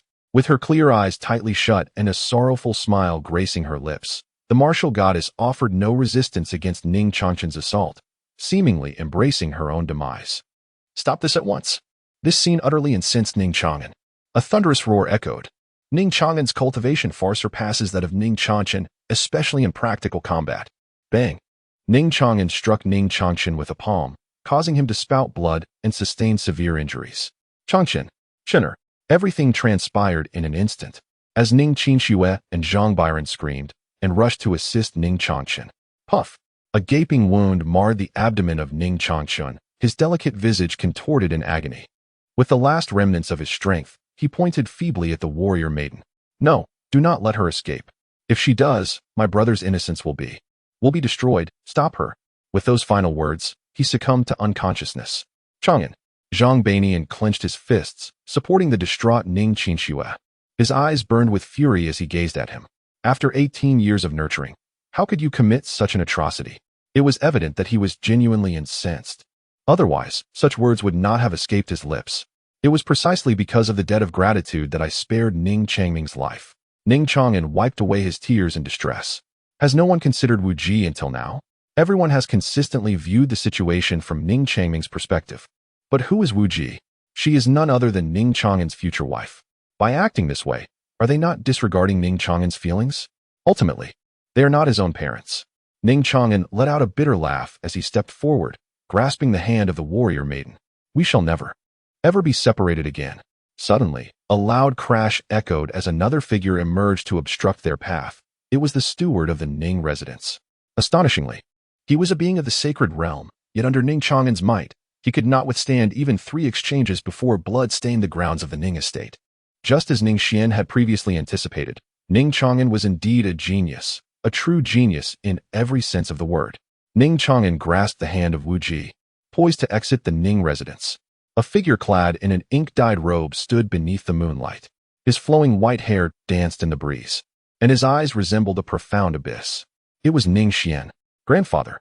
Ning Chang'an stepped forward, placing himself protectively behind the warrior maiden. He made no attempt to resist, for he understood the futility of such an endeavor. Instead, he drew forth a sword and positioned it against his own throat, blood beginning to seep forth. Why do you act thus? Ning Xuan's voice was tranquil, yet it carried an undertone of desolation. Throughout the encounter, Ning Xuan did not cast even a glance at Wu Ji. Feeling uneasy, Wu Ji concealed herself behind Ning Chang'an. In the presence of this elder, she felt as though all her secrets had been laid bare. A profound fear emanated from her heart. They had inflicted harm upon Wu Ji. Ning Chang'an offered a sorrowful smile. Thank you, grandfather, for your nurturing, but I have no father, and even less a mother. I am left only with the warrior princess. Indeed, she is all I have left. After a moment of silence, Ning Xuan remarked, I initially believed this to be an opportunity for transformation, yet it has unexpectedly unfolded into the onset of calamity. At this juncture, what more can Ning Xuan utter? The fluctuations of existence often lie beyond our grasp. The emergence of the martial maiden was anticipated as the dawn of a new era for Ning Chang'an, but it has regrettably culminated in such a dire outcome. Although a shattered spirit aperture can be healed, and even the gravest of injuries can mend, the truth behind this matter remains to be uncovered through my endeavors. Come home with me. Ning Xuan Dao. Ning Chang'an let out a sorrowful smile as she gazed back at the warrior maiden, who reciprocated with a similarly melancholic smile. Merely shaking her head in response, Ning Chang'an finally lifted his gaze, meeting Ning Xuan's eyes for the first time. If even the Ning family serves as a trial ground, then where, I wonder, is my sanctuary? Grandfather, I cannot return. Ning Chang'an tugged at Wu Ji and offered Ning Xuan a few resounding blows. Subsequently, he turned and departed, offering no resistance. Perhaps his only form of defiance lay in the unwavering edge of the sword resting upon his neck. Ning Xuan gazed at his receding figure. Letting out a deep sigh, the cold wind brushed against his cheek as he stood amidst the breeze, resembling a truly solitary old man. The tranquility of the Ning residence has become a distant memory, replaced by an oppressive atmosphere that pervades the surroundings. Ning Chang'an and Ning Changming have awakened, yet they lie on the hospital bed like lifeless corpses, devoid of vitality. Their injuries are treatable, their spiritual channels can be restored. After all, Ning Xuan holds the esteemed title of Domain King. At such a distinguished status, what challenge could possibly be insurmountable? However, the profound scars etched in their hearts are not something that can be mended in a mere day or two. Ning Chang'an has departed from the clan. It is all my doing. Ning Changming wept with self-reproach and guilt. From the hollow sockets where Ning Chang'an had gouged out his eyes, blood and tears flowed forth. Brother, please do not cry. Your tears cause me great anguish. The once mischievous Ning Chang'an transformed overnight, discreetly wiping away his own tears. Do I truly deserve the title of an elder brother? Ning Changming was lost in thought. It is all my fault that Chang'an has been separated from our clan. It is all my fault. It is all my fault. Brother, Ning Chang'an exclaimed in fury. This is none of your concern. Ning Chang'an is nothing but an ungrateful wretch. After more than a decade of affection, he still chooses that woman. I shall never forgive him. At this moment, the maid from the Ning residence approached to administer medicine to the two. No, do not come near. To everyone's astonishment, the usually docile Ning Changming recoiled in sheer terror, as if faced with a raging flood or a ferocious beast. In a state of utter fear, he retreated, clutching his head and crying out in despair, Brother, brother. Outside the room, Ning Xuan furrowed his brow slightly and let out a deep sigh once more. Instinctively, he raised his fingers, mimicking the motions of his past life, exhaling, inhaling, seeking to relieve the pent-up emotions within him. To be honest, Ning Xuan could not fathom how things had come to this point. From a young age, he had devotedly guided the 3 children, nurturing them with utmost care. Particularly Ning Chang'an. Ning Xuan carries the greatest expectations upon him. He is the first true genius of the Ning family. To be frank, Ning Qingyun pales in comparison. As for Ning Chanshan, his sacred body has yet to awaken, and thus, he cannot be relied upon for the time being. Ning Xuan once believed that his ascension to the pinnacle of the emperor realm, or even to the status of a Taoist sovereign, would be realized through the investments of Ning Chanshan, the prodigy in whom he had placed his utmost hopes.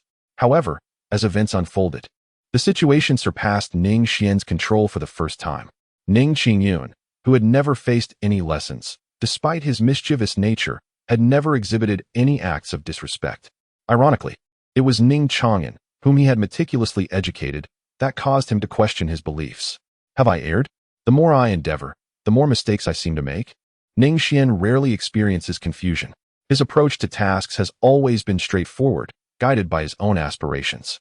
He seeks to elevate his cultivation and, 2 centuries hence, ascend with the entirety of Ning City, while also exacting vengeance on the elder who once bestowed upon him the imperial weapon. This constitutes Ning Xuan's heartfelt ambition. Yet, in this moment, Ning Xuan stood outside the house for a considerable duration. The path was winding, yet the future gleamed with promise. After a moment, Ning Xuan took a deep breath and entered, holding a stone of remembrance. The recording within the stone depicted the moment when the martial princess conspired against Ning Chang'an. As a formidable sovereign, a brief journey back through time was trivial for Ning Xuan. Upon finishing the recording, Ning Qinxue and her husband remained silent, as did the room. Indeed, it was as I had surmised. I always knew. The martial princess, that malevolent swordswoman. Ning Changshan was filled with rage, while Ning Changming, the one wronged, remained silent. It was all my fault. Had it not been for me, Chang'an would not have departed from the clan. Upon witnessing the situation, Ning Xuan let out a deep sigh once more and turned to exit the room. He understood that Ning Changming needed time to adjust. The 3 children had experienced an unusually smooth first half of their lives. Such matters could not be resolved in just a day or 2. Was my educational approach truly flawed? Where, indeed, had the problem arisen? Meanwhile, on the other side, Ning Chang'an, accompanied by the warrior maiden, settled down on the outskirts of Ning City. The tranquility of the surroundings enveloped them, with wildflowers adorning the hills and the gentle breeze caressing the air. Warrior maiden, in the days to come, we shall establish our own family. I shall embrace the responsibilities of a husband and craft beautiful memories for you. Let us cast aside the shadows of the past, and I earnestly wish for your happiness each and every day in the future. Ning Chang'an tenderly cradled Wu Ji in his embrace, exercising utmost care and gentleness, as if she were a fragile treasure. He cherished this hard-won happiness dearly. Wu Ji lay nestled in Ning Chang'an's arms, her cool countenance adorned with a smile that was truly captivating. I have wonderful news to share, she said, her hand resting upon her belly, radiating a maternal warmth. I am with child. Is it true? Ning Chang'an exclaimed, his excitement palpable. I apologize, Wu Ji. I do not doubt you. I am simply overwhelmed with joy. Ning Chang'an gently kissed Wu Ji once more. How fortunate he was to encounter a woman like her. She would be the one he vowed to protect with his very life for the remainder of his days. Young sir, there is yet another question, Wu Ji said, responding to Ning Chang'an's kiss with a smile as radiant as a blooming flower. If one day I were to deceive you, would you be angry? Ning Chang'an paused his movements, his forehead drawing near to the martial goddess. He greedily inhaled the unique fragrance that belonged solely to her. Martial goddess, even if you deceive me 1,000 times, 1,000,000 times, for eternity, I shall love you forever. Only a man capable of forgiving a woman's lies can truly be called a man. He chuckled softly. Is that not so? The martial goddess remained non-committal, her smile growing ever more enigmatic. Martial goddess, perhaps you are unaware of how my life was before your arrival. Ning Chang'an murmured to himself, I have a mother. Yet it feels as though I do not. I possess no choice, not even a mother, nothing at all. I am utterly unable to discern the meaning of my own existence. But don't you have a grandfather? That is different. Ning Chang'an shook his head, yet chose not to elaborate further.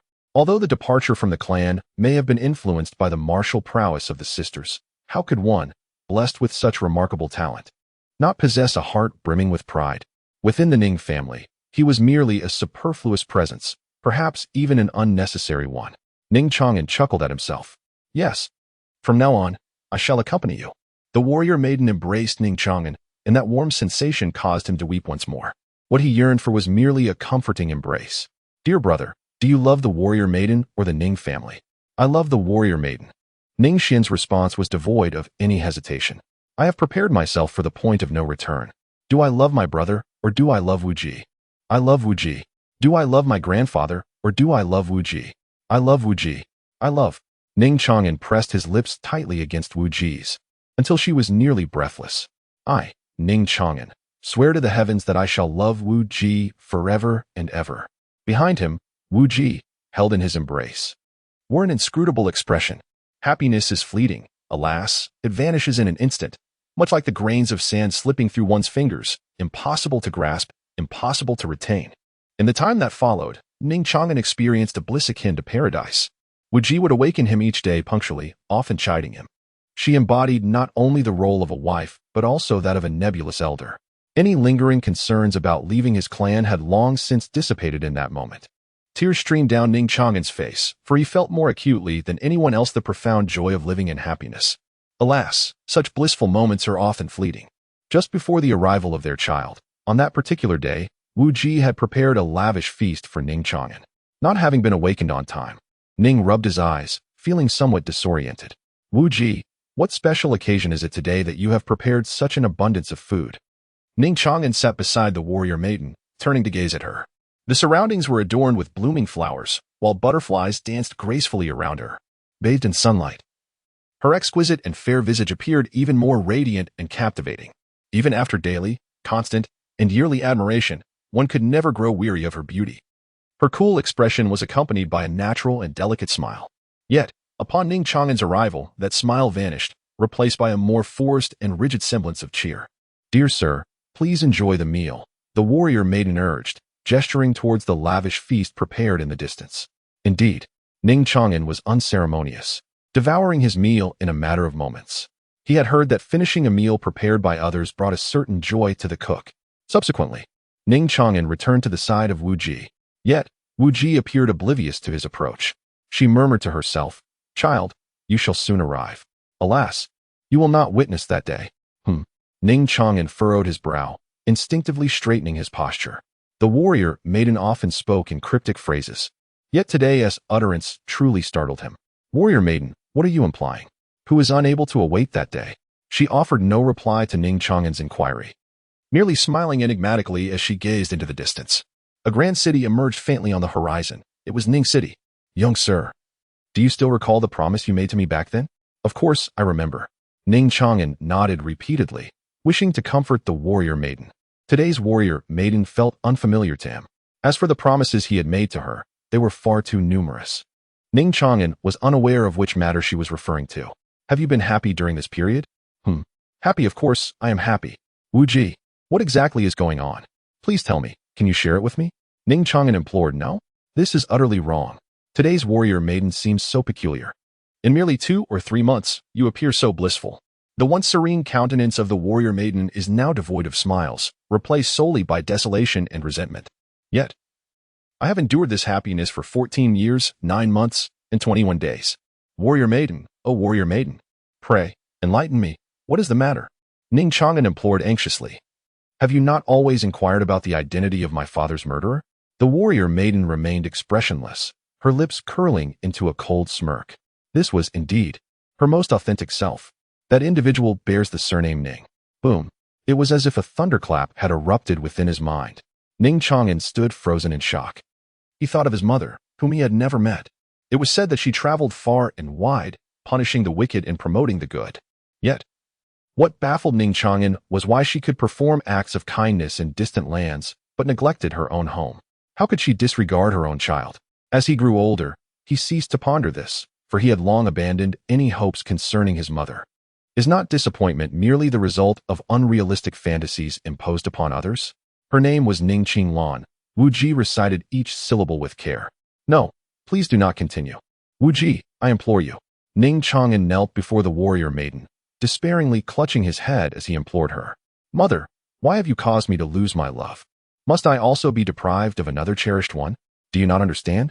After my father's demise, my family was obliterated, my mother took her own life, and my sister was subjected to the vile indignities of scoundrels. No, please, let us speak no more of this."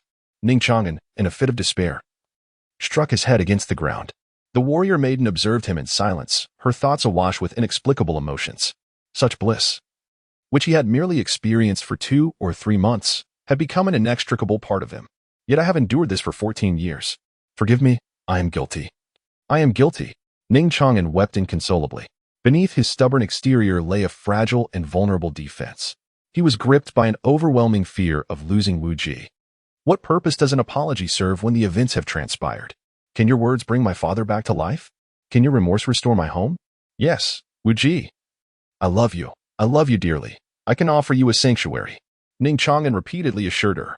The martial maiden let out a derisive laugh, yet found herself devoid of any desire to speak. Revenge would commence with Ning Chang'an, this most exceptional talent of the Ning family. The martial maiden revealed her cruel side. The sustenance you consumed, which you believe to be a meal of love, is regrettably nothing but a deadly poison. Do not presume that even with the cultivation of tribulation, or even at the saintly realm, you possess any hope of survival. Quietly await the arrival of death. The martial maiden concluded her words. Ning Chang'an's entire body stiffened. He suddenly felt as though all his strength had drained away, lying beside the warrior maiden. Tears mingled with dirt on his handsome visage. The warrior maiden gazed at him, and on his face, there was no trace of the anticipated pain and fury. Instead, there was only a sense of release and liberation. You do not harbor any hatred towards me? The warrior maiden continued to look at her. No, this is not your fault. Ning Chang'an's response remained unchanged, just as it had been from the very beginning. He smiled with a sense of liberation. To conclude, everything in this manner feels rather agreeable.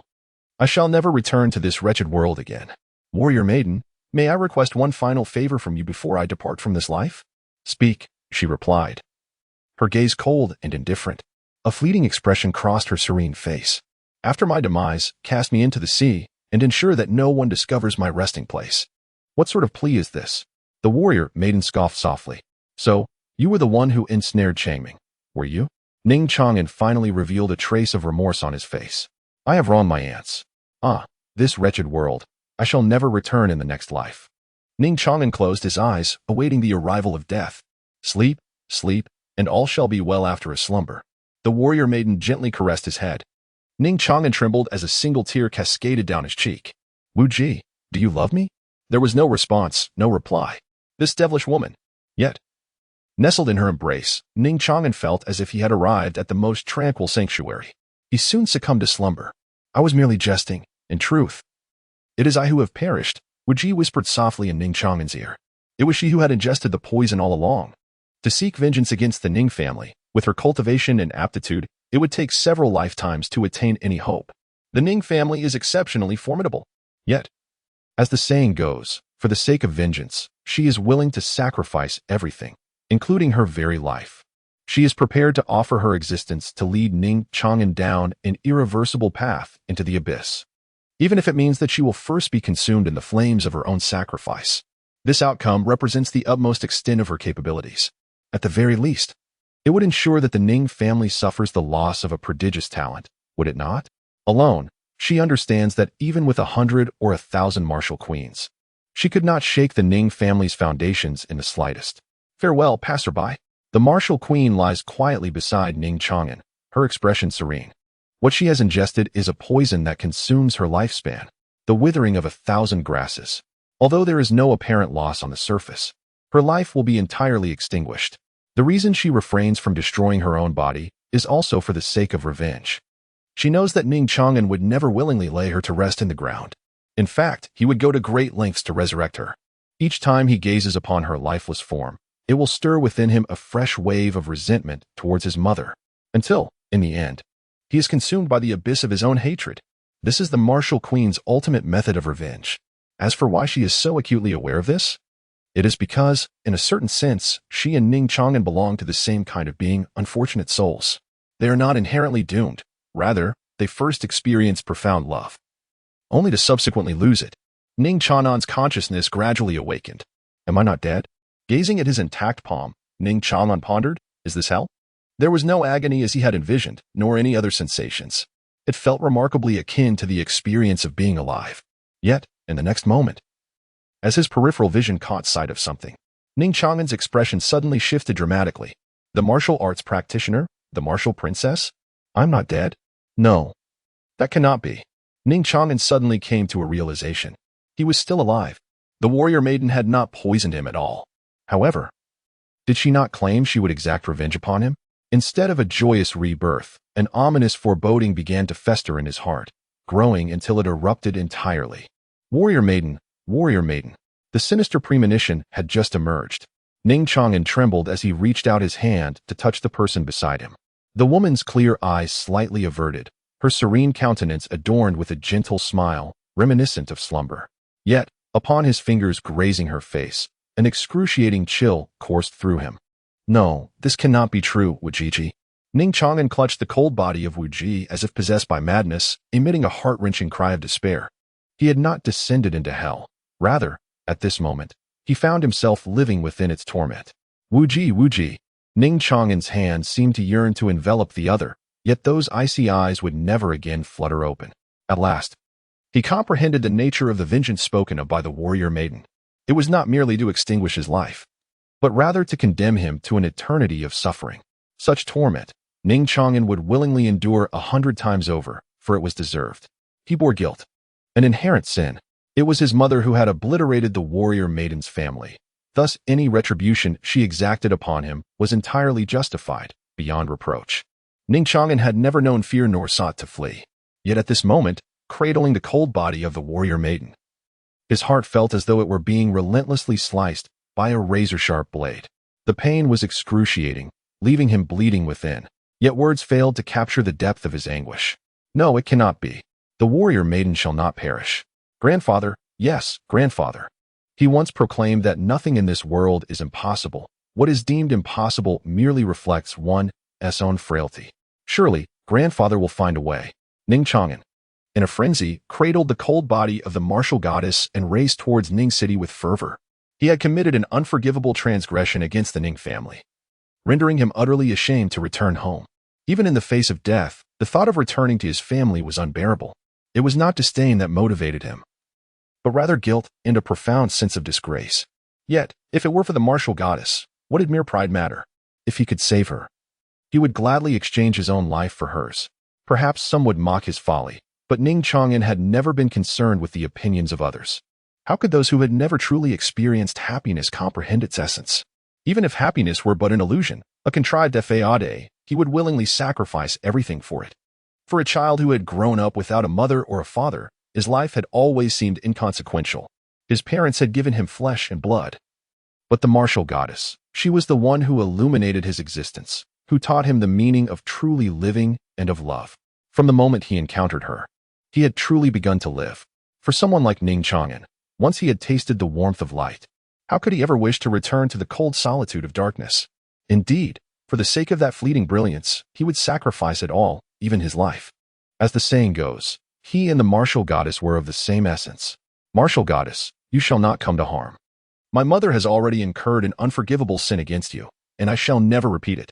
I am guilty, guilty indeed. In the Ning residence, a figure of striking elegance knelt outside the estate, silent and forlorn, cradling the cold form of the martial maiden.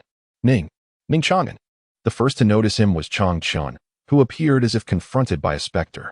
Rubbing his eyes in disbelief, his expression swiftly transformed into one of fury. How dare you return? Do you have any idea that you have been at the mercy of that wicked woman? I know. Ning Xuan bowed his head in anguish. I'm sorry. The utterance of these 3 words instantly subdued Ning Xuan's previously overwhelming anger. His ire towards Ning Xuan was not rooted in the grievous injuries inflicted upon him some time ago, but rather in his exasperation at Ning Xuan's foolishness. How could he allow himself to be so easily manipulated by a woman? After all, the bond forged over more than a decade of brotherhood could hardly harbor true resentment.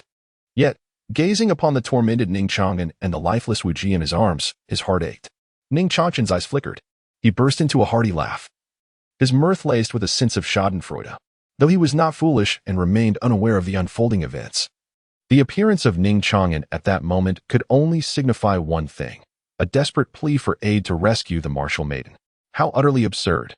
Indeed, how delightful it was, as if the heavens had finally opened their eyes, and this wicked woman was receiving her just deserts. Alas, let there be no unforeseen circumstances. The venomous woman must not escape her fate. Ning Xuan exhibited his disdain without the slightest concealment. With every utterance, his contempt became increasingly palpable. Ning Xuan's complexion paled further. His lips pressed tightly together, yet he merely bowed his head in silence. Before long, Ning Xue and her husband arrived in succession. Upon seeing Ning Chang'an kneeling on the ground, they were momentarily rendered speechless. "Aunt, uncle, I am truly sorry," a bittersweet sensation spread within his heart. Ning Chang'an is filled with profound sorrow. "Alas, alas." Ning Xue responded with a couple of sobs, discreetly wiping away her tears. After more than a decade of companionship, she had truly regarded Ning Chang'an as her own child. As for Zhang Banian, usually of good temperament, he remained silent with a stern expression. His eldest son was incapacitated, and his youngest son grievously injured. Now, to expect him to immediately accept and forgive the perpetrator, Ning Chang'an, seemed rather unrealistic for a father. "Aunt." Though she knew it was not the right moment to speak such words, Ning Chang'an trembled as he implored. "Could you perhaps seek out grandfather and ask him to intervene and save Wujie?" "What? Impossible!" Ning Chang'an interrupted angrily. "You are aware that this malicious woman deliberately framed my brother. He is now so tormented that he dares not step outside. And he trembles at the sight of any woman. The only words I can utter seem to be 'I am sorry.' A bitter taste lingers in my mouth." Ning Chang'an, filled with remorse, said, "There are hidden circumstances behind this matter. It is not Wujie's fault. It is my Ning family's wrongdoing towards her. I am sorry for your mother." Ning Chang'an's temper flared up suddenly, and he unleashed a torrent of scolding upon Ning Chang'an. Ning Chang'an merely endured the bitterness without retorting. "Take him away first." Ning Xue cast a sidelong glance at Zhang Byron. With a sense of resignation, Zhang Byron covered Ning Chang'an's mouth and pulled him away. "Ning Chang'an, you scoundrel!" echoed Ning Chang'an's piercing cries from afar. "Haven't you always been so astute since childhood? How can you fail to comprehend such a simple matter? Never let a woman's tears deceive you. We are all human, fundamentally alike. If a woman feels discomfort, she is certainly doing so intentionally. Can you truly be oblivious to the discomfort you inflict upon others? Fool, scoundrel, do not allow yourself to be misled by a woman." The voice of Ning Chang'an gradually faded away until it was completely inaudible. What Ning Chang'an articulated, how could Ning Chang'an remain unaware? However, regardless of the magnitude of the misstep, as long as the warrior maiden weeps, it becomes my fault. For I vowed to her that I would eternally forgive her deceptions. And thus my heart grows increasingly bitter. Yet Ning Chang'an refrained from voicing these words. Instead, he gazed imploringly at Ning Xue. "Aunt, I am truly sorry. I sincerely apologize. I assure you that I shall be obedient from now on. But just this once. I beseech you to seek out grandfather and implore him to intervene and save Wujie. She is all I have. She is my only hope." Ning Chang'an finally wept. He was not as resilient as he appeared to the outside world. In truth, he was more fragile than anyone else, and the martial maiden represented his most genuine vulnerability. "Child, do not cry." As she witnessed Ning Chang'an's tears, Ning Xue could not help but let her own tears flow uncontrollably. "I will seek out father. Aunt, I was never truly human." Ning Chang'an wept bitterly, lamenting with heart-wrenching cries. Ning Snow gently comforted him. "I promised my sister that I would take good care of you." Ning Mansion, a secluded sanctuary. "Father, are you there?" The voice of Ning Xue echoed from outside, stirring a wave of irritation within Ning Xian. How could he be unaware of Ning Chang'an's impending arrival? Yet, at this moment, he had no desire to face him, particularly upon realizing the purpose behind Ning Chang'an's visit. To save Wujie? Ning Xian let out a cold laugh. How could that be possible? Even if the sky were to fall, it would be inconceivable. He would rather see the martial goddess utterly defeated, never to reappear again. In such a case, perhaps Ning Chang'an might still have a chance. As for extending a hand to rescue the martial goddess, that is nothing short of a farce. Not here. Ning Xian's voice resonated outward. Outside the door, Ning Xue let out a bitter laugh. After all, that was Qinglan's only child, and I had promised her that I would take good care of Chang'an. Ning Xian's expression shifted dramatically, culminating in a forceful fist striking the ground. "Grandfather." He gazed at the figure before him, adorned in a robe dyed in deep ink. Ning Chang'an's eyes moistened once more. He understood that Ning Xian was never a heartless individual. It is often said that no one knows a child better than their father. Yet, conversely, it is the children who can truly perceive the essence of their elders. Regrettably, most elders tend to overlook this truth. "I beseech you, please save the martial goddess." Ning Chang'an positioned the warrior maiden before him. Thud, thud, thud. Each impact resonated against the ground with fervent intensity. In a short span, the earth became stained crimson. That is enough. If no one intervened, one would scarcely doubt that Ning Chang'an might very well bash his head to death. A flicker of reluctance flashed across Ning Xian's eyes. After all, he was his own grandson. No matter how deeply the bones may fracture, the bond remains unbroken. The ties of blood are not easily articulated in mere words. Humans are not sages. Who among us is without fault? Especially when it concerns an 18-year-old youth. Had he not often imparted to Ning Xuan that the essence of life lies in failures and mistakes? Where does success originate if not from the lessons learned through repeated errors? No one is exempt from making mistakes, not even a prodigy like Ning Xuan. Yet, when his gaze fell upon the martial princess, Ning Xuan remained indifferent. Provide me with a reason to save her. And after more than a decade of kinship. How could you betray your family for a woman? Convince me. A reason to rescue the warrior princess? Does this not imply that grandfather truly possesses a solution? I knew it. I always knew it. Ning Xuan initially experienced a surge of joy.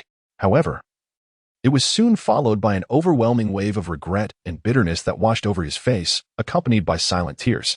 Upon witnessing this, Ning Xuan seemed to utter nothing. Yet, his gaze averted from the man's face. Grandfather. Ning Xuan is aware that no matter how indifferent Ning Xuan may appear, he is by no means a heartless individual. Wu Ji was the first to enter my life. She was akin to a gentle beam of light, pulling me out of the frigid, rigid darkness. With her presence, solitude ceased to be terrifying. The nights transformed from cold to warm, and the chilling winds lost their desolation.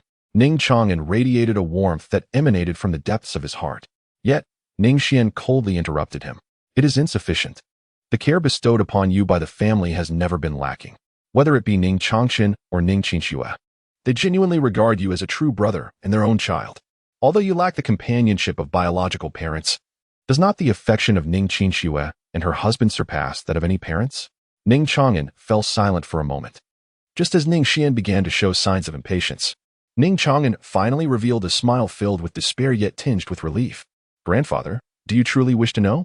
Ning Xuan spoke word by word. Ning Xuan's expression was one of astonishment.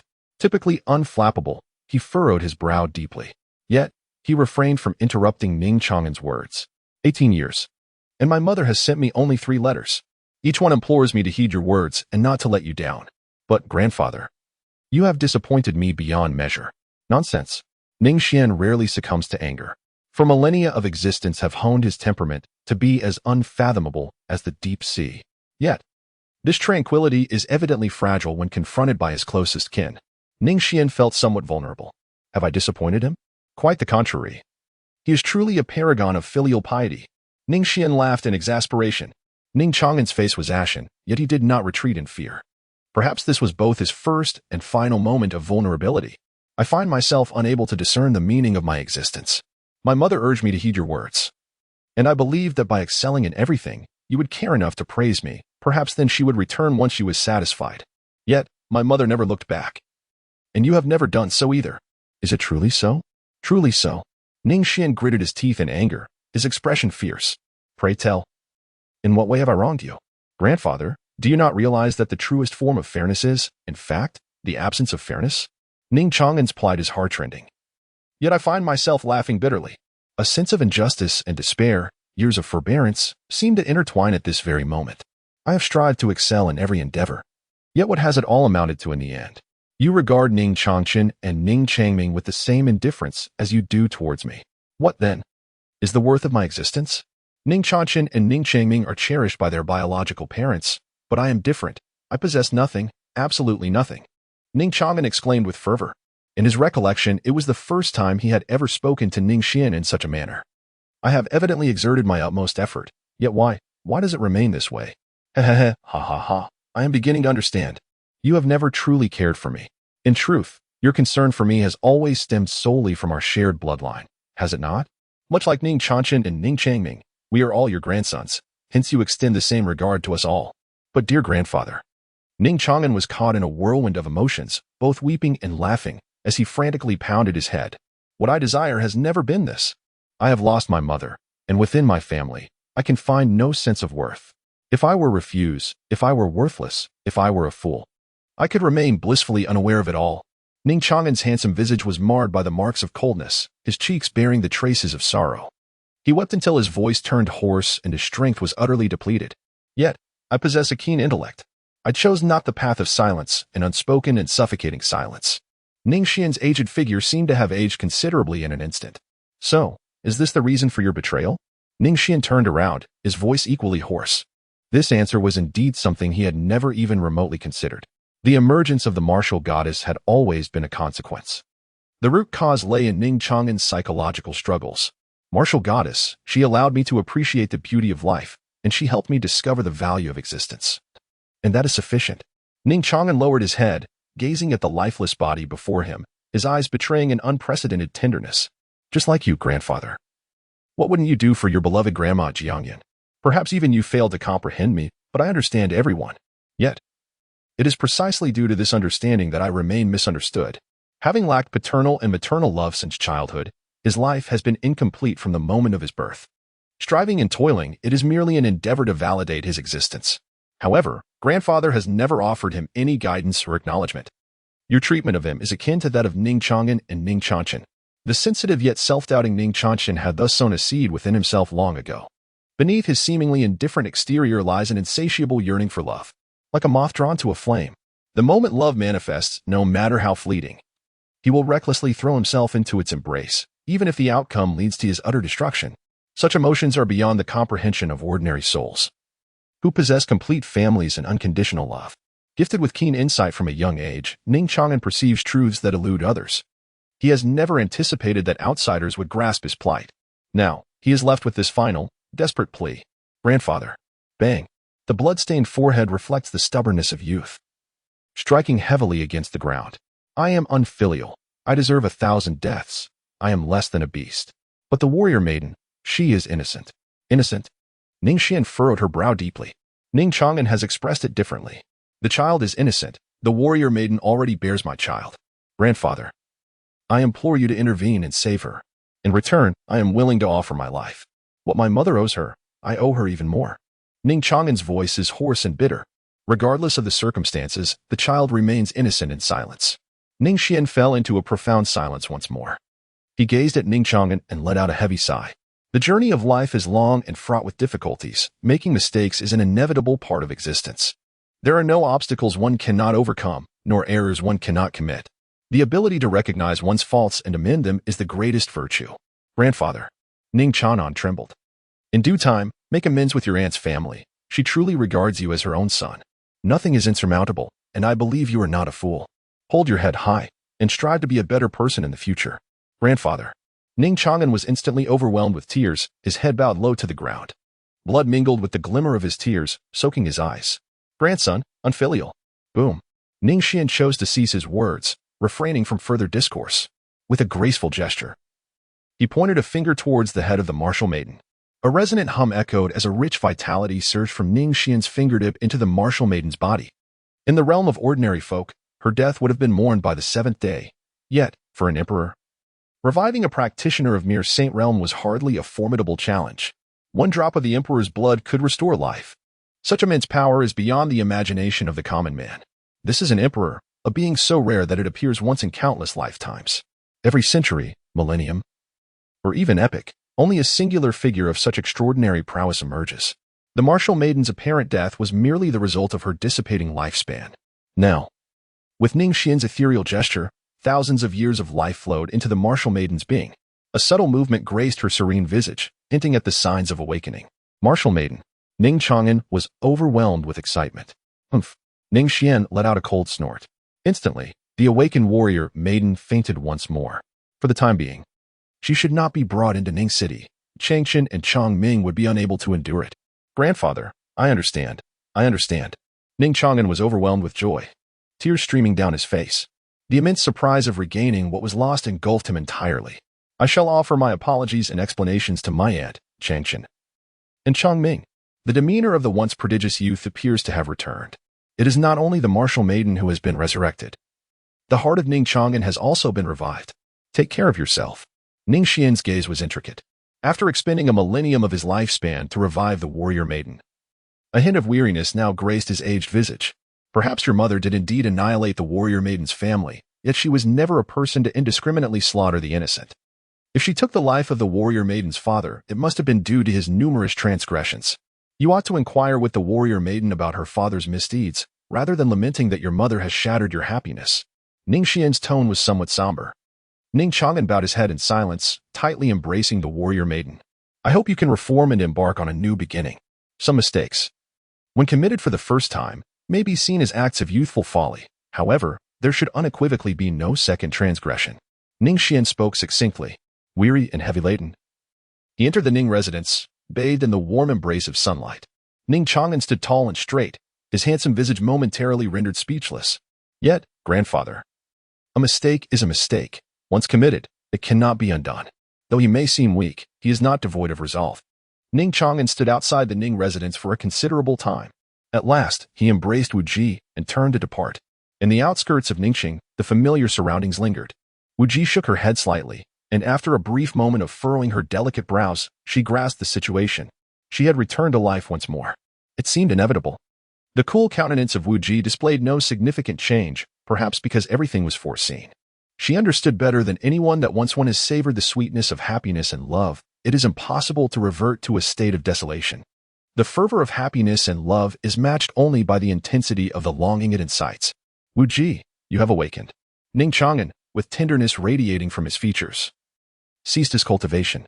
He approached Wu Ji with the demeanor of a loyal hound awaiting its master's affection, infused with a hint of deference and caution. The animosity Wu Ji had harbored seemed but a fleeting nightmare. Who saved me? Your grandfather? Wu Ji inquired coolly. Yes, I implored my grandfather for a while. And he rescued you, came the response. Ha! Wu Ji scoffed lightly, the meaning of her laughter elusive.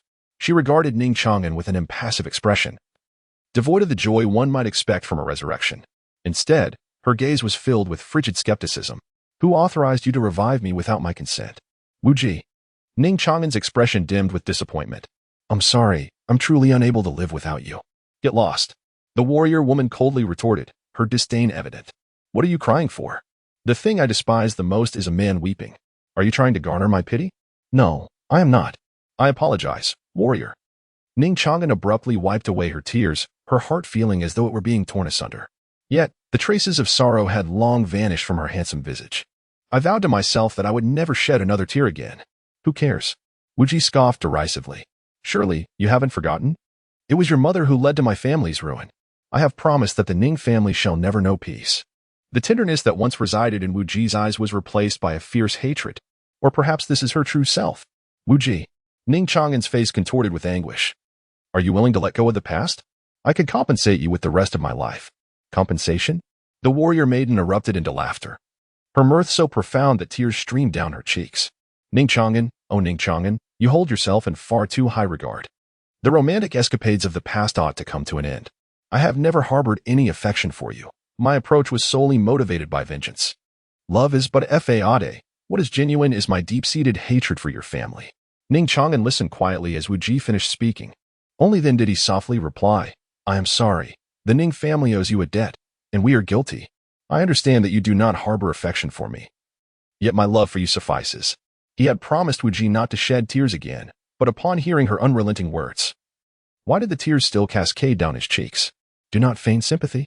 Wu Ji turned her head away, coldly asserting, a man's tears are worthless. I apologize. The fault lies with me. Ning Chang'an forced a smile while wiping away the traces of tears on his face. He struck himself several times with fervor. Yet, despite the sharp pain, his tears continued to flow, even more profusely. He was a man. Men should not weep. Men are born to support a family. Yet, he felt an overwhelming agony. Was he truly a bad person? Had he committed any grievous wrong? Why did fate treat him so harshly? Ning Chang'an gritted his teeth in distress, tears streaming down his face. Sorrow is not solely the domain of women. Men too can be melancholic when love eludes them. Their words choked by tears. Yet, such emotions have always been deeply concealed. The tender side of a man remains forever hidden in the depths of his heart. Warrior Princess Ning Chang'an had long ceased to concern himself with matters of pride. He knelt before the warrior maiden, his hands clutching tightly at the hem of her garment. Almost in a tone of desperation, he implored, I love you. I love you dearly. I beseech you, do not engage in any more foolishness. For your sake, I would willingly sacrifice my own life. Without you, I truly cannot continue to exist. Warrior maiden, I entreat you, I implore you, do not abandon me. For I simply cannot bear to lose you. Ning Chang'an choked on her words. Wu Ji's clear eyes trembled. Was it I who compelled you to fall in love with me? She questioned, her voice steady yet a single tear glided down her delicate cheek, cascading down her exquisite collarbone and landing upon Ning Chang'an's face. From an outsider's perspective, Ning Chang'an might indeed appear foolish. But is that the truth? For her sake, Ning Chang'an unhesitatingly severed ties with her clan. For her, he did not flinch at the thought of breaking away from his brothers. For her, if one were to view it solely from Wu Ji's standpoint, how could one not be moved? Imagine a girl who forsakes her future and defies her parents, resolutely choosing to stand by your side. For you, she would take on the world as her adversary. Such a partner, regardless of gender, would surely evoke some semblance of emotion, would they not? Is Ning Chang'an foolish? It is merely a love that is profound and deeply etched into the soul. Oh, Wu Ji, how lament. Ning Chang'an choked back his sobs once more. He was at a loss as to how to approach the warrior maiden. He was cautious and humble, yet the initiative was never in his hands. He did not understand how to coexist with his other half. No one had ever taught him. It seemed that in this world, the only pursuit was that of cultivation, endless cultivation. Only one's prowess mattered. From their initial encounter to their deepening affection, it was always the warrior maiden who took the lead. Then one day, when that initiative vanished, he realized he was utterly devoid of skills. All he could do was clumsily and wholeheartedly nurture this relationship. He had given everything, even if she perhaps did not care at all.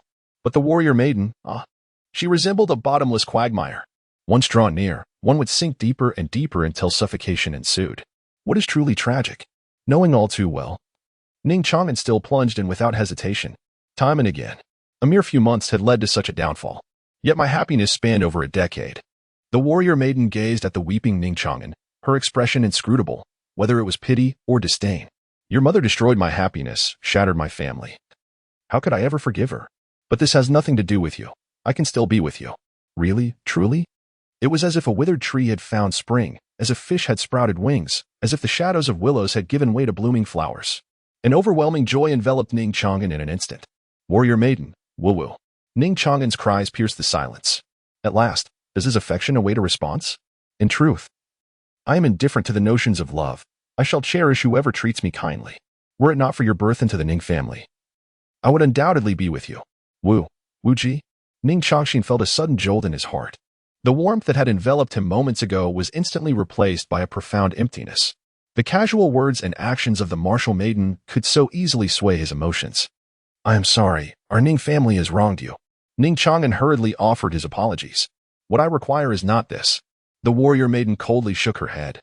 As long as you can accomplish one task, I swear by the heavens that I shall remain with you forever. What do you say, warrior maiden? Ning Chang'an may have already surmised the nature of the matter. The vendetta for my father's murder is one that cannot be reconciled. I command you to eliminate Ning Chang'an and Ning Changming. With the extinction of your Ning family, my grievances shall be laid to rest. Ning Chang'an remained silent.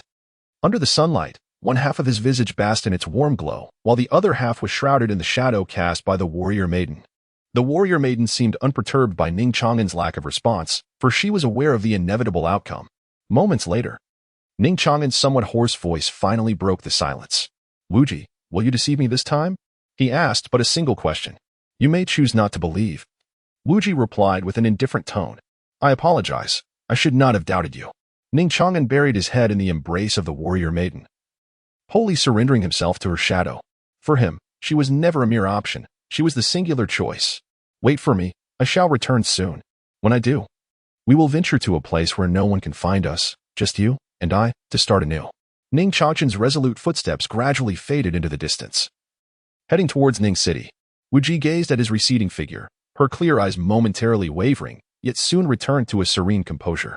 To a tree. Its leaves hold significant value, but the tree itself never dwells on the loss of a single leaf. With a swift motion, Wu Ji unsheathed a sharp blade and drew it across her abdomen.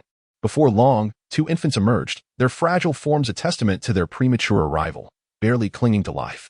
Wu Ji's complexion turned ashen, yet her clear eyes shimmered with a hint of tenderness. She carefully placed the infants beside her, striving to preserve their fragile existence. Having arranged everything, Wu Ji softly murmured, Farewell, Ning Chang'an. In the next life, may you never encounter a woman as wicked as I. Those who believe in a woman's promises are but fools. Ning Mansion.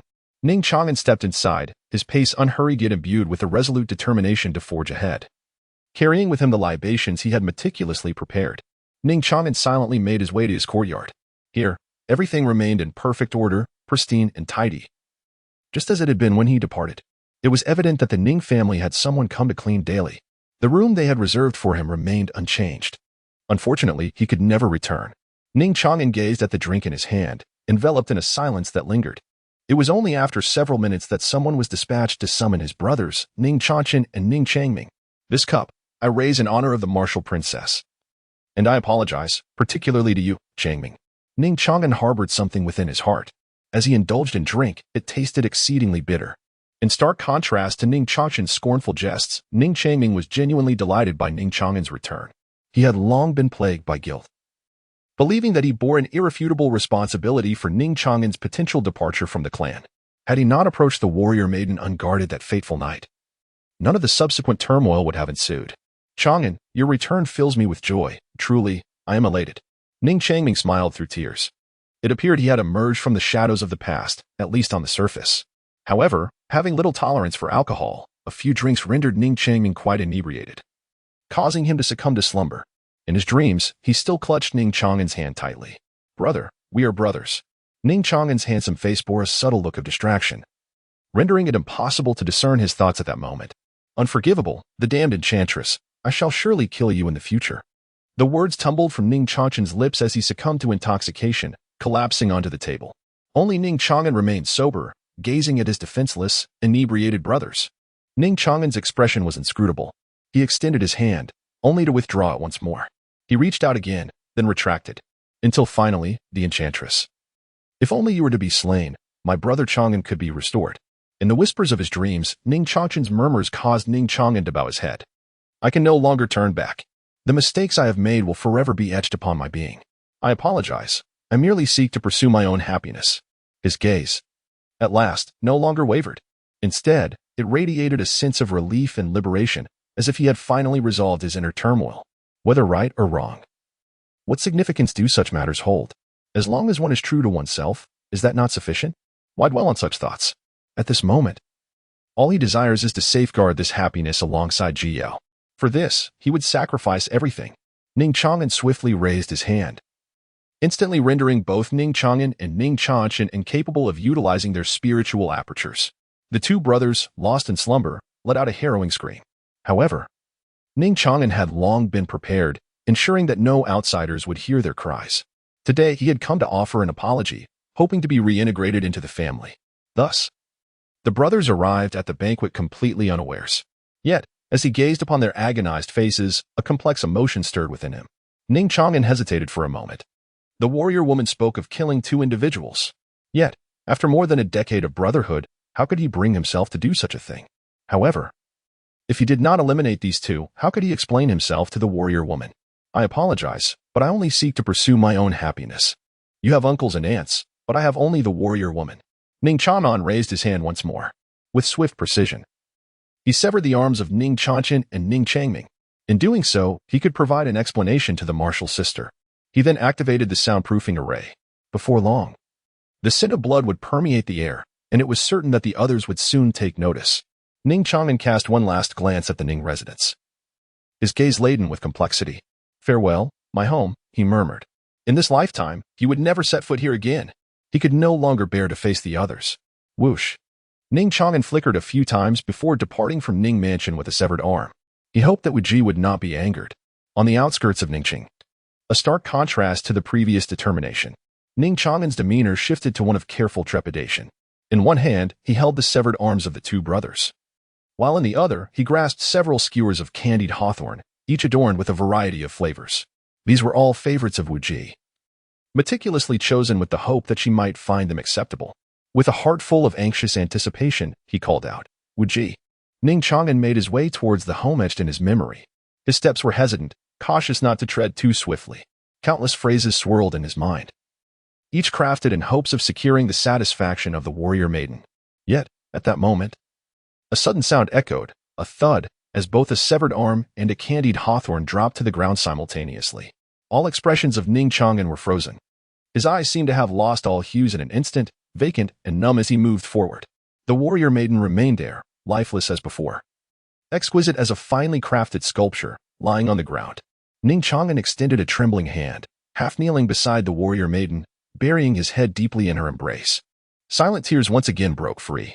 The sounds of two infants crying filled the air, their children. Yes, children, children. Ning Chang'an suddenly lifted his head. On his face, contorted with anguish, there appeared a glimmer of hope, as if he had grasped a lifeline. He had no time to ponder the departure of Wu Ji once more. Not even anger stirred within him. His mind was a blank slate, like a soulless marionette. With Wu Ji's demise, his heart had also perished. Ning Xuan, in a state of panic, carried 2 infants on his back while carefully cradling Wu Ji, hastening once more towards Ning City. Ning Xuan, apart from that grandfather, he found himself devoid of any means. The only one capable of rescuing Wu Ji is none other than Ning Xuan himself. The sound of weeping echoed in his ears, enveloping the atmosphere in a profound sense of despair. The 2 young masters of the Ning family have once again been rendered powerless. The Ning family has descended into chaos. Ning Xuan seemed oblivious to his surroundings, his head bowing repeatedly in fervent supplication. Save Wu Ji, he cried, his voice hoarse from desperation. At long last, a shadow, cloaked in darkness, materialized before the gates of the Ning residence. A palpable aura of murderous intent enveloped the air. A chilling and unadulterated thirst for blood surged forth. Ning Xuan gasped, tears welling in his eyes as he called out, "Grandfather." Yet that figure did not cast another glance in his direction. "This is your great-grandson, please. Take a look, just look." Ning Xuan, bearing the weight of the 2 children behind him, stepped forward. With tears in his eyes, he gazed imploringly at Ning Xuan. Aware that he was beyond redemption, he beseeched, "For the sake of the children, I implore you to save Wu Ji. Their lives would be incomplete without a mother's presence." This was the only justification he could conceive. Alas, the aura of Ning Xuan was unlike anything he had ever encountered, leaving him both bewildered and somewhat fearful. "Grandfather, I implore you, save Wu Ji." Ning Xuan fervently prostrated himself, pushing the martial maiden forward once more. "I beseech you, I implore you, dear grandfather." The resounding echoes of his deep bows reverberated throughout the Ning residence. Yet, the figure across from him remained unresponsive. After a prolonged silence, a somewhat hoarse voice finally broke through the stillness. "Xuan, I have stated before that making mistakes is not dreadful. It is the rectification of those errors that truly matters. No one is devoid of faults. I have always believed that you are capable of transformation." The tone was devoid of anger, yet carried a disquieting depth. Ning Xuan trembled. "Grandfather, I was wrong. I beseech you to save Wu Ji." "No, you do not truly comprehend your error." Ning Xuan shook his head. A pained expression etched upon his aged face. If only he had truly recognized his mistakes, it would have been a more tolerable situation. The tragedy of conturning against one another is indeed lamentable. Yet, at this juncture, there remains no alternative. "Grandfather." Ning Xuan's pupils constricted, and his entire body was drenched in cold sweat. He fixed his gaze on Ning Xuan, his eyes reflecting not only fear but also despair, a lifeless gray, and a flicker of resentful fire. "You intend to kill me? This should not be the case. It should not be so." Ning Xuan did not respond. Yet his silence spoke volumes as he gradually approached Ning Xuan. His patience had always been finite. There is a saying that goes, rather than enlightening, it is better to incinerate. Yet, after all, this was his own grandson. Ning Xuan had no intention of taking his life. Yet every transgression carries its own retribution, especially when Ning Xuan showed not a shred of remorse. To allow this to continue would only lead to greater calamity. Thus, Ning Xuan resolved to cripple him, this once promising genius upon whom he had pinned such high hopes, perhaps condemning him to live as an ordinary man, to pass his days in mundane safety until death would be a mercy after all. "You wish to kill me? Kill me?" Ha ha ha ha. Locked within the crushing grasp of Ning Xuan's aura, Ning Xuan yearned to struggle. Yet he found himself unable even to lift a hand. Instead, he erupted into a maniacal laughter, his face etched with an unprecedented despair. Grandfather, to slay one's own grandson? How utterly horrifying. Even he had hesitated to deliver a lethal blow to Ning Changming on 2 occasions. Yet now, his own grandfather was intent on ending his life. Ning Xuan did not resist. His eyes were fixed intently on Ning Xuan, filled with deep-seated resentment and boundless hatred. Ning Xuan was indifferent to these matters. Raising his hand with an air of detachment, Ning Xuan is undoubtedly a genius, and future investments in him may yield substantial returns. However, whether it be investment or system, to Ning Xuan, they have always been mere tools. When a tree has grown too large to be altered, the wisest course of action is to eradicate it promptly. I despise you. I loathe each and every one of you. One who has brought me into this world yet nurtures me not, and another who raises me without love. All of you deserve to perish. Ning Xuan gritted his teeth in anguish, his handsome visage already submerged in tears. At this moment, his despair surpassed even that felt at the time of the martial maiden's demise. "Father!" A staggering figure rushed from the distance, nearly collapsing at Ning Xuan's feet. Yet, her hand clutched tightly at Ning Xuan. "Jing Shui, release him. This wretched being cannot be spared." Ning Xuan spoke with a stoic expression. Father, he uttered. For he is but a child, and how can a child be without fault? Grant him forgiveness, extend your mercy this once. Ning Xue pleaded tearfully. I have watched Chang'an grow up. If anything were to happen to him, I would never find peace in my life. Father, I implore you. Ning Xuan furrowed his brow, casting a detached gaze towards Ning Chang'an. Ning Chang'an gritted his teeth fiercely, resembling a forsaken lone wolf, defiantly meeting his gaze. Though still immature, he revealed his menacing fangs. Chang'an, please acknowledge your mistake. Can you not admit an error to your father? Ning Qingno wept. Grandfather, I am truly sorry. Ning Chang'an bowed his head deeply, suppressing all the hatred and anguish that threatened to overwhelm him. He harbored but a singular plea, to save Wu Ji, and to never set foot in Ning City again. Ning Xuan appeared oblivious to the plea. With a solitary phrase left behind, he turned and departed. I implore you, save the warrior maiden. Save her. Save. Ning Chang'an's desperate roar echoed behind him. Ning Xuan did not pause in his stride, nor did he cast another glance at him. It was as if this grandson had never existed. Save Wu Ji. Ning Chang'an knelt from dawn until dusk. His tears had long since run dry, and his throat was now coughing up blood. Each utterance felt akin to a blade scraping against his insides. Yet, that figure never reappeared. The body of the martial heroine had grown utterly cold. Ning Xuan, how cruel your heart is. Ning Chang'an trembled as he rose to his feet. His legs were already numb. He lifted his gaze towards the imposing Ning residence before him. Within the depths of his numb and silent eyes burned an anger akin to a volcanic eruption, alongside an everlasting resentment. He uttered not a word, taking the two children and the warrior maiden with him as he turned to leave. His silhouette appeared as wretched as that of a stray dog. Yet, he was utterly deranged. Ning Mansion, Grand Hall. Not so good. Zhang Banian managed to force a smile, lowering his head. His complexion was pale. Was there still no effect? Ning Xuan let out a heavy sigh. Ning Chanchan and Ning Chaming have both experienced a profound setback in their cultivation. The severed arms can regenerate, and their spiritual acupoints are also capable of restoration, allowing them to embark anew on their path of cultivation. However, both seem transformed, as if an ominous shadow of despair hangs over them. A full day and night have passed, and the two brothers have yet to utter a single word.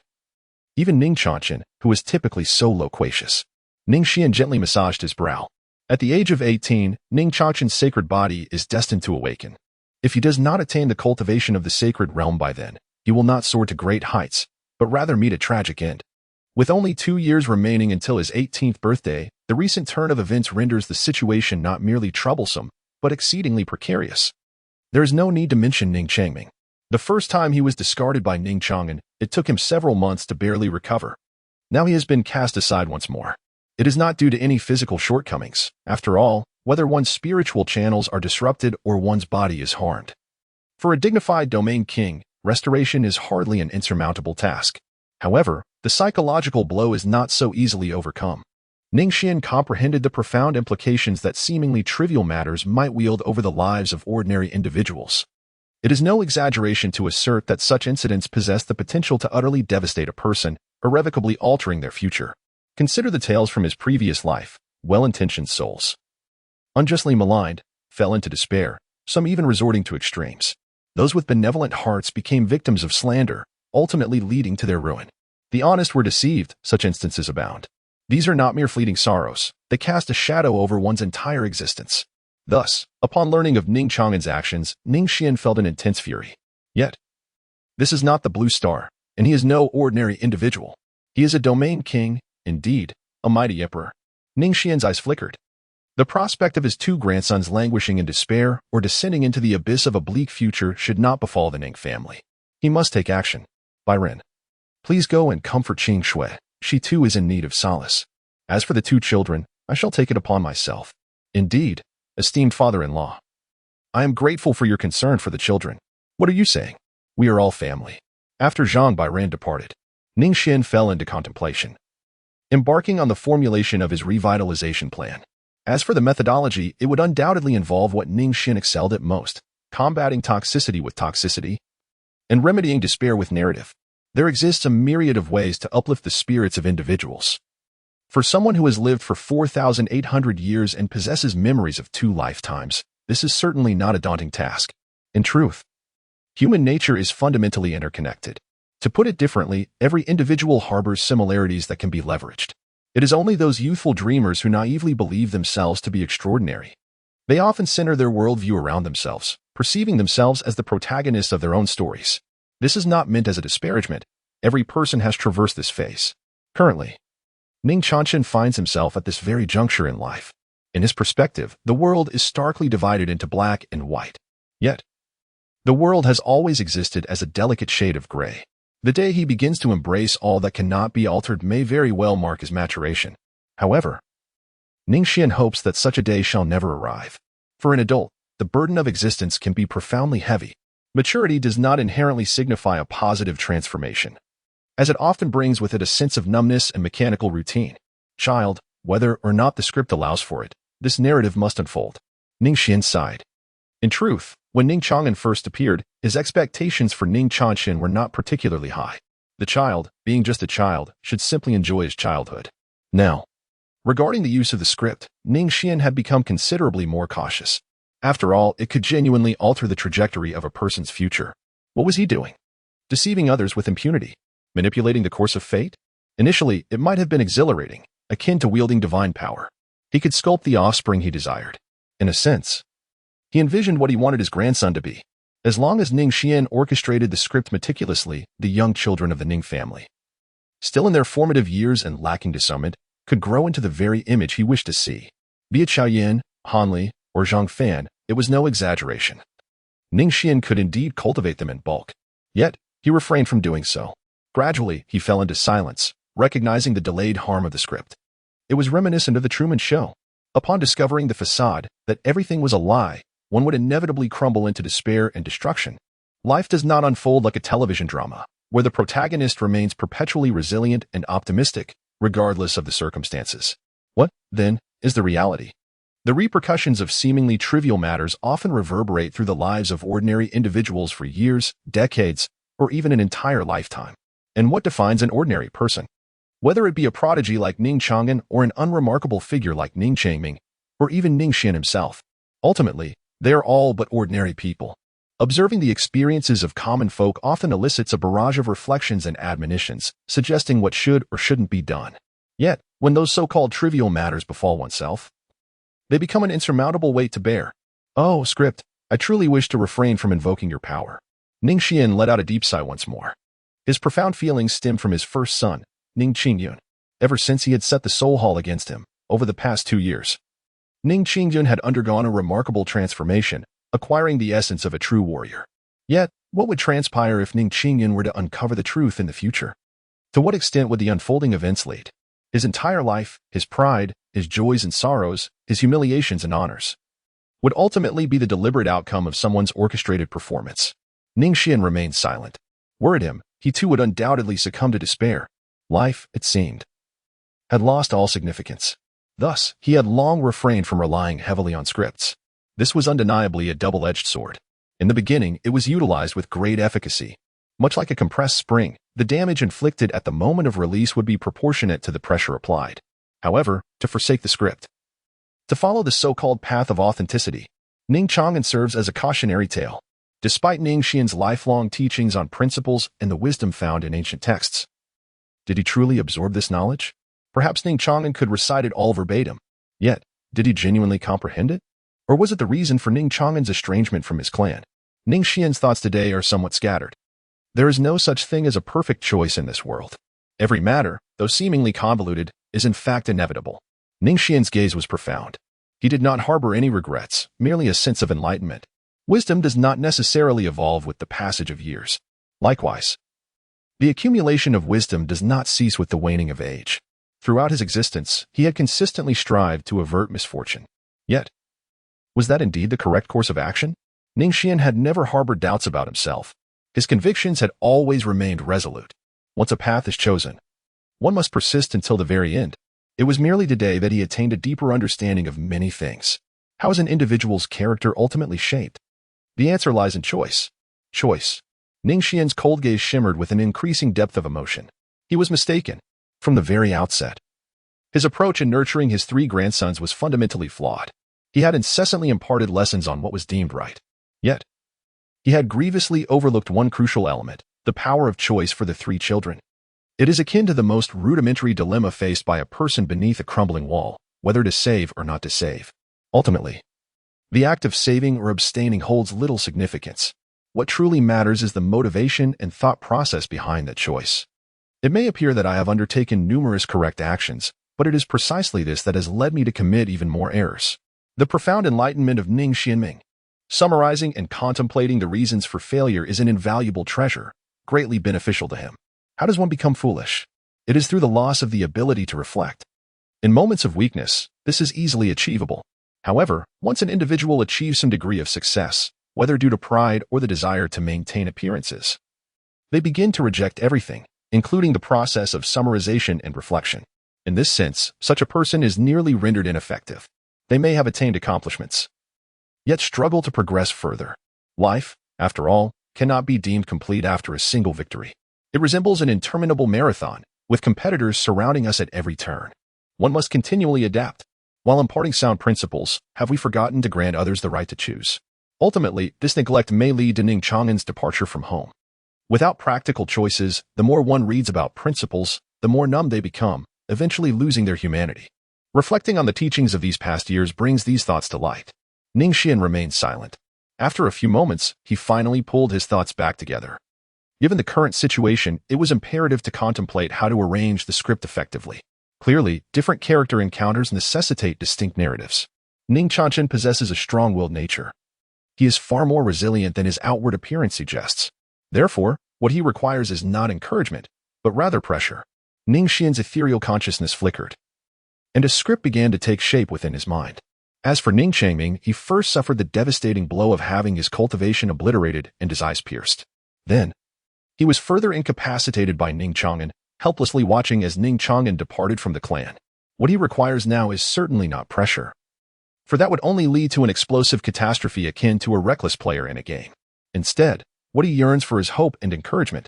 Forgive me, my two grandsons, this is the final script.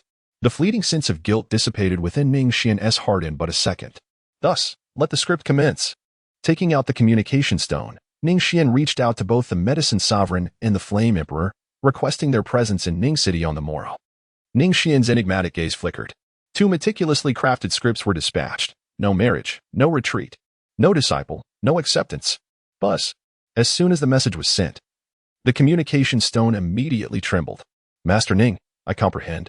Esteemed teacher, I shall come forth immediately. A faint smile graced Ning Xuan's lips. Thus, let us await the commencement of the script. The following day, in the parlor of the Ning residence, two youths languidly occupied their seats. Despite appearing to be merely in their teenage years, one exuded an aura of desolation, while the other wore a countenance twisted with despair. Neither exhibited the vivacity characteristic of youth. These were Ning Changming and Ning Xuan. Ever since the unfortunate incident that transpired the day before, both had remained in this dismal state, even though their spiritual apertures had been restored. Ning Xuan reassured himself, believing that he would seek vengeance only when his strength had significantly increased. However, Ning Changming had utterly surrendered. With his ordinary aptitude, no amount of training, be it tenfold or 100-fold, could ever compare to even a single hair's worth of Ning Chang's prowess. Ultimately, he would only find himself discarded. Given this reality, what significance does cultivation hold? The outcome has long been predetermined. Genius is genius, while mediocrity remains mediocrity. Though Ning Changming has always been composed, he is still merely an 18-year-old youth. It is not that he is incapable of bearing hardship. Rather, the experiences of being discarded on 2 occasions have profoundly impacted him. Just as the two brothers were weighed down by their thoughts, a cheerful laughter echoed. Ha ha ha. Ning, my friend, it has been a long time. An elderly man with white eyebrows, well into his 70s, approached with measured steps. His presence arrived before his form, heralded by his hearty laughter. Who else could it be but the Medicine Emperor?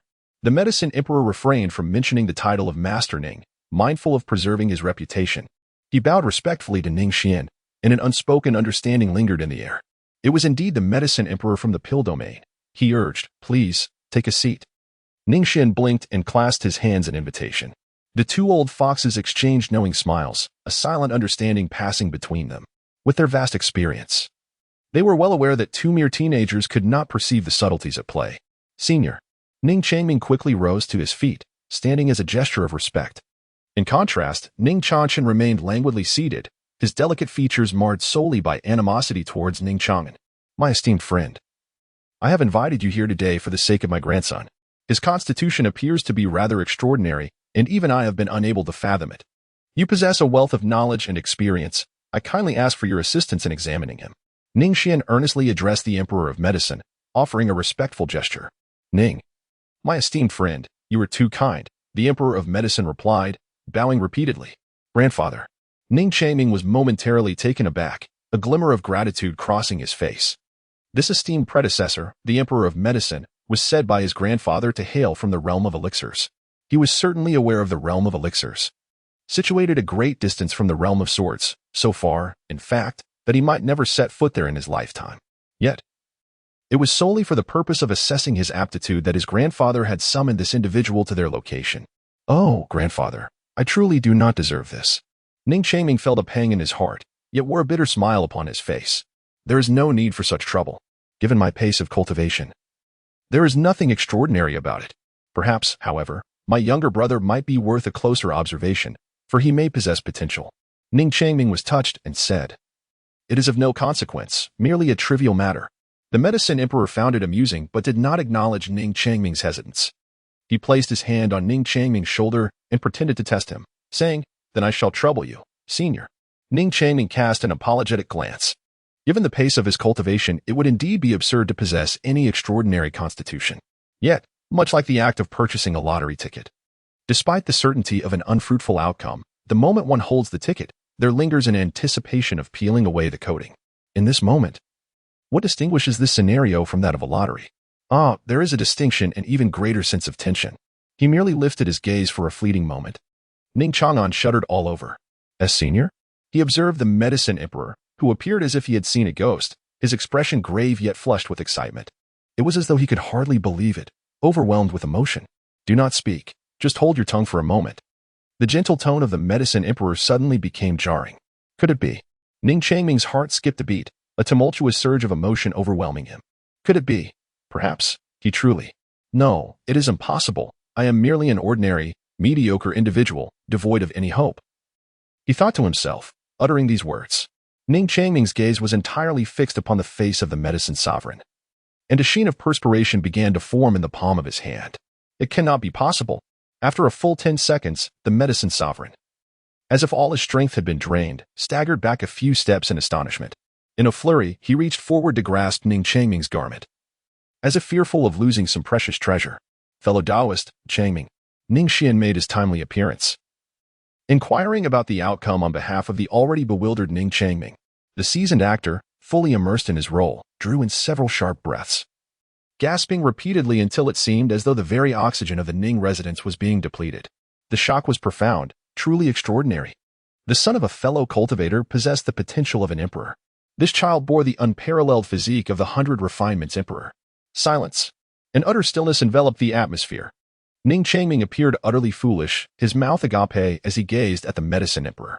Ning Xuan had already assumed a proper sitting posture, utterly astonished. My brother. Could it be that he possesses the qualities of a grand emperor? My grandson. Could it be that he possesses the qualities of a grand emperor?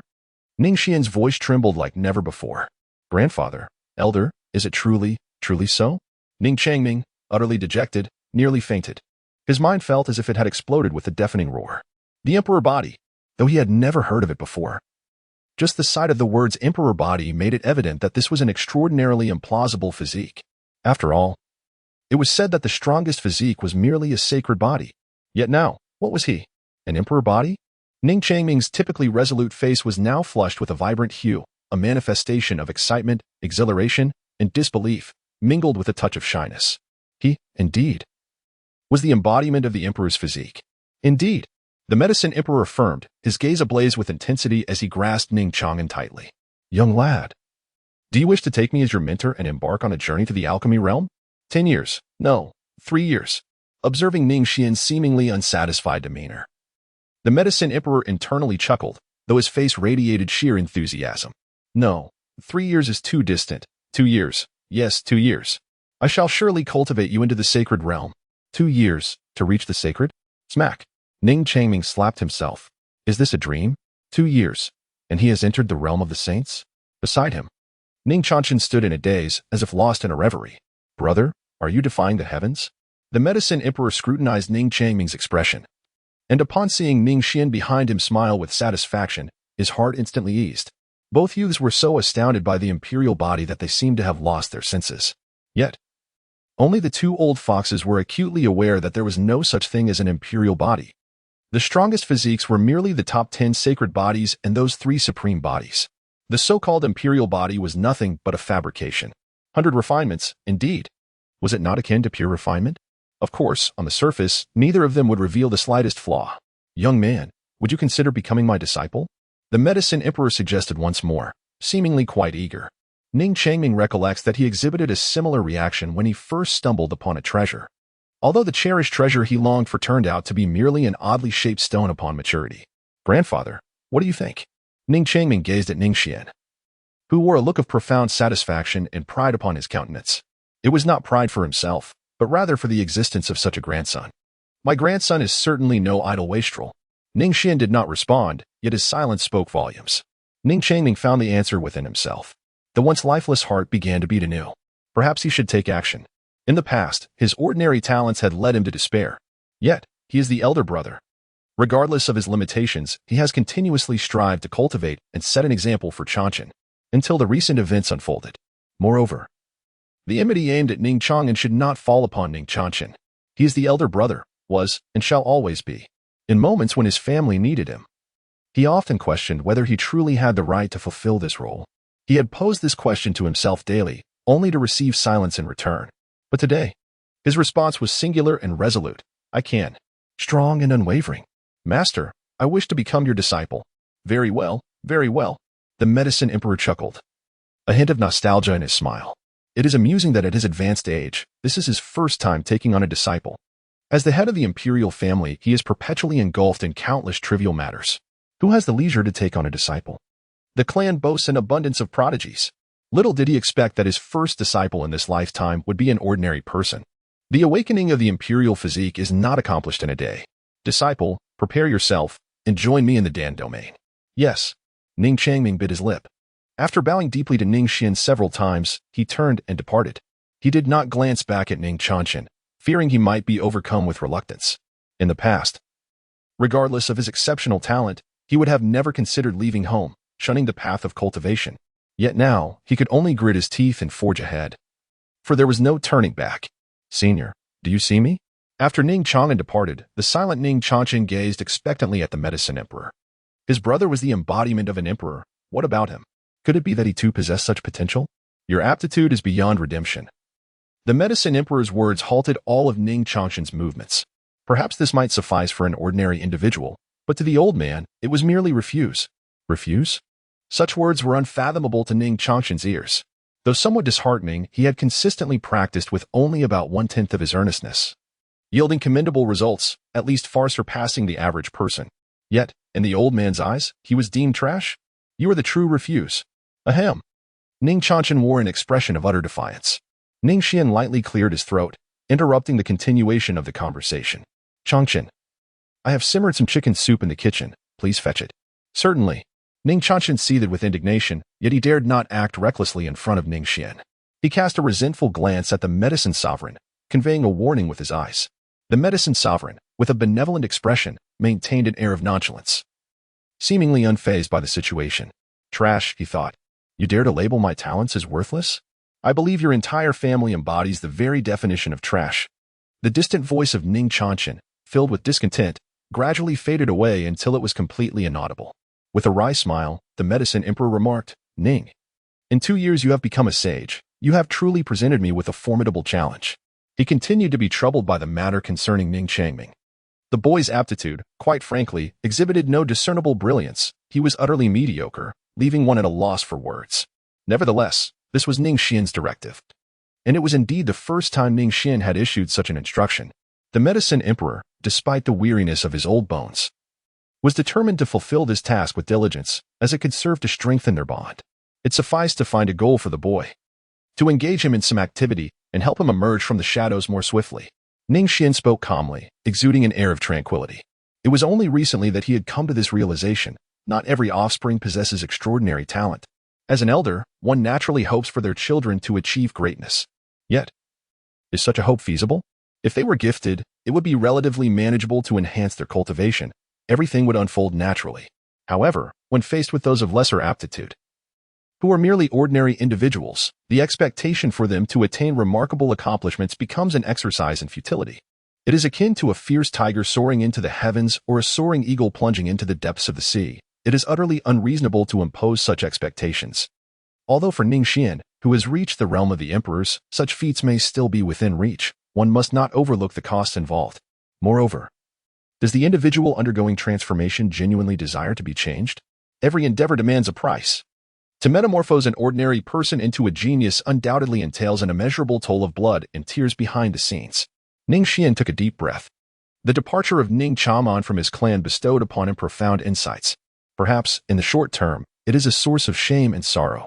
Yet, how could one's life be devoid of trials and tribulations? In truth, as one lives long enough and experiences more, those with even a modicum of reflective ability will recognize that everything is inevitable. What has transpired will inevitably recur. Actions once taken will be taken again. In this world, where there exist virtuous individuals, it is only natural that malevolent ones will also arise.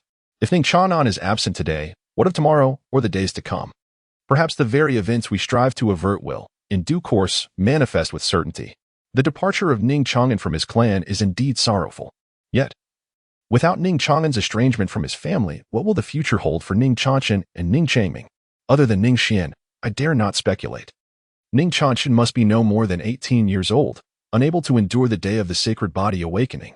He has been sheltered from the storms of life by Ning Xuan, rendering him devoid of any motivation for cultivation. Initially, Ning Xuan experienced genuine anger and disappointment due to personal sentiments. Yet, as previously mentioned, Ning Xuan is an individual adept at reflection and synthesis. He possesses the remarkable ability to perceive an entirely different facet of any given situation. In the past, I harbored the hope that every child would achieve success. However, it has become evident to me that my perspective was rather naive. Ning Xuan pondered silently. What constitutes success? Is it merely a matter of cultivation? Such a notion is rather one-dimensional. In the past, he had always approached issues from a personal perspective. However, his vision had now broadened. He is the progenitor of the Ning family. His duty is not to elevate each child solely in terms of their cultivation, but rather to ensure that each individual contributes to their fullest potential. Ning Changming's aptitude is lacking.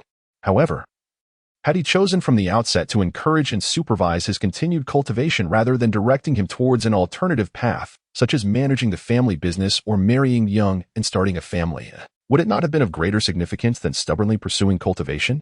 He ought to adopt a broader perspective. In the past, he indeed had a rather narrow viewpoint.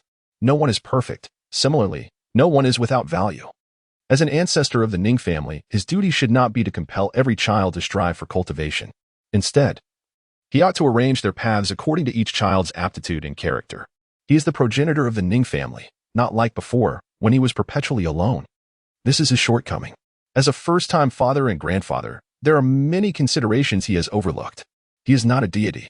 The cultivation and status he possesses today are the result of gradual progress. Master Ning? The voice of the medicine emperor pulled Ning Xuan's thoughts back to reality. What did you just say? I didn't quite catch that. Ning Xuan replied calmly, it's nothing of great significance. The medicine emperor, with a wry smile, remarked. It is merely that the southern prefecture is in turmoil, and chaos reigns across the land. If this were to occur in Ning City, or even throughout the entire sword domain, people would undoubtedly respond with incredulity. The southern prefecture in disarray? Chaos in the realm? How could this be possible? Hasn't the sword domain always been orderly and tranquil? Is that so? Ning Xuan nodded lightly. He had always held an inkling in his heart regarding the current upheaval. The revival of spiritual energy was attributed to the sacrificial fate, which rendered all mortal realms exceedingly turbulent. The sword domain, alchemy domain, flame domain, and soul domain managed to sustain their tranquility. And he was well aware of the reasons behind this.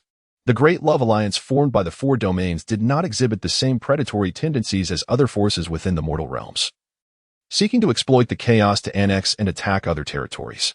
In the grand scheme of Southern State, the Great Love Alliance could hardly be deemed powerful, for it comprised merely four mortal domains. Yet, it was not weak either. Coupled with the fact that the Great Love Alliance never instigated conflict and remained a passive observer, it faced little trouble from other factions. The transformations within the mortal realms were indeed alarming. Just yesterday, 3 imperial clans were annihilated, their dominions consumed and occupied. Presently, Southern State boasted over 100 alliances, large and small. However, the most formidable among them were undoubtedly the Feather Alliance established by the Feather Emperor and the Willow Alliance founded by the Willow Emperor. Both were sovereigns. The only 2 imperial beings in Southern State, nearing the climax of their struggle for supremacy over the region. No, Master Ning, you 2 are an emperor, thus. Southern State is home to 3 sovereigns. The medicine sovereign chuckled awkwardly, recalling the presence of this individual beside him. Ning Xuan exuded an aura of tranquility that was disarming.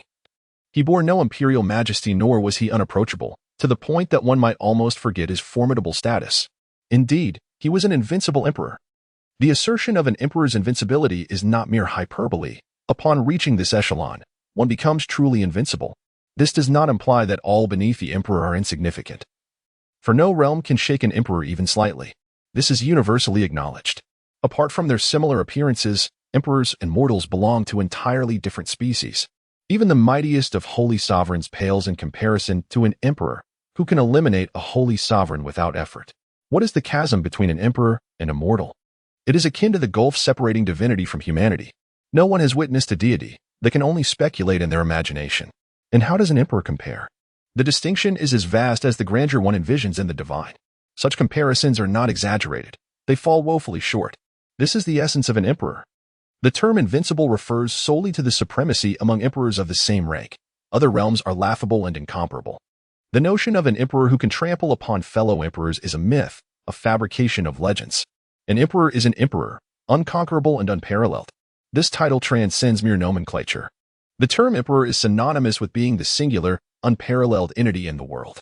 This realm can only be encapsulated by the 2 words, Great Emperor. An emperor's renown does not stem merely from their title. It is only through these 2 syllables that one can barely convey the essence of their domain. Among peers, no emperor has rivals. Those who ascend to this realm cannot possibly be mediocre. Hence, every emperor is invincible, barring external interference. One emperor can never defeat another.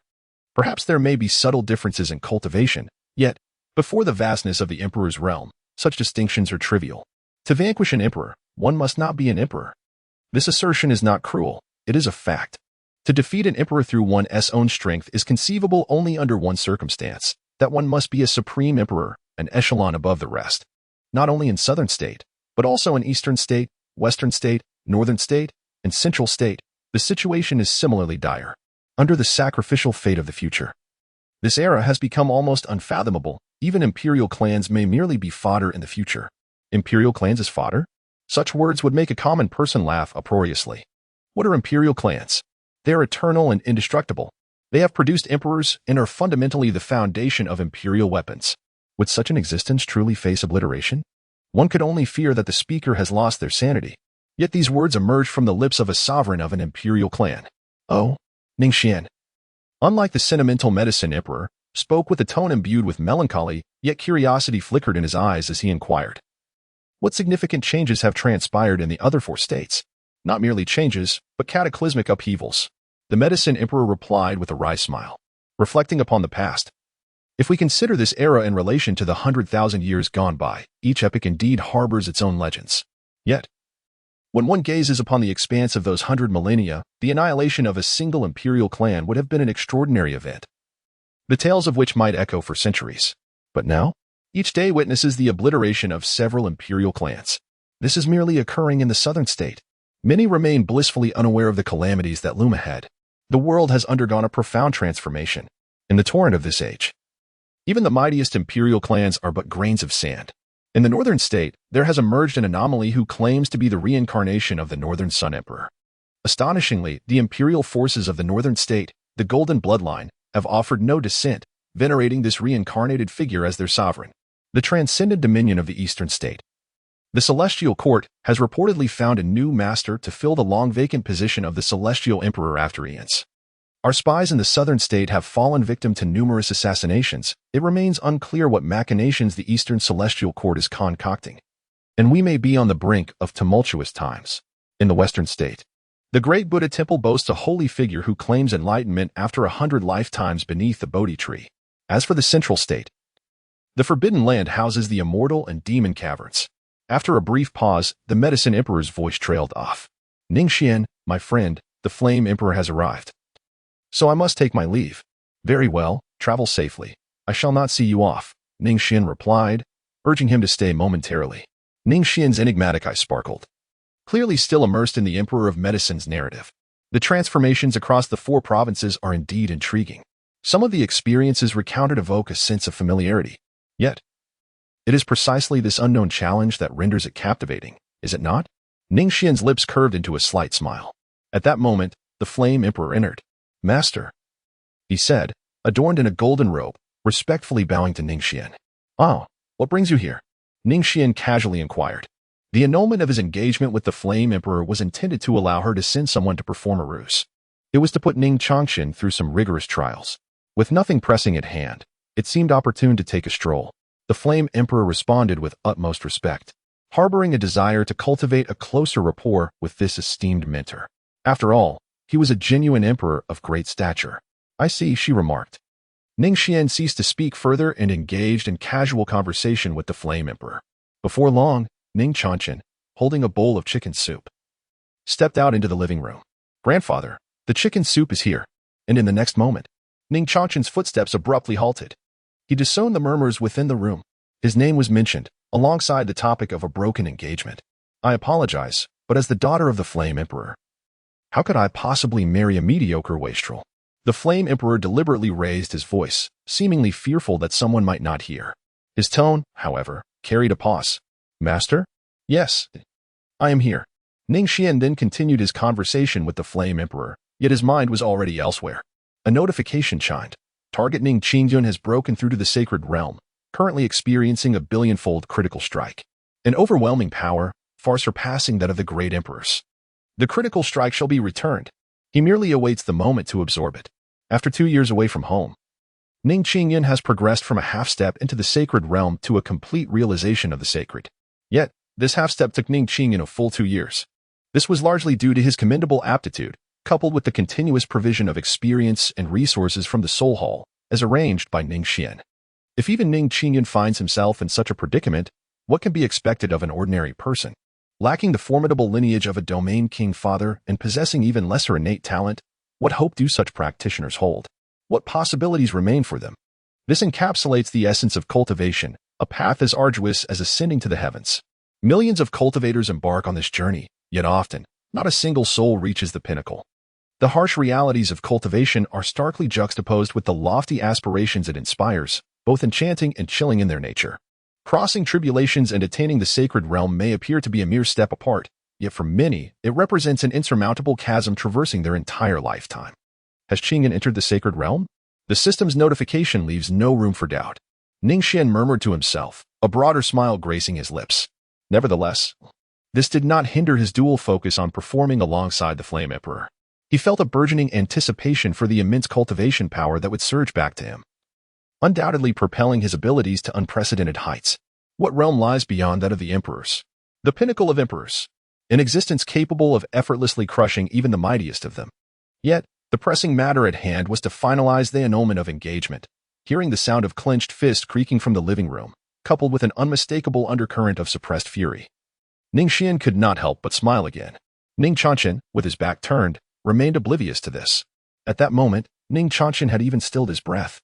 The annulment of engagement. The annulment of engagement. His complexion was not pale. Rather, it radiated boundless rage. The fury seemed poised to consume him entirely. The concept of annulment was an unbearable burden for any adolescent. Were it Ning Xuan and his peers, they would merely chuckle off such words. But for a youth who had just turned 16, it felt as if the sky were collapsing. It was not merely a matter of affection for that ridiculous fiancée. It was an insufferable humiliation and an unquenchable resentment. Annulment? Why should he accept such a fate? Was he truly so insignificant in their eyes? I refuse to agree. Ning Xuan seethed with anger. As previously stated, Ning Xuan lacked nothing in terms of talent. He was indeed a sacred body, even without awakening. His cultivation speed was incomparable to that of ordinary individuals, who could only look up in admiration. As for resources, with a domain prince for a grandfather, what could he possibly lack? Yet, Ning Xuan's rate of progress was utterly dismal. Sometimes, having an escape route is not necessarily a blessing. Mud cannot become true steel. However, Ning Xuan was different. He was inherently strong iron. What he required was merely the tempering of a great fire. In Ning Xuan's original plan, if Ning Xuan reached the age of 18 without attaining the sacred state and could not endure the immense pressure that accompanied the awakening of his sacred body, then Ning Xuan would have no choice but to intervene and cruelly cripple his sacred body, condemning him to a life of mediocrity, which was preferable to death. However, the departure of Ning Xuan altered Ning Xuan's perspective. Now, within the Ning family, Ning Xuan was their sole potential hope, regardless of his willingness. He must grit his teeth and persevere. As for Ning Changming and Ning Qingyun, both were arguably more suitable for cultivation, at least in terms of temperament. Unfortunately, cultivation is extraordinarily ruthless. Talent is like an invisible threshold. Initially, the differences may not be apparent, just as a young tiger is not much stronger than a dog. Yet, as time passes, the absolute disparity in talent gradually reveals itself. Take the sacred realm, for instance. Although it was merely half a step away, Ning Qingyun took nearly 2 years to bridge that gap. Talent serves as an invisible barrier. Even Ning Xuan himself, before the system awakened, could do little more than submit a registration. It is harsh, yet undeniably true. Your decision to withdraw from the engagement is merely a result of my Chanshan becoming perceived as a useless individual. Yet, there is a saying, do not underestimate the young and impoverished. I firmly believe that my grandson is far from worthless. He is Ning Xuan, the pride of the Ning family. Ning Xuan interrupted the words of the woman in the golden dress with a somber tone. The woman responded with a disdainful smile, seemingly uninterested in continuing the debate with Ning Xuan. In essence, she remarked that she perceived him as destined for mediocrity, lacking both ambition and a promising future. How could I, Jin Huanger, ever consider marrying a worthless man? Ning Yuang, no matter how you argue, this marriage is irrevocable. In 7 years, my grandfather will personally visit Ning City to dissolve the betrothal between our families.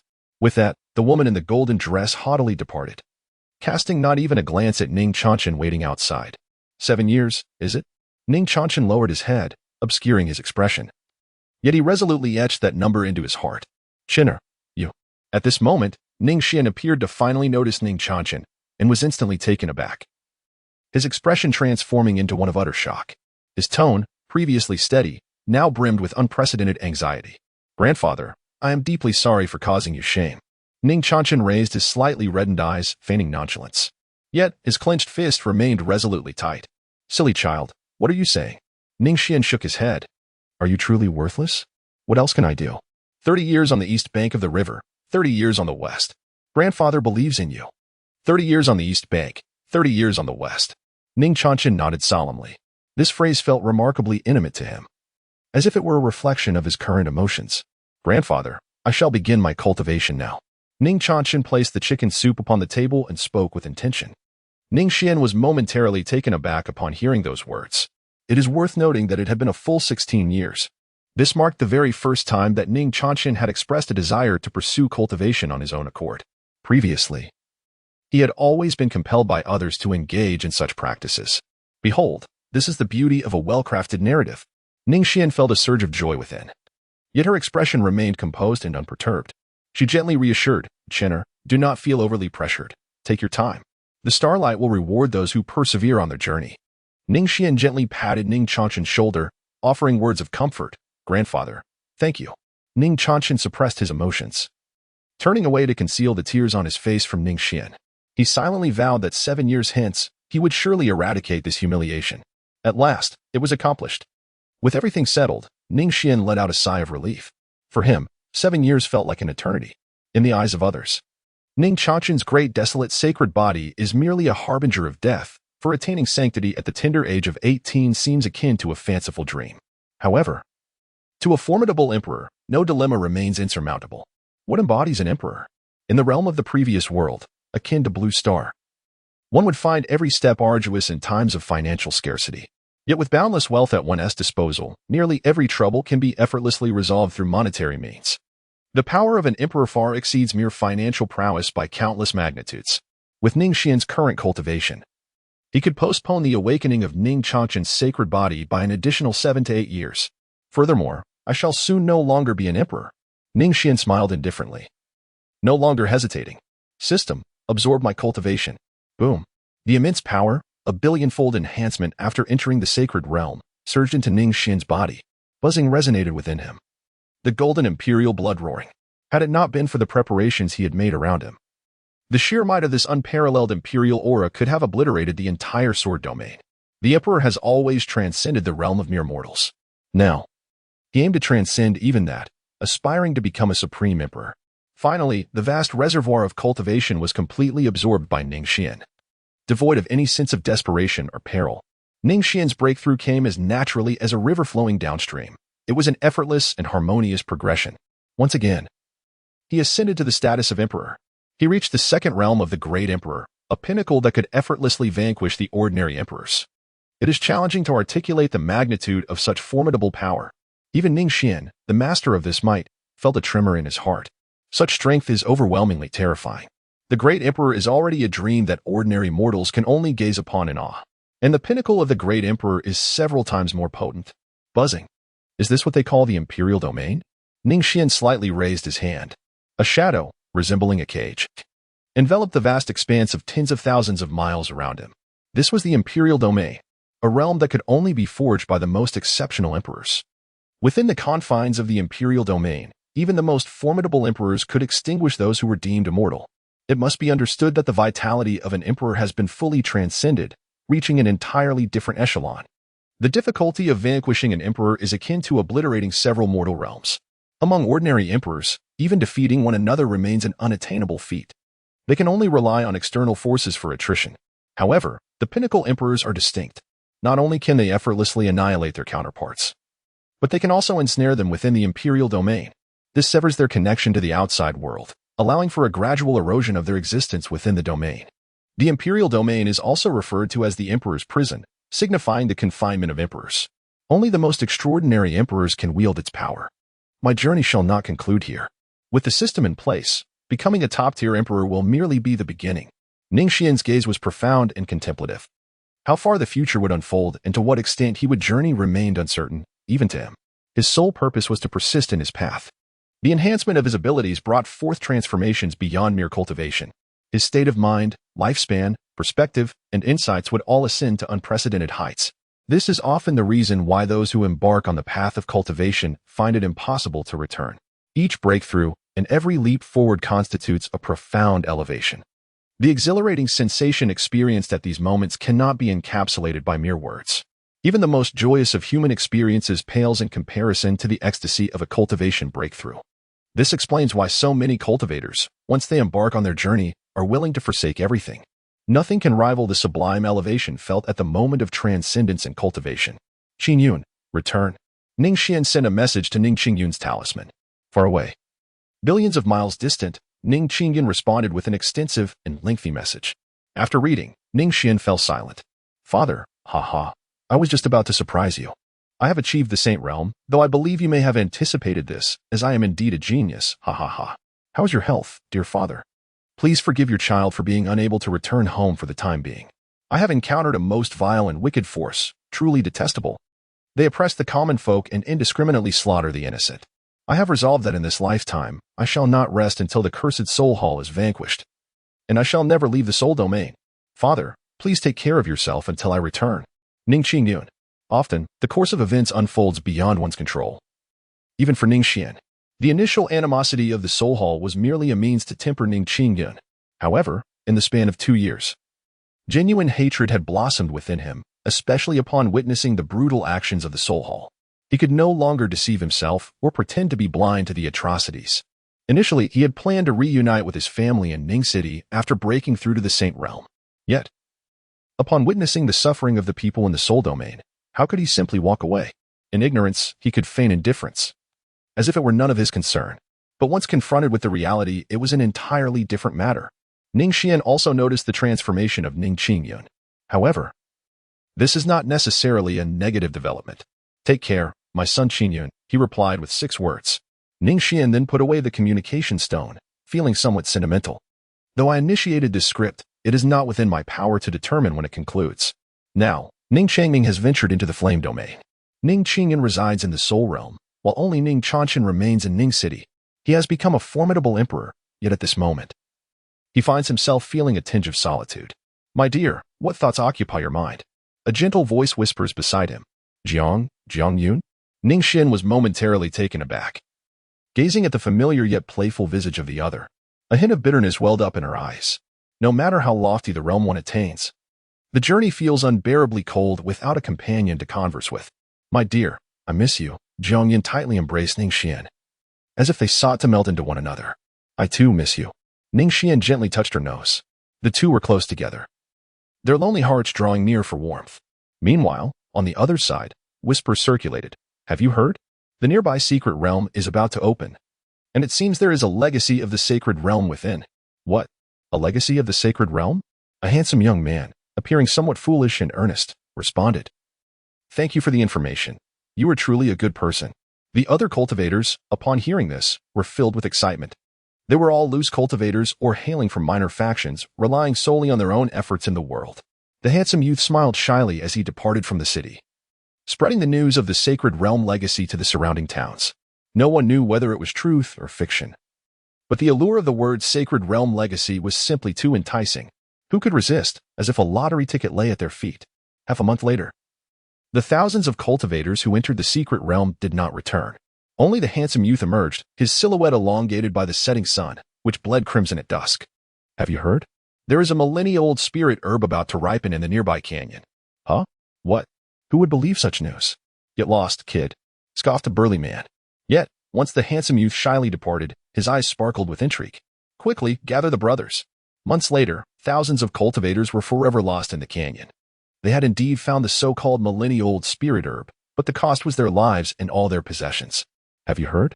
There is an auction coming up, rumored to feature sacred weapons for sale. Sacred weapons? Is that true? I happen to have an extra invitation. Would you like it? Ha ha ha. Thank you, my friend. Months later, none of the cultivators who attended the auction returned. For the next century, in the mortal realm, whenever word spread of any spirit herbs or sacred weapons emerging, cultivators were engulfed in terror. Their first instinct was to flee.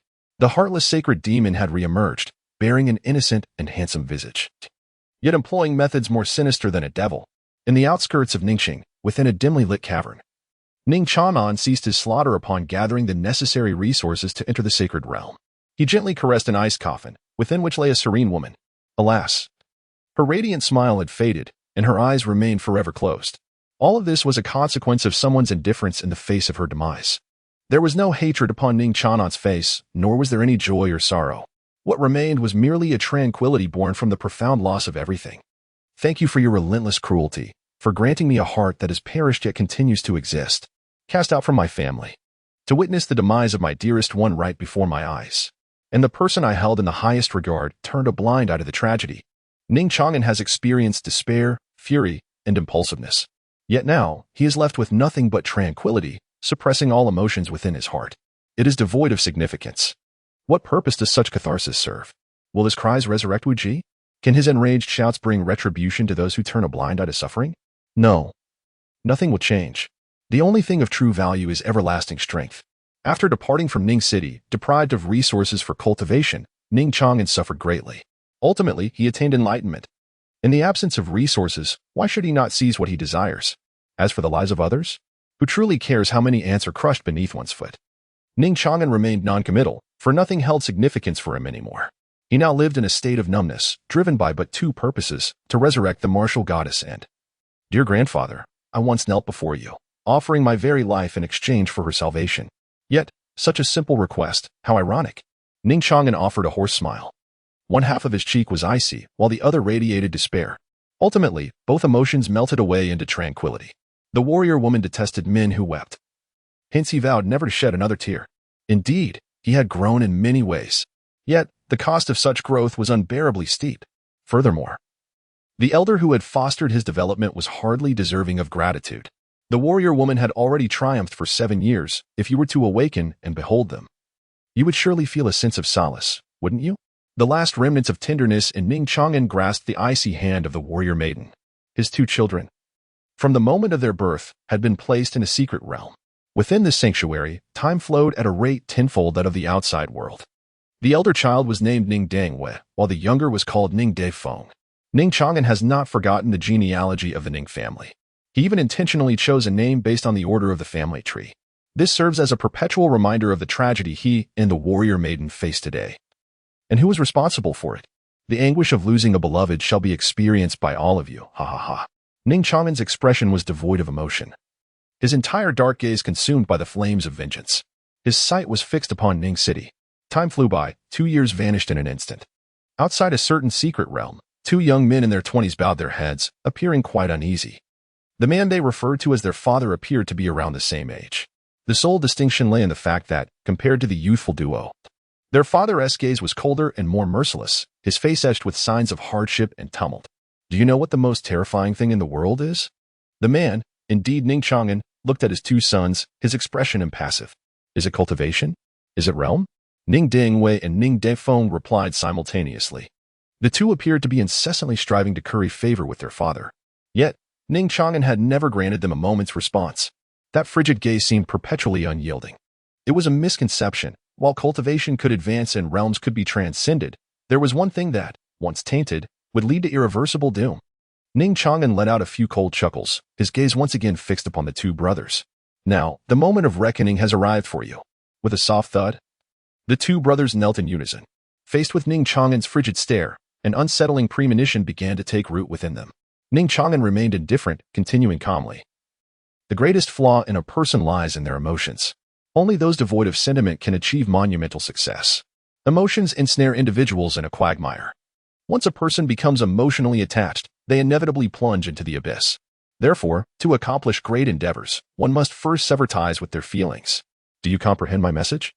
The 2 brothers trembled in unison, their faces ashen. In truth, as Ning Chang'an's sons, they were acutely aware of what he intended to convey next. For he had nurtured them in that direction since their youth. Yet, they chose silence.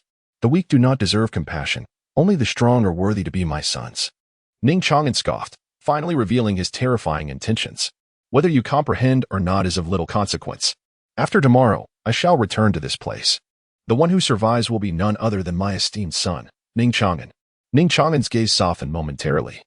Reminiscent of a father's affection, precisely what the 2 brothers longed to witness in their daily lives. Yet, in this instant, it evoked an unsettling fear. Do not let me down. You are my son, and you must reveal the worth that I require. Ning Chang'an gently patted the heads of the 2 individuals before turning to leave. Those devoid of value do not deserve to exist in this world. Only his indifferent words echoed hauntingly in their ears. The brothers stood motionless, the biting cold of ice and snow paling in comparison to the chill within their hearts. Father, are you truly urging us to turn against one another? Ning Dingwei spoke, his voice hoarse, as he lifted his gaze towards Ning Defeng. This news is indeed dreadful. No, it cannot be true. Ning Dingfeng's complexion turned pale as he stepped back in a flurry, his hands flailing desperately. How can this be? How can this be? We are brothers. We are brothers. A voice, filled with fear and tears, resonated nearby. Brother. Ning Dingyue's eyes brimmed with tender affection, yet in the blink of an eye, it vanished without a trace. The Father's decree is not something we can defy, he murmured. He who bestowed upon us the gift of life deserves our unwavering obedience. Come now. Let us engage in combat with the dignity and valor befitting true men. Ning Dingwei assumed a frigid expression, adopting a combative stance against Ning Defeng. Brother. Ning Defeng took a few steps back, his face flushed and his heart heavy as ashes. Are you going to kill me? Are you going to take my life to appease your father? If so, then come forth, do it. End my life. Ning Dingfeng bellowed. Reason appeared to slip from his grasp. Brother. Ning Dingyue's gaze was filled with anguish. Having spent 2 decades in the secret realm, his tone resonated with profound sorrow. We have no choice. Boom. In the next moment, Ning Dingwei suddenly struck fiercely, charging towards Ning Defeng. Is my brother intent on ending my life? Ning Defeng instinctively raised his palm, only to have his will forcefully suppress it. Never mind, let it be. His elder brother possessed a more astute mind and would undoubtedly win their father's favor more easily. As for him, a stream of tears cascaded down his cheeks. Ning Defeng, in despair, closed his eyes. Brother, he thought, yet the imagined excruciating pain did not arrive. Ning Dingfeng hesitantly opened his eyes. In his hazy and bewildered vision, he saw his brother, who was also in tears. Brother. Ning Defeng was utterly astonished. Ning Dingwei is his elder brother, and he has been so since childhood. In his memories, he has never witnessed his brother shed a tear. His brother always wore a countenance of icy composure, instilling in him the lesson of resilience. Do not cry, he would say, for our father abhors the sight of tears. Ning Diyue always comforts him in this manner. Ning Defeng even harbored doubts. Was his brother truly human? Had he ever shed a tear? Otherwise, how could one remain unmoved to tears? Yet at this moment, Ning Dingwei wept inconsolably. Reduced to a figure of tears. Why do you not defend yourself? Ning Dingwei tightly embraced Ning Defeng, pressing his head down to shield him from the sight of his tears. Brother. Ning Defeng stubbornly raised his head, despite the swollen eyes streaming with tears, betraying not a shred of hesitation or retreat. From a tender age, my father provided me with morsels of food, always insisting that he was not hungry, selflessly bestowing all sustenance upon me. Do you truly believe that I am oblivious to your sacrifices? Oh, Father, I remain in the dark about the trials you endured. And I ponder why you perpetually foster a spirit of rivalry among brothers. Ning Defeng despaired and declared, no matter what happens, I shall never lay a hand on you. My brother, if one of us must perish, then let it be me. Ning Defeng wept even as he laughed. Without your assistance, dear brother, I would not have survived to see this day. Brother. Ning Dingwei remained silent, tightly embracing Ning Defeng. His cultivation was far inferior to that of Ning Defeng. Ning Defeng has already reached the realm of transcending tribulations, yet he remains at the stage of spiritual transformation.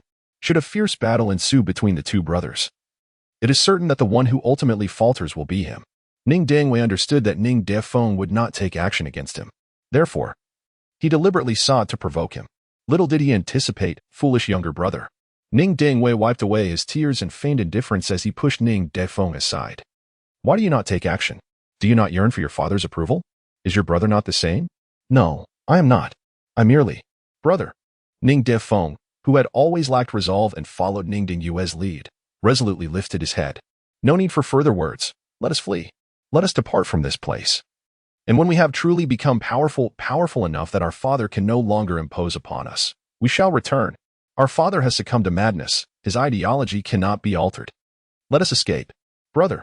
Ning Defeng remarked. If a father's approval demands that we turn against each other, then I would rather forego such approval for a lifetime. Ning Dingyue's expression faltered momentarily. The thought of escape was audacious, especially coming from his own lips. Brother, we cannot hesitate any longer. If we wait for our father's return, we may lose even the chance to flee. Ning Defeng exclaimed with urgency. No, if anyone is to escape, it shall be I alone. You should remain here and devote yourself to your cultivation. Father will ensure your proper training. Ning Dingwei pondered for a moment. The world outside was shrouded in uncertainty. He could not lead Ning Defeng into perilous adventures. Setting aside other matters, where could he possibly acquire the vast resources necessary for cultivation? Even if he were to squander his own life, it would be of little consequence. But his younger brother could not be subjected to such fate. Just as Ning Dingwei was about to impart a lesson, he was rendered speechless by the sight of his brother, Ning Defeng, weeping inconsolably. Brother, he implored. Do you truly believe that I find joy in this existence? Our father harbors no love for us. He merely cultivates us as tools. How cruel it is for a father to be devoid of affection for his own offspring. If you were to abandon me and depart alone, I would rather perish here. His face, filled with desolation and tears, bore no trace of hesitation or fear. Defeng. Ning Dingwei felt a pang in his heart as tears streamed down the faces of the two brothers. They had never experienced their father's affection since childhood. And as for their mother, she was a complete stranger to them. In their youthful ignorance, Ning Defeng once dared to pose a question about her to Ning Chang'an, only to narrowly escape a severe reprimand that revealed a terrifying side of Ning Chang'an they had never witnessed before. From that moment on, they dared not broach the subject again. They relied solely on each other, serving as both support and motivation to survive. Let us depart together. One day, when we have achieved success, we shall return here. Indeed, once the brothers regained their composure, they cautiously exited the secret realm. To be precise, it was a cavern shrouded in darkness. The secret realm lay hidden within this cave. After ensuring that no one was around, they proceeded. Ning Dingwei and Ning Dingfeng's faces turned pale, and they dared not even breathe. They desperately longed to flee with great haste. After several hours had passed, the two brothers finally found a moment to rest. Huff, huff, huff. We did it, brother. We have succeeded. Ning Defeng took a deep breath, a hint of color returning to his pale face. Fortunately, he had not been discovered by his father. Otherwise, he would surely face dire consequences. He felt a mixture of relief and exhilaration. This was not merely due to the small triumph of rebelling against his progenitors, but also the delightful surprise of being reborn anew. Ning Cheng? Ning Dingwei was not as elated as Ning Defeng. He merely gazed vacantly at the magnificent city not far away, resembling a colossal dragon coiling between heaven and earth. exuding an overwhelming aura of dominance that seemed capable of conquering the world. He recalled that Ningxing was mentioned by Ning Xuan during a drunken ramble, declaring, "Ningxing, I shall certainly return." At that time, he was only 7 years old, but he etched those words in his memory. So this is what Ningxing looks like. So Ningxing is so close to them. Brother, shall we enter? Ning Defeng exclaimed with excitement. No, the time is not right yet. Ning Dinga took a deep breath. His gaze resolute. Perhaps we shall return, but not at this moment. Let us depart. There shall be no return until we have achieved something significant. Indeed. I shall heed my brother's words. The two exchanged lingering glances at the nearby Ning city before swiftly fleeing in the opposite direction. None could predict whether Ning Chang'an would suddenly appear. The brothers fled for an extended period, so long that they lost track of the distance they had covered. The following day, a solitary figure stood proudly within the secret realm. Yet, upon his expressionless visage, there was an unusual hint of coldness. Had he vanished from sight? Ning Chang'an was oblivious to his own sentiments. Within his frigid tone lay an unmistakable undercurrent of suppressed fury. This sensation resembled that of nurturing a beloved puppy. Only to be suddenly bitten with ferocity. How dare you defy my command? These two wretched creatures, had it not been for my diligent care. Would you have attained your current state? Ungrateful wretches, vile beasts. Ning Chang'an's gaze grew increasingly frigid as he emerged from the secret realm. His figure flickered and vanished amidst the heavens and the earth. Suddenly, his consciousness expanded, sweeping across every corner of his surroundings. Yet, the outcome yielded nothing. Several hours later, Ning Chang'an dragged his weary figure back to the dim cave. His gaze was frigid, imbued with an icy chill. Why must you all betray me? Is even the closest of blood ties untrustworthy? What have I been waiting for? Clearly, if there were no expectations, there would be no disappointment. Much like that person who turned a blind eye to another's plight. After a considerable time had passed, Ning Chang'an finally regained his composure. It had been an eternity since he had felt such anger. His gaze had turned even more indifferent than before, devoid of any emotional fluctuation. The last flicker of light had also faded away. Only when it rested upon the warrior maiden did a rare tenderness emerge. This world, stripped of hope and love, was left with nothing but despair. The cave was inherently dim. Ning Chang'an's silhouette was enveloped in darkness, revealing only a pair of icy eyes. I dwell in hell, he murmured to himself. He had intended to cultivate his two sons into his most capable subordinates, yet even the eldest had betrayed him. It was time to establish a power. Let it be called, he declared, the Shadow Sect, where only shadows accompany him in this dim world. Anqing. This city lay billions of miles distant from Ning City. While it could not compare to the splendor of Ning City, it was still quite lively. This locale was the new destination chosen by the two brothers, Ning Dingwei and Ning Defeng. Brother, this place is wonderful, exclaimed Ning Defeng, who, having stepped out of the secret realm for the first time, quickly became enchanted by his surroundings. Only Ning Dingwei retained a semblance of clarity in his gaze. Perhaps, he pondered, already considering the future needs of Ning Defeng. Not to mention, the daily resources required for their cultivation amounted to an astronomical figure for the two brothers. Ning Dingwei may resign himself to languishing in the depths of obscurity, living a life devoid of achievement. However, his brother, Ning Defeng, must not succumb to the same fate. Resources, resources. Ning Dingwei furrowed his brows, delving into contemplation regarding this predicament. Where could he procure resources? Should he rely on others? Should he become a mere pawn? Such notions were swiftly dismissed by Ning Dingwei. It was not a matter of shame. Rather, the returns were far too meager, and they simply could not afford to squander precious time. Thus, what alternatives existed for a rapid ascent to success? As Ning Dingwei pondered intently, a sudden voice pierced through his thoughts, filled with indignation. Stop. What are you doing? Release that young lady at once. It was the voice of Ning Defeng. Ning Dingwei furrowed his brow as he looked on, witnessing a group of ruffians tormenting a delicate-looking young girl. Defeng. Ning Dingwei was about to intervene, but retracted his words, for those ruffians were merely ordinary mortals. Ah, spare us, Immortal, with a few agonizing cries. The thugs were swiftly rendered unconscious. Ning Dingwei, however, had no time to dwell on these matters. He was consumed with anxiety over how to acquire resources.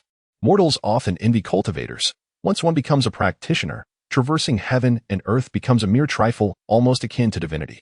Yet, what the ordinary folk fail to comprehend is that being a cultivator is fraught with challenges.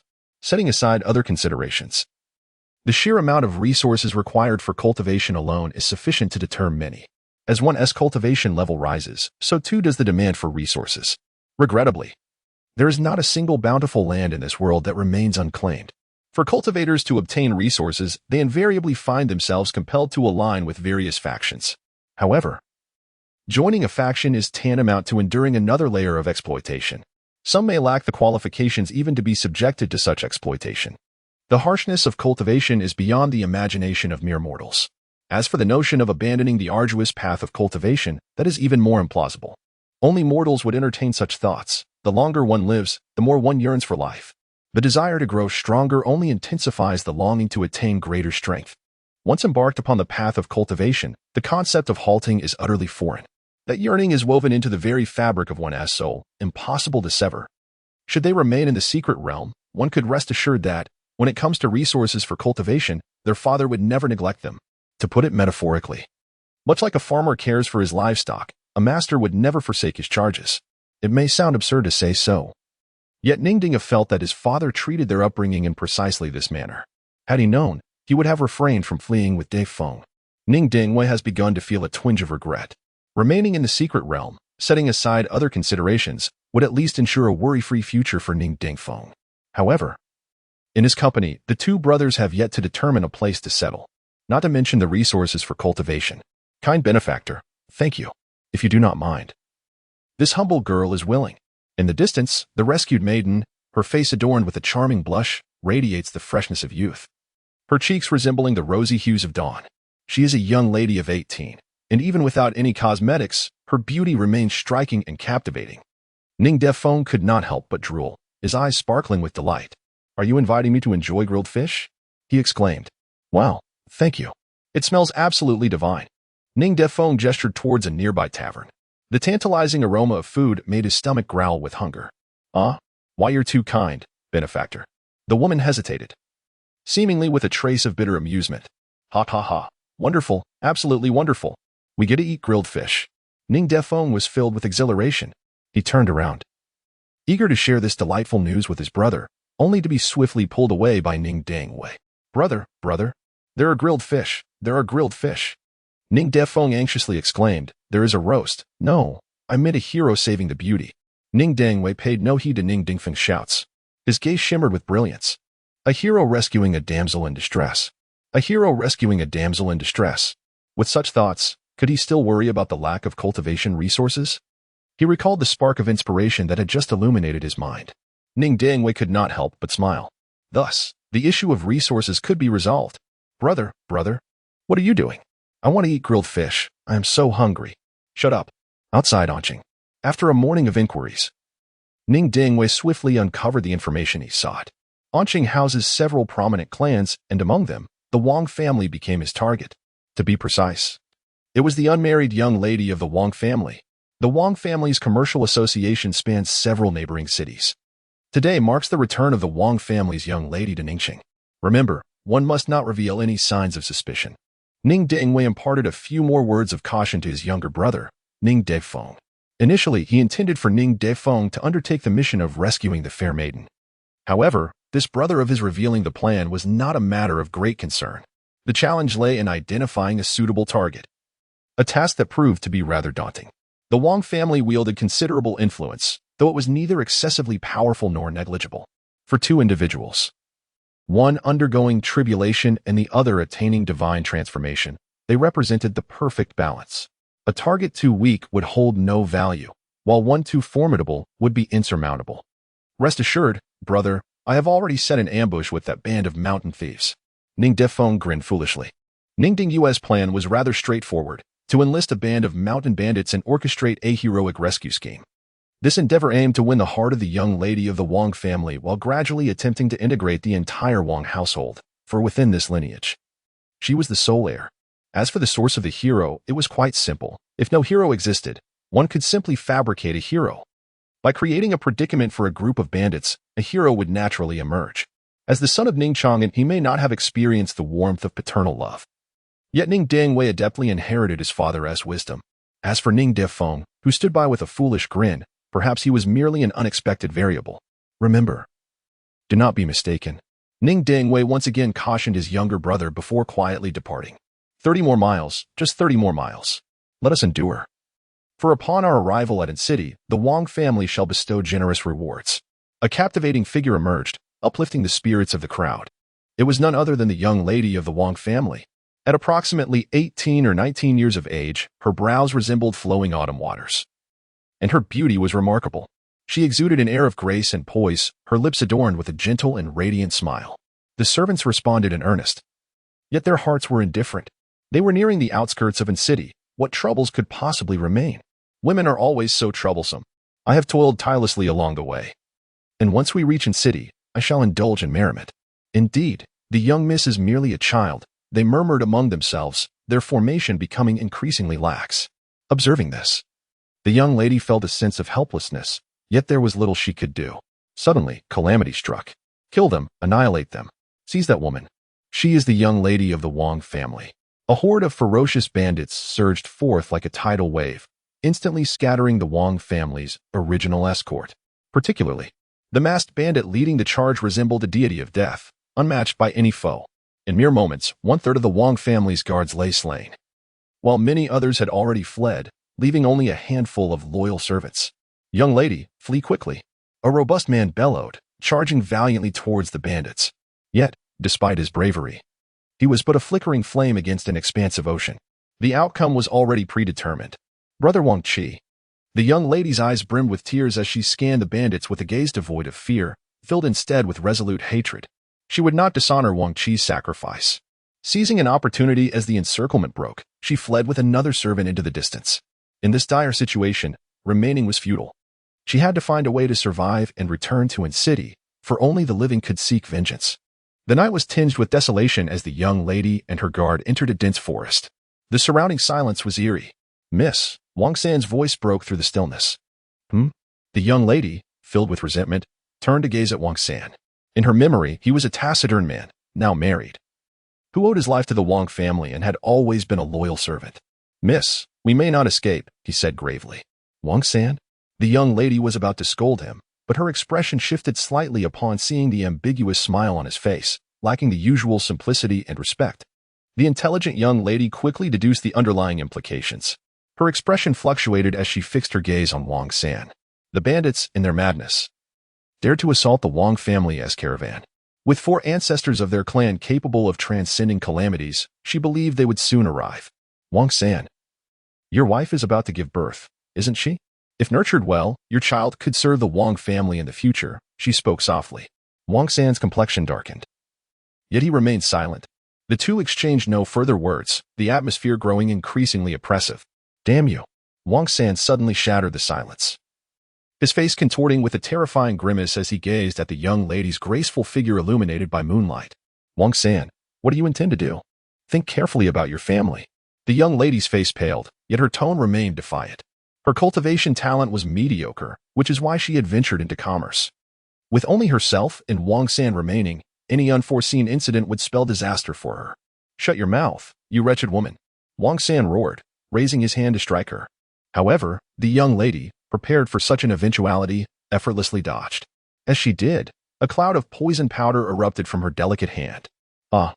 Wang San let out a wail, his cheek instantly marred by several bloodied holes. His once unremarkable visage now appeared ghastly. Wang San, the Wang family has treated you well. Why would you do this? The young lady's voice turned icy, attempting to mask her anxiety. The poison powder was all but exhausted. It was her last resort. Otherwise, she would not have engaged in prolonged discourse with Wang San.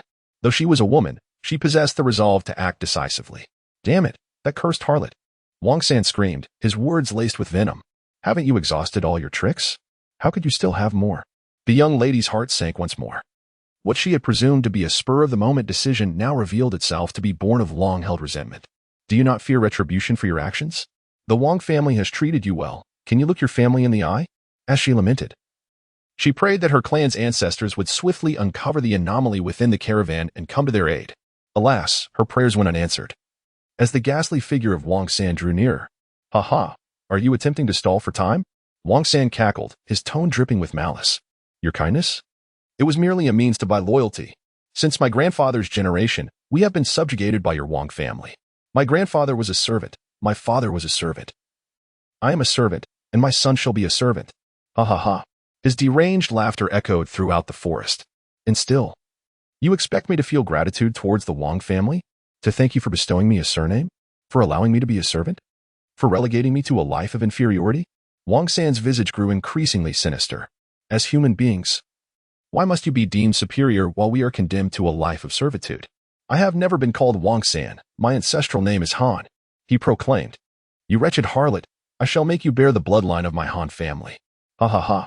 The twisted ecstasy emanating from Wang San was not merely carnal desire, but a complex amalgamation of vengeance, hatred, and fear. The young lady smiled bitterly, having believed she had secured the loyalty of her subordinates. Yet, this very loyalty had become a blade turned against her. Wang San, being exceptionally gifted among the servants, had been nurtured with great care from a young age. The clan's elders had long warned her, a servant is merely a servant. What you must do is instill fear and obliterate their sense of dignity. They must remember that they are slaves. By doing so, these servants would monitor one another in your absence. Yet, she had not considered this. Instead, she believed in exchanging sincerity for sincerity and in buying loyalty through benefits. Human beings are beings, and slaves are slaves. How can the two be conflated?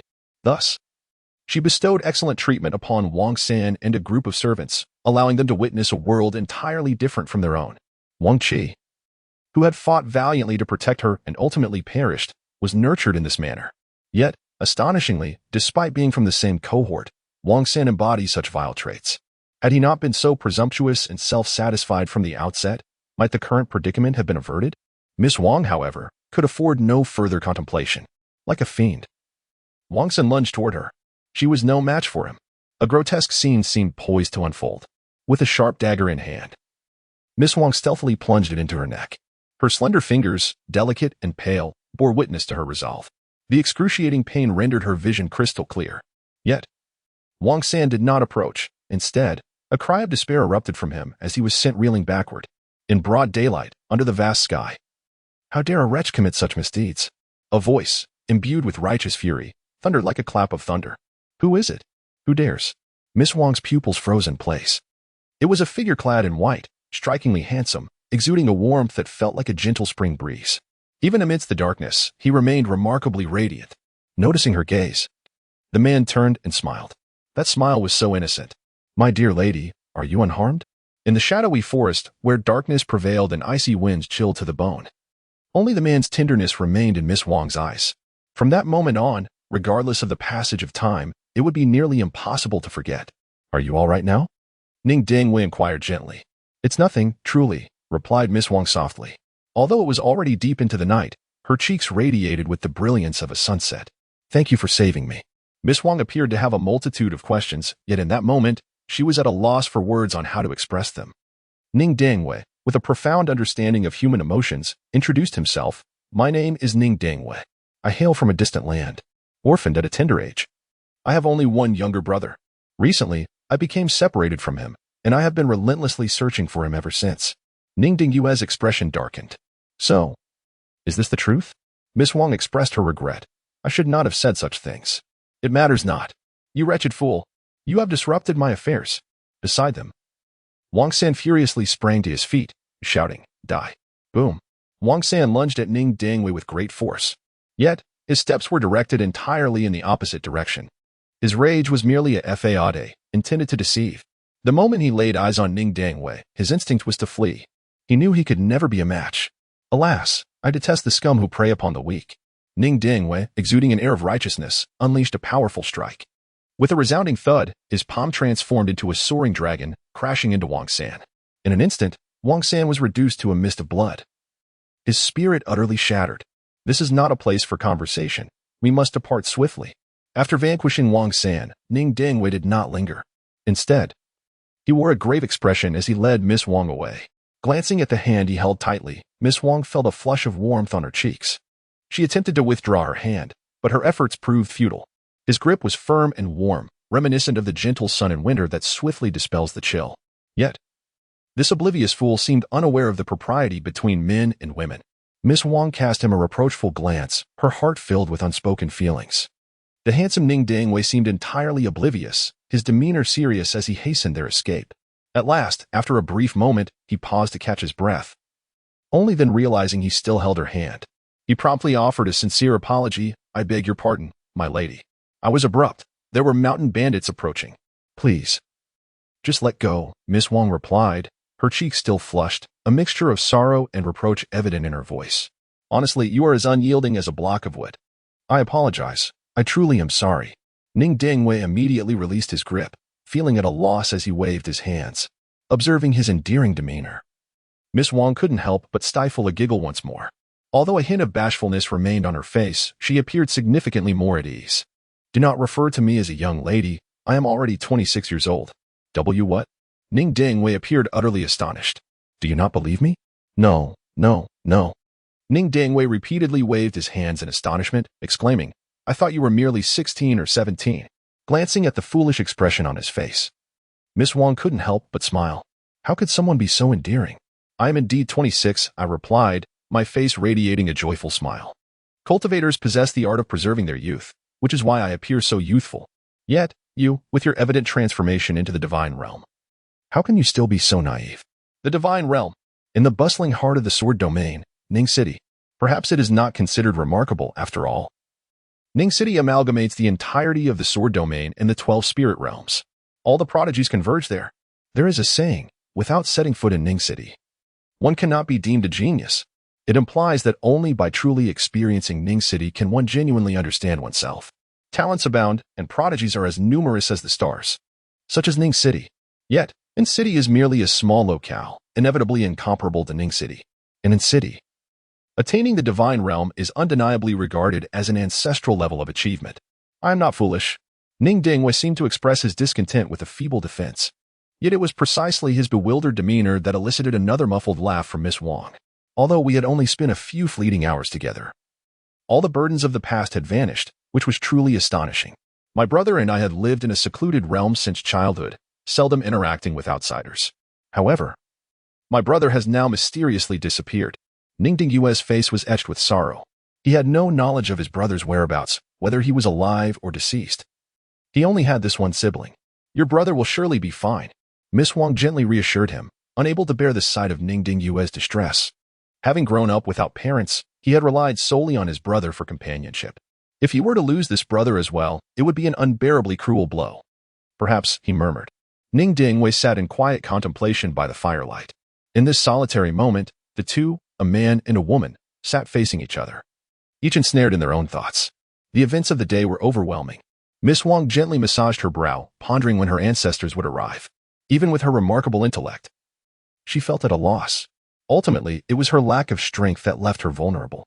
If only she had someone to rely on. Her gaze flickered towards Ning Dingwei, who sat like a stone, unresponsive. A smile inadvertently crept upon her lips.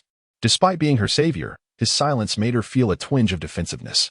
Yet, his complete disregard for her presence provoked both irritation and amusement. Women are often like this. Should one approach them, they instinctively recoil, yet should one ignore them entirely, they are prone to feelings of melancholy. If her counterpart had been an unattractive figure, she would have wished for a greater distance. But was Ning Dingwei such a figure? He appeared to be in his 20s, with handsome features, distinct facial contours, and earnest eyes that occasionally revealed hints of confusion and sorrow, qualities that made him seem playful, yet vulnerable. Unbeknownst to herself, a dangerous smile graced Miss Wang's lips. Perhaps it was the glow of the fire that accentuated her radiant complexion as she gradually leaned closer to him. Dingwei, dear brother, thank you for saving me. I shall repay your kindness in due time. Ning Dingwei furrowed his brow, a hint of fluster crossing his face as he waved his hand in a somewhat disconcerted manner. It was a fragrance that belonged solely to the essence of youth. No need to thank me. I merely acted out of impulse, he replied, feeling a trace of embarrassment as it was indeed his first attempt at such casual conversation. However, upon witnessing Ning Dingyue's increased awkwardness, Miss Wang smiled, her eyes glinting with a more perilous allure. Dingwei, may I share a story with you? Ah, certainly. Ning Dingwei nodded vacantly. Miss Wang, with a radiant smile and a gentle voice, began. Once upon a time on a hillside, there were two cows. The cow said to the bull, I love you. And the bull replied to the cow, I love you. Come, let me teach you the song. Huh? Aren't we telling a story? Indeed. This is the story. Her smile grew increasingly mischievous, resembling a fox feigning concern for a little rabbit. Once upon a time on a hillside, there were two cows. The cow said to the bull, I love you. The cow said to the bull, I love you. The bull replied to the cow, I love you. Their eyes met. The crackling of firewood filled the air, as if something intangible was wafting between them, beautiful yet shy. Suddenly, Ningding suddenly grasped Miss Wang's hand with fervor. In that moment, the hazy ambiguity shattered. A tremor coursed through Miss Wang's heart as she raised her gaze in alarm. Hurry! Someone is coming. Ningding fled without a glance back, hastily pulling Miss Wang along with him. It was only then that Miss Wang realized the situation. As she exhaled in relief, a subtle sense of loss crept in. This fool. I can't walk any longer. Could you carry me? All right then. Ningding, you spoke little, crouching down to support her. Miss Wang's cheeks flushed slightly, yet she exhibited no aversion. She wrapped her arms around his neck, listening to the powerful rhythm of his heartbeat, revealing a serene smile. Remarkably, she fell asleep. This was utterly unimaginable. One must realize that she was currently fleeing for her life, pursued relentlessly by merciless bandits. Yet her breaths grew increasingly steady. Have you fallen asleep? Ningding turned his head to glance at the woman sleeping peacefully on his back. Her hair cascaded over him, creating an ethereal and suffocating beauty. Alas, Ningding's countenance was utterly serene, devoid of the earlier simplicity he once possessed. A true hunter invariably presents himself in the guise of his prey. Considering the passage of time, the Wang family's arrival was imminent. His moments were dwindling. He must, before the Wang family arrives, thoroughly captivate the heart of this young lady. The notion of a hero rescuing a damsel, though cliché, remains the most straightforward approach. It seemed as though he indulged in a hint of self-mockery. Ningding's expression was inscrutable, leaving one to ponder the authenticity of the recent performance. Suddenly, a thunderous explosion jolted Miss Wang from her stupor, revealing that she and Ningding had found themselves in an expansive clearing. The sky was no longer shrouded in darkness, daylight flooded the scene. Yet she had only just awakened. As Miss Wang prepared to utter a few words, her gaze quivered with shock. Her world seemed to freeze in an instant. The youth who had appeared dazed yesterday now wore a visage twisted with ferocity, yet it evoked not fear, but a profound sense of heartbreak and suffocation. He was drenched in blood, his body marred and mangled in numerous places, a sight too harrowing to behold. In stark contrast, she remained unscathed. Her form untouched by even a drop of blood, shielded in an immaculate state. Why? Why did you not awaken me? The tone of the young lady's voice bore a suffocating discomfort she had never experienced before, as she gazed blankly at his face, her tears blurring her vision. Yes, I am sorry. Ningding gently covered her ears with his hand, his soft touch akin to cherishing a rare treasure. It was precisely because he had failed to cover her ears in time that she had awakened. Yet, why did he not wake me? The young lady's cries were heart-wrenching. Had it not been for his desire to protect her, he would not have suffered such injuries. Regret and heartache intertwined within her chest, leaving her at a loss for words. I see you were sleeping soundly. Ningding merely smiled foolishly. Reminiscent of the first moment one laid eyes upon him. Innocent, he exuded a sense of tranquility. Fool. Simpleton. I shall no longer pay you any heed. Woe is me. The young lady held him tightly in her embrace, clutching desperately at the corner of her garment. Do not weep. I shall take you home. Ningding smiled gently, caressing her flowing hair. A deafening roar echoed incessantly. It was the aftermath of battle. The young lady dared not open her eyes. She longed to assist him, even if it meant perishing together in that very moment. Yet, this was not the time for recklessness. To him, she was merely a burden. Why am I so weak? For the first time in her life, she despised herself. Talent, it seemed, was predetermined. Once established, it rarely changed. What could one do about innate qualities? Blame the heavens. Thus, she had long since accepted her limitations. Yet, with each rising warmth upon her face, her tears flowed more uncontrollably. That was Ningding's blood. Do not fear. I am here. As if sensing her trembling frame, a consistently gentle voice resonated, only to be swiftly drowned out by the cacophony of explosions. The young lady wept like rain. Please, be safe. You must be safe. Her voice quivered, nearly hoarse. Survive, across mountains and rivers. From the ends of the earth to the edge of death, never depart. After a long while, when the wails finally ceased, the young lady hastily freed herself from his iron-like grasp. Ningding, she cried, you must not die. You cannot die. She was as desperate as a 3-year-old child. Her mind unraveling. The tears that had seemingly run dry surged forth anew, glistening. No, I will be fine. Ningding forced a smile. Rigid and feeble. The surrounding enemies had long been vanquished. Once more, he had succeeded in escaping with her. But at what cost? The young mistress tore strips from her garments, weeping as she bound his wounds, though to little avail, for the blood refused to cease. His feet had been pierced clean through by arrows, his body bristling like a hedgehog. With every passing second, fresh torrents of crimson gushed forth. Yet she remained untouched from head to toe, not a single strand of hair out of place. Don't you dare die, the young mistress sobbed hoarsely, wrapping him again and again until he resembled a cloth doll, though not one of pristine white, but of glaring scarlet. Don't you dare die. With him clinging to the last vestiges of life upon her back, she trudged toward Anqing. The arrowheads embedded in his flesh had pierced through to her as well. Pressed tightly together, with each step they took, fresh blood seeped out, his and hers, long since indistinguishable. Her face was deathly pale, yet her steps remained unshaken. Onward she marched. From dawn till dusk, from night till day, never pausing. Don't you dare die. Feeling the icy chill of his skin, her tears fell anew. If you die, I want to help you find your brother. No, the corpse-like figure upon her back shuddered suddenly, his hand clutching her fiercely. Don't you dare die. Tears streaked the young mistress's face, yet her heart swelled with relief. It worked for him. His brother was everything. I'll capture your brother and make him a servant. He'll suffer every single day. If you dare die, your brother is finished.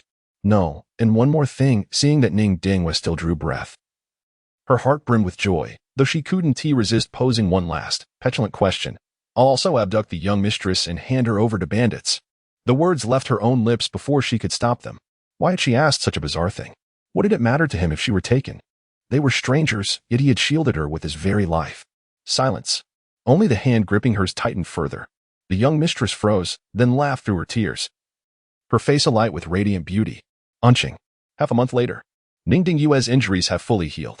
He and the young lady ultimately managed to escape. Fortunately, the ancestors arrived just in time to vanquish that band of mountain thieves. The young lady, still feeling a lingering sense of dread, remarked, "You wretched man. You lay there for a full 14 days, and it was I who tended to you all along."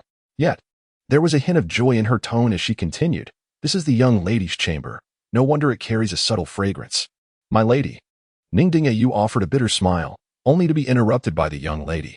"I am Wang Shuang'er, and you may simply call me Shuang'er," she said. Her ears already flushed a deep crimson. Her tone carried a hint of endearment, a quality she herself was unaware of. It was sweet and tender, as if it could melt one's very bones. "Sister Shuang'er." Ning Xuan was too preoccupied with concern to consider anything else. He hurriedly inquired, "Where is my brother? His name is Ning Xuan. Have you gathered any news about him?" "Brother? Always the brother." The young lady furrowed her brows, seemingly sulking. "Your brother is a full-grown man. Can he simply vanish into thin air? How would I know where he is gone?" In truth, during the past fortnight, the young lady had commissioned a portrait of Ning Xuan, reasoning that as siblings, they would likely bear a striking resemblance. She had diligently sought information far and wide. Yet, after a full half-month, not even a trace had been uncovered. However, this was to be expected. Ning Xuan and his brother grew up in a secret realm, a fact that should remain unknown to all. The young lady, however, did not let this revelation dampen her spirits. Yet, observing the fool before her, who remained utterly speechless, she found herself inexplicably vexed. "Fool, do you not intend to say anything?" The young lady bit her cherry-red lip, her expressive brows furrowing. Her gentle gaze seemed poised to melt him away. The bonds of life and death. The debt of gratitude. How could one ever forget? But was it truly a debt of gratitude, or perhaps something deeper? "Ah, thank you, young lady. You have saved me as well. Now we owe each other nothing." Ning Xuan replied, "Are we truly even?" The young lady stared at him in a daze, her eyes suddenly glistening with tears, her complexion paling. The joy that had filled her heart was abruptly extinguished, leaving her bewildered and deeply distressed. The agony she felt was more profound than death itself. If this were the case, she would have preferred to perish beneath the blade of that mountain bandit. The young lady wept sorrowfully, unable to muster even a smile. "Sister Shuang'er, you." Ning Xuan appeared utterly bewildered, unable to comprehend the unfolding events. "Do not call me Shuang'er." The young lady suddenly erupted in fury, seizing a pair of scissors and pressing them against her fair neck. Tears streamed down her cheeks as she lamented, "Given the circumstances, I see no option but to embrace death. You have touched my body. How could I possibly face the world again? Pray, do not act rashly, my dear." Ning Xuan was left dumbfounded, uncertain of how to proceed. "You and I harbor no guilt in our hearts, so why should we concern ourselves with such matters? But what if I were to feel remorse?" The young lady gazed at her, and the rationality of yesteryears seemed to have vanished. Only a heart as cold as ashes remained. "This." Ning Xuan, in anguish, closed his eyes. "If it is my fault, then let the girl take my life. One must bear the consequences of their own actions, after all. Who dares to take your life?" Observing his foolish expression made the young lady both exasperated and amused, causing her tears to cease. In an instant, the clouds of despair dissipated. "Do you have a betrothed?" She inquired seemingly casually. Yet her grip on the scissors had turned pale with tension. Her clear eyes were fixed upon him, not daring to blink. I have yet to be betrothed. Ning Dingwei replied with a wry smile. So, do you have someone in mind? The young lady's cheeks flushed a deep crimson. What a silly fool. Why must you ask everything yourself? I. This question left Ning Dingwei somewhat at a loss. He glanced at the young lady in a fluster. His head bowed low. Just moments ago, the young lady had been in tears, but now she was rendered speechless by anxiety. Her fair cheeks were adorned with a rosy hue, and even her earlobes blushed with the dawn of embarrassment. Perhaps you, and I should. All right. Huh? An awkward and peculiar atmosphere suddenly enveloped them. Neither dared to meet the other's gaze. The young lady covered her face, unable to bear the thought of being seen. Ning Dingwei cast a seemingly casual glance outside the door, a flicker of brilliance flashing in his eyes before he resumed his facade of nonchalance. According to Xuan, and judging by his demeanor, there seemed to be no cause for concern. Old 7, I have long stated that you are perpetually paranoid. Nonetheless, exercising caution is never a folly. This indeed was the case, as the two ancestral figures of the Wang family departed with satisfaction. At merely 20 years of age, Ning Dingwei had already reached the stage of transformation, truly a prodigy, coupled with the fact that he was the object of Wang Xuan's affection. It was undoubtedly a fortuitous circumstance. The only lingering concern pertained to his lineage, which was somewhat disquieting. Thus, after Ning Dingwei regained consciousness, the two elders had been discreetly observing him from outside. His behavior had pleased them greatly. He was an honest individual, obedient, and easily manageable, with talent that was nothing short of extraordinary. Such a prospective son-in-law was exceedingly rare to find. In contrast, Wang Xuan's fondness for him seemed of little consequence. Arrangements for their marriage should be expedited. In 2 months, a grand wedding was to be held in its city, prompting many cultivators to lament. For the bride was none other than the stunning eldest daughter of the Wang family, Wang Xuan. It was indeed a source of great regret. Throughout the city, there were no fewer than 8,000 cultivators who coveted her. Today, this prized flower was finally claimed. The sight of the simple-hearted youth left many in a state of discontent. They could not fathom how the illustrious eldest daughter of the Wang family would take a liking to him. Numerous cultivators, under the guise of celebration, sought to intoxicate Ning Dingwei with ill intentions, hoping to witness a spectacle. Yet, to everyone's astonishment, the usually gentle eldest daughter displayed an unprecedented fury. This was a sight that none had ever witnessed before, and the toasts were promptly abandoned. Dingwei, are you feeling better? She inquired softly. Today, she looked breathtakingly beautiful in her red bridal gown, which accentuated her extraordinary charm. She gazed at him tenderly, her eyes brimming with compassion. Such a scene could melt even the coldest of hearts, stirring an irresistible desire to hold her close. Ning Dingwei momentarily lost himself in thought before enveloping the young lady in a tight embrace. Words eluded him. Only their hearts drew near, intertwined. You silly fool, she mused, perhaps feeling the prolonged silence of his hold. The tension that once gripped her heart transformed into exasperation. This foolish boy, indeed. Struggling to suppress her embarrassment, she took the initiative to lean closer. Xuan, she whispered, gazing at the young lady who approached with closed eyes, her eyelashes fluttering gently. Ning Dingwei's expression shifted dramatically. A wave of uncertainty washed over his resolute heart at that moment. He harbored no affection for Wang Xuan. Their encounter was meticulously orchestrated. There was no destined romance, only a web of deliberate schemes and calculations. Yet, in this moment, he found himself wavering when he should not have.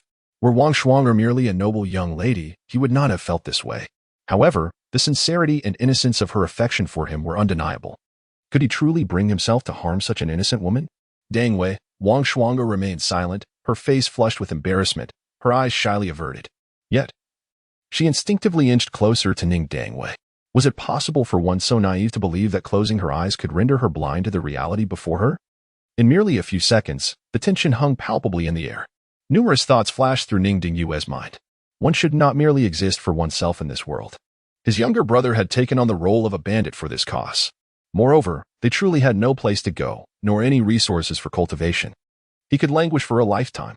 Yet, his younger brother, who was destined for greatness, should not be reduced to this, even for the sake of Ning Difeng. There was no turning back for him. Father, your choice was erroneous. I shall prove it to you. Even without your protection, we can still rise to prominence. Ning Dingwei clenched his fist slightly, then gently released it. Countless trials and tribulations were endured solely for the sake of rising above mediocrity, to make Ning Chang'an regard him with newfound respect. If he could but earn his father's acknowledgement. He would depart this world without a trace of regret. All hesitation dissolved into resolute determination as he gazed upon the bashful maiden drawing near. Her cheeks flushed with maidenly modesty. Ningding's fervent desire for vengeance transformed into a passionate response. The two appeared to melt into one another. Until the young lady's enchanting gaze sparkled with allure, her cheeks flushed like a burning sunset, leaving her breathless. "Dunga," she implored, "call me your beloved." The word beloved filled her with joy as she gazed at him, her eyes shimmering with starlight. "We shall remain together forever, until the end of time. I love you." "You. And I love you, Xuan," he replied.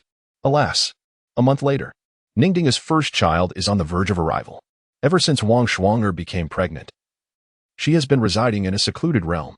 The flow of time in this hidden domain often differs from that of the outside world by several magnitudes. To this, Xuan said nothing, believing that her husband, Ningding, merely wished to hasten the moment when they would meet their firstborn. It has been less than a month. Ningding has taken charge of a substantial array of the Wang family's enterprises. His capabilities have garnered the unwavering trust and satisfaction of the Wang family. Unbeknownst to him, he has seamlessly become the foremost pillar of the Wang family. "Xuan, allow me to introduce you to my younger brother, Ning Xuan." On this day, Ningding accompanied a rather unfamiliar young man to visit Xuan. Younger brother, Xuan glanced at the bashful youth. He appeared to be quite reticent. Yet his smile was genuinely heartfelt. Observing the towering figure before her, Xuan's expression stiffened momentarily before she managed to conjure a smile. "Greetings, uncle." "Hello." Ning Xuan broke into a broad smile. After casually greeting, he departed with Ningding. The two appeared to be engaged in a hushed discussion. As she watched their retreating figures, Xuan's complexion suddenly turned pale, her eyes ablaze with boundless fury and shock. It could not be mistaken. This was undoubtedly him. While one's appearance may change and one's gaze may be concealed, how could a person's silhouette possibly alter? Having previously engaged in the textile trade, she possessed an acute sensitivity to such matters, and that Ning Xuan was none other than the bandit leader who had slain her subordinate, Wang Qi. How could it be him? How could it be him? An unwilling yet terrifying thought surged through Xuan's mind. Tears streamed uncontrollably down her face. Her expression one of utter desolation. She was not foolish. It was merely that when ensnared by emotion, one often deludes oneself, overlooking numerous irrationalities. Were Ningding and Ning Xuan in collusion? The so-called act of chivalry in the face of injustice was perhaps premeditated all along? Large droplets of sorrow cascaded down her cheeks. No wonder the seemingly simple-minded Ningding could so effortlessly seize control of the majority of the Wang family's enterprises within a mere month. It was she who had been the fool, while he had always been shrewd. Xuan offered a wretched smile, as the seed of love that had just begun to sprout withered away, leaving only eternal scars. Suddenly, a sharp pain pierced her abdomen. Xuan gently caressed her belly, feeling the unmistakable movements of the child within. Enough, enough. Alone in the secret realm, she wept for an eternity. At this moment, Ningding brought Ning Xuan forward.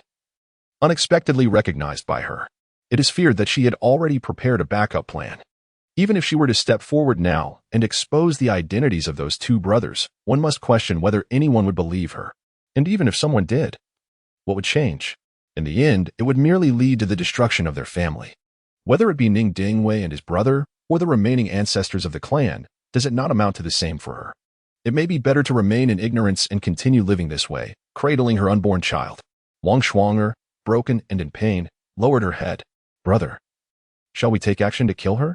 If you cannot bear to do it, I can strike in your stead." Outside the secret realm, they waited for a long time without hearing Ningding speak. Ning Xuan took the initiative to volunteer. For him, aside from gaining his father's approval and ensuring his brother's safety, nothing else held significance. He could come to the aid of a girl being bullied, brandishing his sword in her defense, yet could also take a life without hesitation, swayed by a mere word from his brother. The two actions were not in conflict. No need. Ningding's expression was inscrutable. She had not emerged from the secret realm, and this was perhaps the most favorable outcome. Otherwise, if she truly intended to report to the Wang family, sweet words would ultimately be nothing but remnants of the past. To strengthen our influence, it is far from sufficient for just the two of us. However, there is no bond more resilient than that of blood. Brother, your talents far exceed mine. You must dedicate yourself to your cultivation. Sooner or later, we shall return to our former place and earn our father's recognition and acceptance once more. Ningding gently tapped Ningding's shoulder. Brother. Ning Xuan stared at him in a daze. From childhood to adulthood, he had always been his brother. providing him with a world of support and orchestrating every aspect of his life. In their youth, Ning Xuan, in his quest to train them, would allocate only meager portions of food each day, forcing the two to compete with one another like wild beasts. Yet his brother had never allowed him to go hungry. The brother in his memory seemed forever unchanged, once, today, and surely in the future as well. I am not imposing pressure upon you. Ning Dingwei shook his head. The Wang family may slowly annex their territory. There is no need for concern regarding this matter. You should focus solely on your cultivation. Ultimately, resources are mere external possessions, subject to plunder and deceit. The most crucial element, however, remains the essence of humanity. Ning Dingwei calmly stated, in the days to come, I shall continue the lineage of my descendants, striving to bring forth several worthy children. I will cultivate them into individuals of significance. My own talents are lacking. Despite my utmost efforts, I can only achieve 2 or 3 parts of success. It is they who will bear the burden. Ning Dingfeng nodded in agreement after listening to his brother's account, although he often found it challenging to fully comprehend his brother's thoughts. He wholeheartedly endorsed all that his brother undertook. The two engaged in conversation for an extended period. As Ning Dingfeng turned, he glanced back at Ning Dingwei, hesitating to speak. If you have something to say, then say it, brother. Ning Dingwei hesitated, saying, You are increasingly resembling your father. Ning Dingwei was taken aback. Another 6 months had passed. The Wang family had completely changed its name and identity. It was now known as the Ning family.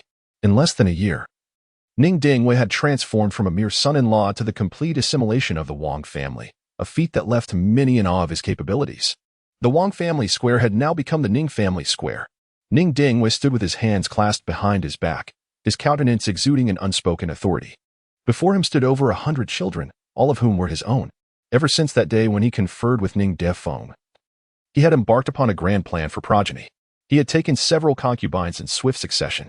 Wang Shuang'er had brought him considerable disappointment, for their firstborn was revealed to possess nothing more than ordinary talent, utterly devoid of any value for cultivation. However, Ning Dingwei cast a glance at the 2 children amidst the crowd. One appeared to be around 3 years old, while the other seemed approximately 6. They held hands and stood out conspicuously. The other children in the vicinity regarded them with a degree of hostility. Ultimately, children are but children. They remain unaware of the facades that adults may wear and are not adept at concealing their emotions. The reason for their animosity was quite straightforward. These 2 brothers were renowned as the legendary 10 sacred bodies. They had usurped all of their father's affection. These children were born of his wife, Wang Shuang'er. The first child was an inconsequential and mediocre individual, yet the subsequent 2 were both sacred bodies. In stark contrast, the offspring of the several concubines he had married bore little promise in terms of talent. Ning Dingwei has always been skeptical of fate. Yet, there came a moment when he couldn't help but exclaim in astonishment at the whims of destiny. Kair, Tiana, come here. Ning Dingwei's benevolent wave of a hand instantly directed the gaze of all the children towards the 2. The hatred and hostility in their eyes nearly engulfed them. Ning Dingwei observed, but uttered not a word. This was precisely his intention, a deliberate outcome he sought to cultivate, without the tempering of external adversaries. How could a precious sword be forged? This was the effect he desired, to truly nurture the 2 brothers through competition. Father, called Ning Ke, around 6 years of age, with a calm demeanor. Father, I wish for a hug. Meanwhile, Ning Tian, around 3, exhibited a much livelier spirit. Hee, Tiana is well behaved. Ning Dingwei gently caressed Ning Tian, who, filled with pride, turned to boast to his brothers behind him. This provoked a chorus of gritted teeth among the others. How could it be that they were all children of the same father, yet he only seemed to cherish these 2? It was they who had usurped all of their father's affection. If these 2 were to vanish without a trace, the malice in the eyes of several siblings would be palpable. Even an adult would shiver at the sight, for such malevolence is strikingly pure and untainted, evoking a deep-seated fear. Tiana, Kair, you must strive earnestly. The future of the Ning family rests upon your shoulders. You are the greatest pride of your father, and his deepest love. Now, go and play. Ning Dingwei chuckled cheerfully. The elder child, Ning Ke, possesses the formless sacred body among the 10 sacred bodies. The younger child, Ning Tian, embodies the thunderclap sacred body among the 10 sacred bodies. Upon uncovering this revelation, Ning Dingwei was exhilarated, having spent several days and nights without sleep. What is the concept of a sacred body? It is often said that such a being appears only once every few centuries, or even millennia. His father, Ning Xuan, appeared to possess a unique constitution, standing alongside the 10 sacred bodies as one of the 3 supreme entities. Astonishingly, both of his children were also sacred bodies.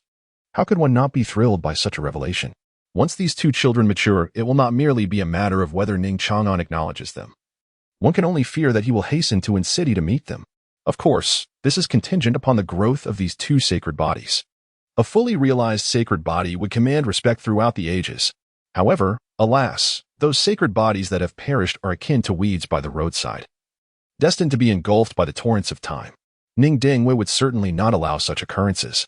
Thus, from a young age, he has been nurturing the brothers Ning Tian and Ning Ke, instigating animosity and difficulties from their other siblings towards them. This is but one of the methods he employs in their upbringing.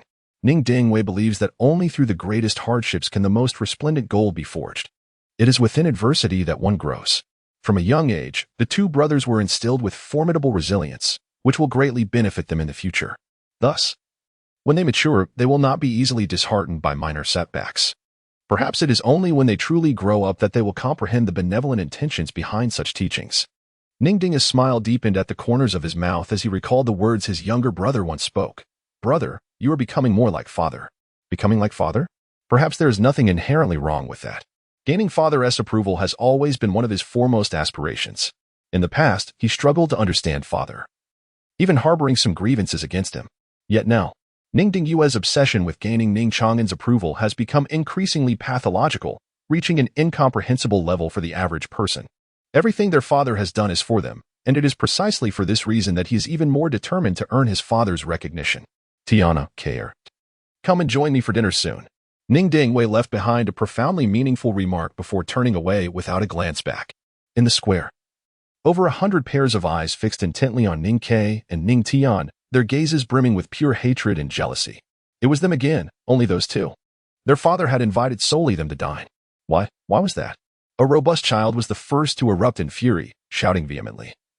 His eyes filled with rage that seemed capable of tearing Ning Ke and Ning Tian apart.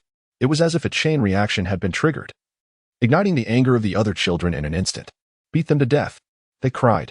Indeed, they were the ones who had taken their father from them. Kill them. What a horrifying scene it was. 100 children surrounded the two, their malevolent stares akin to those of hunters about to slay a dog. Brother, I'm scared, Ning Tian, who had been so arrogant before, now appeared utterly terrified, his face as pale as a sheet, weeping pitifully. Do not cry. I am here. Ning Ke steadfastly protects Ning Tian. At merely 6 years of age, he clings tightly to his younger brother. Yet, confronted by those who were once brothers, his relatives now appear as adversaries. Ning Ke gazed coldly at the few who approached him first, his demeanor indifferent and frigid, devoid of any hint of fear. In the face of such a situation, tears offered no resolution. Could one expect a group of enraged children to exhibit compassion? Such sentiment is often absent even in the most ordinary of adults. Thus, Ning Ke could only adopt a demeanor of ruthless determination. His hatred was not merely superficial. It was etched deep within his very bones. Towards his younger brother, Ning Tian, he always displayed a gentle and harmless disposition. Yet, when confronted with the other children, his countenance was one of icy calm. Who dares to touch me? His voice was eerily tranquil, and the more serene his tone, the greater the fear it instilled. The once arrogant leaders among the children found themselves rooted to the spot under Ning Ke's chilling gaze. Xiao Tian, let us depart. Ning Ke remained expressionless. Yet his presence overshadowed the entire venue. He grasped Ning Tian's hand, retreating with heavy steps. What, brother? I am frightened. At that moment, the hand he held suddenly burst into tears, overwhelmed by fear. Ning Ke abruptly halted his steps, forcefully pushing Ning Tian aside. He charged towards the group of children. Indeed, the children, who had previously hesitated and recoiled, were stirred once more upon hearing Ning Tian's cries. They too were capable of weeping. What set them apart? By what right did they claim all of their father's affection? Kill them. Bang. With fists as fierce as a tempest, Ning Ke struck the child, causing blood to gush from his nose. "Ah, mama," the child wailed, clutching his nose and sobbing uncontrollably. Ning Ke paid no heed whatsoever. His fists continued to strike at the others. Do not fear, he is but one. Father always said that boys must be courageous. Beat him to death. The children clamored in a cacophony. They charged at Ning Ke all at once. Historically, 2 fists struggle to contend against 4 hands. And this is more than merely 10 hands. Ning Ke is ultimately just a 6-year-old child, soon brought to the ground, overwhelmed by fists. What are you doing? A terrified and furious scream rang out. The children who were perpetrating the violence immediately scattered in fear. Oh no, it's the matron. Run. Ning K's mother had arrived. Everyone fled in haste. Kea, Wang Shuanger rushed to her injured son, instantly dissolving into tears. Mother, Ning Tian, who had been paralyzed with fear on the sidelines, finally dared to step forward, eyes reddened as he threw himself into his mother's embrace, sobbing with a sense of injustice. Little Tian, don't cry, don't cry. Wang Shuanga held both children tightly, her own tears flowing freely. Mother, I'm fine. Ning Ke wiped the blood from the corner of his mouth, revealing a heart-wrenching smile. Mother had once said he was the elder brother and must protect his younger sibling. He had fulfilled that promise. Care, Wang Shuanger wept while holding her two children for a long, long time. The Wang family now revered Ning Dangwei above all else. Even the former ancestors of the Wang clan had become obedient dogs to Ning Dangwei. Those who defied him had long been dealt with by her merciless husband. What could she do? Care, forgive me, do not hate your mother. I truly had no choice. Wang Shuanger's eyes were red from crying. Mother, please do not weep. Your tears pain me as well. After applying the medicine, the two children fell into a deep slumber. In his dreams, Ning Ke clung tightly to Ning Tian, murmuring words of protection. Brother, we must not make mother sad. Wang Shuanger wiped her tears and gazed at her two adorable sons, her eyes reflecting the last vestige of light. Had an outsider witnessed Wang Shuanger's current state, they would surely be taken aback. Merely a year had passed since she was the gentle and wise young lady. Now her face bore only exhaustion and numbness, a consequence of her own making. It was truly unbearable. After a long while, Wang Shuanger smiled sorrowfully. After gently tucking the children in, she stepped outside. Ning Dangwei, in the living room. The banquet was laden with exquisite delicacies, yet Wang Shuanger felt no appetite whatsoever. She gazed at the husband she had once desperately wished to marry, now feeling only absurdity. I do not wish to quarrel with you. Ning Dangwei spoke calmly. Once the freshness of newlywed joy faded, all that remained was a sense of tedium and annoyance. He and she were ultimately not kindred spirits. She cherished the simple-hearted Ning Dangwei. Why would you do this? They are your sons, Wang Shuanger exclaimed, succumbing to tears. Her eyes were swollen, devoid of hatred or regret. All that lingered was a numbing exhaustion. What could a woman of the household possibly understand? A frog at the bottom of the well? I have stated before that you should not meddle in matters concerning Ning Tian and Ning Ke. I have my own plans. Ning Dangwei said, Is your heart made of stone? They are merely 6 and 3 years old. Wang Shuanger lamented. Ning Dangwei finally grew somewhat impatient. He furrowed his brow and coldly uttered, Leave. This foolish woman increasingly exasperated him, reaching an utterly unreasonable threshold. His grand ambitions for the revival of his family were far beyond the comprehension of such a simpleton. In the early days of their union, despite harboring intentions towards the Wang family, they were, at least, happy together, experiencing a semblance of joy. Yet now, they had arrived at this juncture. Ning Dangwei sometimes finds it difficult to comprehend his own feelings. How did things come to this? Gazing at Wang Shuanger, he is engulfed by a wave of revulsion. Particularly when she weeps. Her sobs resonate like the most excruciating and repulsive cacophony, threatening to shatter his very mind. Regarding the matters of Ning Tian and Ning Ke, should you meddle once more, do not blame me for my lack of courtesy. Although he has uttered these words multiple times, each repetition carries a weight of urgency. Ning Dangwei's tone remained imbued with a chilling detachment. My heart had long since perished. Wang Shuanger gazed at him in despair, devoid of any lingering fear. In truth, had it not been for her concern for the two children, she would have long since sought an end to her existence. Now, living felt akin to a fate worse than death. From the moment Ning Dangwei chose to take his first concubine, her heart had shattered.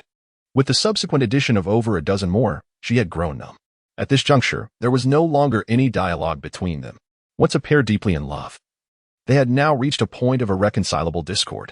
Oh, perhaps their former affection was but an illusion, a mere figment of her solitary yearning. Wang Shuanga covered her mouth and turned away. Vivid blood oozed between her fingers, her heartache insurmountable. With each step she took, a new crimson blossom emerged upon the ground. A blood plum in full bloom. Yet he, indifferent, merely cast a fleeting glance before coldly instructing his servant to clean the mess. Accursed thing. In the vastness of the living room, Ning Dangwei found himself alone once more, his countenance, already imbued with an aura of unspoken authority, now lost in thought. Ning Ke felt that the arrival of the first holy being was a divine gift. Yet it was solitary, which brought a tinge of regret. After all, no one could predict what the future might hold. Unforeseen events are inevitable. How wonderful it would be if a son were to come along as well. Ning Dangwei often expressed his sentiments, remarking that his son was a child blessed with a sacred essence. As for the rest of his progeny, they were merely worthless instruments. Perhaps the sole distinction between them and mere tools was that these individuals could address him as father, until the advent of Ning Tian, at which moment Ning Dingyue was overcome with joy and tears, feeling that his life had reached a state of completeness and fulfillment. The two sacred entities were his sons, a continuation of his very existence. During that period, he showed much more tenderness towards Wang Shuang'er. Yet, how did it ultimately come to such a dismal state? Perhaps it was due to his numerous marriages that Wang Shuang'er felt envy. That woman had always possessed a rather myopic perspective. From the very beginning, Ning Ding's initial fondness for her transformed into a sense of gratitude. After all, his current achievements are largely attributable to Wang Shuang'er as contributions. However, as time passed and conflicts arose, that gratitude dissipated. Now, all that remains is disdain. Perhaps I have changed as well. The pressures from my family have become increasingly overwhelming. The two sacred bodies undoubtedly represent unparalleled glory. Yet, the resources required for their true cultivation are immense. Moreover, my younger brother, Ning Defeng, is also striving to attain sanctity. All the burdens rest squarely upon my shoulders. I am but human. I too experience moments of suffocation. Yet, during these times, there is no one to comprehend my plight. Resources, resources. Ning Dingwei rubbed his brow, his expression grim. What he lacked the most now was information regarding secret realms. The Wang family possessed ample cultivation resources. Yet City had no secret realms whatsoever. That time-accelerating secret realm was in the hands of another powerful faction. Each time the Ning family seeks to utilize the resources, they must surrender a substantial quantity of precious elixirs and treasures. Initially, it was manageable when only Ning Defeng availed himself of the secret realm. With the resources left by the Wang family, they could barely sustain themselves. However, as the number of individuals in the Ning family continues to grow, the sheer volume of resources required to access the secret realm becomes daunting, enough to deter many. It is indeed an overwhelming amount.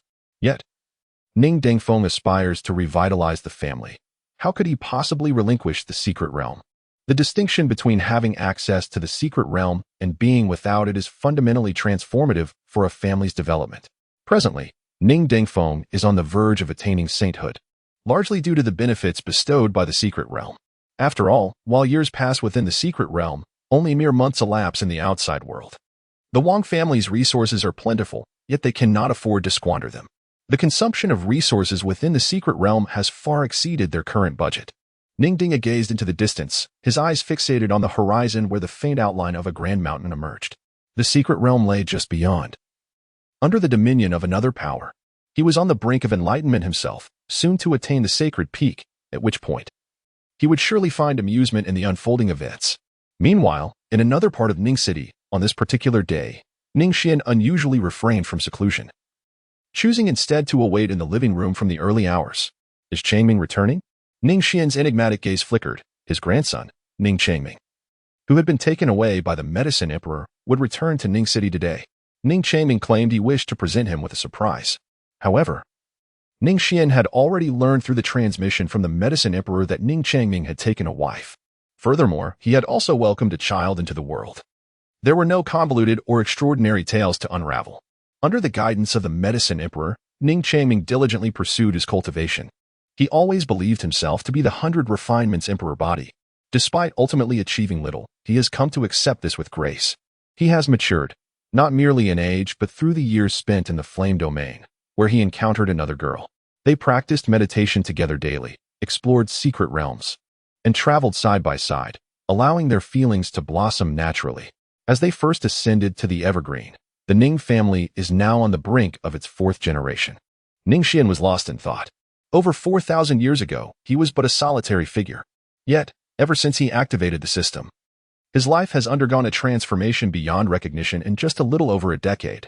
Ning Qingyun, Ning Qimei, Ning Qingzno, Ning Chanchen, Ning Changming, Ning Chanan, Ning Dinglong, Ning Dingwei, Ning Defeng, Ning Quebec. Indeed, quite commendable. Ning Changming's child is named Ning Dengeling. As for Ning Dinzhe, Ning Dngfeng, and Ning Chu, as well as a plethora of other disordered names that follow, Ning Xuan acquired his knowledge through the system. After all, his investment system can be described as an extraordinary and insatiable entity. Even if Ning Xuan does nothing, as long as one is a descendant of his bloodline, they will automatically return their cultivation to him. Even if the inheritance spans several generations, a mere trace of the faint bloodline can still be deemed an investment. This is the extraordinary, almost otherworldly, siphoning ability of the system. Ning Dingwei, Ning Defeng, et al. Ning Xuan pondered for a moment. Those must be the children of Ning Chang'an. After all, Ning Changqian and Ning Changming had always been within his line of sight. However, Ning Xuan refrained from inquiring further. Since the time when Ning Chang'an decisively incapacitated Ning Changqian and Ning Changming for the second time, the chasm between them had become irreparable. The extent of his knowledge was limited to mere system notifications. Ning Xuan did not dwell on it or take it to heart. His entire focus was now directed towards his own children. I am becoming increasingly listless. Ning Xuan found himself in a state of bemusement, a faint smile escaping his lips. At this moment, he truly felt an utter absence of emotion. When Ning Chang'an departed from the family, he had been consumed by anger. Yet, merely a year had passed, and his heart now dwelled in tranquility. Upon reflection, it seemed that life presented no insurmountable challenges. In childhood, he feared teachers. In adulthood, he feared poverty. And with maturity came the fear of death. However, when one unexpectedly detaches from their own perspective, they may discover that nothing holds substantial weight. Unfinished assignments will not evade the teacher's scrutiny merely due to anxiety. The stress of earning a living will not dissipate through resentment. The dread of death will not be postponed by mere fear. In a previous life, he had envisioned countless futures, yet what was the outcome? He was struck by lightning and subsequently transported to this realm. As for the worries, hesitations, and joys of yesteryear, they have long since dissipated like mist. Indeed, if not for deliberate contemplation, he would scarcely recall them. This transformation left Ning Xuan himself in a state of disorientation. Those concerns once mattered immensely to him. He feared his own lack of ambition, feared the gradual decline of his parents' health, and feared the disillusionments of old age. Yet, a single bolt of lightning irrevocably altered his destiny. Unbeknownst to him, he had undergone a complete metamorphosis. Should he encounter the fervent youth he once was, gazing upon this elderly figure with white hair, he would undoubtedly feel estranged. Is this truly the person he was destined to become? Ning Xuan gazed absent-mindedly. He was not a particularly sentimental person, yet emotions possess a peculiar nature, often surging forth unexpectedly at certain moments, leaving one with an unsettling sensation. He chose not to dwell on such thoughts. After all, everything is inevitable. What has transpired will undoubtedly occur once more. Everything that has happened in the past is destined to resurface. Whichever child wishes to be by my side, I shall nurture that one. Ning Xuan shook his head, gathering his scattered thoughts before awaiting the return of Ning Changming. At this juncture, he had little to wish for, save for a swift elevation of his cultivation. When he first traversed into this realm, it was an elderly man who aided him, and the imperial weapon he wielded was a legacy from that venerable figure. That elder had been persecuted by a formidable celestial clan, seeking refuge in the mortal domain. Ning Xuan inherited everything from him. It is only fitting that he avenges him. Even if the adversary belongs to the celestial clan, yet he is merely a trivial insect from the mortal realm, an existence known to no one. The Supreme Emperor, now seeking to further transcend into the realm of the giants, cannot simply revert to the sanctified realm to achieve this. Just as countless droplets of water may form a pool, they cannot coalesce into a river or sea. The convergence into a river or sea requires streams and tributaries. At the very least, a powerful strike from a holy king is necessary for Ning Xuan to ascend once more. Grandfather, Ning Mansion. A young man strides in. His steps are steady. He appears to be around 26 or 27 years of age, yet there is a hint of mist in his eyes. Ning Changming. Although he has only been away from Ning City for a little over a year, in truth, it has been more than a decade since their separation. As the illustrious sovereign of the imperial clan, the Dan Emperor resides in the most prestigious secret realms of the Flame Domain. He has spent nearly all his time within these enigmatic territories, which is why, despite the brevity of a year, he appears so remarkably matured. Changming has returned. Ning Xuan offered a gentle smile as he assisted her in rising from the ground. Ning Changming. His innate abilities are not particularly remarkable. Yet, amidst the accumulation of vast resources, he has ascended to the realm of the saint. As for the subsequent attainment of the Saint King status, it appears nearly impossible for him. His breakthrough into the saint realm seems somewhat astonishing. After all, Ning Changming's talent is even a notch below that of Ning Qingyun. However, Ning Xuan is not taken aback. The reasoning is quite simple. Ning Changming's master is the medicine sovereign. Although the medicine sovereign may appear insignificant before Ning Xuan, he is, in fact, the illustrious ruler of an imperial lineage, commanding a complete realm of mortals. Cultivating an individual with inadequate talent to reach the sacred stage may not be an effortless endeavor, yet it is by no means an impossible task. Have you exchanged greetings with your mother, father, and Chanchan? Ning Xuan casually chatted. We have all exchanged greetings. Ning Changming respectfully stated. He had come to realize that he was not, in fact, an imperial body. His current level of cultivation was entirely the result of his mentor, the medicine sovereign's nurturing. Although he could not comprehend why the medicine sovereign chose to do so, he remained profoundly grateful to both the medicine sovereign and his grandfather. It was his grandfather who had invited the medicine sovereign. One could only surmise that his grandfather must have made considerable sacrifices to have the medicine sovereign take him as a disciple. Moreover, the medicine sovereign's claim that he possessed the 100 refinements imperial body was merely an encouragement for him. Thus, Ning Changming had never harbored any resentment towards his mentor, the medicine sovereign. Only immature children would react with indiscriminate anger. When one is capable of accepting and understanding a lie, that is when true maturity is attained. Ning Changming has come to realize that he is not the body of the 100 refinements. Yet, whenever he stands before Master Yao Huang, he confidently asserts that he embodies the 100 refinements body. Master Yao Huang merely gazes at him with a sense of satisfaction, smiling approvingly. He has indeed matured. By the way, grandfather, allow me to introduce you. Ning Changming remarked. My wife has returned once again, along with Deng Long. His eyes brimmed with affection. Xiao Chui, do come inside. A response echoed from outside. Moments later, a young woman entered. She appeared to be around 25 or 26, possessing an unremarkable beauty, yet adorned with a bashful smile. Grandfather, my name is Feng Chui. Welcome home. Ning Xuan nodded gently. From now on, this will be your home. Do not hesitate to make yourself comfortable.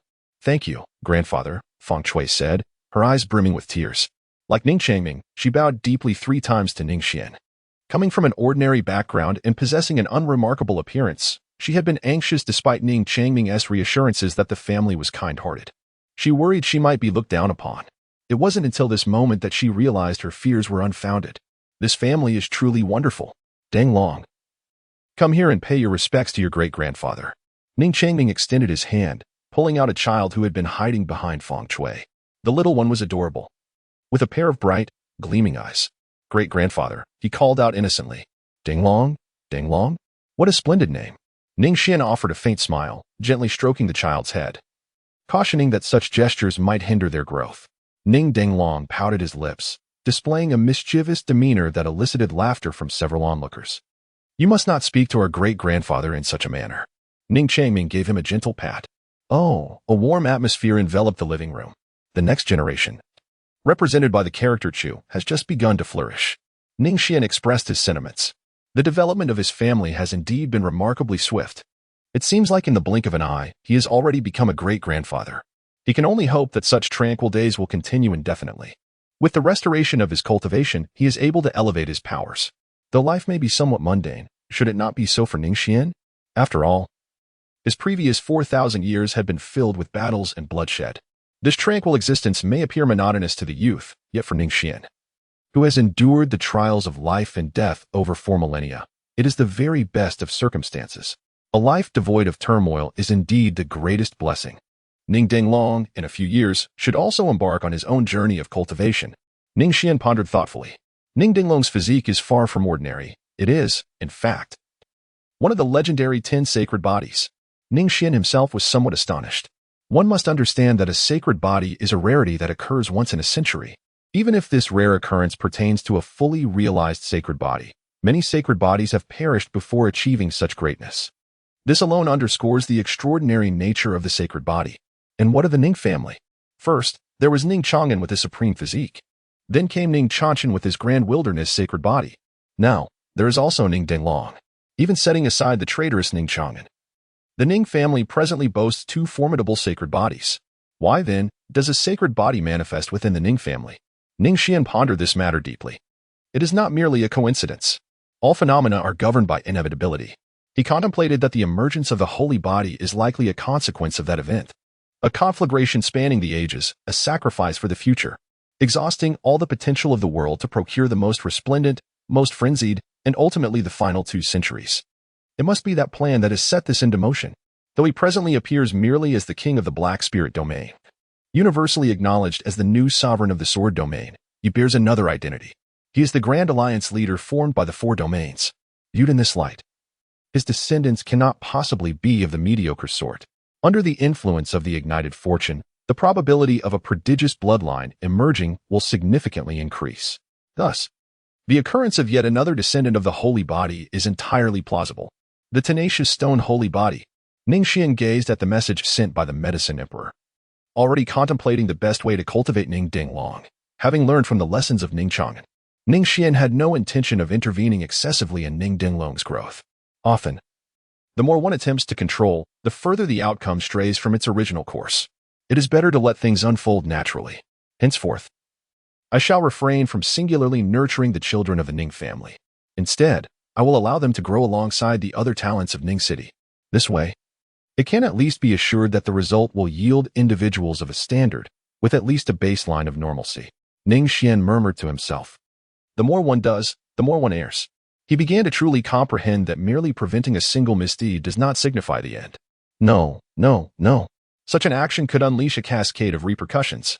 Perhaps the consequences ultimately wrought would prove more formidable than the original mistake itself. Life is a long journey. They ought to choose and experience for themselves, even if it entails errors. Is not the highest virtue akin to water? Ning Xuan felt as though he was gradually ascending towards that pinnacle. The way is formless yet nurtures all things. Every action has its cause. Perhaps this essence should be referred to as the Tao? The omnipresent Tao? Just like wolves devouring sheep and sheep grazing on grass, this is inherently a balance. However, should an external force intervene, disrupting the cyclical Tao with their own might, or if one, unable to bear the death of the sheep, takes it upon themselves to eradicate the wolves, will the sheep ultimately be saved? Not at all. The inevitable outcome will be destruction. Without the wolves to regulate the sheep population, when the latter proliferates to a certain extent, they will ravage the grasslands. Eventually, the once lush terrain will succumb to desolation. The Tao exists not only upon the grasslands, it is omnipresent. As long as one lives, they are inherently within the cycle of the Tao. Yet, few possess the insight to comprehend it. Now, as one of the supreme emperors, Ning Xuan has acquired profound understanding in this regard. The unyielding stone body. Ranked among the top 10 sacred bodies, there is no distinction of strength within sacred bodies. Rather, it is the master of the sacred body that varies. The unyielding stone body is renowned as an indestructible, defiant physique. Regardless of the severity of injury sustained, it can restore itself overnight. Moreover, the more grievously it is struck, the more it can harness its vital energy, accelerating the cultivation process. The unyielding stone, a stone that cannot be vanquished, grows stronger with each blow. This physique possesses a hint of masochism, reminiscent of the descriptions I once perused regarding the unyielding stone body.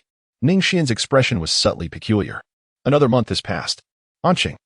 It is time to commence action. Ning Dingwei bore a solemn expression. Outside, a month equated to a year within the secret realm. Now, Ning Dingwei had ascended to the saintly realm, and his eldest son, Ning Ke, was on the cusp of turning 7. It marked the onset of one's cultivation journey. At this juncture, the spiritual meridians within the body had fully opened and solidified, allowing for the absorption of external spiritual energy. This constituted the initial step of cultivation chi refinement. They were in dire need of a secret realm, an urgent necessity. Relying on other secret realms not only required the surrender of substantial cultivation resources but also subjected them to constant scrutiny. Such a situation was intolerable for Ning Dangwei. To restore the branch family, the first step was to possess a secret realm of their own. Father, please reconsider. Ning Ke knelt before Ning Dangwei. At the tender age of 7, he was unlike ordinary children, devoid of innocence. His silence was so profound that it made Ning Dangwei feel as though he were facing a creature of the abyss. Silence, he commanded. Ning Dinga glanced at him coldly. You are not yet qualified to instruct me. Without cultivation, even if you possess a sacred body, you are no different from a worthless being. Ning Ke lifted his gaze, looking at his father Ning Dangwei. Father, if we were to fail, have you ever contemplated what awaits us? Ning Dangwei sought to seize the secret realm that they had long been leasing. However, the forces that governed this realm were fortified by the presence of two formidable sacred realm entities. What Ning Ke truly fears is not anything else, but the safety of his mother and younger brother. His small fist clenched tightly, for the first time yearning for immense strength, while confronting his own absurd fragility. War is not a mere child's play. It is a brutal affair that spills blood and claims lives, many lives. He believes that his current life is already satisfactory. and he is on the brink of beginning his cultivation, which will grant him the power to protect his mother and brother. If only everything were indeed so simple. Yet, Ning Dingyue's reckless plan could very well plunge their family into an abyss of despair. Ning Ke clenched his fist once more, exclaiming, "Enough." Ning Ding's impatience became increasingly evident on his face. "I have painstakingly raised you, not for you to utter such disheartening words. Are you wishing ill upon your father? Very well, do as you please. If you fear death, then stay home and be obedient." Ning Dingyue felt a profound disappointment. He had always held high hopes for this revered figure, only to discover that he was an indecisive individual. What he detested the most was a lack of decisiveness in action. Ning Dingyue cast one last glance at Ning Ke before turning away to seek out his brother. Ready to meticulously strategize their plan to seize the secret realm, Ning Ke stood in place, his face etched with anguish. People often say that the gratitude for nurturing surpasses the heavens. Parents are always right. They endure great hardships. But what about the children? They are deprived even of the right to choose, especially in their formative years. If they are fortunate enough to encounter enlightened parents, it may be bearable. Yet, what is the reality? The vast majority of fathers are merely ordinary individuals, their perspectives narrow and their judgments arbitrary. In such moments, it is the children who suffer the most, bearing the weight of innocence. What can they do? They are powerless. It is often said that children are destined to inherit their parents' glory. But is that truly the case? For the majority, what they inherit is merely the aftermath of their parents' reckless failures. Oh God, a 7-year-old child prayed with clasped hands, his face a mask of pain. It was a prayer both comical and tragically absurd in its clumsiness. How long must this continue before prosperity dawns? I can no longer wait. Ning Dingyue stood shoulder to shoulder with Ning Defeng, gazing into the distant realm of secrets. "Brother, as long as you have made your decision, just command me," he said. Despite having already entered the sacred realm, Ning Defeng remained unchanged, his reverence for Ning Dingyue unwavering. "Very well." Ning Dingyue nodded with a sense of relief. However, a flicker of coldness crossed his gaze. The opposing force possessed two formidable sacred realm beings. Should they launch a direct assault? The only outcome awaiting them would be a path to oblivion. "Dingyue, what is your current strength? In a one-on-one confrontation, do you have the confidence to annihilate a sacred realm opponent?" Ning Dingyue inquired. "Within the sacred realm, I am invincible in one-on-one combat." Ning Defeng spoke with an air of pride. "That is well." Ning Dingyue let out a cold laugh. "Having consumed so many of my resources, it is time to relinquish them all. Each utilization of the secret realm demands a considerable expenditure." Ning Dingyue had never expressed any dissatisfaction verbally. For the truly ferocious dog seldom bark. He merely tucked the matter away in the recesses of his mind. Now, the time had come for the other party to repay their dues. "Brother Dingyue, when will my esteemed ancestor return?" "Haha, Brother Fan, do remain calm. A formidable sage such as he does not fear losing his way like a mere child, does he?" Ning Dingyue chuckled lightly. Opposite him sat the master of the secret realm, a figure of formidable power. His plan was remarkably straightforward. If the adversary possessed two esteemed beings, he would eliminate them one by one. Inflicting damage on 10 fingers pales in comparison to severing a single digit.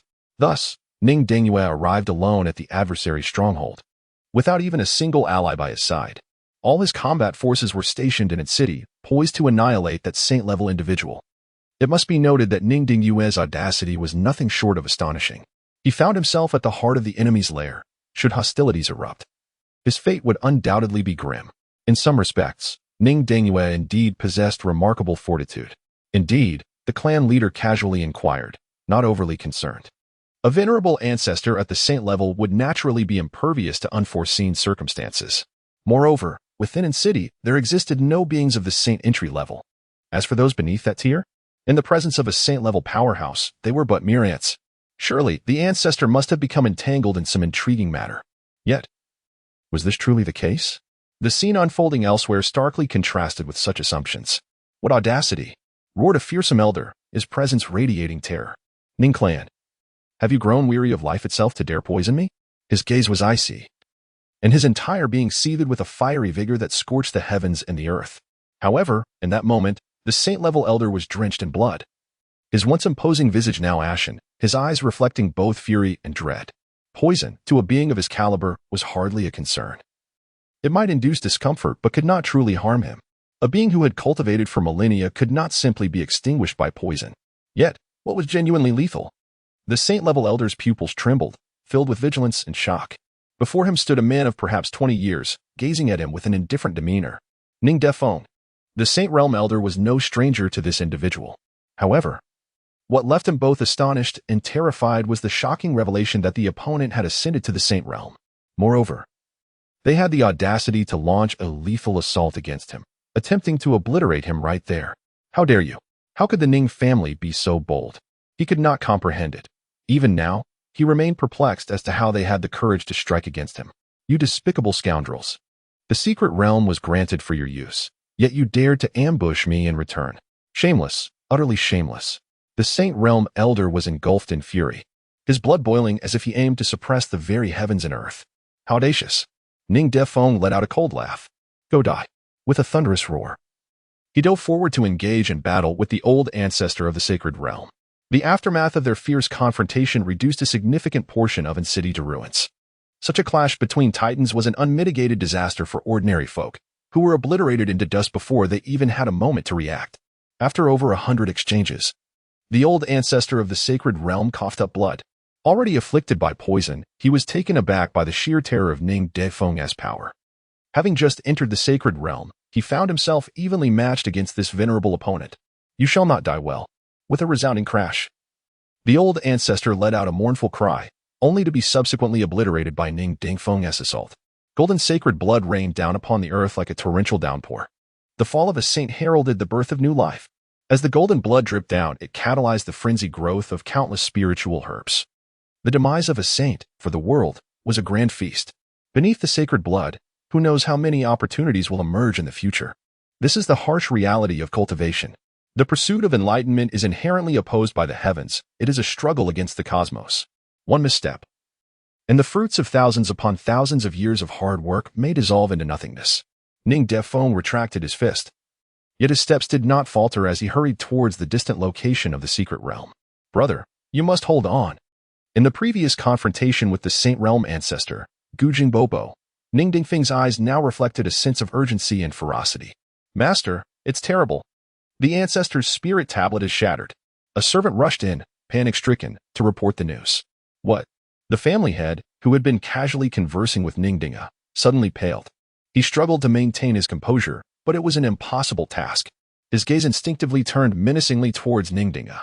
For it was Ning Dinga who had sent their ancestor out. How could this have ended in destruction? Ning family head, shouldn't you provide me with an explanation? Explanation? Ning Dingyue's face was etched with confusion. Yet, in the next moment, a thunderous roar erupted. Ning Dingyue's expression suddenly twisted into a grotesque snarl as he ruthlessly launched an attack on those beside him. Bang! The middle-aged patriarch, engulfed in a tumult of emotions, was still reeling from the immense sorrow of their ancestors' demise, utterly unprepared for Ning Dingyue's audacity to strike against him. This was their territory, after all. With a sickening thud, the middle-aged patriarch was sent hurtling backward, blood staining the ground beneath him. His face was a portrait of sheer terror and rage. Ning Dingyue, it is indeed your doing, he bellowed. Summon the elder. In a fit of fury, the middle-aged patriarch commanded, and in an instant, over a dozen transcendental beings emerged, encircling Ning Dingyue completely. From a distance, the presence of dozens more transcendental beings could be felt, rushing towards their location. The power to govern a secret realm could not possibly be weak, at the very least. It was certainly not something a mere small city like In City could compare to. Yet, surrounded by the multitude, the situation grew increasingly precarious. There was no trace of despair or resignation on Ning Dingyue's face. Instead, it was ablaze with fervent madness. Even in the face of impending death, he remained undeterred. Only one Saint Realm remained. As long as Dingyue could eliminate the last Saint Realm, the secret realm would be ours. Whether he would perish in the process was of little consequence. The sole priority was to seize the secret realm and strengthen the Ning family. As for the tribulations ahead, Ning Dingyue laughed wildly, proclaiming, beneath the sacred realm, all are but mere ants. What difference does it make if one has transcended the tribulation 10 times or 100? Do not kill him. Capture him alive. I want him to wish for death. The enraged middle-aged patriarch bellowed. The fall of a being from the sacred realm carries an unbearable weight for any faction. For them, it strikes at the very core of their existence. After this incident, it is no longer merely a question of punishment. Whether he can retain his position as patriarch is still uncertain. Thus, he harbored an intense hatred for Ning Dingyue. Ha ha ha, what fear is there in death? Come forth, Let us battle, battle, battle. Ning Xuan, undaunted by the specter of death, charged forth like a rabid dog, launching himself at the other transcendental warriors surrounding him. He had no intention of fleeing. His combat style was a desperate exchange of life for life. In that moment, a dozen transcendental beings found themselves unable to subdue him, each reluctant to suffer the loss of even a fragment of flesh to his ferocity. Brother, in a critical moment, Ning Xuan arrived with several formidable allies. The terrifying aura of the sacred realm emanated like ripples, spreading outward. The assailants who had been besieging Ning Xuan were sent hurtling backward as if severed from their strings, crashing to the ground and spewing blood uncontrollably. Sacred realm. A collective gasp of dread escaped the lips of the gathered warriors. They were paralyzed with fear, unable to move. The distinction between the sacred realm and lower realms constituted an entirely different echelon of existence. It was not merely a fear of death. Even if they were to perish 100 or 1,000 times, they could scarcely inflict a scratch upon the sacred realm. Only those of the sacred could engage in battle. For the realms below, it was not combat but annihilation. Ancestor, the middle-aged clan leader, was rendered helpless, consumed by terror and reduced to a quivering mass. Yet, no one paid him any heed. Dengwei, Ning Xuan's half-body was shattered. Yet his face radiated a sense of profound satisfaction. They had triumphed. At this moment, a formidable being of the sacred realm had been vanquished.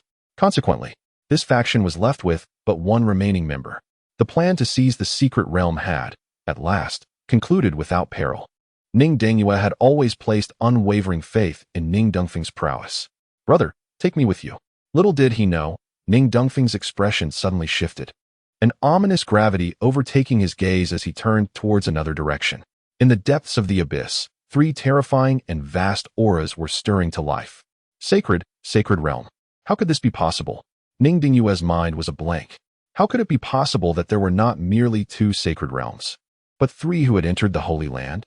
In the face of absolute power, all schemes become mere farcical jokes. Who claimed that there were only two sacred realms? The middle-aged clan leader, seeing Ning Xuan's stunned expression, vented his frustration with a hearty laugh and declared, "Fool, who would reveal their full strength?" With a single gesture, he unleashed annihilation. Ning Xuan did not spare a glance.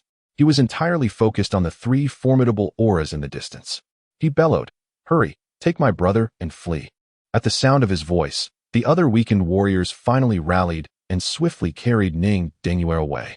Anqing. Escape? Where could they possibly run to? In the wake of the previous holy war, Anqing had already been reduced to half in ruins. All the descendants of the Ning family have gathered together, their cries and wails resounding incessantly. Ning Xuan was engulfed in despair. Once brimming with ambition and resolve, he now felt utterly drained of all strength.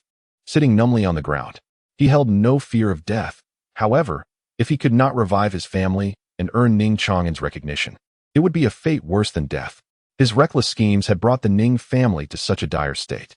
The prospect of revival seemed remote, and even survival was uncertain. It was all over. Everything was lost. As he gazed at the distant remnants of the fierce battle, Ning Xuan's countenance was numb. Even from hundreds of miles away, he could still sense the cataclysmic aftermath. The holy war. It was Ning Xuan, valiantly striving to thwart the other three venerable ancestors of the sacred realm. Ning Xuan, you shall not have a good death. You shall not have a good death. Wang Shuang, cradling Ning Ke and Ning Tian, wept inconsolably. My child, my pitiful child. Ning Xuan cast a glance over his more than 100 offspring, his gaze devoid of vitality. Even if Ning Xuan possesses extraordinary strength, he alone cannot withstand the might of three holy realms for long. Ultimately, they will face only the path of annihilation. Is this truly how it ends? Ning Xuan's mind was flooded with a myriad of memories. There were visions of his grand ambitions for the future and scenes of him training the children. Yet, in the end, it all crystallized into the moments when his father had imparted wisdom to them. It is often said that one experiences a carousel of memories before death. Could it be that he had reached such a juncture? Ning Xuan let out a self-deprecating smile. Indeed, is it not so? Three individuals of the sacred realm. He could hardly conceive of any shred of hope for survival. Grandfather, how ruthless you are. Ning Chang'an gazed at Ning City with a cold demeanor. Suddenly, a thunderous roar echoed, akin to the sound of a clap of thunder. The previously numb Ning Xuan's eyes abruptly ignited with brilliance. Ningxing, my grandfather. Indeed, there is still hope. There is still hope. Ning Dangyue hastily rose from the ground, bellowing, "Gather everyone and follow me to Ning City. My father's grandfather is, after all, his great-grandfather. Perhaps there lies a glimmer of hope." Behind him, the once relentless pursuers, the venerable saints, suddenly changed their expressions in unison. In the distance, at the edge of their vision, a magnificent colossal city appeared, almost ethereal. No, to call it merely a city would be an understatement. It resembled an entire kingdom, its vast expanse obscuring the heavens and casting shadows upon the earth. Ning City. A chill ran down the spines of the saintly elders. As if a sudden realization struck them, they exchanged glances, their faces paling to a ghostly white, drawing in sharp breaths of apprehension. Ning, the family of Ning Dangyue, whom they have relentlessly pursued, bears this very surname. Not far away, Ning Dangfeng has been reduced to his last breath. A formidable figure of the sacred realm, he now appears as fragile as a leaf in the wind, on the verge of collapse. He has reached the end of his rope. At this moment, a mere flick of a finger could utterly crush him. Yet, the ancient beings of the sacred realm, who have chased them for days and nights, tremble and take a few steps back in fear. This is indeed the sacred realm. The faces of several individuals are drenched in cold sweat. Upon closer inspection, one might notice that these ancient beings, who have lived for thousands of years, are trembling at the knees. Ning, run. A calamity has befallen us. It is over for us. No, the Domain King has always been benevolent. He should not hold us accountable. After all, ignorance is no sin. The hearts of several powerful beings in the sacred realm seem as if they might leap from their chests. They turn and flee, their speed no less than when they first began. Ning Dangyue. Slap. The leading elder fiercely struck his own palm, filled with regret and panic. How foolish of him. How could there be so many Nings in the sword domain? He should have realized this earlier. The initial anger had long since dissipated. Now, all he could hope for was that the Domain King would not hold it against them, even if the Domain King showed no resentment. They felt utterly embarrassed to reclaim the lost secret realm. The reason was quite simple. Ning, as long as one is even the slightest bit associated with those Domain Kings, even a mere 1 in a billion chance, they would undoubtedly refrain from offending them. Cough, cough. The weary Ning Dangfeng coughed up blood. Confronted by several saints joining forces, he suffered unprecedented injuries.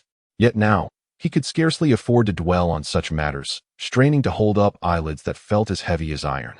Ning Dangfeng gazed at the retreating figures of several individuals, a look of bewilderment etched upon his face. Why had it come to this? Were they not supposed to perish imminently? Why did his adversaries not pursue him further? Despite racking his brain, he could not fathom the answer to this conundrum. Yet, he was unable to dwell on it for long, as concern loomed over the possibility of those formidable foes returning once more. Ning Dangfeng hastily summoned his last vestige of strength, urging his kin to flee in a frenzy. He barely had time to respond to his brother's calls. Bang! They soared until they reached the majestic city before them. This city stood tall and imposing, exuding an aura of grandeur. 100 individuals stood below, resembling ants, insignificant and trivial. Ning City, he gazed at the 2 large characters inscribed on the city gate's archway. Ning Dangfeng was taken aback. Ningqing. An overwhelming wave of fatigue washed over him, causing him to collapse straight down. Ningqing. After the domain lord, Ning Xuan, conducted an inspection at the city gates. He felt a sense of unease mingled with an inexplicable tension and anticipation. Ning Dangyue led over 100 clansmen towards the domain of the Wangfu. He had just gathered information. Ningqing. There exists a clan bearing the surname Ning, and still, there looms the unattainable lord of the domain. Ningding's heart raced uncontrollably. His father is named Ning Chang'an. Could it be that this enigmatic domain king is somehow connected to his father? Perhaps they are also related as elders? Ning Dangyue's breath quickened once more. This is the domain king, the domain king. What does it mean to be a domain king? Take the Black Spirit domain as an example, which comprises 108 cities. And city is merely one among those 108. The royal family he previously seized was merely a relatively prominent family within its city. And the domain king? He is the direct master overseeing all 108 cities. If one could truly establish a connection with this esteemed domain king. Ning Dangyue's eyes brimmed with fervor and ambition. He requested the esteemed gentleman to notify his residents of his desire to seek an audience. Yet, Ning Dangyue did not outwardly display his emotions.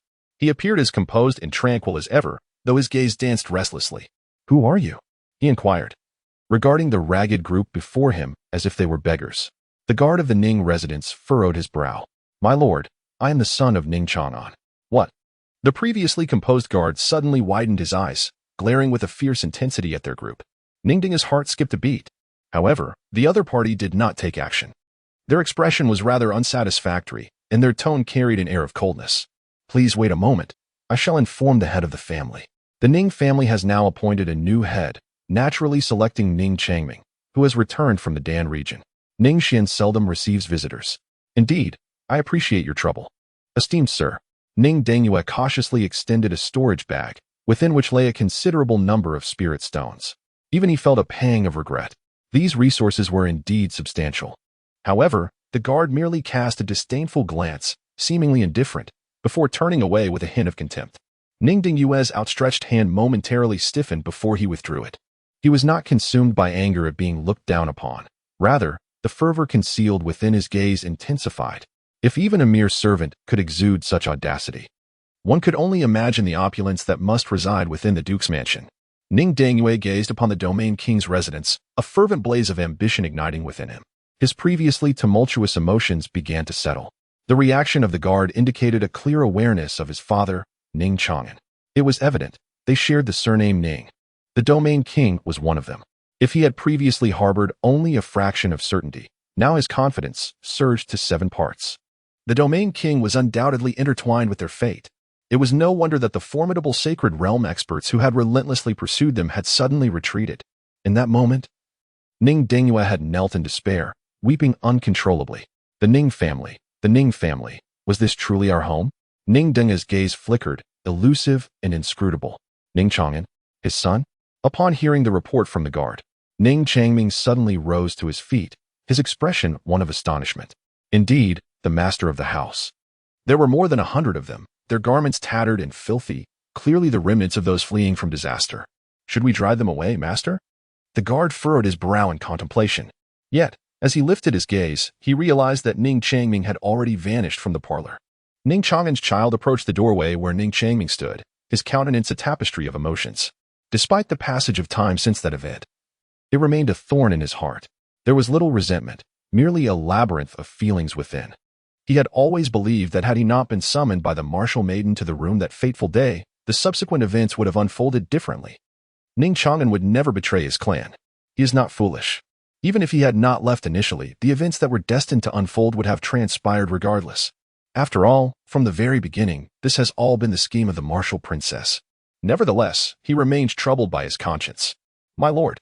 The young Ning Dengyue humbly greets his elder. Ning Changming pondered as he stepped out of the mansion. Ning Dengyue has voluntarily taken the lead and knelt down before him.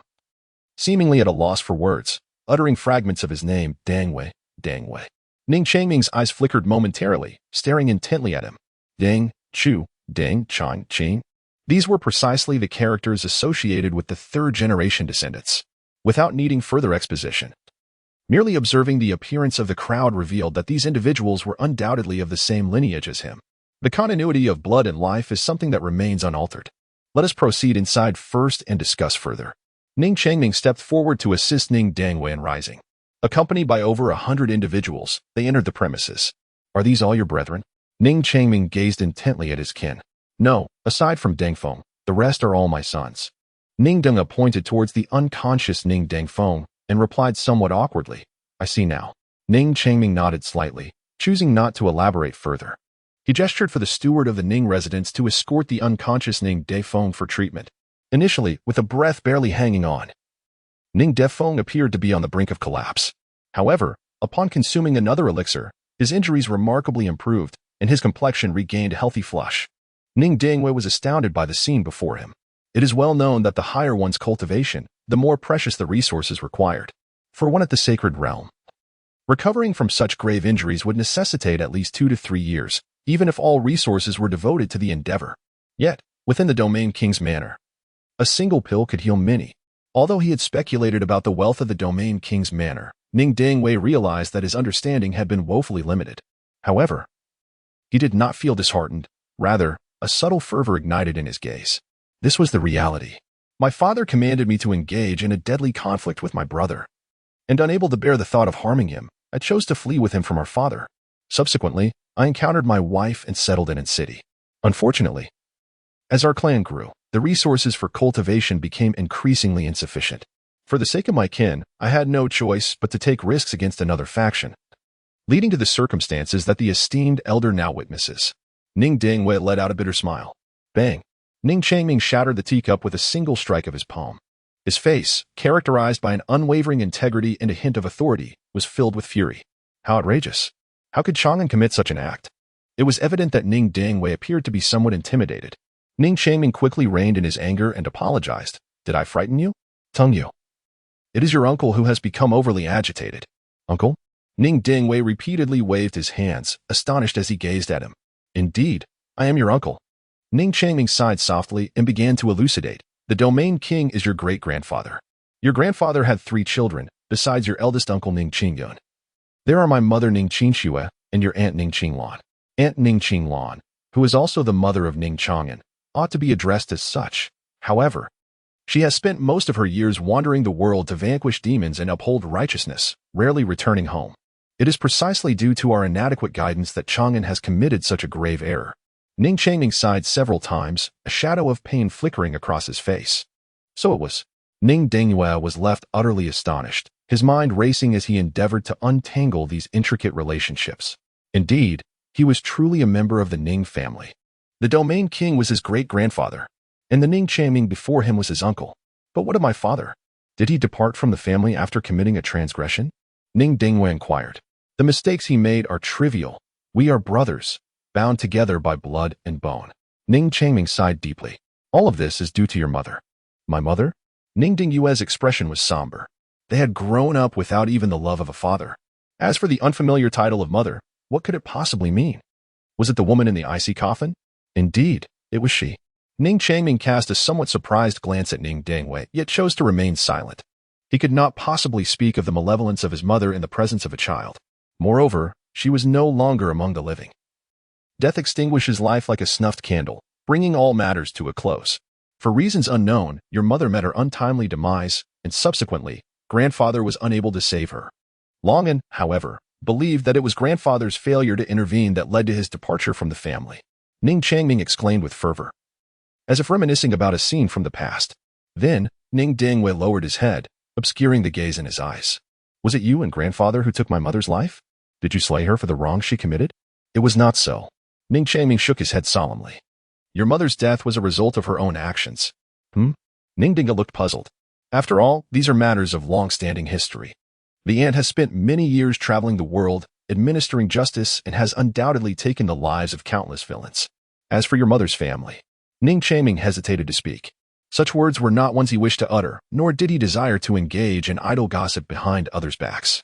However, in order to elucidate the circumstances for Ning Dingyue, he felt compelled to provide a clear explanation, lest misunderstandings arise in the future. Indeed, Ning Changming has already made up his mind to welcome the Ning Dingyue family. Ning Chang'an is Ning Chang'an. The events of the past bear no relevance to the child. Moreover, upon hearing that Ning Chang'an intended for the brothers Ning Dingyue to be slaughtered, Ning Dingyue chose to depart with his brother in search of survival. Ning Changming's affection for him has grown even stronger. He is a child of deep emotion and unwavering loyalty, which is quite heartening. Hence, he felt compelled to elaborate on the matter. The Wu family, associated with your mother, holds a notorious reputation in the locality, particularly your grandfather, known as the flower-slaying demon. Countless young women have suffered at his hands, only to be sold off to other places thereafter. Ning Changming spoke through gritted teeth. It is precisely for this reason that Aunt Qinglan annihilated the Wu family. Aunt did not slay every member of the Wu clan. She spared some innocents. Your mother, Wu Ji, was among those spared. However, your mother harbors resentment, for it was Aunt who shattered the blissful happiness of her family. And thus she has come to despise our Ning clan. Ning Changming wore a bittersweet smile. She made Chang'an fall in love with her, only to subsequently orchestrate the downfall of the Ning family, leading Chang'an to harbor resentment towards us. The truths lurking behind the scenes turned out to be exceedingly intricate. Ning Dingyue remained in prolonged silence. It is no wonder that his father harbored such deep resentment towards his grandfather. His mother deserved her fate. Her foolishness was so extreme that her death was scarcely regrettable. The preceding 2 sentences were unexpectedly uttered from Ning Dingyue's lips. Ning Changming gazed at him in astonishment. His mouth agape. How could Chang'an be so muddled, yet his son possessed such clarity of thought? Am I not speaking the truth? If my mother harbors resentment, it ought to be directed towards the Wu family, It is their numerous misdeeds that have precipitated the subsequent events. My mother may have found happiness. But what of the innocent souls who suffered? Thus, I assert that her foolishness knows no bounds. Ning Dingwei offered a rather indifferent assessment. Perhaps it was due to the fact that he had never truly seen his mother since childhood, having only caught a glimpse of her through the icy coffin. Both he and Ning Dengfeng harbored little sentiment for their deceased mother. Dingwei, refrain from speaking of such matters. The person is gone, and the matter is settled. Ning Changming felt increasingly gratified. He patted Ning Dingwei on the shoulder and said, "You are a wonderful child. Welcome home. From now on, we shall be a family." Family. Ning Dingwei felt a sudden pang in his nose as tears threatened to spill. After all, he was still just a child. Dingwei, from now on, you should settle down at home. The eastern courtyard was once inhabited by Chang'an. You may go there. The structure of the Ning Wangfu is rather simple. Apart from the grand hall and the secret realm at the back, which serves as Ning Xian's retreat, there are merely 4 main courtyards, designated as the eastern, southern, western, and northern gardens. In Ning Xian's initial design, the eastern courtyard was allocated for Ning Qinglan, the western for Ning Qingsno, the northern for Ning Qingyun, and the southern was reserved for himself. However, aside from Ning Qingsno's family residing in the western courtyard, the other 3 courtyards remain largely unoccupied for most of the year. Ning Qinglan has been traveling extensively for many years. Ning Chang'an has once again departed from the clan, leaving the eastern courtyard vacant. As for the northern courtyard, Ning Changming's recollections of that uncle have nearly faded away. The southern courtyard is even less significant, as Ning Xian seldom resides there, spending most of his time in seclusion or in hidden realms. Uncle, our family. Ning Dingwei initially intended to express that the family was rather large, and 1 courtyard seemed insufficient. However, he hesitated to voice his thoughts, his expression betraying his discomfort. Haha, Dingwei, rest assured, since they're all your children, they are naturally my kin as well. Ning Changming laughed heartily. The 4 courtyards of the Domain King's residence do not consist of 4 separate houses. The design of a single courtyard has been planned with consideration for many years into the future, not to mention accommodating 100 people. The eastern courtyard can easily hold several thousand, and it is still undergoing expansion. You need not worry at all about the living arrangements. What? Ning Dingyue was taken aback. The calm demeanor he typically exhibited had been disrupted numerous times today. A single courtyard could accommodate thousands of individuals? Just how vast was the Domain Prince's residence? He felt somewhat bewildered. Despite having envisioned the opulence of the Domain Prince's estate countless times, each revelation surpassed his wildest imagination. Perhaps it is an inherent limitation of humanity to fathom that which has never been witnessed. The wealth of the Domain Prince's residence is not merely a matter of extravagant decor. Rather, that sense of grandeur is etched into its very essence. An inadvertent display of such opulence could leave one utterly astonished.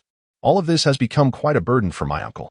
Ning Dingwei, with utmost reverence, was about to bow in greeting, yet was gently supported by Ning Changming. A look of profound satisfaction adorned his features. Dingwei, there is no need for such formality. I shall report your return to grandfather. Thank you, came the humble reply. Please, do not be so formal. Ning Changming wore a stern expression, feigning anger.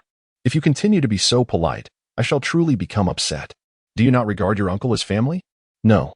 Ning Dinga smiled shyly. Perhaps no matter how powerful one may be, they would behave this way in front of their elders. Dunga. After a moment of hesitation, Ning Changming finally spoke. The separation from the clan in Chang'an is a matter of the past. You need not dwell on it. From now on, we are all one family. He reiterated this sentiment, wishing to eliminate any barriers between them. Ning Changming is a sincere individual, or perhaps, under the guidance of Ning Xian. His several children have also adopted this quality. They tend to address matters directly. Uncle, you need not worry, I understand. Ning Dingwei calmly stated, a father is a father. And I am myself. The wrongdoings he has committed are solely the result of his stubbornness. I shall not take them to heart, for I can feel your concern. Dear uncle, good child. Ning Changming let out a sigh of relief, his face radiating an increasing sense of contentment. Then you may proceed to arrange accommodations for the remaining members of our clan. I shall report to grandfather. Grandfather? Should I refer to him as great-grandfather? Is he indeed the Domain King? Indeed. Uncle, please convey my respects to grandfather on my behalf. Ning Dingyue respectfully replied, your kindness is appreciated. I shall convey your regards. Ning Changming smiled faintly, the back mountain of the Domain King's residence. Ning Xian sat atop the mountain, his prowess becoming increasingly formidable. After several returns, his cultivation had reached the pinnacle of the great emperor's realm. However, to achieve another breakthrough, mere returns would not suffice. More accurately, the returns from the saintly realm were insufficient. Even with numerous returns from the saintly realm, they merely augmented his internal cultivation slightly. To genuinely ascend to the realm of the great emperor, it was not merely a matter of quantity derived from the saintly realm. Rather, it demanded absolute quality. In essence, a return from the Saint King realm was imperative to elevate his cultivation to the next level. The Saint King realm indeed. Ning Xuan rubbed his brow. His son, Ning Xuan, held little hope for the near future.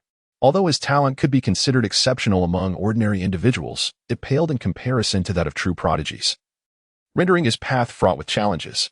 Perhaps Ning Xuan may eventually transcend to the realm of the Sacred King. However, what Ning Xuan desperately lacks at present is time. In the past, he could afford to wait patiently, nurturing each of his kin gradually. But now, such luxury is no longer viable. Only 200 years remain in this world. As time slips away, Ning Xuan's urgency intensifies. It is only in recent days that he has come to grasp a chilling reality. The world's sacrifice consumes the fortunes of the future. It is not merely the mortal realm that is engulfed. This implies that the mortal realm, the Tao realm, and even the worlds beyond the Tao realm have less than 2 centuries left. What does this signify? It does not mean that by breaking through to the realm of the emperor, he can ensure the survival of his family. There is no escape. Even if he were to ascend to the transcendent emperor's ritual realm, what would it matter? It would still be futile. Even the worlds within the Tao realm cannot safeguard themselves. If he wishes to protect his kin, he must become even stronger, strong enough to surpass all. But how can he attain such strength? The only way is through cultivation and return. Unbeknownst to him, Ning Xuan's mindset has begun to shift. If he cannot acquire self-preservation capabilities before the impending destruction of the world in 200 years, then all his efforts will be rendered meaningless. His wife and children, the domain he has established, the marks he has left in the mortal realm, everything will utterly dissipate, like a charred piece of wood consumed by flames. At the moment the fire extinguishes, it is not just the flames that perish, but all the value it once held. It will vanish, completely vanish, forgotten, forsaken, no longer to exist. Ning Xuan has always been rather carefree, able to calmly accept many things.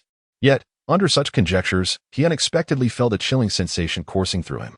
Since embarking on his path of cultivation, he had seldom confronted the specter of death. After all, cultivators often enjoy lifespans extending into the thousands or even tens of thousands of years. Why would they dwell on such matters? However, at this moment, he once again experienced that ethereal sense of being at the mercy of fate. It seemed as though everything was within his grasp, yet simultaneously, nothing could be altered. This unpredictable transformation instilled a profound unease within Ning Xuan. He has always preferred to master everything, to maintain control within a realm of certainty. One could say that his desire for control is particularly strong in certain aspects.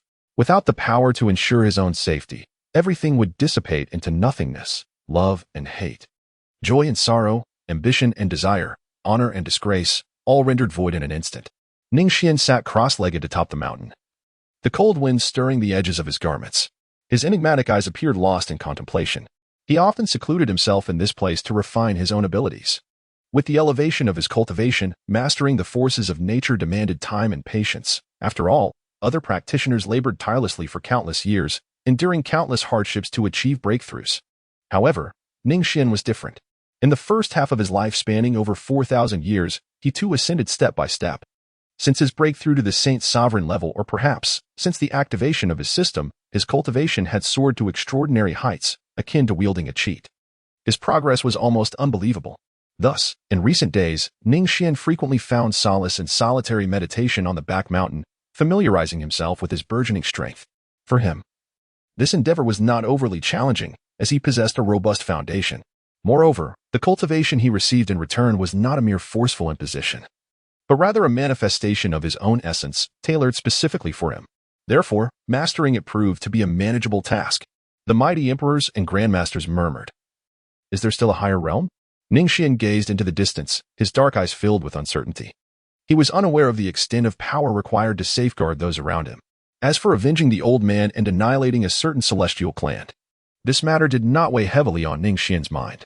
Before the old man's demise, he had repeatedly cautioned Ning Xuan against seeking revenge, warning that doing so would prevent him from finding peace in death. The celestial clan was formidable, surpassing imagination in its might.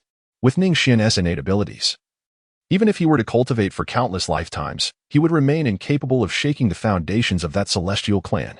Only a frog at the bottom of a well would be oblivious to the vastness of the sky, but the soaring eagles could perceive the sky's ruthless expanse. The old man's words were not merely cautionary. He harbored a desire for Ning Xuan to forego unrealistic ambitions. If this young man could live a tranquil life, the old man would find solace. However, Ning Xuan remained noncommittal. Upon arriving in this world, if there was anyone he felt a sense of indebtedness towards, aside from his parents in his previous life, it was that withered old man. It was he who bestowed upon Ning Xuan the imperial weapon, enabling him to truly establish himself in this realm. To Ning Xuan, the old man was as crucial as the system itself. The system provided him with a glimpse of the future, while the old man similarly offered him hope for what was to come, one being a distant future and the other a past one. The significance of both was equally profound. Neither held greater importance than the other. Avenge the old man, this had become one of Ning Xuan's most vital aspirations for the future. Yet, he did not succumb to arrogance. The old man had never divulged even the slightest hint regarding the celestial clan, a precaution to prevent Ning Xuan from causing turmoil. Unbeknownst to the old man, during his drunken slumber, Ning Xuan had acquired a wealth of valuable information. This intelligence would serve as a catalyst, foreshadowing the collapse of a colossal entity. Of course, the matter of avenging the old man remained at the forefront of Ning Xuan's mind. Ning Xuan possesses a profound self-awareness, rendering any sense of urgency unnecessary. It is likely that, even at this moment, the celestial clan remains oblivious to the existence of such an idealistic adversary in the mundane realm. Much like a mighty tiger may cast a fleeting glance at a famished wolf, it would never deign to look down upon an ant. This endeavor can be undertaken at any time. Vengeance knows no temporal constraints. Since activating the system, Ning Xuan has never harbored concerns in this regard. As long as he cultivates a sufficient number of offspring, what need is there for apprehension regarding his own cultivation? The true source of Ning Xuan's anguish lies solely in the ambitious Ignite the Future plan. One can hardly fathom what lunacy prompted those creatures to devise such a scheme. Ning Xuan would not resort to foul language, for it serves no purpose. Yet, he felt a tinge of restlessness within. After all, had he followed the original course, his future would have been one of ease and delight. 200 years, no. Now merely 198 remain. Ning Xuan exhaled a few heavy breaths. It remains imperative to cultivate offspring, to persist in relying on astronomical critical hits. Even if it requires employing methods deemed unorthodox, he must ensure the upbringing of his descendants. At present, the only true hopes for the Ning family lie with Ning Xuan and Ning Dinglong. Ning Xuan possesses the formidable Great Wilderness sacred body. Prior to transcending into the sacred realm, his path of cultivation will undoubtedly be fraught with challenges. However, once he breaks through the sacred realm and awakens the potential of the Great Wilderness sacred body, his progress in cultivation will be rapid and remarkable, akin to a volcanic eruption. As for Ning Dinglong, he is equally noteworthy. This child's tenacious sacred body has garnered significant attention from Ning Xuan and is deemed highly worthy of cultivation. Considering the passage of time, that little one has now reached an age suitable for cultivation. Should a script be devised, or perhaps another script be arranged? Ning Xuan's gaze was profound and contemplative. The shortcomings of scripts are numerous, such as their lack of authenticity and peril, often leaving individuals with lifelong shadows. However, if one were to pinpoint the singular advantage of a script, it would be its capacity to foster rapid personal growth. In the context of the impending cataclysm 2 centuries hence, this aspect is of paramount importance. Despite the multitude of flaws and potential hazards, this singular benefit suffices. Whether through adversity or setbacks, I shall strive to refrain from interfering in the development of the younger generation. Only through genuine hardship can the most resilient steel be forged. Ning Xuan fell into contemplative silence. With a mere thought, he silently stripped the protective charms from the children. This signified that from that moment on, their fate would hinge solely upon their own efforts. Is this cruel? From the perspective of a father or a grandfather, perhaps it is. Yet, when one gazes into the future, or even through the long corridors of the past, one realizes that all things are inevitable. Ning Xuan cannot perpetually shield every member of his clan. Such perfection would be excessively idealistic and fantastical. Ning Xuan pondered deeply on the gradual decline of imperial clans, such as the Jiang family. The conclusion he reached was rather straightforward: survival of the fittest, the law of nature. Unfortunately, while the weak strive to adhere to this principle in their ascent, it is often the very individuals who achieve success who first violate this immutable rule. Take the Jiang family as an example. Once they attained imperial status, their members, regardless of strength or weakness, indulged in vast resources. The Jiang clan indiscriminately sheltered their kin, clinging to the principles of survival of the fittest and the law of nature. Under such circumstances, decline becomes inevitable. The family grows increasingly bloated and unwieldy, ultimately exhausting all resources and facing extinction, or becoming so cumbersome that it implodes. From the perspective of a generation, it is only natural and just to protect one's family. After all, is not the purpose of becoming powerful to safeguard one's kin? Yet, if one were to adopt a broader perspective, what then? Would the descendants not lament the ignorance of their ancestors? Ascending as a whole clan, with even the lowly benefiting, may appear to be a wise and beneficial choice. But in truth, it can be detrimental to both the clan and its future generations. Conversely, certain actions that seem disadvantageous may ultimately foster the clan's growth. Much like a sapling, which requires regular pruning of its branches to flourish and reach greater heights. Ning Xuan is uncertain whether his current actions are right or wrong. However, he has no regrets. Having embarked on this path, he is determined to let the seeds he has sown blossom. Water nurtures all things, and none can contest this fact. Water also inundates all life, leaving nothing to survive.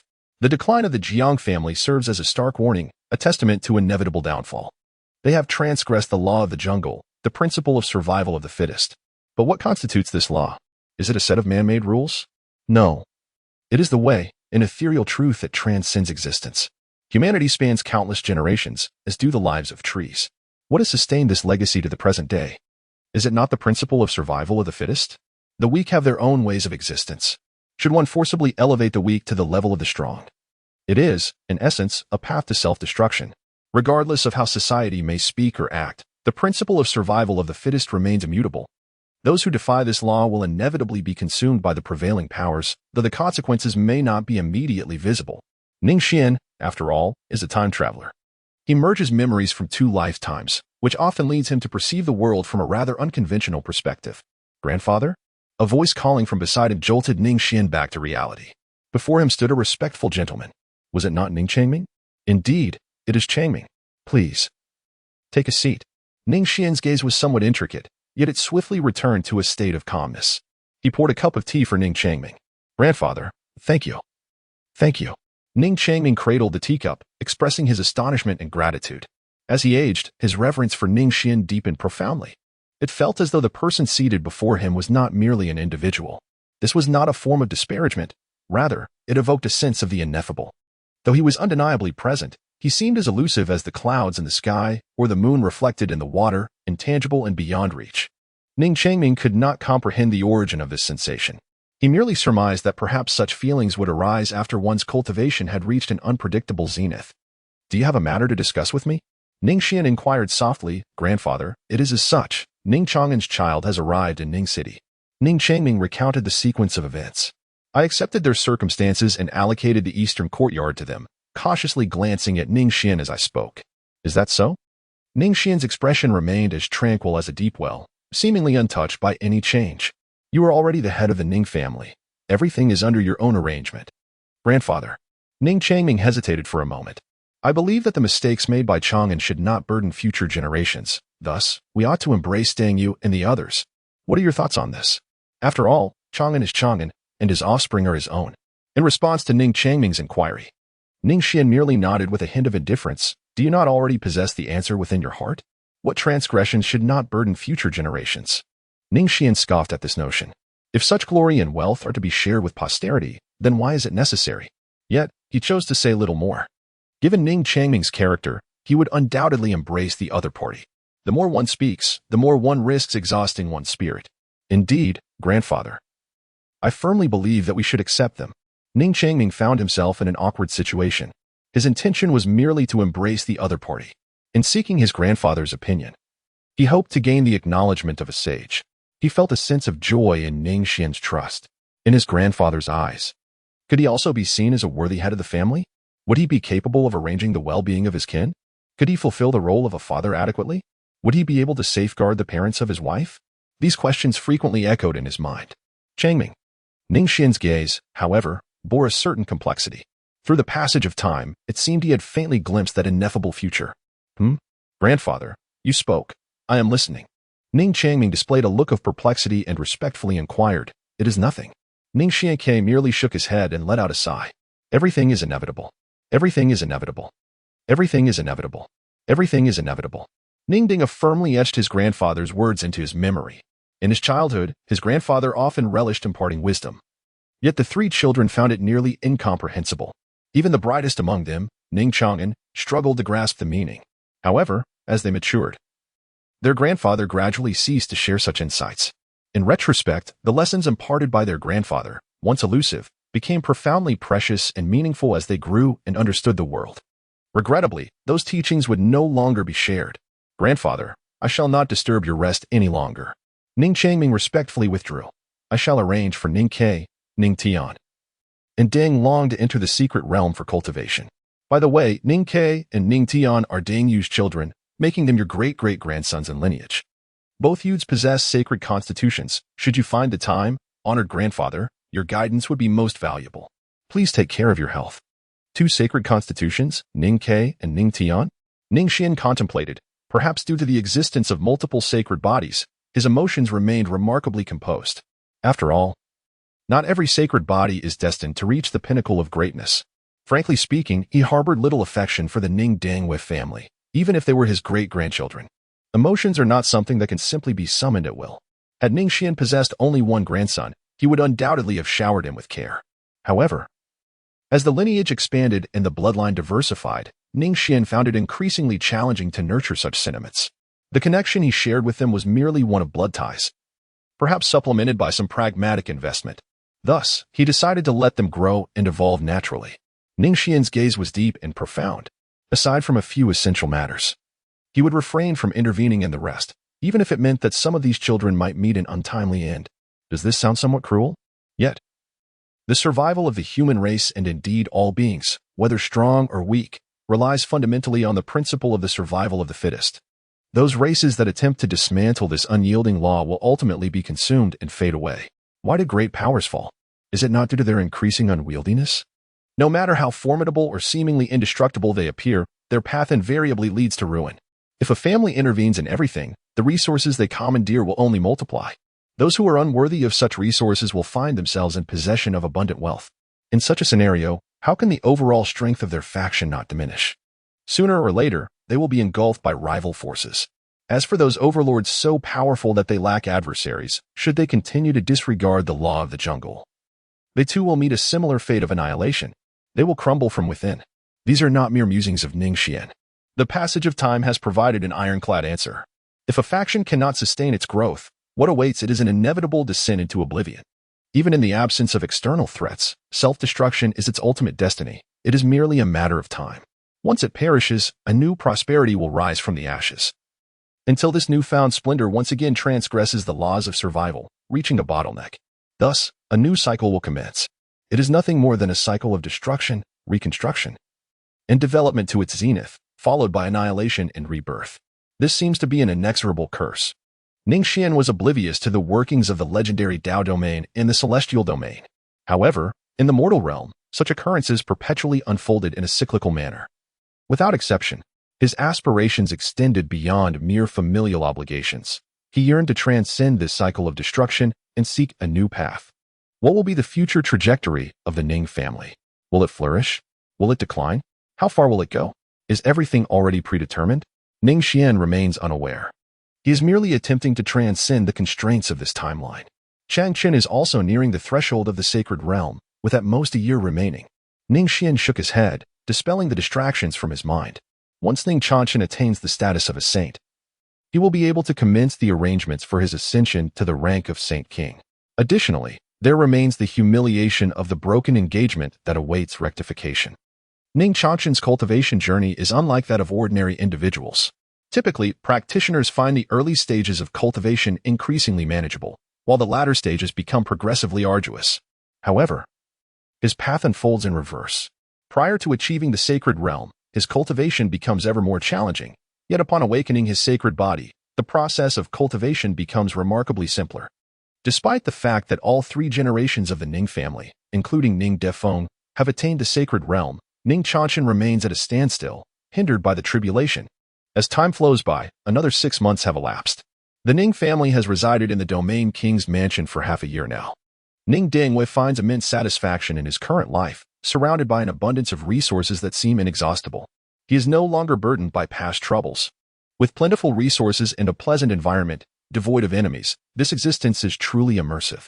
Even his wife, Wang Shuang'er, has worn a constant smile since their arrival at the Domain King's mansion.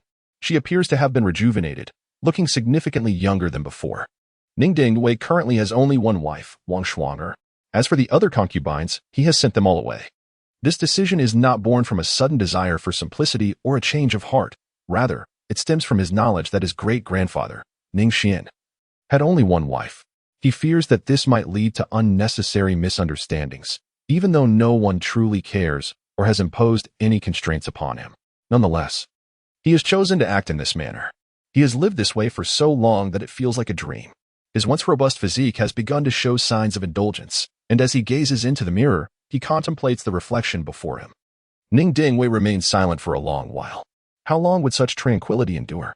In the eastern courtyard, at the dining table, Ning Dingwei and 4 others were gathered together: Ning Defeng, Wang Shuang'er, and the brothers Ning Ke and Ning Tian.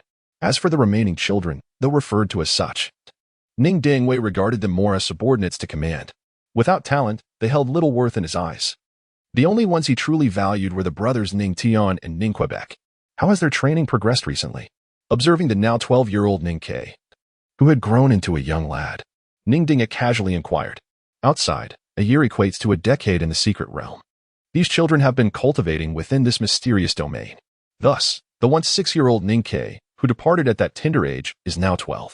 Similarly, the once 3-year-old Ning Tian, known for his tears, has blossomed into a cheerful 9-year-old, his face adorned with a radiant, joyful smile.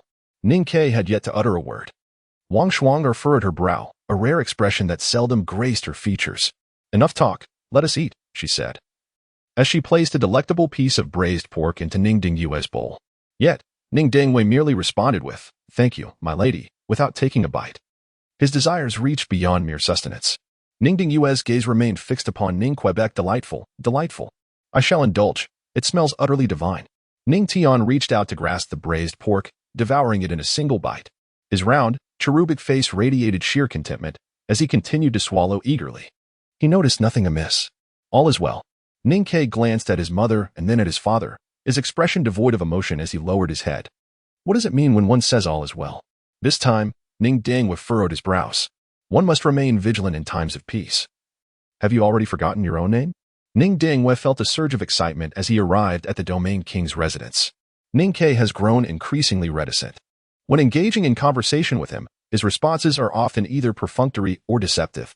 His father, Ning Dingwei, finds himself unable to fathom his true thoughts, which leaves him deeply dissatisfied. It seems to him that Ning Ke has lost his way. Despite Ning Ke's commendable actions in response to his words, Ning Dingwei remains discontent. A child should embody the essence of childhood. Does he not understand that I am his father? Elder brother, witnessing the situation unfold. Ning Defeng placed his hand on Ning Dingyue's shoulder and shook his head. Ning Dingwei took a deep breath, his frustration flaring as he gazed at the silent Ning Quebec. Yet, he managed to restrain himself. I inquire about your cultivation level. What stage have you attained? Transformation of spirit. I have reached the transformation of spirit. Ning Tian interjected with immediate pride. Were ordinary people to learn of this outcome, they would undoubtedly be left astounded. A 9-year-old at the transformation of spirit stage? What an unfathomable notion. It would surely leave them speechless. This is not unfounded, for common folk can hardly comprehend such heights. As the true sovereign of the sword domain, all resources from the other 11 spirit domains would be funneled into Ning Xian's hands. The wealth and foundation of the Domain King's mansion far surpass what ordinary individuals can fathom. A 9-year-old at the transformation of spirit? Even if Ning Xian were to be reborn, such a feat would remain unattainable. Yet, his descendants managed to achieve it with ease. Why is this so? Because these children stand upon the shoulders of their forebears. As the saying goes, the wailing infant is the future of this realm. Their starting point is the pinnacle that the masses can only gaze upon in awe. In this light, the emergence of a 9-year-old at the transformation of spirit seems both absurd and yet, oddly, a matter of course. But one must recognize that ordinary cultivators toil for centuries, enduring countless fierce battles, and still may not grasp such a realm. Yet, a mere child of 9 can accomplish it effortlessly. Why? Is it solely because he is of the sacred body? Or perhaps it is simply because he bears the surname Ning. This world has never been equitable. Upon reflection, cultivators exert themselves tirelessly in pursuit of mastery. Is it not their hope that their descendants may commence their journey from a more favorable position, sparing them the hardships they endured? Alas, everyone shares this sentiment. The sun continues to rise and set. The lands of the mortal realm persist in their age-old patterns, unchanged. My question was not directed at you. Ning Ding stared coldly at Ning Quebec. Oh, he disregarded the dejected expression of Ning Tian. What is your cultivation level? Ning Ding you inquired word by word. He possessed the means to investigate, yet he deliberately chose to pose the question. It resembled more of a test of obedience. Tribulation. Fourth stage. Ning Ke spoke calmly. His face, as tranquil as still waters, seemed forever untouched by any change. Excellent, excellent. Ning Ding's satisfaction blossomed into a smile, dissipating the previously oppressive atmosphere as if it were merely an illusion. He took the initiative to serve Ning Ke a portion of vegetables with his chopsticks. Ning Ke remained still. Ning Dingwei remained indifferent. What about Ning Ding Long? What is his level of cultivation? And that stone? Haha. Ning Tian laughed heartily. His relationship with Ning Ding Long seemed quite familiar. He may be rather foolish, yet he possesses considerable resilience, although he is of the same age as I. His cultivation level is merely at the yuaning stage. Our esteemed ancestor often leaves him alone for supplementary lessons. Supplementary lessons? Upon hearing the earlier remarks, I was unfazed. However, the last statement struck me. Ning Ding Yue's expression darkened, and a hint of coldness flickered in his eyes. Has your venerable ancestor been leaving him to study alone all this time? Indeed, indeed, the foolish stone is quite dim-witted. He struggles to retain much of what he learns. And his venerable ancestor often reprimands him.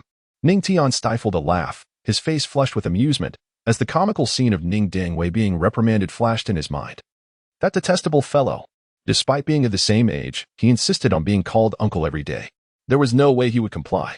Thus, witnessing Ning Dinglong facing punishment from their esteemed ancestor brought him immense joy. Yet, at the banquet, an eerie silence enveloped the atmosphere, save for Ning Tian's hearty laughter. Ning Dingyue's gaze was frigid. Ning Dingfeng's eyes glimmered with an unusual light. Wang Shuang'er's complexion turned pale. She wished to speak, yet found herself at a loss for words. Ning Ke's face was devoid of expression, his head bowed, revealing a hint of concern in his eyes. All right. Ning Dingyue let out a cold smile. Why was only Ning Dinglong receiving supplementary lessons? What appeared to be a punishment was, in truth, a reward, was it not? This only served to illustrate a closer bond. If Ning Dingyue's father were not the defector from the clan, Ning Chang'an, if Ning Dingyue had not only recently joined the branch family, he would not have harbored such thoughts. Yet, the realm of possibilities is vast. Everything is conceivable. Except for one thing. His heart was inherently filled with inferiority and unease. Let us eat first. Ning Dingyue cast a profound glance at Ning Ke before he began to move his chopsticks. The suffocating atmosphere pervaded the space. Wang Shuang'er was the first to set her chopsticks down, yet she did not depart. Instead, she gazed at Ning Dingyue with a look of pleading in her eyes. Ning Dingyue understood her implication. It was merely a reminder that life at present was fraught with difficulties, and there should be no further contemplations. The benevolence of a woman. What do you comprehend? Hurry up and leave. Ning Dingyue replied with a thought brimming with resentment and impatience. Xiao Tian has departed. Wang Shuang'er pulled up the still voraciously eating little Ning Tian, her face etched with sorrow. Ning Ke gazed at the figures of his mother and younger brother. And in his profound eyes, a fleeting glimmer of anguish flickered. Care, be honest with me. How long will it take for you to transcend to the sacred realm? Ning Dingyudao. 3 months in the external world, 3 years in the secret realm. Ning Ke lowered his head and replied, very well.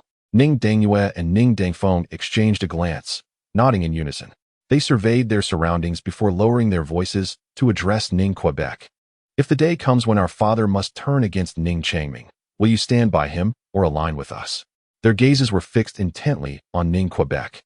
To Ning Defeng, his brother resembled a paternal figure. Whatever his brother commanded him to do, right or wrong, he would comply without hesitation, even if faced with universal disdain.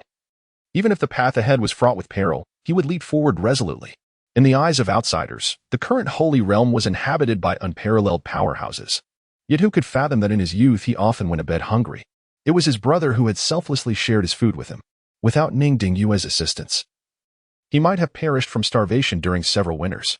Thus, he remained indifferent to such matters. As long as Ning Dingyue instructed him, he would strive with all his might, even at the cost of his life. But what he owed his brother was far more than mere existence. Father, why must it be this way? Ning Ke's voice was somewhat hoarse, as if he had long anticipated his father's intentions. Now, we live in happiness, our family united. Mother is benevolent. and my younger brother is obedient. Is this life not enough for you? It is more than sufficient, truly. This precocious child, who has always concealed his emotions, now finds tears glistening in his eyes. He gazes at his father, his expression filled with disappointment and the suppressed anger that first emerged. It resembles a dormant volcano, suddenly erupting. Father, please cease your actions. Do not destroy us. Ning Ke screamed in fury, his hands clenching uncontrollably into fists. Such was the manifestation of his intense rage. It became evident that the usually silent individual harbored profound resentment towards Ning Dingyue. Ning Dingfeng was about to reprimand Ning Ke, but was halted by Ning Dunga. Ning Dingyue's expression remained remarkably serene, as if it were not he who had been reprimanded by his son. Have you finished? Proceed. Silence enveloped him, as he refrained from uttering a single word. The excitement that once colored his countenance swiftly gave way to a calm demeanor, yet his fists remained tightly clenched. He felt utterly powerless, incapable of taking any action. It was reminiscent of the time when his father, heedless of warnings, chose to confront the forbidden realm. This predicament transcended the boundaries of cultivation. Even if he were to achieve transcendence now, and aspire to the sanctified realm in the future, if a future even existed, he would still find himself devoid of any means to alter his fate. Ning Dingyue is his father. It is he who bestowed upon him the gift of life. Ning Ke's fingers were ensnared in his palm, the excruciating pain failing to stir even the slightest ripple within him. He had endured enough. He had truly had his fill. How he wished he could be as carefree as Ning Tian. Yet, he was Ning Quebec. He could comprehend the tears of his mother, the resentment in her gaze, and the depths of her despair. But what could he possibly do? You are still young. There are certain matters for which I shall not hold you accountable. Ning Dingyue gazed at the silent Ning Ke, his eyes as piercing as a chilling wind. Everything I have done is for you, my child. If the Ning Changming family were still around, we would never be able to rise. Do you understand? I do not understand. Ning Ke hoarsely remarked. All I know is that we are living quite well at present. Nonsense. Ning Defeng slammed the table, his face contorted with rage. How dare you speak to your father in such a manner? Without your father, where would you be, this disobedient child of his? Your life was granted by your elder brother. Even if he were to demand your demise, you ought to comply dutifully. Ning Ke was left speechless. A part of his life was also bestowed upon him by his mother. Yet in such a moment, what could he possibly articulate? What more could he say? Child, do not blame yourself. Ning Dinfeng sighed heavily. It is because of our ancestors, specifically your grandfather Ning Chaman, who betrayed the family. Do you comprehend? As long as we remain in the Ning family, we will bear the stigma of being descendants of a traitor. The only way to completely absolve ourselves is through a singular means. Ning Dingyue gazed at Ning Quebec. Therefore, Ning Ke hoarsely remarked, this method entails eliminating Ning Dinglong and his kin, leaving the family with no alternative but to nurture our lineage exclusively. Indeed, Ning Dinga nodded with a sense of relief. Although this child is taciturn and somewhat disobedient, he has always been exceptionally intelligent. One cannot treat him merely as a child during conversation. As long as the Ning Changming family is eradicated, then, Ning Dingyue's gaze was resolute. The Ning family lineage had but one branch remaining. The ancestral patriarch had no alternative. He could only nurture us. This might seem somewhat unfair to Ning Changming, yet there was no trace of remorse on Ning Dingyue's visage. Only tranquility resided there. All of this was merely a necessary sacrifice. I question whether I have been worthy of you all, worthy of Tianer, and that suffices for me. The weight of immense pressure nearly suffocated Ning Quebec. He felt a wave of asphyxiation. He sought to banish all thoughts. Escape. He yearned only to flee. Everything around him was overwhelmingly stifling. But where could he possibly run? Ning Dinga is his father. His mother and younger brother are also present. Ning Changming is a sage realm. To swiftly eliminate him, the collaboration of two sage realms is essential. Ning Dunga revealed his fangs, unmoved as he gazed upon the agonized Ning Quebec. In 3 months, you shall ascend to the sacred realm, and then you may act. As long as Ning Changming is slain, the Ning family will be entirely under our control. We shall undoubtedly stride towards glory. When that time comes. Ning Dingyue's expression was fervent. Ning Dingfeng trembled all over, his gaze equally fervent. Father, could it be that he might return once more? The two brothers spoke in unison. The father they referred to was none other than Ning Chang'an. Yet, no response awaited them. He departed, his spirit utterly desolate. Elder brother? Ning Dingfeng furrowed his brow, gazing at the slender figure. There is no need for excessive concern. Ning Dinga smiled lightly, dismissing the matter with a casual wave of his hand. This child has always been remarkably intelligent, and I have been exceedingly strict with him. His only sources of support and affection are his mother and younger brother. As long as the heavens remain by our side, he shall not be free. That is well. Ning Dengfeng let out a sigh of relief. Even though he had reached the sacred realm, he always felt a twinge of unease when facing his nephew, who possessed the sacred body. Perhaps, as Ning Dengwei had remarked, that child was indeed a prodigy. Once he takes the reins of the Ning family, he will surely astonish his father. With the absence of the Ning Changming family, their ancestor, that old fellow, will have no choice but to rely on us. Ha ha. The two brothers envisioned a bright future together. In the flickering candlelight, two somewhat distorted faces emerged. As time passed, another 3 months slipped away. In the Ning family, everything appears tranquil, with genuine smiles gracing every face. Little do they know, a crisis has been brewing in the shadows. Within the secret realm, 3 months have passed. The once 12-year-old Ning Ke is now 15. His expression remains as wooden as ever. Not far in front of him, two children, around 12 years of age, are playfully tussling. One is handsome and aloof, while the other is robust and lively. Ning Tian and Ning Denglong. Thunderbird. A blinding flash of lightning erupts, transforming into a thunderbird that bursts forth from Ning Tian's palm, hurtling towards Ning Denglong. The thunderbird is the secret technique that Ning Tian has mastered. This technique is exceedingly rare, unlike ordinary martial skills. It is tailored specifically for the individual, usable throughout one's lifetime. There is no distinction of strength in secret techniques, only the capability of the user. The Thunderbird was meticulously sought after by the Ning family for Ning Tian, whose innate thunderous sacred body synergizes perfectly with this technique, augmenting his power immensely. The terrifying thunder seems to scorch and tear the very air itself, causing many onlooking Ning family members to retreat in fright. Yet, even from a distance, they feel a tingling sensation from the arcs of lightning. Thunder is synonymous with destruction, regarded as one of the most formidable means of attack. It is known that when a cultivator reaches the tribulation stage, they must confront the overwhelming heavenly thunder. For ordinary mortals, thunder signifies divine punishment, the might of the heavens. A mere touch could lead to irreparable doom. However, for Ning Tian, it is quite the opposite. His thunderous sacred body allows him to absorb the power of lightning. The stronger the lightning, the greater his strength becomes. At merely 12 years of age, Ning Tian has already ascended to the realm of tribulation. This remarkable achievement is a testament to the profound heritage of the Ning family. To put it into perspective, consider the thunder shadow stones that Ning Tian utilizes for his daily cultivation. Each piece commands a staggering price. Yet, Ning Tian consumes hundreds of these stones each day. The younger generation, regardless of their starting point or ultimate accomplishments, is destined to surpass the previous generations of the Ning family. This is not merely a reflection of Ning Tian and Ning Denglong's diligence. Rather, it is indicative of the shifting tides of the era. In the grand scheme of the times, individual efforts and struggles seem almost trivial. Ning Qingyun's birth.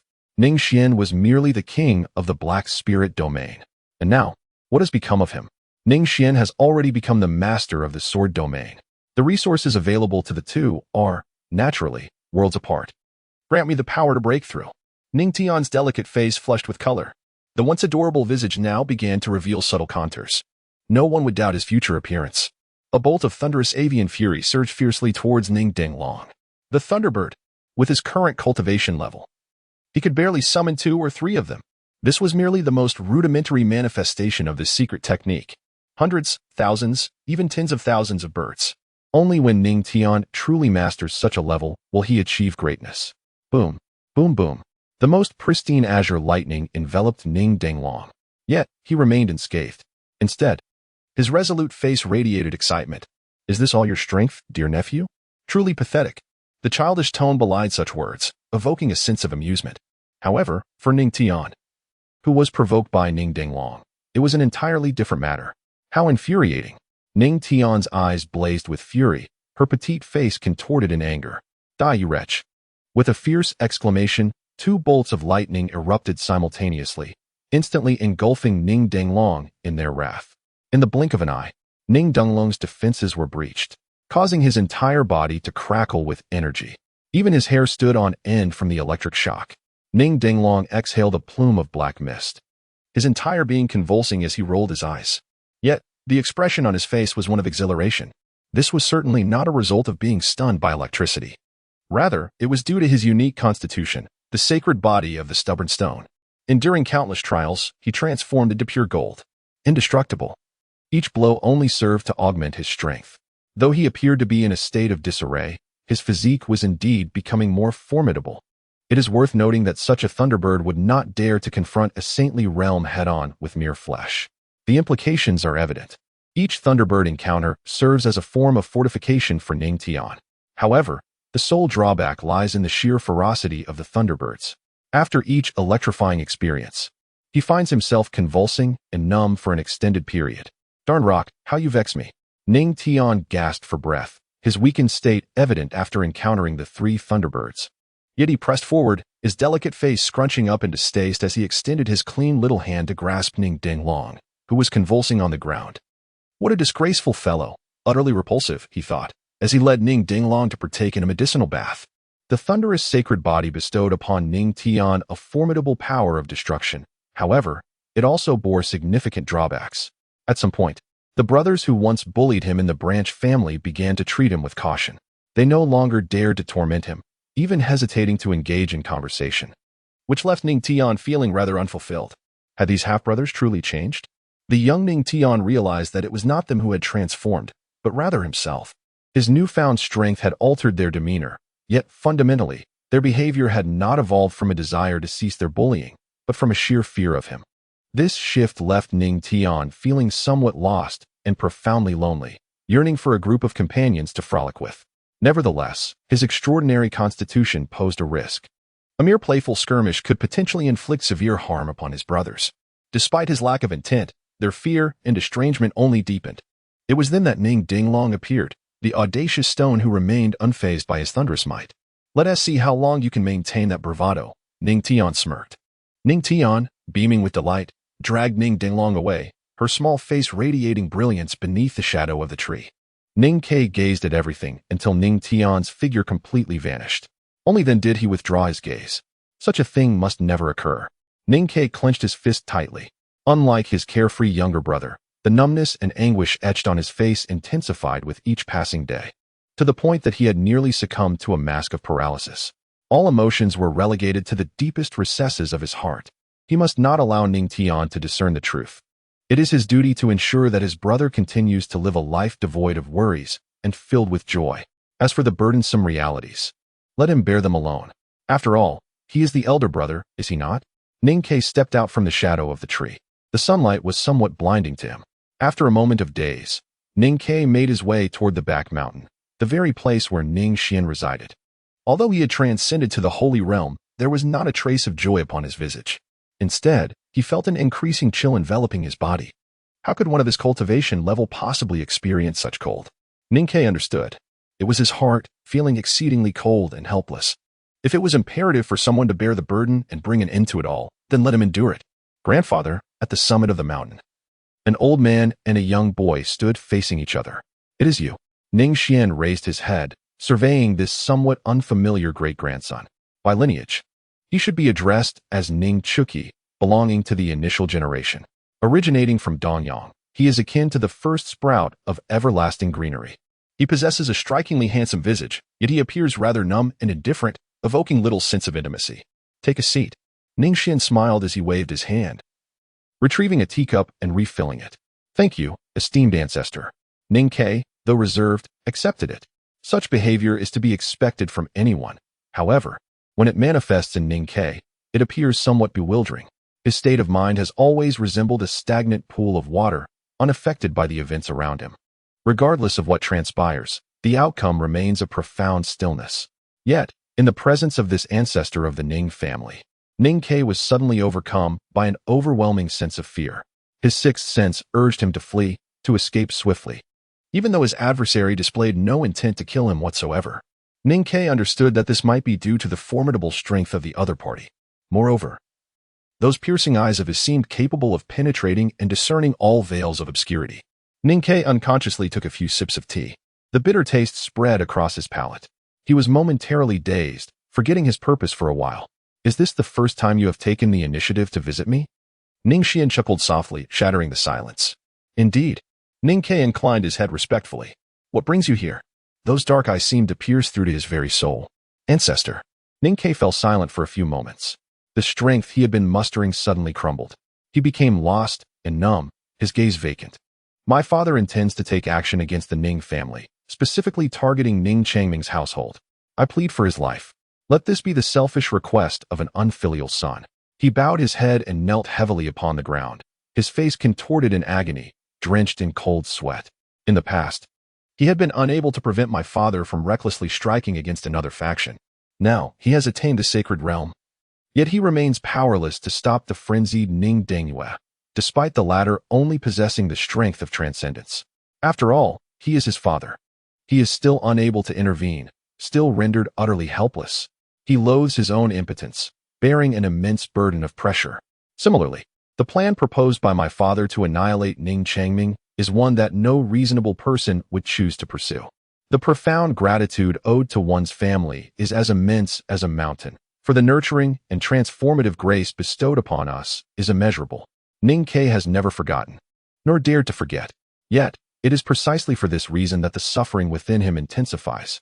As the distance to sanctity diminishes, his heart is increasingly torn apart. At merely 15 years of age, his gaze is hollow, reminiscent of an ordinary person in their 70s or 80s, devoid of hope. At long last, he has attained sanctity.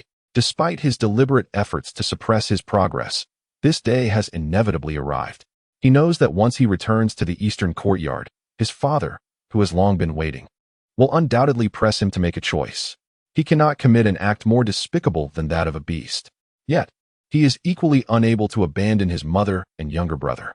Faced with the madness of Ning Dengyue, he finds himself powerless.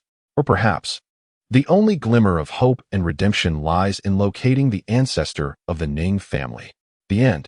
Ning Ke seemed like a person drowning, grasping onto the last straw, unable to discern whether he felt joy or sorrow. Ning Xuan is aware of everything. Thus, it has all come to an end, regardless of the final outcome. He need not endure the torment each day. This matter is instigated by his father and uncle. The remaining members of the eastern courtyard are largely coerced or deceived. Ning Tian is innocent. He knows nothing of it. I implore our esteemed ancestor to quell all disturbances. Ning Ke lamented in anguish. A response did not arrive. Ning Ke looked up in astonishment, only to find Ning Xuan's face devoid of any emotion. The anger, disappointment, and murderous intent he had imagined were conspicuously absent. All that remained was an air of indifference. Ancestor, Ning Ke called out to him once more. I shall not hold your father accountable. Ning Xuan remarked lightly. I will not intervene in anything. All things adhere to their own principles and should not be disturbed. Ning Ke was utterly astonished. What? Ning Ke could hardly believe his ears. He had divulged his father's scheme to eliminate Ning Changming to Ning Xuan. Yet, Ning Xuan's response was that he would take no action whatsoever. Ning Ke felt as if struck by lightning, rendered utterly still. The cycle of life dictates that the strong thrive while the weak perish. This is the fundamental law governing the workings of this world. Ning Xuan's gaze was somewhat intricate, yet his tone remained unchanged. Having comprehended the essence of transcending all, he naturally continued to put it into practice. Even though he felt a twinge of reluctance, he understood that oftentimes, the more one acts, the greater the potential for error. The decline of the imperial clan lay starkly before him as a cautionary example. Ning Xuan would certainly refrain from traversing the paths marked by failure. Although his actions may seem somewhat callous in the short term, who can predict the future when one's perspective is broadened? What accounts for the decline of once mighty forces? Is it not their tendency to meddle in everything, to interfere in all matters? Departing from the immutable law of the survival of the fittest, their eventual downfall becomes inevitable. The principle of the survival of the fittest governs the world. If Changming has embraced your family, he must naturally bear the consequences of such a bond. Similarly, Ning Dengyue could indeed eliminate Ning Changming. Yet Ning Changming has a brother, Ning Changchen, whose sacred body is on the verge of completion. Ning Dengyue may extinguish the life of Ning Changming and his family, but once Ning Changchen emerges from seclusion, he too could exact vengeance upon Ning Dengyue's kin. Every occurrence is bound by cause and effect. I shall not interfere arbitrarily. To attain the true pinnacle of power, one must adhere to the principle of the survival of the fittest. Ning Xuan replied with a heavy heart. Even he found himself powerless in many matters. The time until the world's impending destruction was drawing near, and he had little time left. No matter the script, it remained merely a script. fraught with his personal emotions and selfish desires. Such sentiments could never nurture a true, supreme being. What constitutes a supreme being? It is a singular and proud existence. Only amidst the brutal and merciless struggle for survival can such beings arise. Having come to this realization, Ning Xuan resolved not to interfere any longer. When faced with the cataclysm of world annihilation, the trivialities of familial grievances paled in comparison. Alas, perhaps no one could truly understand him. Much like the stunned and resentful expression on Ning K's face before him. Child, relinquish everything. Join me in this path of cultivation, and I shall forge you into a formidable force. The despairing gaze of the 15-year-old boy stirred a pang of compassion within Ning Xuan. Thus, he turned away. Ning K is a true genius in every sense of the word.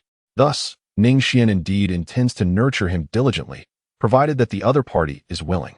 However, what was Ning K's response? He turned and walked away, his hoarse voice echoing with infinite despair. Great ancestor, I shall prove that your thoughts are erroneous. With that final statement, his figure vanished completely. Erroneous? Ning Xuan would naturally not allow the judgment of a mere 15-year-old to sway him. Yet, he could not help but fall into a contemplative silence. The path he must tread would be fraught with insurmountable challenges. Before him lay two choices. One promised the happiness of a generation or even several, yet inevitably led to a future of destruction and despair, only to begin the cycle anew. Ning Xuan undoubtedly chose the second path. This second path, from the very outset, is marked by an interminable suffering as its foundation. Even the future offers no promise of hope. It is entirely devoid of certainty. Yet, it is precisely this slender thread of uncertainty that renders it more worthy of pursuit than the fated cycle of destruction. Time remains silent, yet it reveals all answers. Thus, Ning Xuan murmured softly to herself, "Let the future unfold its own narrative. In due time, everything shall be revealed." As for the present, and perhaps a brief period of arduous trials that lie ahead, they are but inevitable. Ning Xuan's gaze grew increasingly profound, yet also more indifferent. Perhaps he too felt a twinge of compassion, perhaps he experienced discomfort. Nonetheless, he was capable of suppressing such emotions.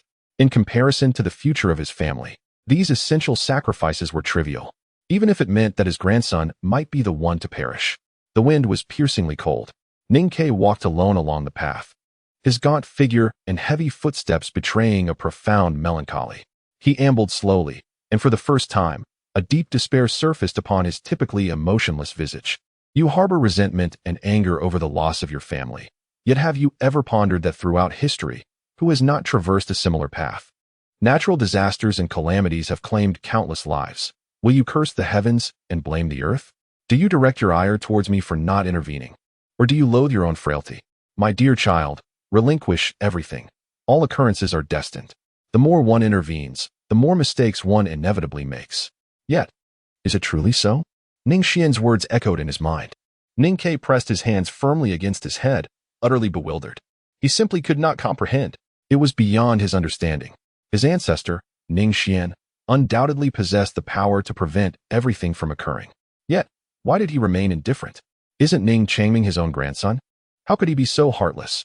If such callousness is necessary to attain the power of the ancestors, then I would rather live my life as a weakling. Silent blood trickled from the corner of Ning K's mouth. His heart ached profoundly. With every step he took, blood rained down upon the ground. He harbored no resentment towards Ning Xuan. Perhaps there was a tinge of unwillingness, but far more was the hatred directed at his own helplessness. The Ning family bestowed upon him a second life. It is no exaggeration to say that all he possesses today is due to the protection and resources provided by the Ning family.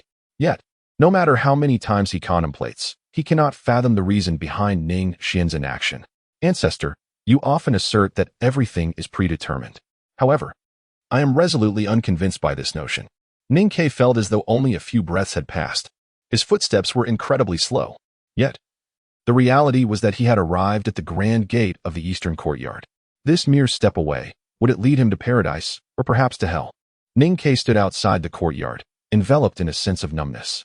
If his father truly intended to take action against the Ning Changming family, even if in the end Ning Xuan remained indifferent, there was still the formidable presence of Ning Xuan, the Great Wilderness Sacred Body. The Great Wilderness Sacred Body is exceedingly unique. Once it attains sanctity, there are no rivals among those of the same realm. Even slaying a sacred king across realms would be effortless for such a being.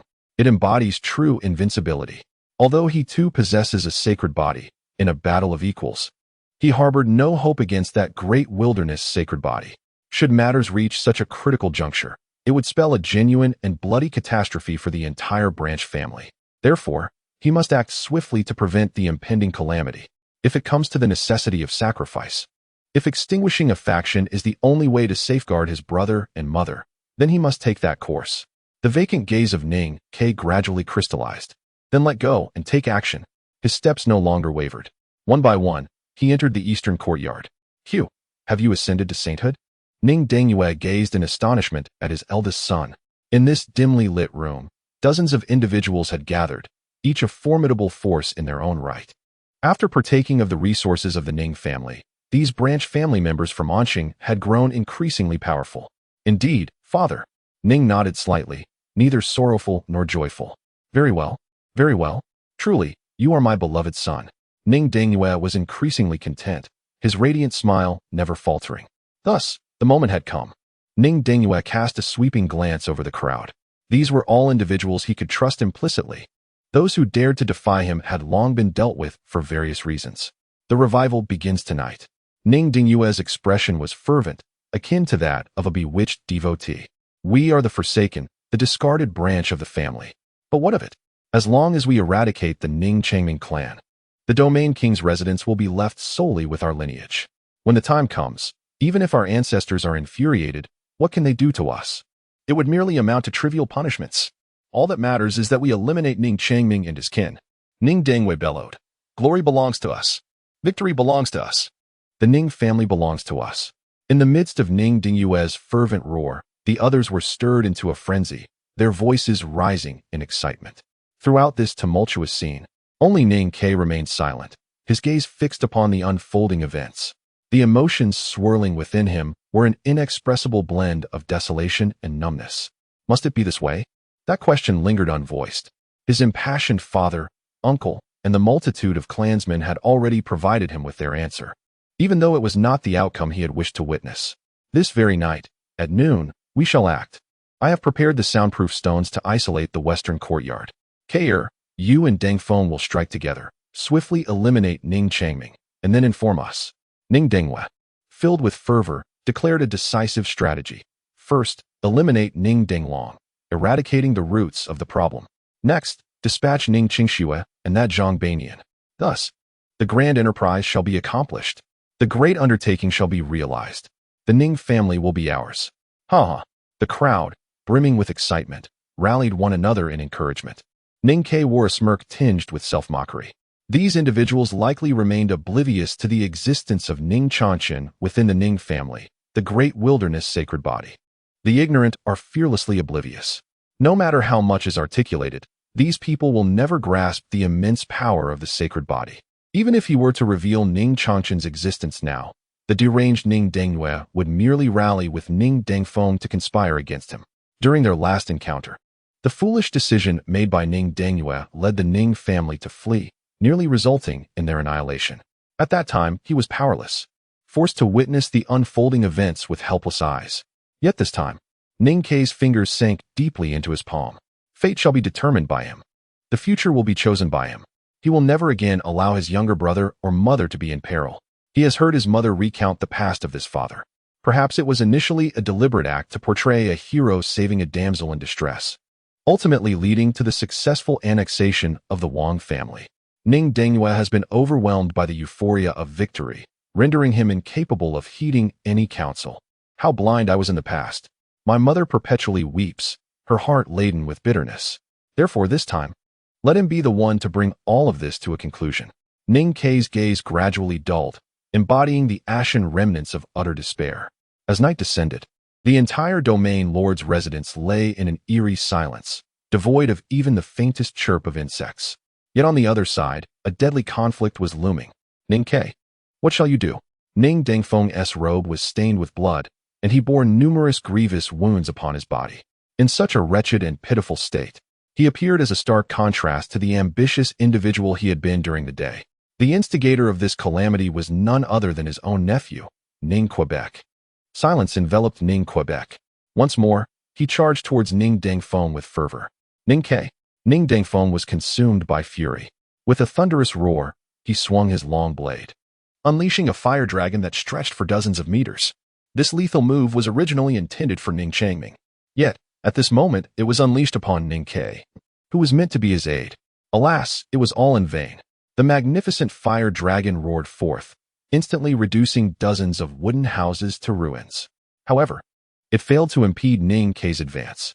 The surging flames did not even singe the hem of his garment. He passed through unscathed, treating the deadly assault as if it were inconsequential. The formless sacred body. Ning Dongfeng's pupils constricted, and a look of terror surfaced on his face. Ning Ke's monstrosity transcends mere personality. It is also characterized by his terrifying power. He possesses one of the 10 sacred bodies. What makes this sacred body so fearsome? It is the formlessness, the intangible essence. Only when confronted directly did Ning Xuan grasp its true significance. He found it utterly impossible to inflict harm upon him. The formless sacred body resembles air, visible yet untouchable.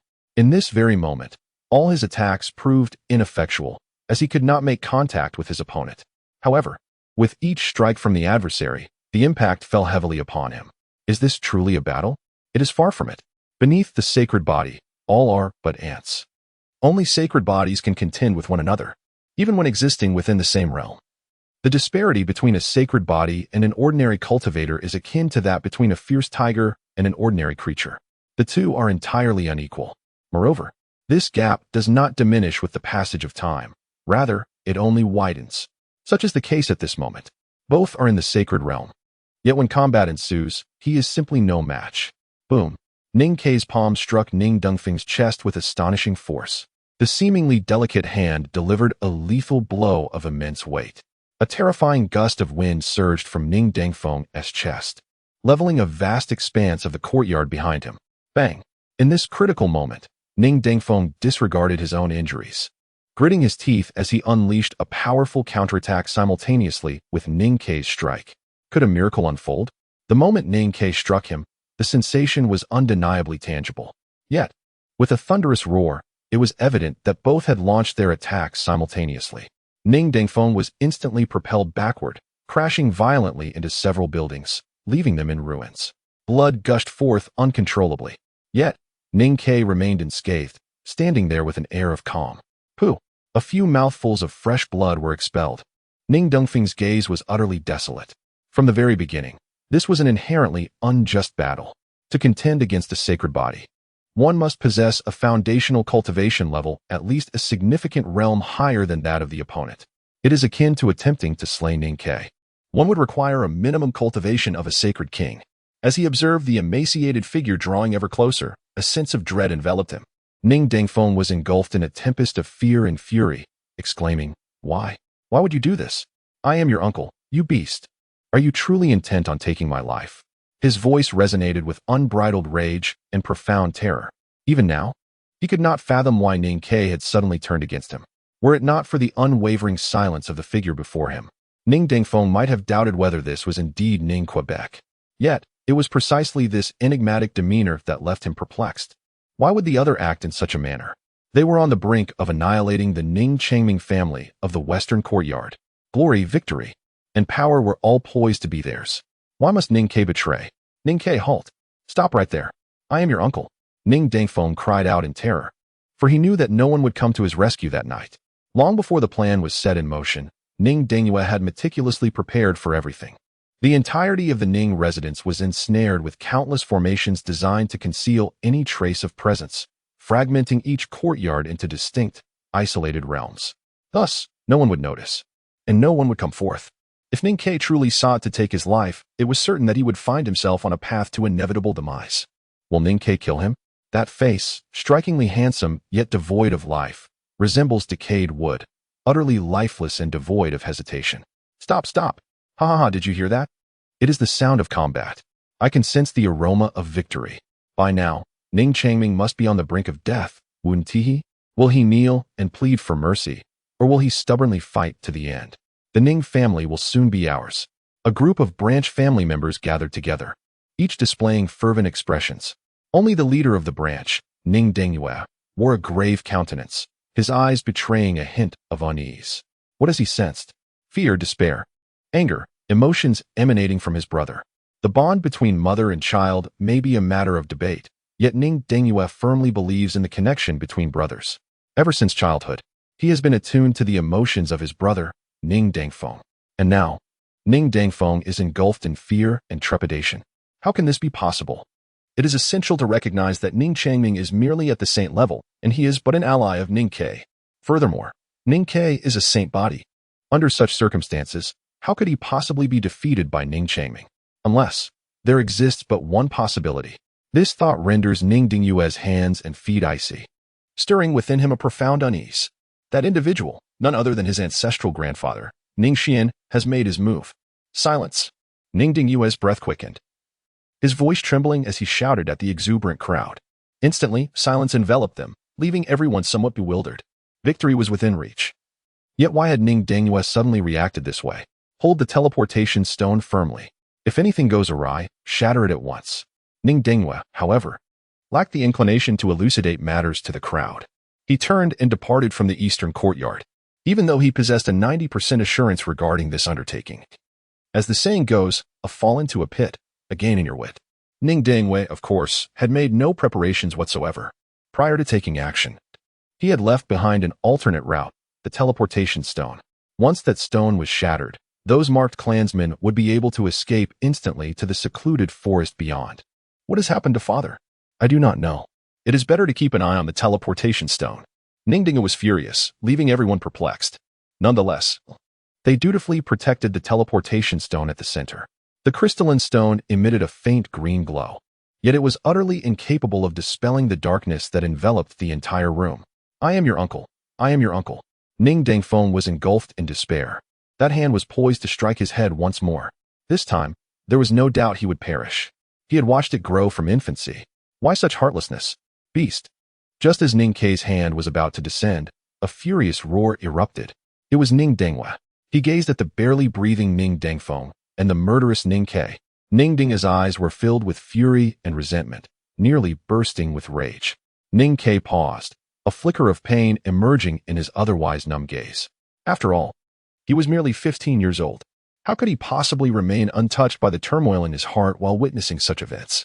Before him stood his own uncle, while the other, filled with wrath and murderous intent, was his father. Brother, brother, save me, he cried, his voice trembling. The esteemed Ning Dangfeng, a figure of the sacred realm, wept like a child, expressing both the elation of having narrowly escaped death and the overwhelming sense of grievance that compelled him to lament. Beasts. Ning Dingyue hurried forward, his countenance a ghastly shade of ashen fury. No wonder, no wonder. The plan, seemingly impeccable, had yet to bear fruit. The culprit, it turned out, was none other than that wretched Ning Ke. Slap, slap. Ning Dingyue struck Ning Ke with several resounding slaps. Each blow echoed with remarkable intensity. Blood trickled from the corner of Ning Ke's mouth, staining his fair cheeks a deep crimson. Beast, you are nothing but a beast. Despite enduring a flurry of slaps, Ning Dingyue's fury remained unabated, his eyes ablaze with rage. From his perspective, success was within his grasp. He was on the verge of leading the Branch family to prominence, stepping into a glorious future and erasing past humiliations. There was even a possibility of bringing Ning Chang'an back in the future. Yet, at this critical juncture, he was betrayed by his own flesh and blood, his own son. The depths of his fury were unimaginable. He had always understood that Ning Ke was not particularly close to him, but he never anticipated such an egregious act of treachery. There was no disappointment, only a tempest of anger and hatred. Slap, slap. Ning Dingyue struck Ning Ke fiercely, delivering over 100 resounding slaps. Ning Dingyue, suppressing his trembling and aching hands, still seething with anger, declared, Beast, do you now realize your mistake? Why did you do this? Tell me why. Ning Dingyue fiercely clutched the hem of Ning Ke's garment, yet he could not pull him away. The once frail child had now grown to tower over him by a head. What fault is there? Ning Ke remained indifferent, his gaze vacant and lifeless. There was an absence of regret or hesitation in his demeanor, even after enduring over 100 slaps. A sudden chill gripped Ning Dingyue's heart. Under the gaze of this abomination, he was engulfed by an inexplicable sense of dread, accompanied by an unfamiliarity he had never experienced before. This was something he had watched grow and had even nurtured with his own hands. Why did he feel this way? You must hurry to the western courtyard and eliminate Ning Changming. Otherwise, I shall no longer consider you my son. Had I known you would turn out this way, I should have. Ning Dengyue was filled with indignation. Ning Ke let out a desolate smile, completing the unspoken words for him. You should have killed me earlier. Shouldn't you? A disobedient child holds no value whatsoever. At least you understand that much. Ning Deng had declared fiercely, masking the unease that lurked within his heart. He had an unsettling feeling about Ning Ke today. For the moment, he resolved to have him eliminate Ning Changming, intending to settle the scores once everything had settled. Hurry! Ning Dengyue suddenly stiffened. A hand pierced through his chest, shattering his heart. The cultivator's physique prevented him from succumbing to death immediately. An overwhelming sense of emptiness engulfed him, as if all his strength had been drained away. Bang! Ning Dengyue knelt weakly to the ground. All his fury transformed into fear at that moment. Why? He gazed at the child he had raised with his own hands. Brother! Ning Dengfeng was consumed by an overwhelming fury as he charged towards Ning Ke with a thunderous intensity. Uft! Ning Ke shattered Ning Dengfeng's life wheel with a single strike, causing his demise on the spot. Why? Why? Indeed, why? Ning Ke is also questioning himself, yet no one can provide him with answers. His father's foolish actions ultimately only burden his mother and younger brother. Seemingly, there are choices available, but in reality, there are none. Beasts, you cannot escape. And a good death eludes you. Ning Dengyue uttered his final venomous curse before collapsing to the ground, vitality fading away. Cough, cough. Ning Ke coughed a few times, his emaciated figure contrasting sharply with the pallid hue of his face, which bore the marks of illness. He pressed his hand to his mouth, yet it proved futile, as blood spilled forth like a relentless stream. It is over. Everything is about to conclude. A smile forced its way onto his lips, undeniably a smile.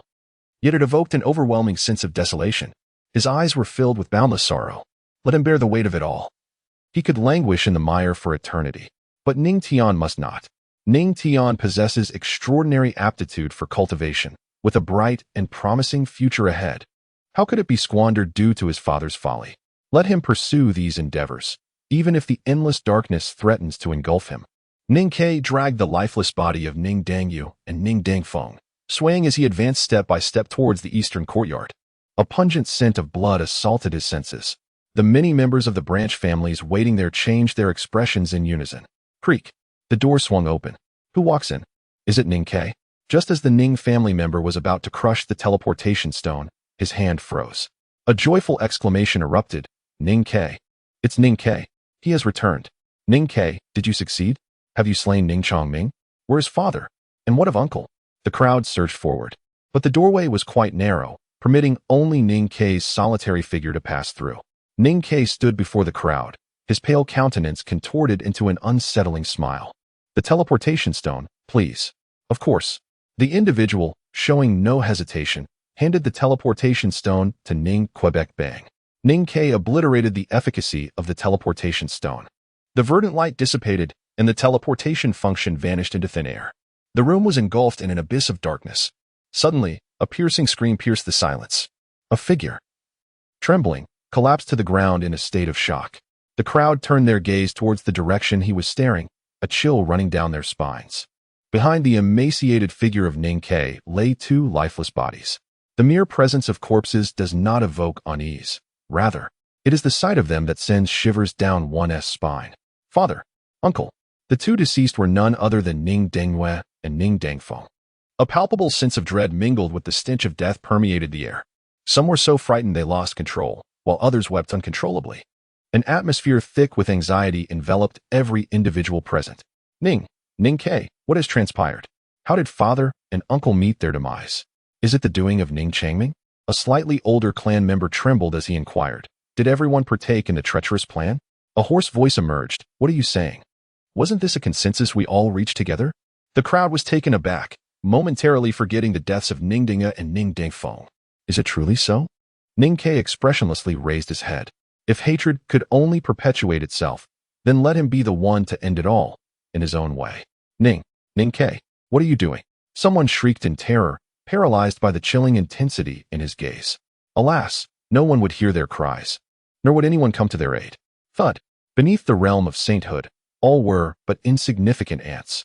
What followed was nothing short of a merciless slaughter. Under the overwhelming might of Ning Kei's cultivation, none could even flee before being swiftly and utterly annihilated. Gazing upon the blood-soaked scene, now resembling nothing short of hell itself, Ning Kei's lips quivered, yet he uttered not a single word. Before taking action, he was engulfed in trepidation. However, once he confronted his kin, an unexpected tranquility enveloped his heart. He inhaled the air, tainted and uninviting. After a brief pause, he contemplated the dire necessity of eliminating these individuals. For failure to do so would expose the scheme to dismantle the Ning family and obliterate Ning Changming. In such a scenario, his younger brother and mother would inevitably suffer the consequences. He found himself with no alternative. Suddenly, the door swung open, and a figure entered. Chaos. The figure stammered slightly before quickly regaining composure. In the face of this gruesome scene, her eyes reflected not fear, but concern and deep sorrow for her child. It was Wang Xuan, mother. Ning Kei lowered his head. The once unhesitating little demon, who had killed mercilessly, now appeared utterly flustered. His heart was in disarray. Otherwise, he would not have been oblivious to Wang Xuan's approach. You have done well, Wang Xuan said with a tender smile. The face that had long since lost its youth once again radiated the brilliance of its former beauty, reminiscent of the first time she encountered Ning Dangwei. She bent down to lift Ning Dangwei, her slender fingers gently smoothing the contorted features of his unblinking, wrathful visage. Yet, despite her repeated attempts, she could not quell the turmoil etched upon his face. He had departed with grievances. Fool, she lamented, when our family was harmonious, why did you choose to err? Embracing Ning Dangwei, the man she cherished deeply, she reflected on how, perhaps, her initial feelings had been rooted in resentment. Yet, after all these years, the nature of those emotions had become indecipherable. She struggled to comprehend it herself. Nevertheless, if fate were to bring her once more to Ning Dangwei, should she encounter that grand hero in a tale of rescue, she would inevitably find herself hopelessly willing, even if the conclusion were destined to be tragic. Mother. Ning Kei's heart trembled. He hurriedly rose and approached Wang Xuan. He sensed the resolve emanating from his mother, an unsettling emotion. Kei, I am not a good mother. I am sorry. I no longer possess the courage to live on my own. Please, take care of your brother. Wang Xuan extended her hand. Mere steps away from Ning Quebec. Yet, that single step became an eternal farewell. Forever and ever. Mother. No. Ning Kei let out a heart-wrenching scream. The 15-year-old boy was utterly shattered. In his panic, he stumbled and fell to his knees, grasping Wang Xuan's hand tightly. Yet, her vitality had already faded. Her face bore only the final, tear-streaked smile of apology. She was gone. Mother, oh mother! His anguished and helpless wail reverberated throughout the eastern courtyard. Ning Kei, overwhelmed by anguish, knelt upon the ground, his face streaming with two long, crimson tears. Time seemed to stretch indefinitely, leaving him unaware of its passage. Ning Kei rose from his stupor, his eyes now transformed into a deep crimson. He could sense the surroundings growing increasingly dim. The formless sacred body. Such a formidable yet ominous constitution. Each time he successfully evaded an enemy's attack, it came at the cost of his own life force. Once this life force is depleted, it is irreparably lost. Unlike lifespan, which can be extended with breakthroughs in cultivation and the enhancement of one's physique, life, once lost, is gone forever. Help! Help!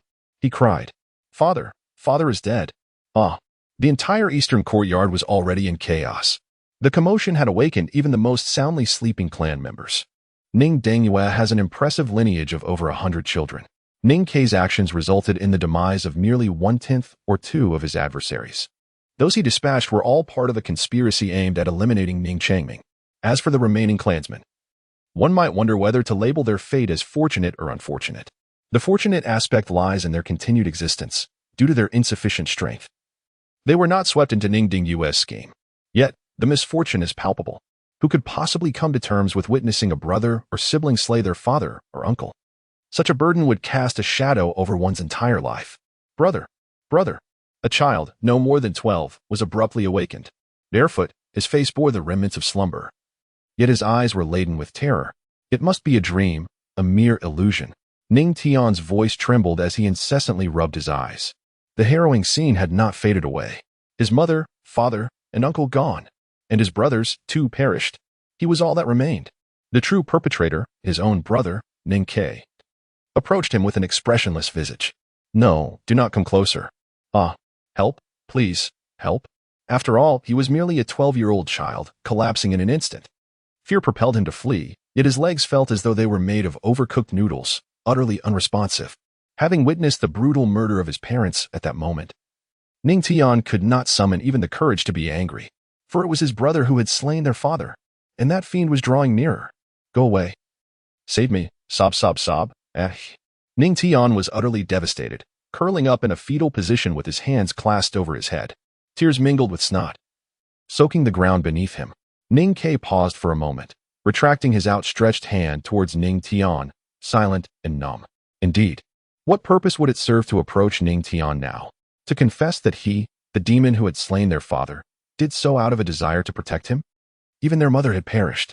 Ning Ke bowed his head in sorrow, the 2 lines of bloodstains on his face becoming increasingly haunting. Devil, you are a devil. Return my father, return my mother, return my uncle. Why have you done this? Why? Ning Xuan's desperate cries continued to resonate.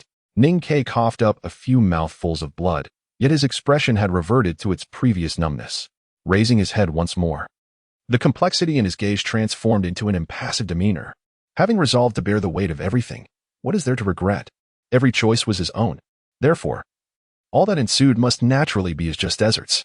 Worthless, do you lack even the courage to meet my gaze? Ning Ke's tone was icy and detached. Step by step, he advanced toward Ning Xuan, gazing down upon him with an imperious air of superiority. Ning Xuan shrieked in terror, yet he lacked even the strength to lift his head. His entire body convulsed as if it were a centipede suffering from cramps. Such fear was palpable, even to the blind. Do you understand why I must eliminate them? Ning Ke spoke to himself, his voice not particularly loud, yet it resonated clearly in the ears of everyone present. I yearn for immense power. I aspire to become the head of the family, but my father and mother consistently thwart my ambitions, compelling me to take their lives. Is this the reason? Everyone trembled with fear. A demon. He is nothing short of a demon. The cruelty and ruthlessness of this beast sends chills down one's spine. No wonder he has always been labeled a monster. Woe betide you, may you meet a fate worse than death. Ning Xuan clenched his teeth tightly, utterly suffocated by the revelation. Was it truly for this reason that Ning Ke committed the heinous act of patricide and matricide? Monster. You are a monster. Is that so? Ning Xuan exclaimed. Ning Ke gazed quietly at Ning Xuan, who had curled up into a ball. Initially, he had contemplated ending your life, considering you were also a sacred body. Yet, it appears that as a mere wretch, you will forever remain in this pathetic state. To kill you would be an affront to my dignity. No, that is not true. You speak nonsense. Within Ning Xuan, a tempest of anguish raged. The overwhelming stench of blood churned his stomach, instilling a deep-seated terror within him. Bitter anguish erupted from his nostrils, rendering him speechless. Oh, my foolish brother. Do you intend to remain a worthless wretch for all eternity? Father perished before your eyes, mother collapsed at your feet. And yet you lack the courage to utter a single word. So be it. Remain impotent, retreat into insignificance, and accept your fate as a perpetual failure. Ning Ke's footsteps grew increasingly distant, until they came to a halt before a heap of corpses. Ning Ke lingered for a few moments. His hand, upon closer inspection, trembled as well. Vanish, he commanded. With a resounding crash, he raised his hand, obliterating the heap of corpses, transforming them into a swirling mist of crimson. In the distance, his kin had long since collapsed to the ground, retching incessantly. He severed all ties, including the burdensome past he had to bear. Ning Ke cast a glance at Ning Xuan, who, like the others, was retching on the ground. He turned away, his steps deliberate and unhurried. Yet none dared to impede his passage. Grandfather Chang'an, I shall follow you. Only a formidable figure such as you is worthy of allegiance. Ning Ke appeared to be muttering to himself, yet it seemed as though he was speaking to someone else. His footsteps grew increasingly distant. Ning Xuan is ultimately just a child. Setting aside whether he can bear all of this upon being informed, even if he can endure it, what then? What shall I do from now on? Indeed, my father met his demise at my own hands. How should Ning Xuan confront him? Should he continue to remain in the Domain King's residence? The name of paternal murder cannot be erased in a day, a month, or even a year. It is a sin that will haunt him for eternity. He has already endured so much. Must he also subject Ning Xuan to bear this burden alongside him?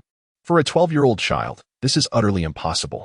Ning Ke harbored a deep bitterness within his heart, yet he overlooked the fact that he was merely a 15-year-old boy. As for taking Ning Xuan away from their family once more, where could he possibly go? This place offered the finest resources and Ning Xuan's closest companions. Could he truly lead him on a nomadic journey? Such an act was beyond Ning Kei's capability. Thus, from the very beginning, he found himself devoid of choices. Although many paths appeared to be available, the ultimate outcome left him with only this singular option. Brother, live well. I await the day of your vengeance. However, before that a chilling glint flickered in Ning Kei's eyes. He would bring an end to it all, to the very source of this chaos. Father, mother, oh, whoa, it cannot be true. This cannot be real. After Ning Kei departed, the members of the Ning family, who had collapsed on the ground in despair, hurried to the spot where Ning Dengwei had once stood. They cried out in anguish, their voices resonating with sorrow. Among them was Ning Tian, who wept the most profoundly. His hands clawed at the earth as if he believed that by doing so, he could unearth his vanished father and the shattered remnants of their happiness. He wept until he fainted from grief. On the summit of the mountains behind the domain king's residence, Ning Xuan, clad in a cold robe, was meditating. The chilling wind swept through the air. Ning Xuan opened his eyes. A ripple emanated from the void. In a few fleeting moments, another figure materialized before him. Ning Kei. A gaunt figure marked by 2 streaks of blood, uttered, ancestor. Ning Kei's voice was hoarse as he gazed at Ning Xuan. The anguish and melancholy that once adorned his face had long since vanished, rendering him a stranger compared to the youth he once was. Now, all that remained was an air of indifference and numbness. Have you taken action? Ning Xuan inquired casually, as if everything had been anticipated. The bloodstained Ning Kei failed to elicit any flicker of emotion in his gaze. Everything appeared to unfold with an eerie sense of inevitability. Ning Dengwei had perished. Ning Kei, with a numbed heart, spoke. Ning Defeng is dead. Those who conspired to commit treason have all perished. What remains are merely innocent children. He was but 15 years of age, yet his tone bore the calm and composure of an adult, even in the face of having slain his own father. Ning Xuan cast a comforting glance at him. It was not merely his cultivation, she truly admired the child's character. My dear child, it seems you have made the right choice. Ning Kei remained silent. Just as he had previously struggled to comprehend why the ancestor was so merciless, allowing everything to unfold, he still found himself unable to grasp it now. Let go of everything and immerse yourself in your cultivation alongside me. Ning Xindao, Ning Kei is dead. I can transform you, allowing you to start anew. From now on, there will be no Ning Kei, only my disciple, Ning Xuan. Ning Changming's qualifications are lacking. Ning Chanshen lacks rationality and is prone to acting on emotions. Only Ning Kei possesses the decisiveness and discernment to understand the truth. Ning Xuan held a favorable opinion of him. Old ancestor, I shall demonstrate that you are mistaken. Ning Kei shook his head in indifference. Hey. Ning Xuan remained unperturbed, merely offering a serene smile. Are you still lamenting that I did not take action beforehand to avert all of this? I dare not, came the reply. Was it truly a matter of daring or simply choosing not to speak? Ning Xuan remains indifferent. When war erupts, taking lives is deemed just, and mutual destruction is regarded as the highest honor. You are but 15 years old, and your perspective is confined to the present moment. This is not your fault. Thus, whether you harbor hatred or anger towards me is of little consequence. Ning Xuan spoke calmly. He did not regard Ning Kei as a mere child. Perhaps one day you will come to understand that everything is inevitable. Only through the law of the jungle can the Ning family find a glimmer of hope. The personal joys, sorrows, and struggles for life and death pale in significance against the torrent of time. Ultimately, all will fade into oblivion. Ning Xuan seldom speaks extensively. Yet as usual, Ning Kei finds himself unable to comprehend. He possesses an understanding of many principles, yet the multitude of matters discussed by Ning Xuan eludes his grasp. However, this is of little consequence. Comprehension is not a necessity for him. He will demonstrate to Ning Xuan through his actions that humanity can triumph over destiny. It is the human spirit that fundamentally determines everything. He will provide evidence to Ning Xuan that his actions are misguided. Just as your actions today, which may appear to have saved Ning Tian, could very well lead to his detriment. Ning Tian will harbor resentment towards you, viewing you as an adversary, until one of you meets an untimely demise. Yet, everything you have done has been for Ning Tian, thus you could never bring yourself to harm him. Therefore, the conclusion is simple. Ultimately, there exists but one outcome, your demise at Ning Tian's hands. Ning Kei understood this statement, yet merely furrowed his brow. I do not care. As long as Xiao Tian can live well, nothing else matters. Perhaps. Ning Xuan remained noncommittal. People often believe themselves to be correct. Yet when they truly approach the so-called truth, they discover that this earnest pursuit of truth is, in fact, a mere chaos. It is not only Ning Kei who finds himself in such a predicament, he is not alone in this regard. Ultimately, everyone is merely traversing the path they have deemed right. The sole distinction lies in Ning K's relative lack of experience, leading him down a more convoluted road. In contrast, his counterpart possesses greater experience, resulting in fewer missteps. Ancestor, I implore you to take good care of Ning Tian. Ning Ke knelt before Ning Xuan, burdened by the weight of his reverence. There is no need for further words. He is my great-grandson, and I shall undoubtedly nurture him. Ning Xuan replied coolly.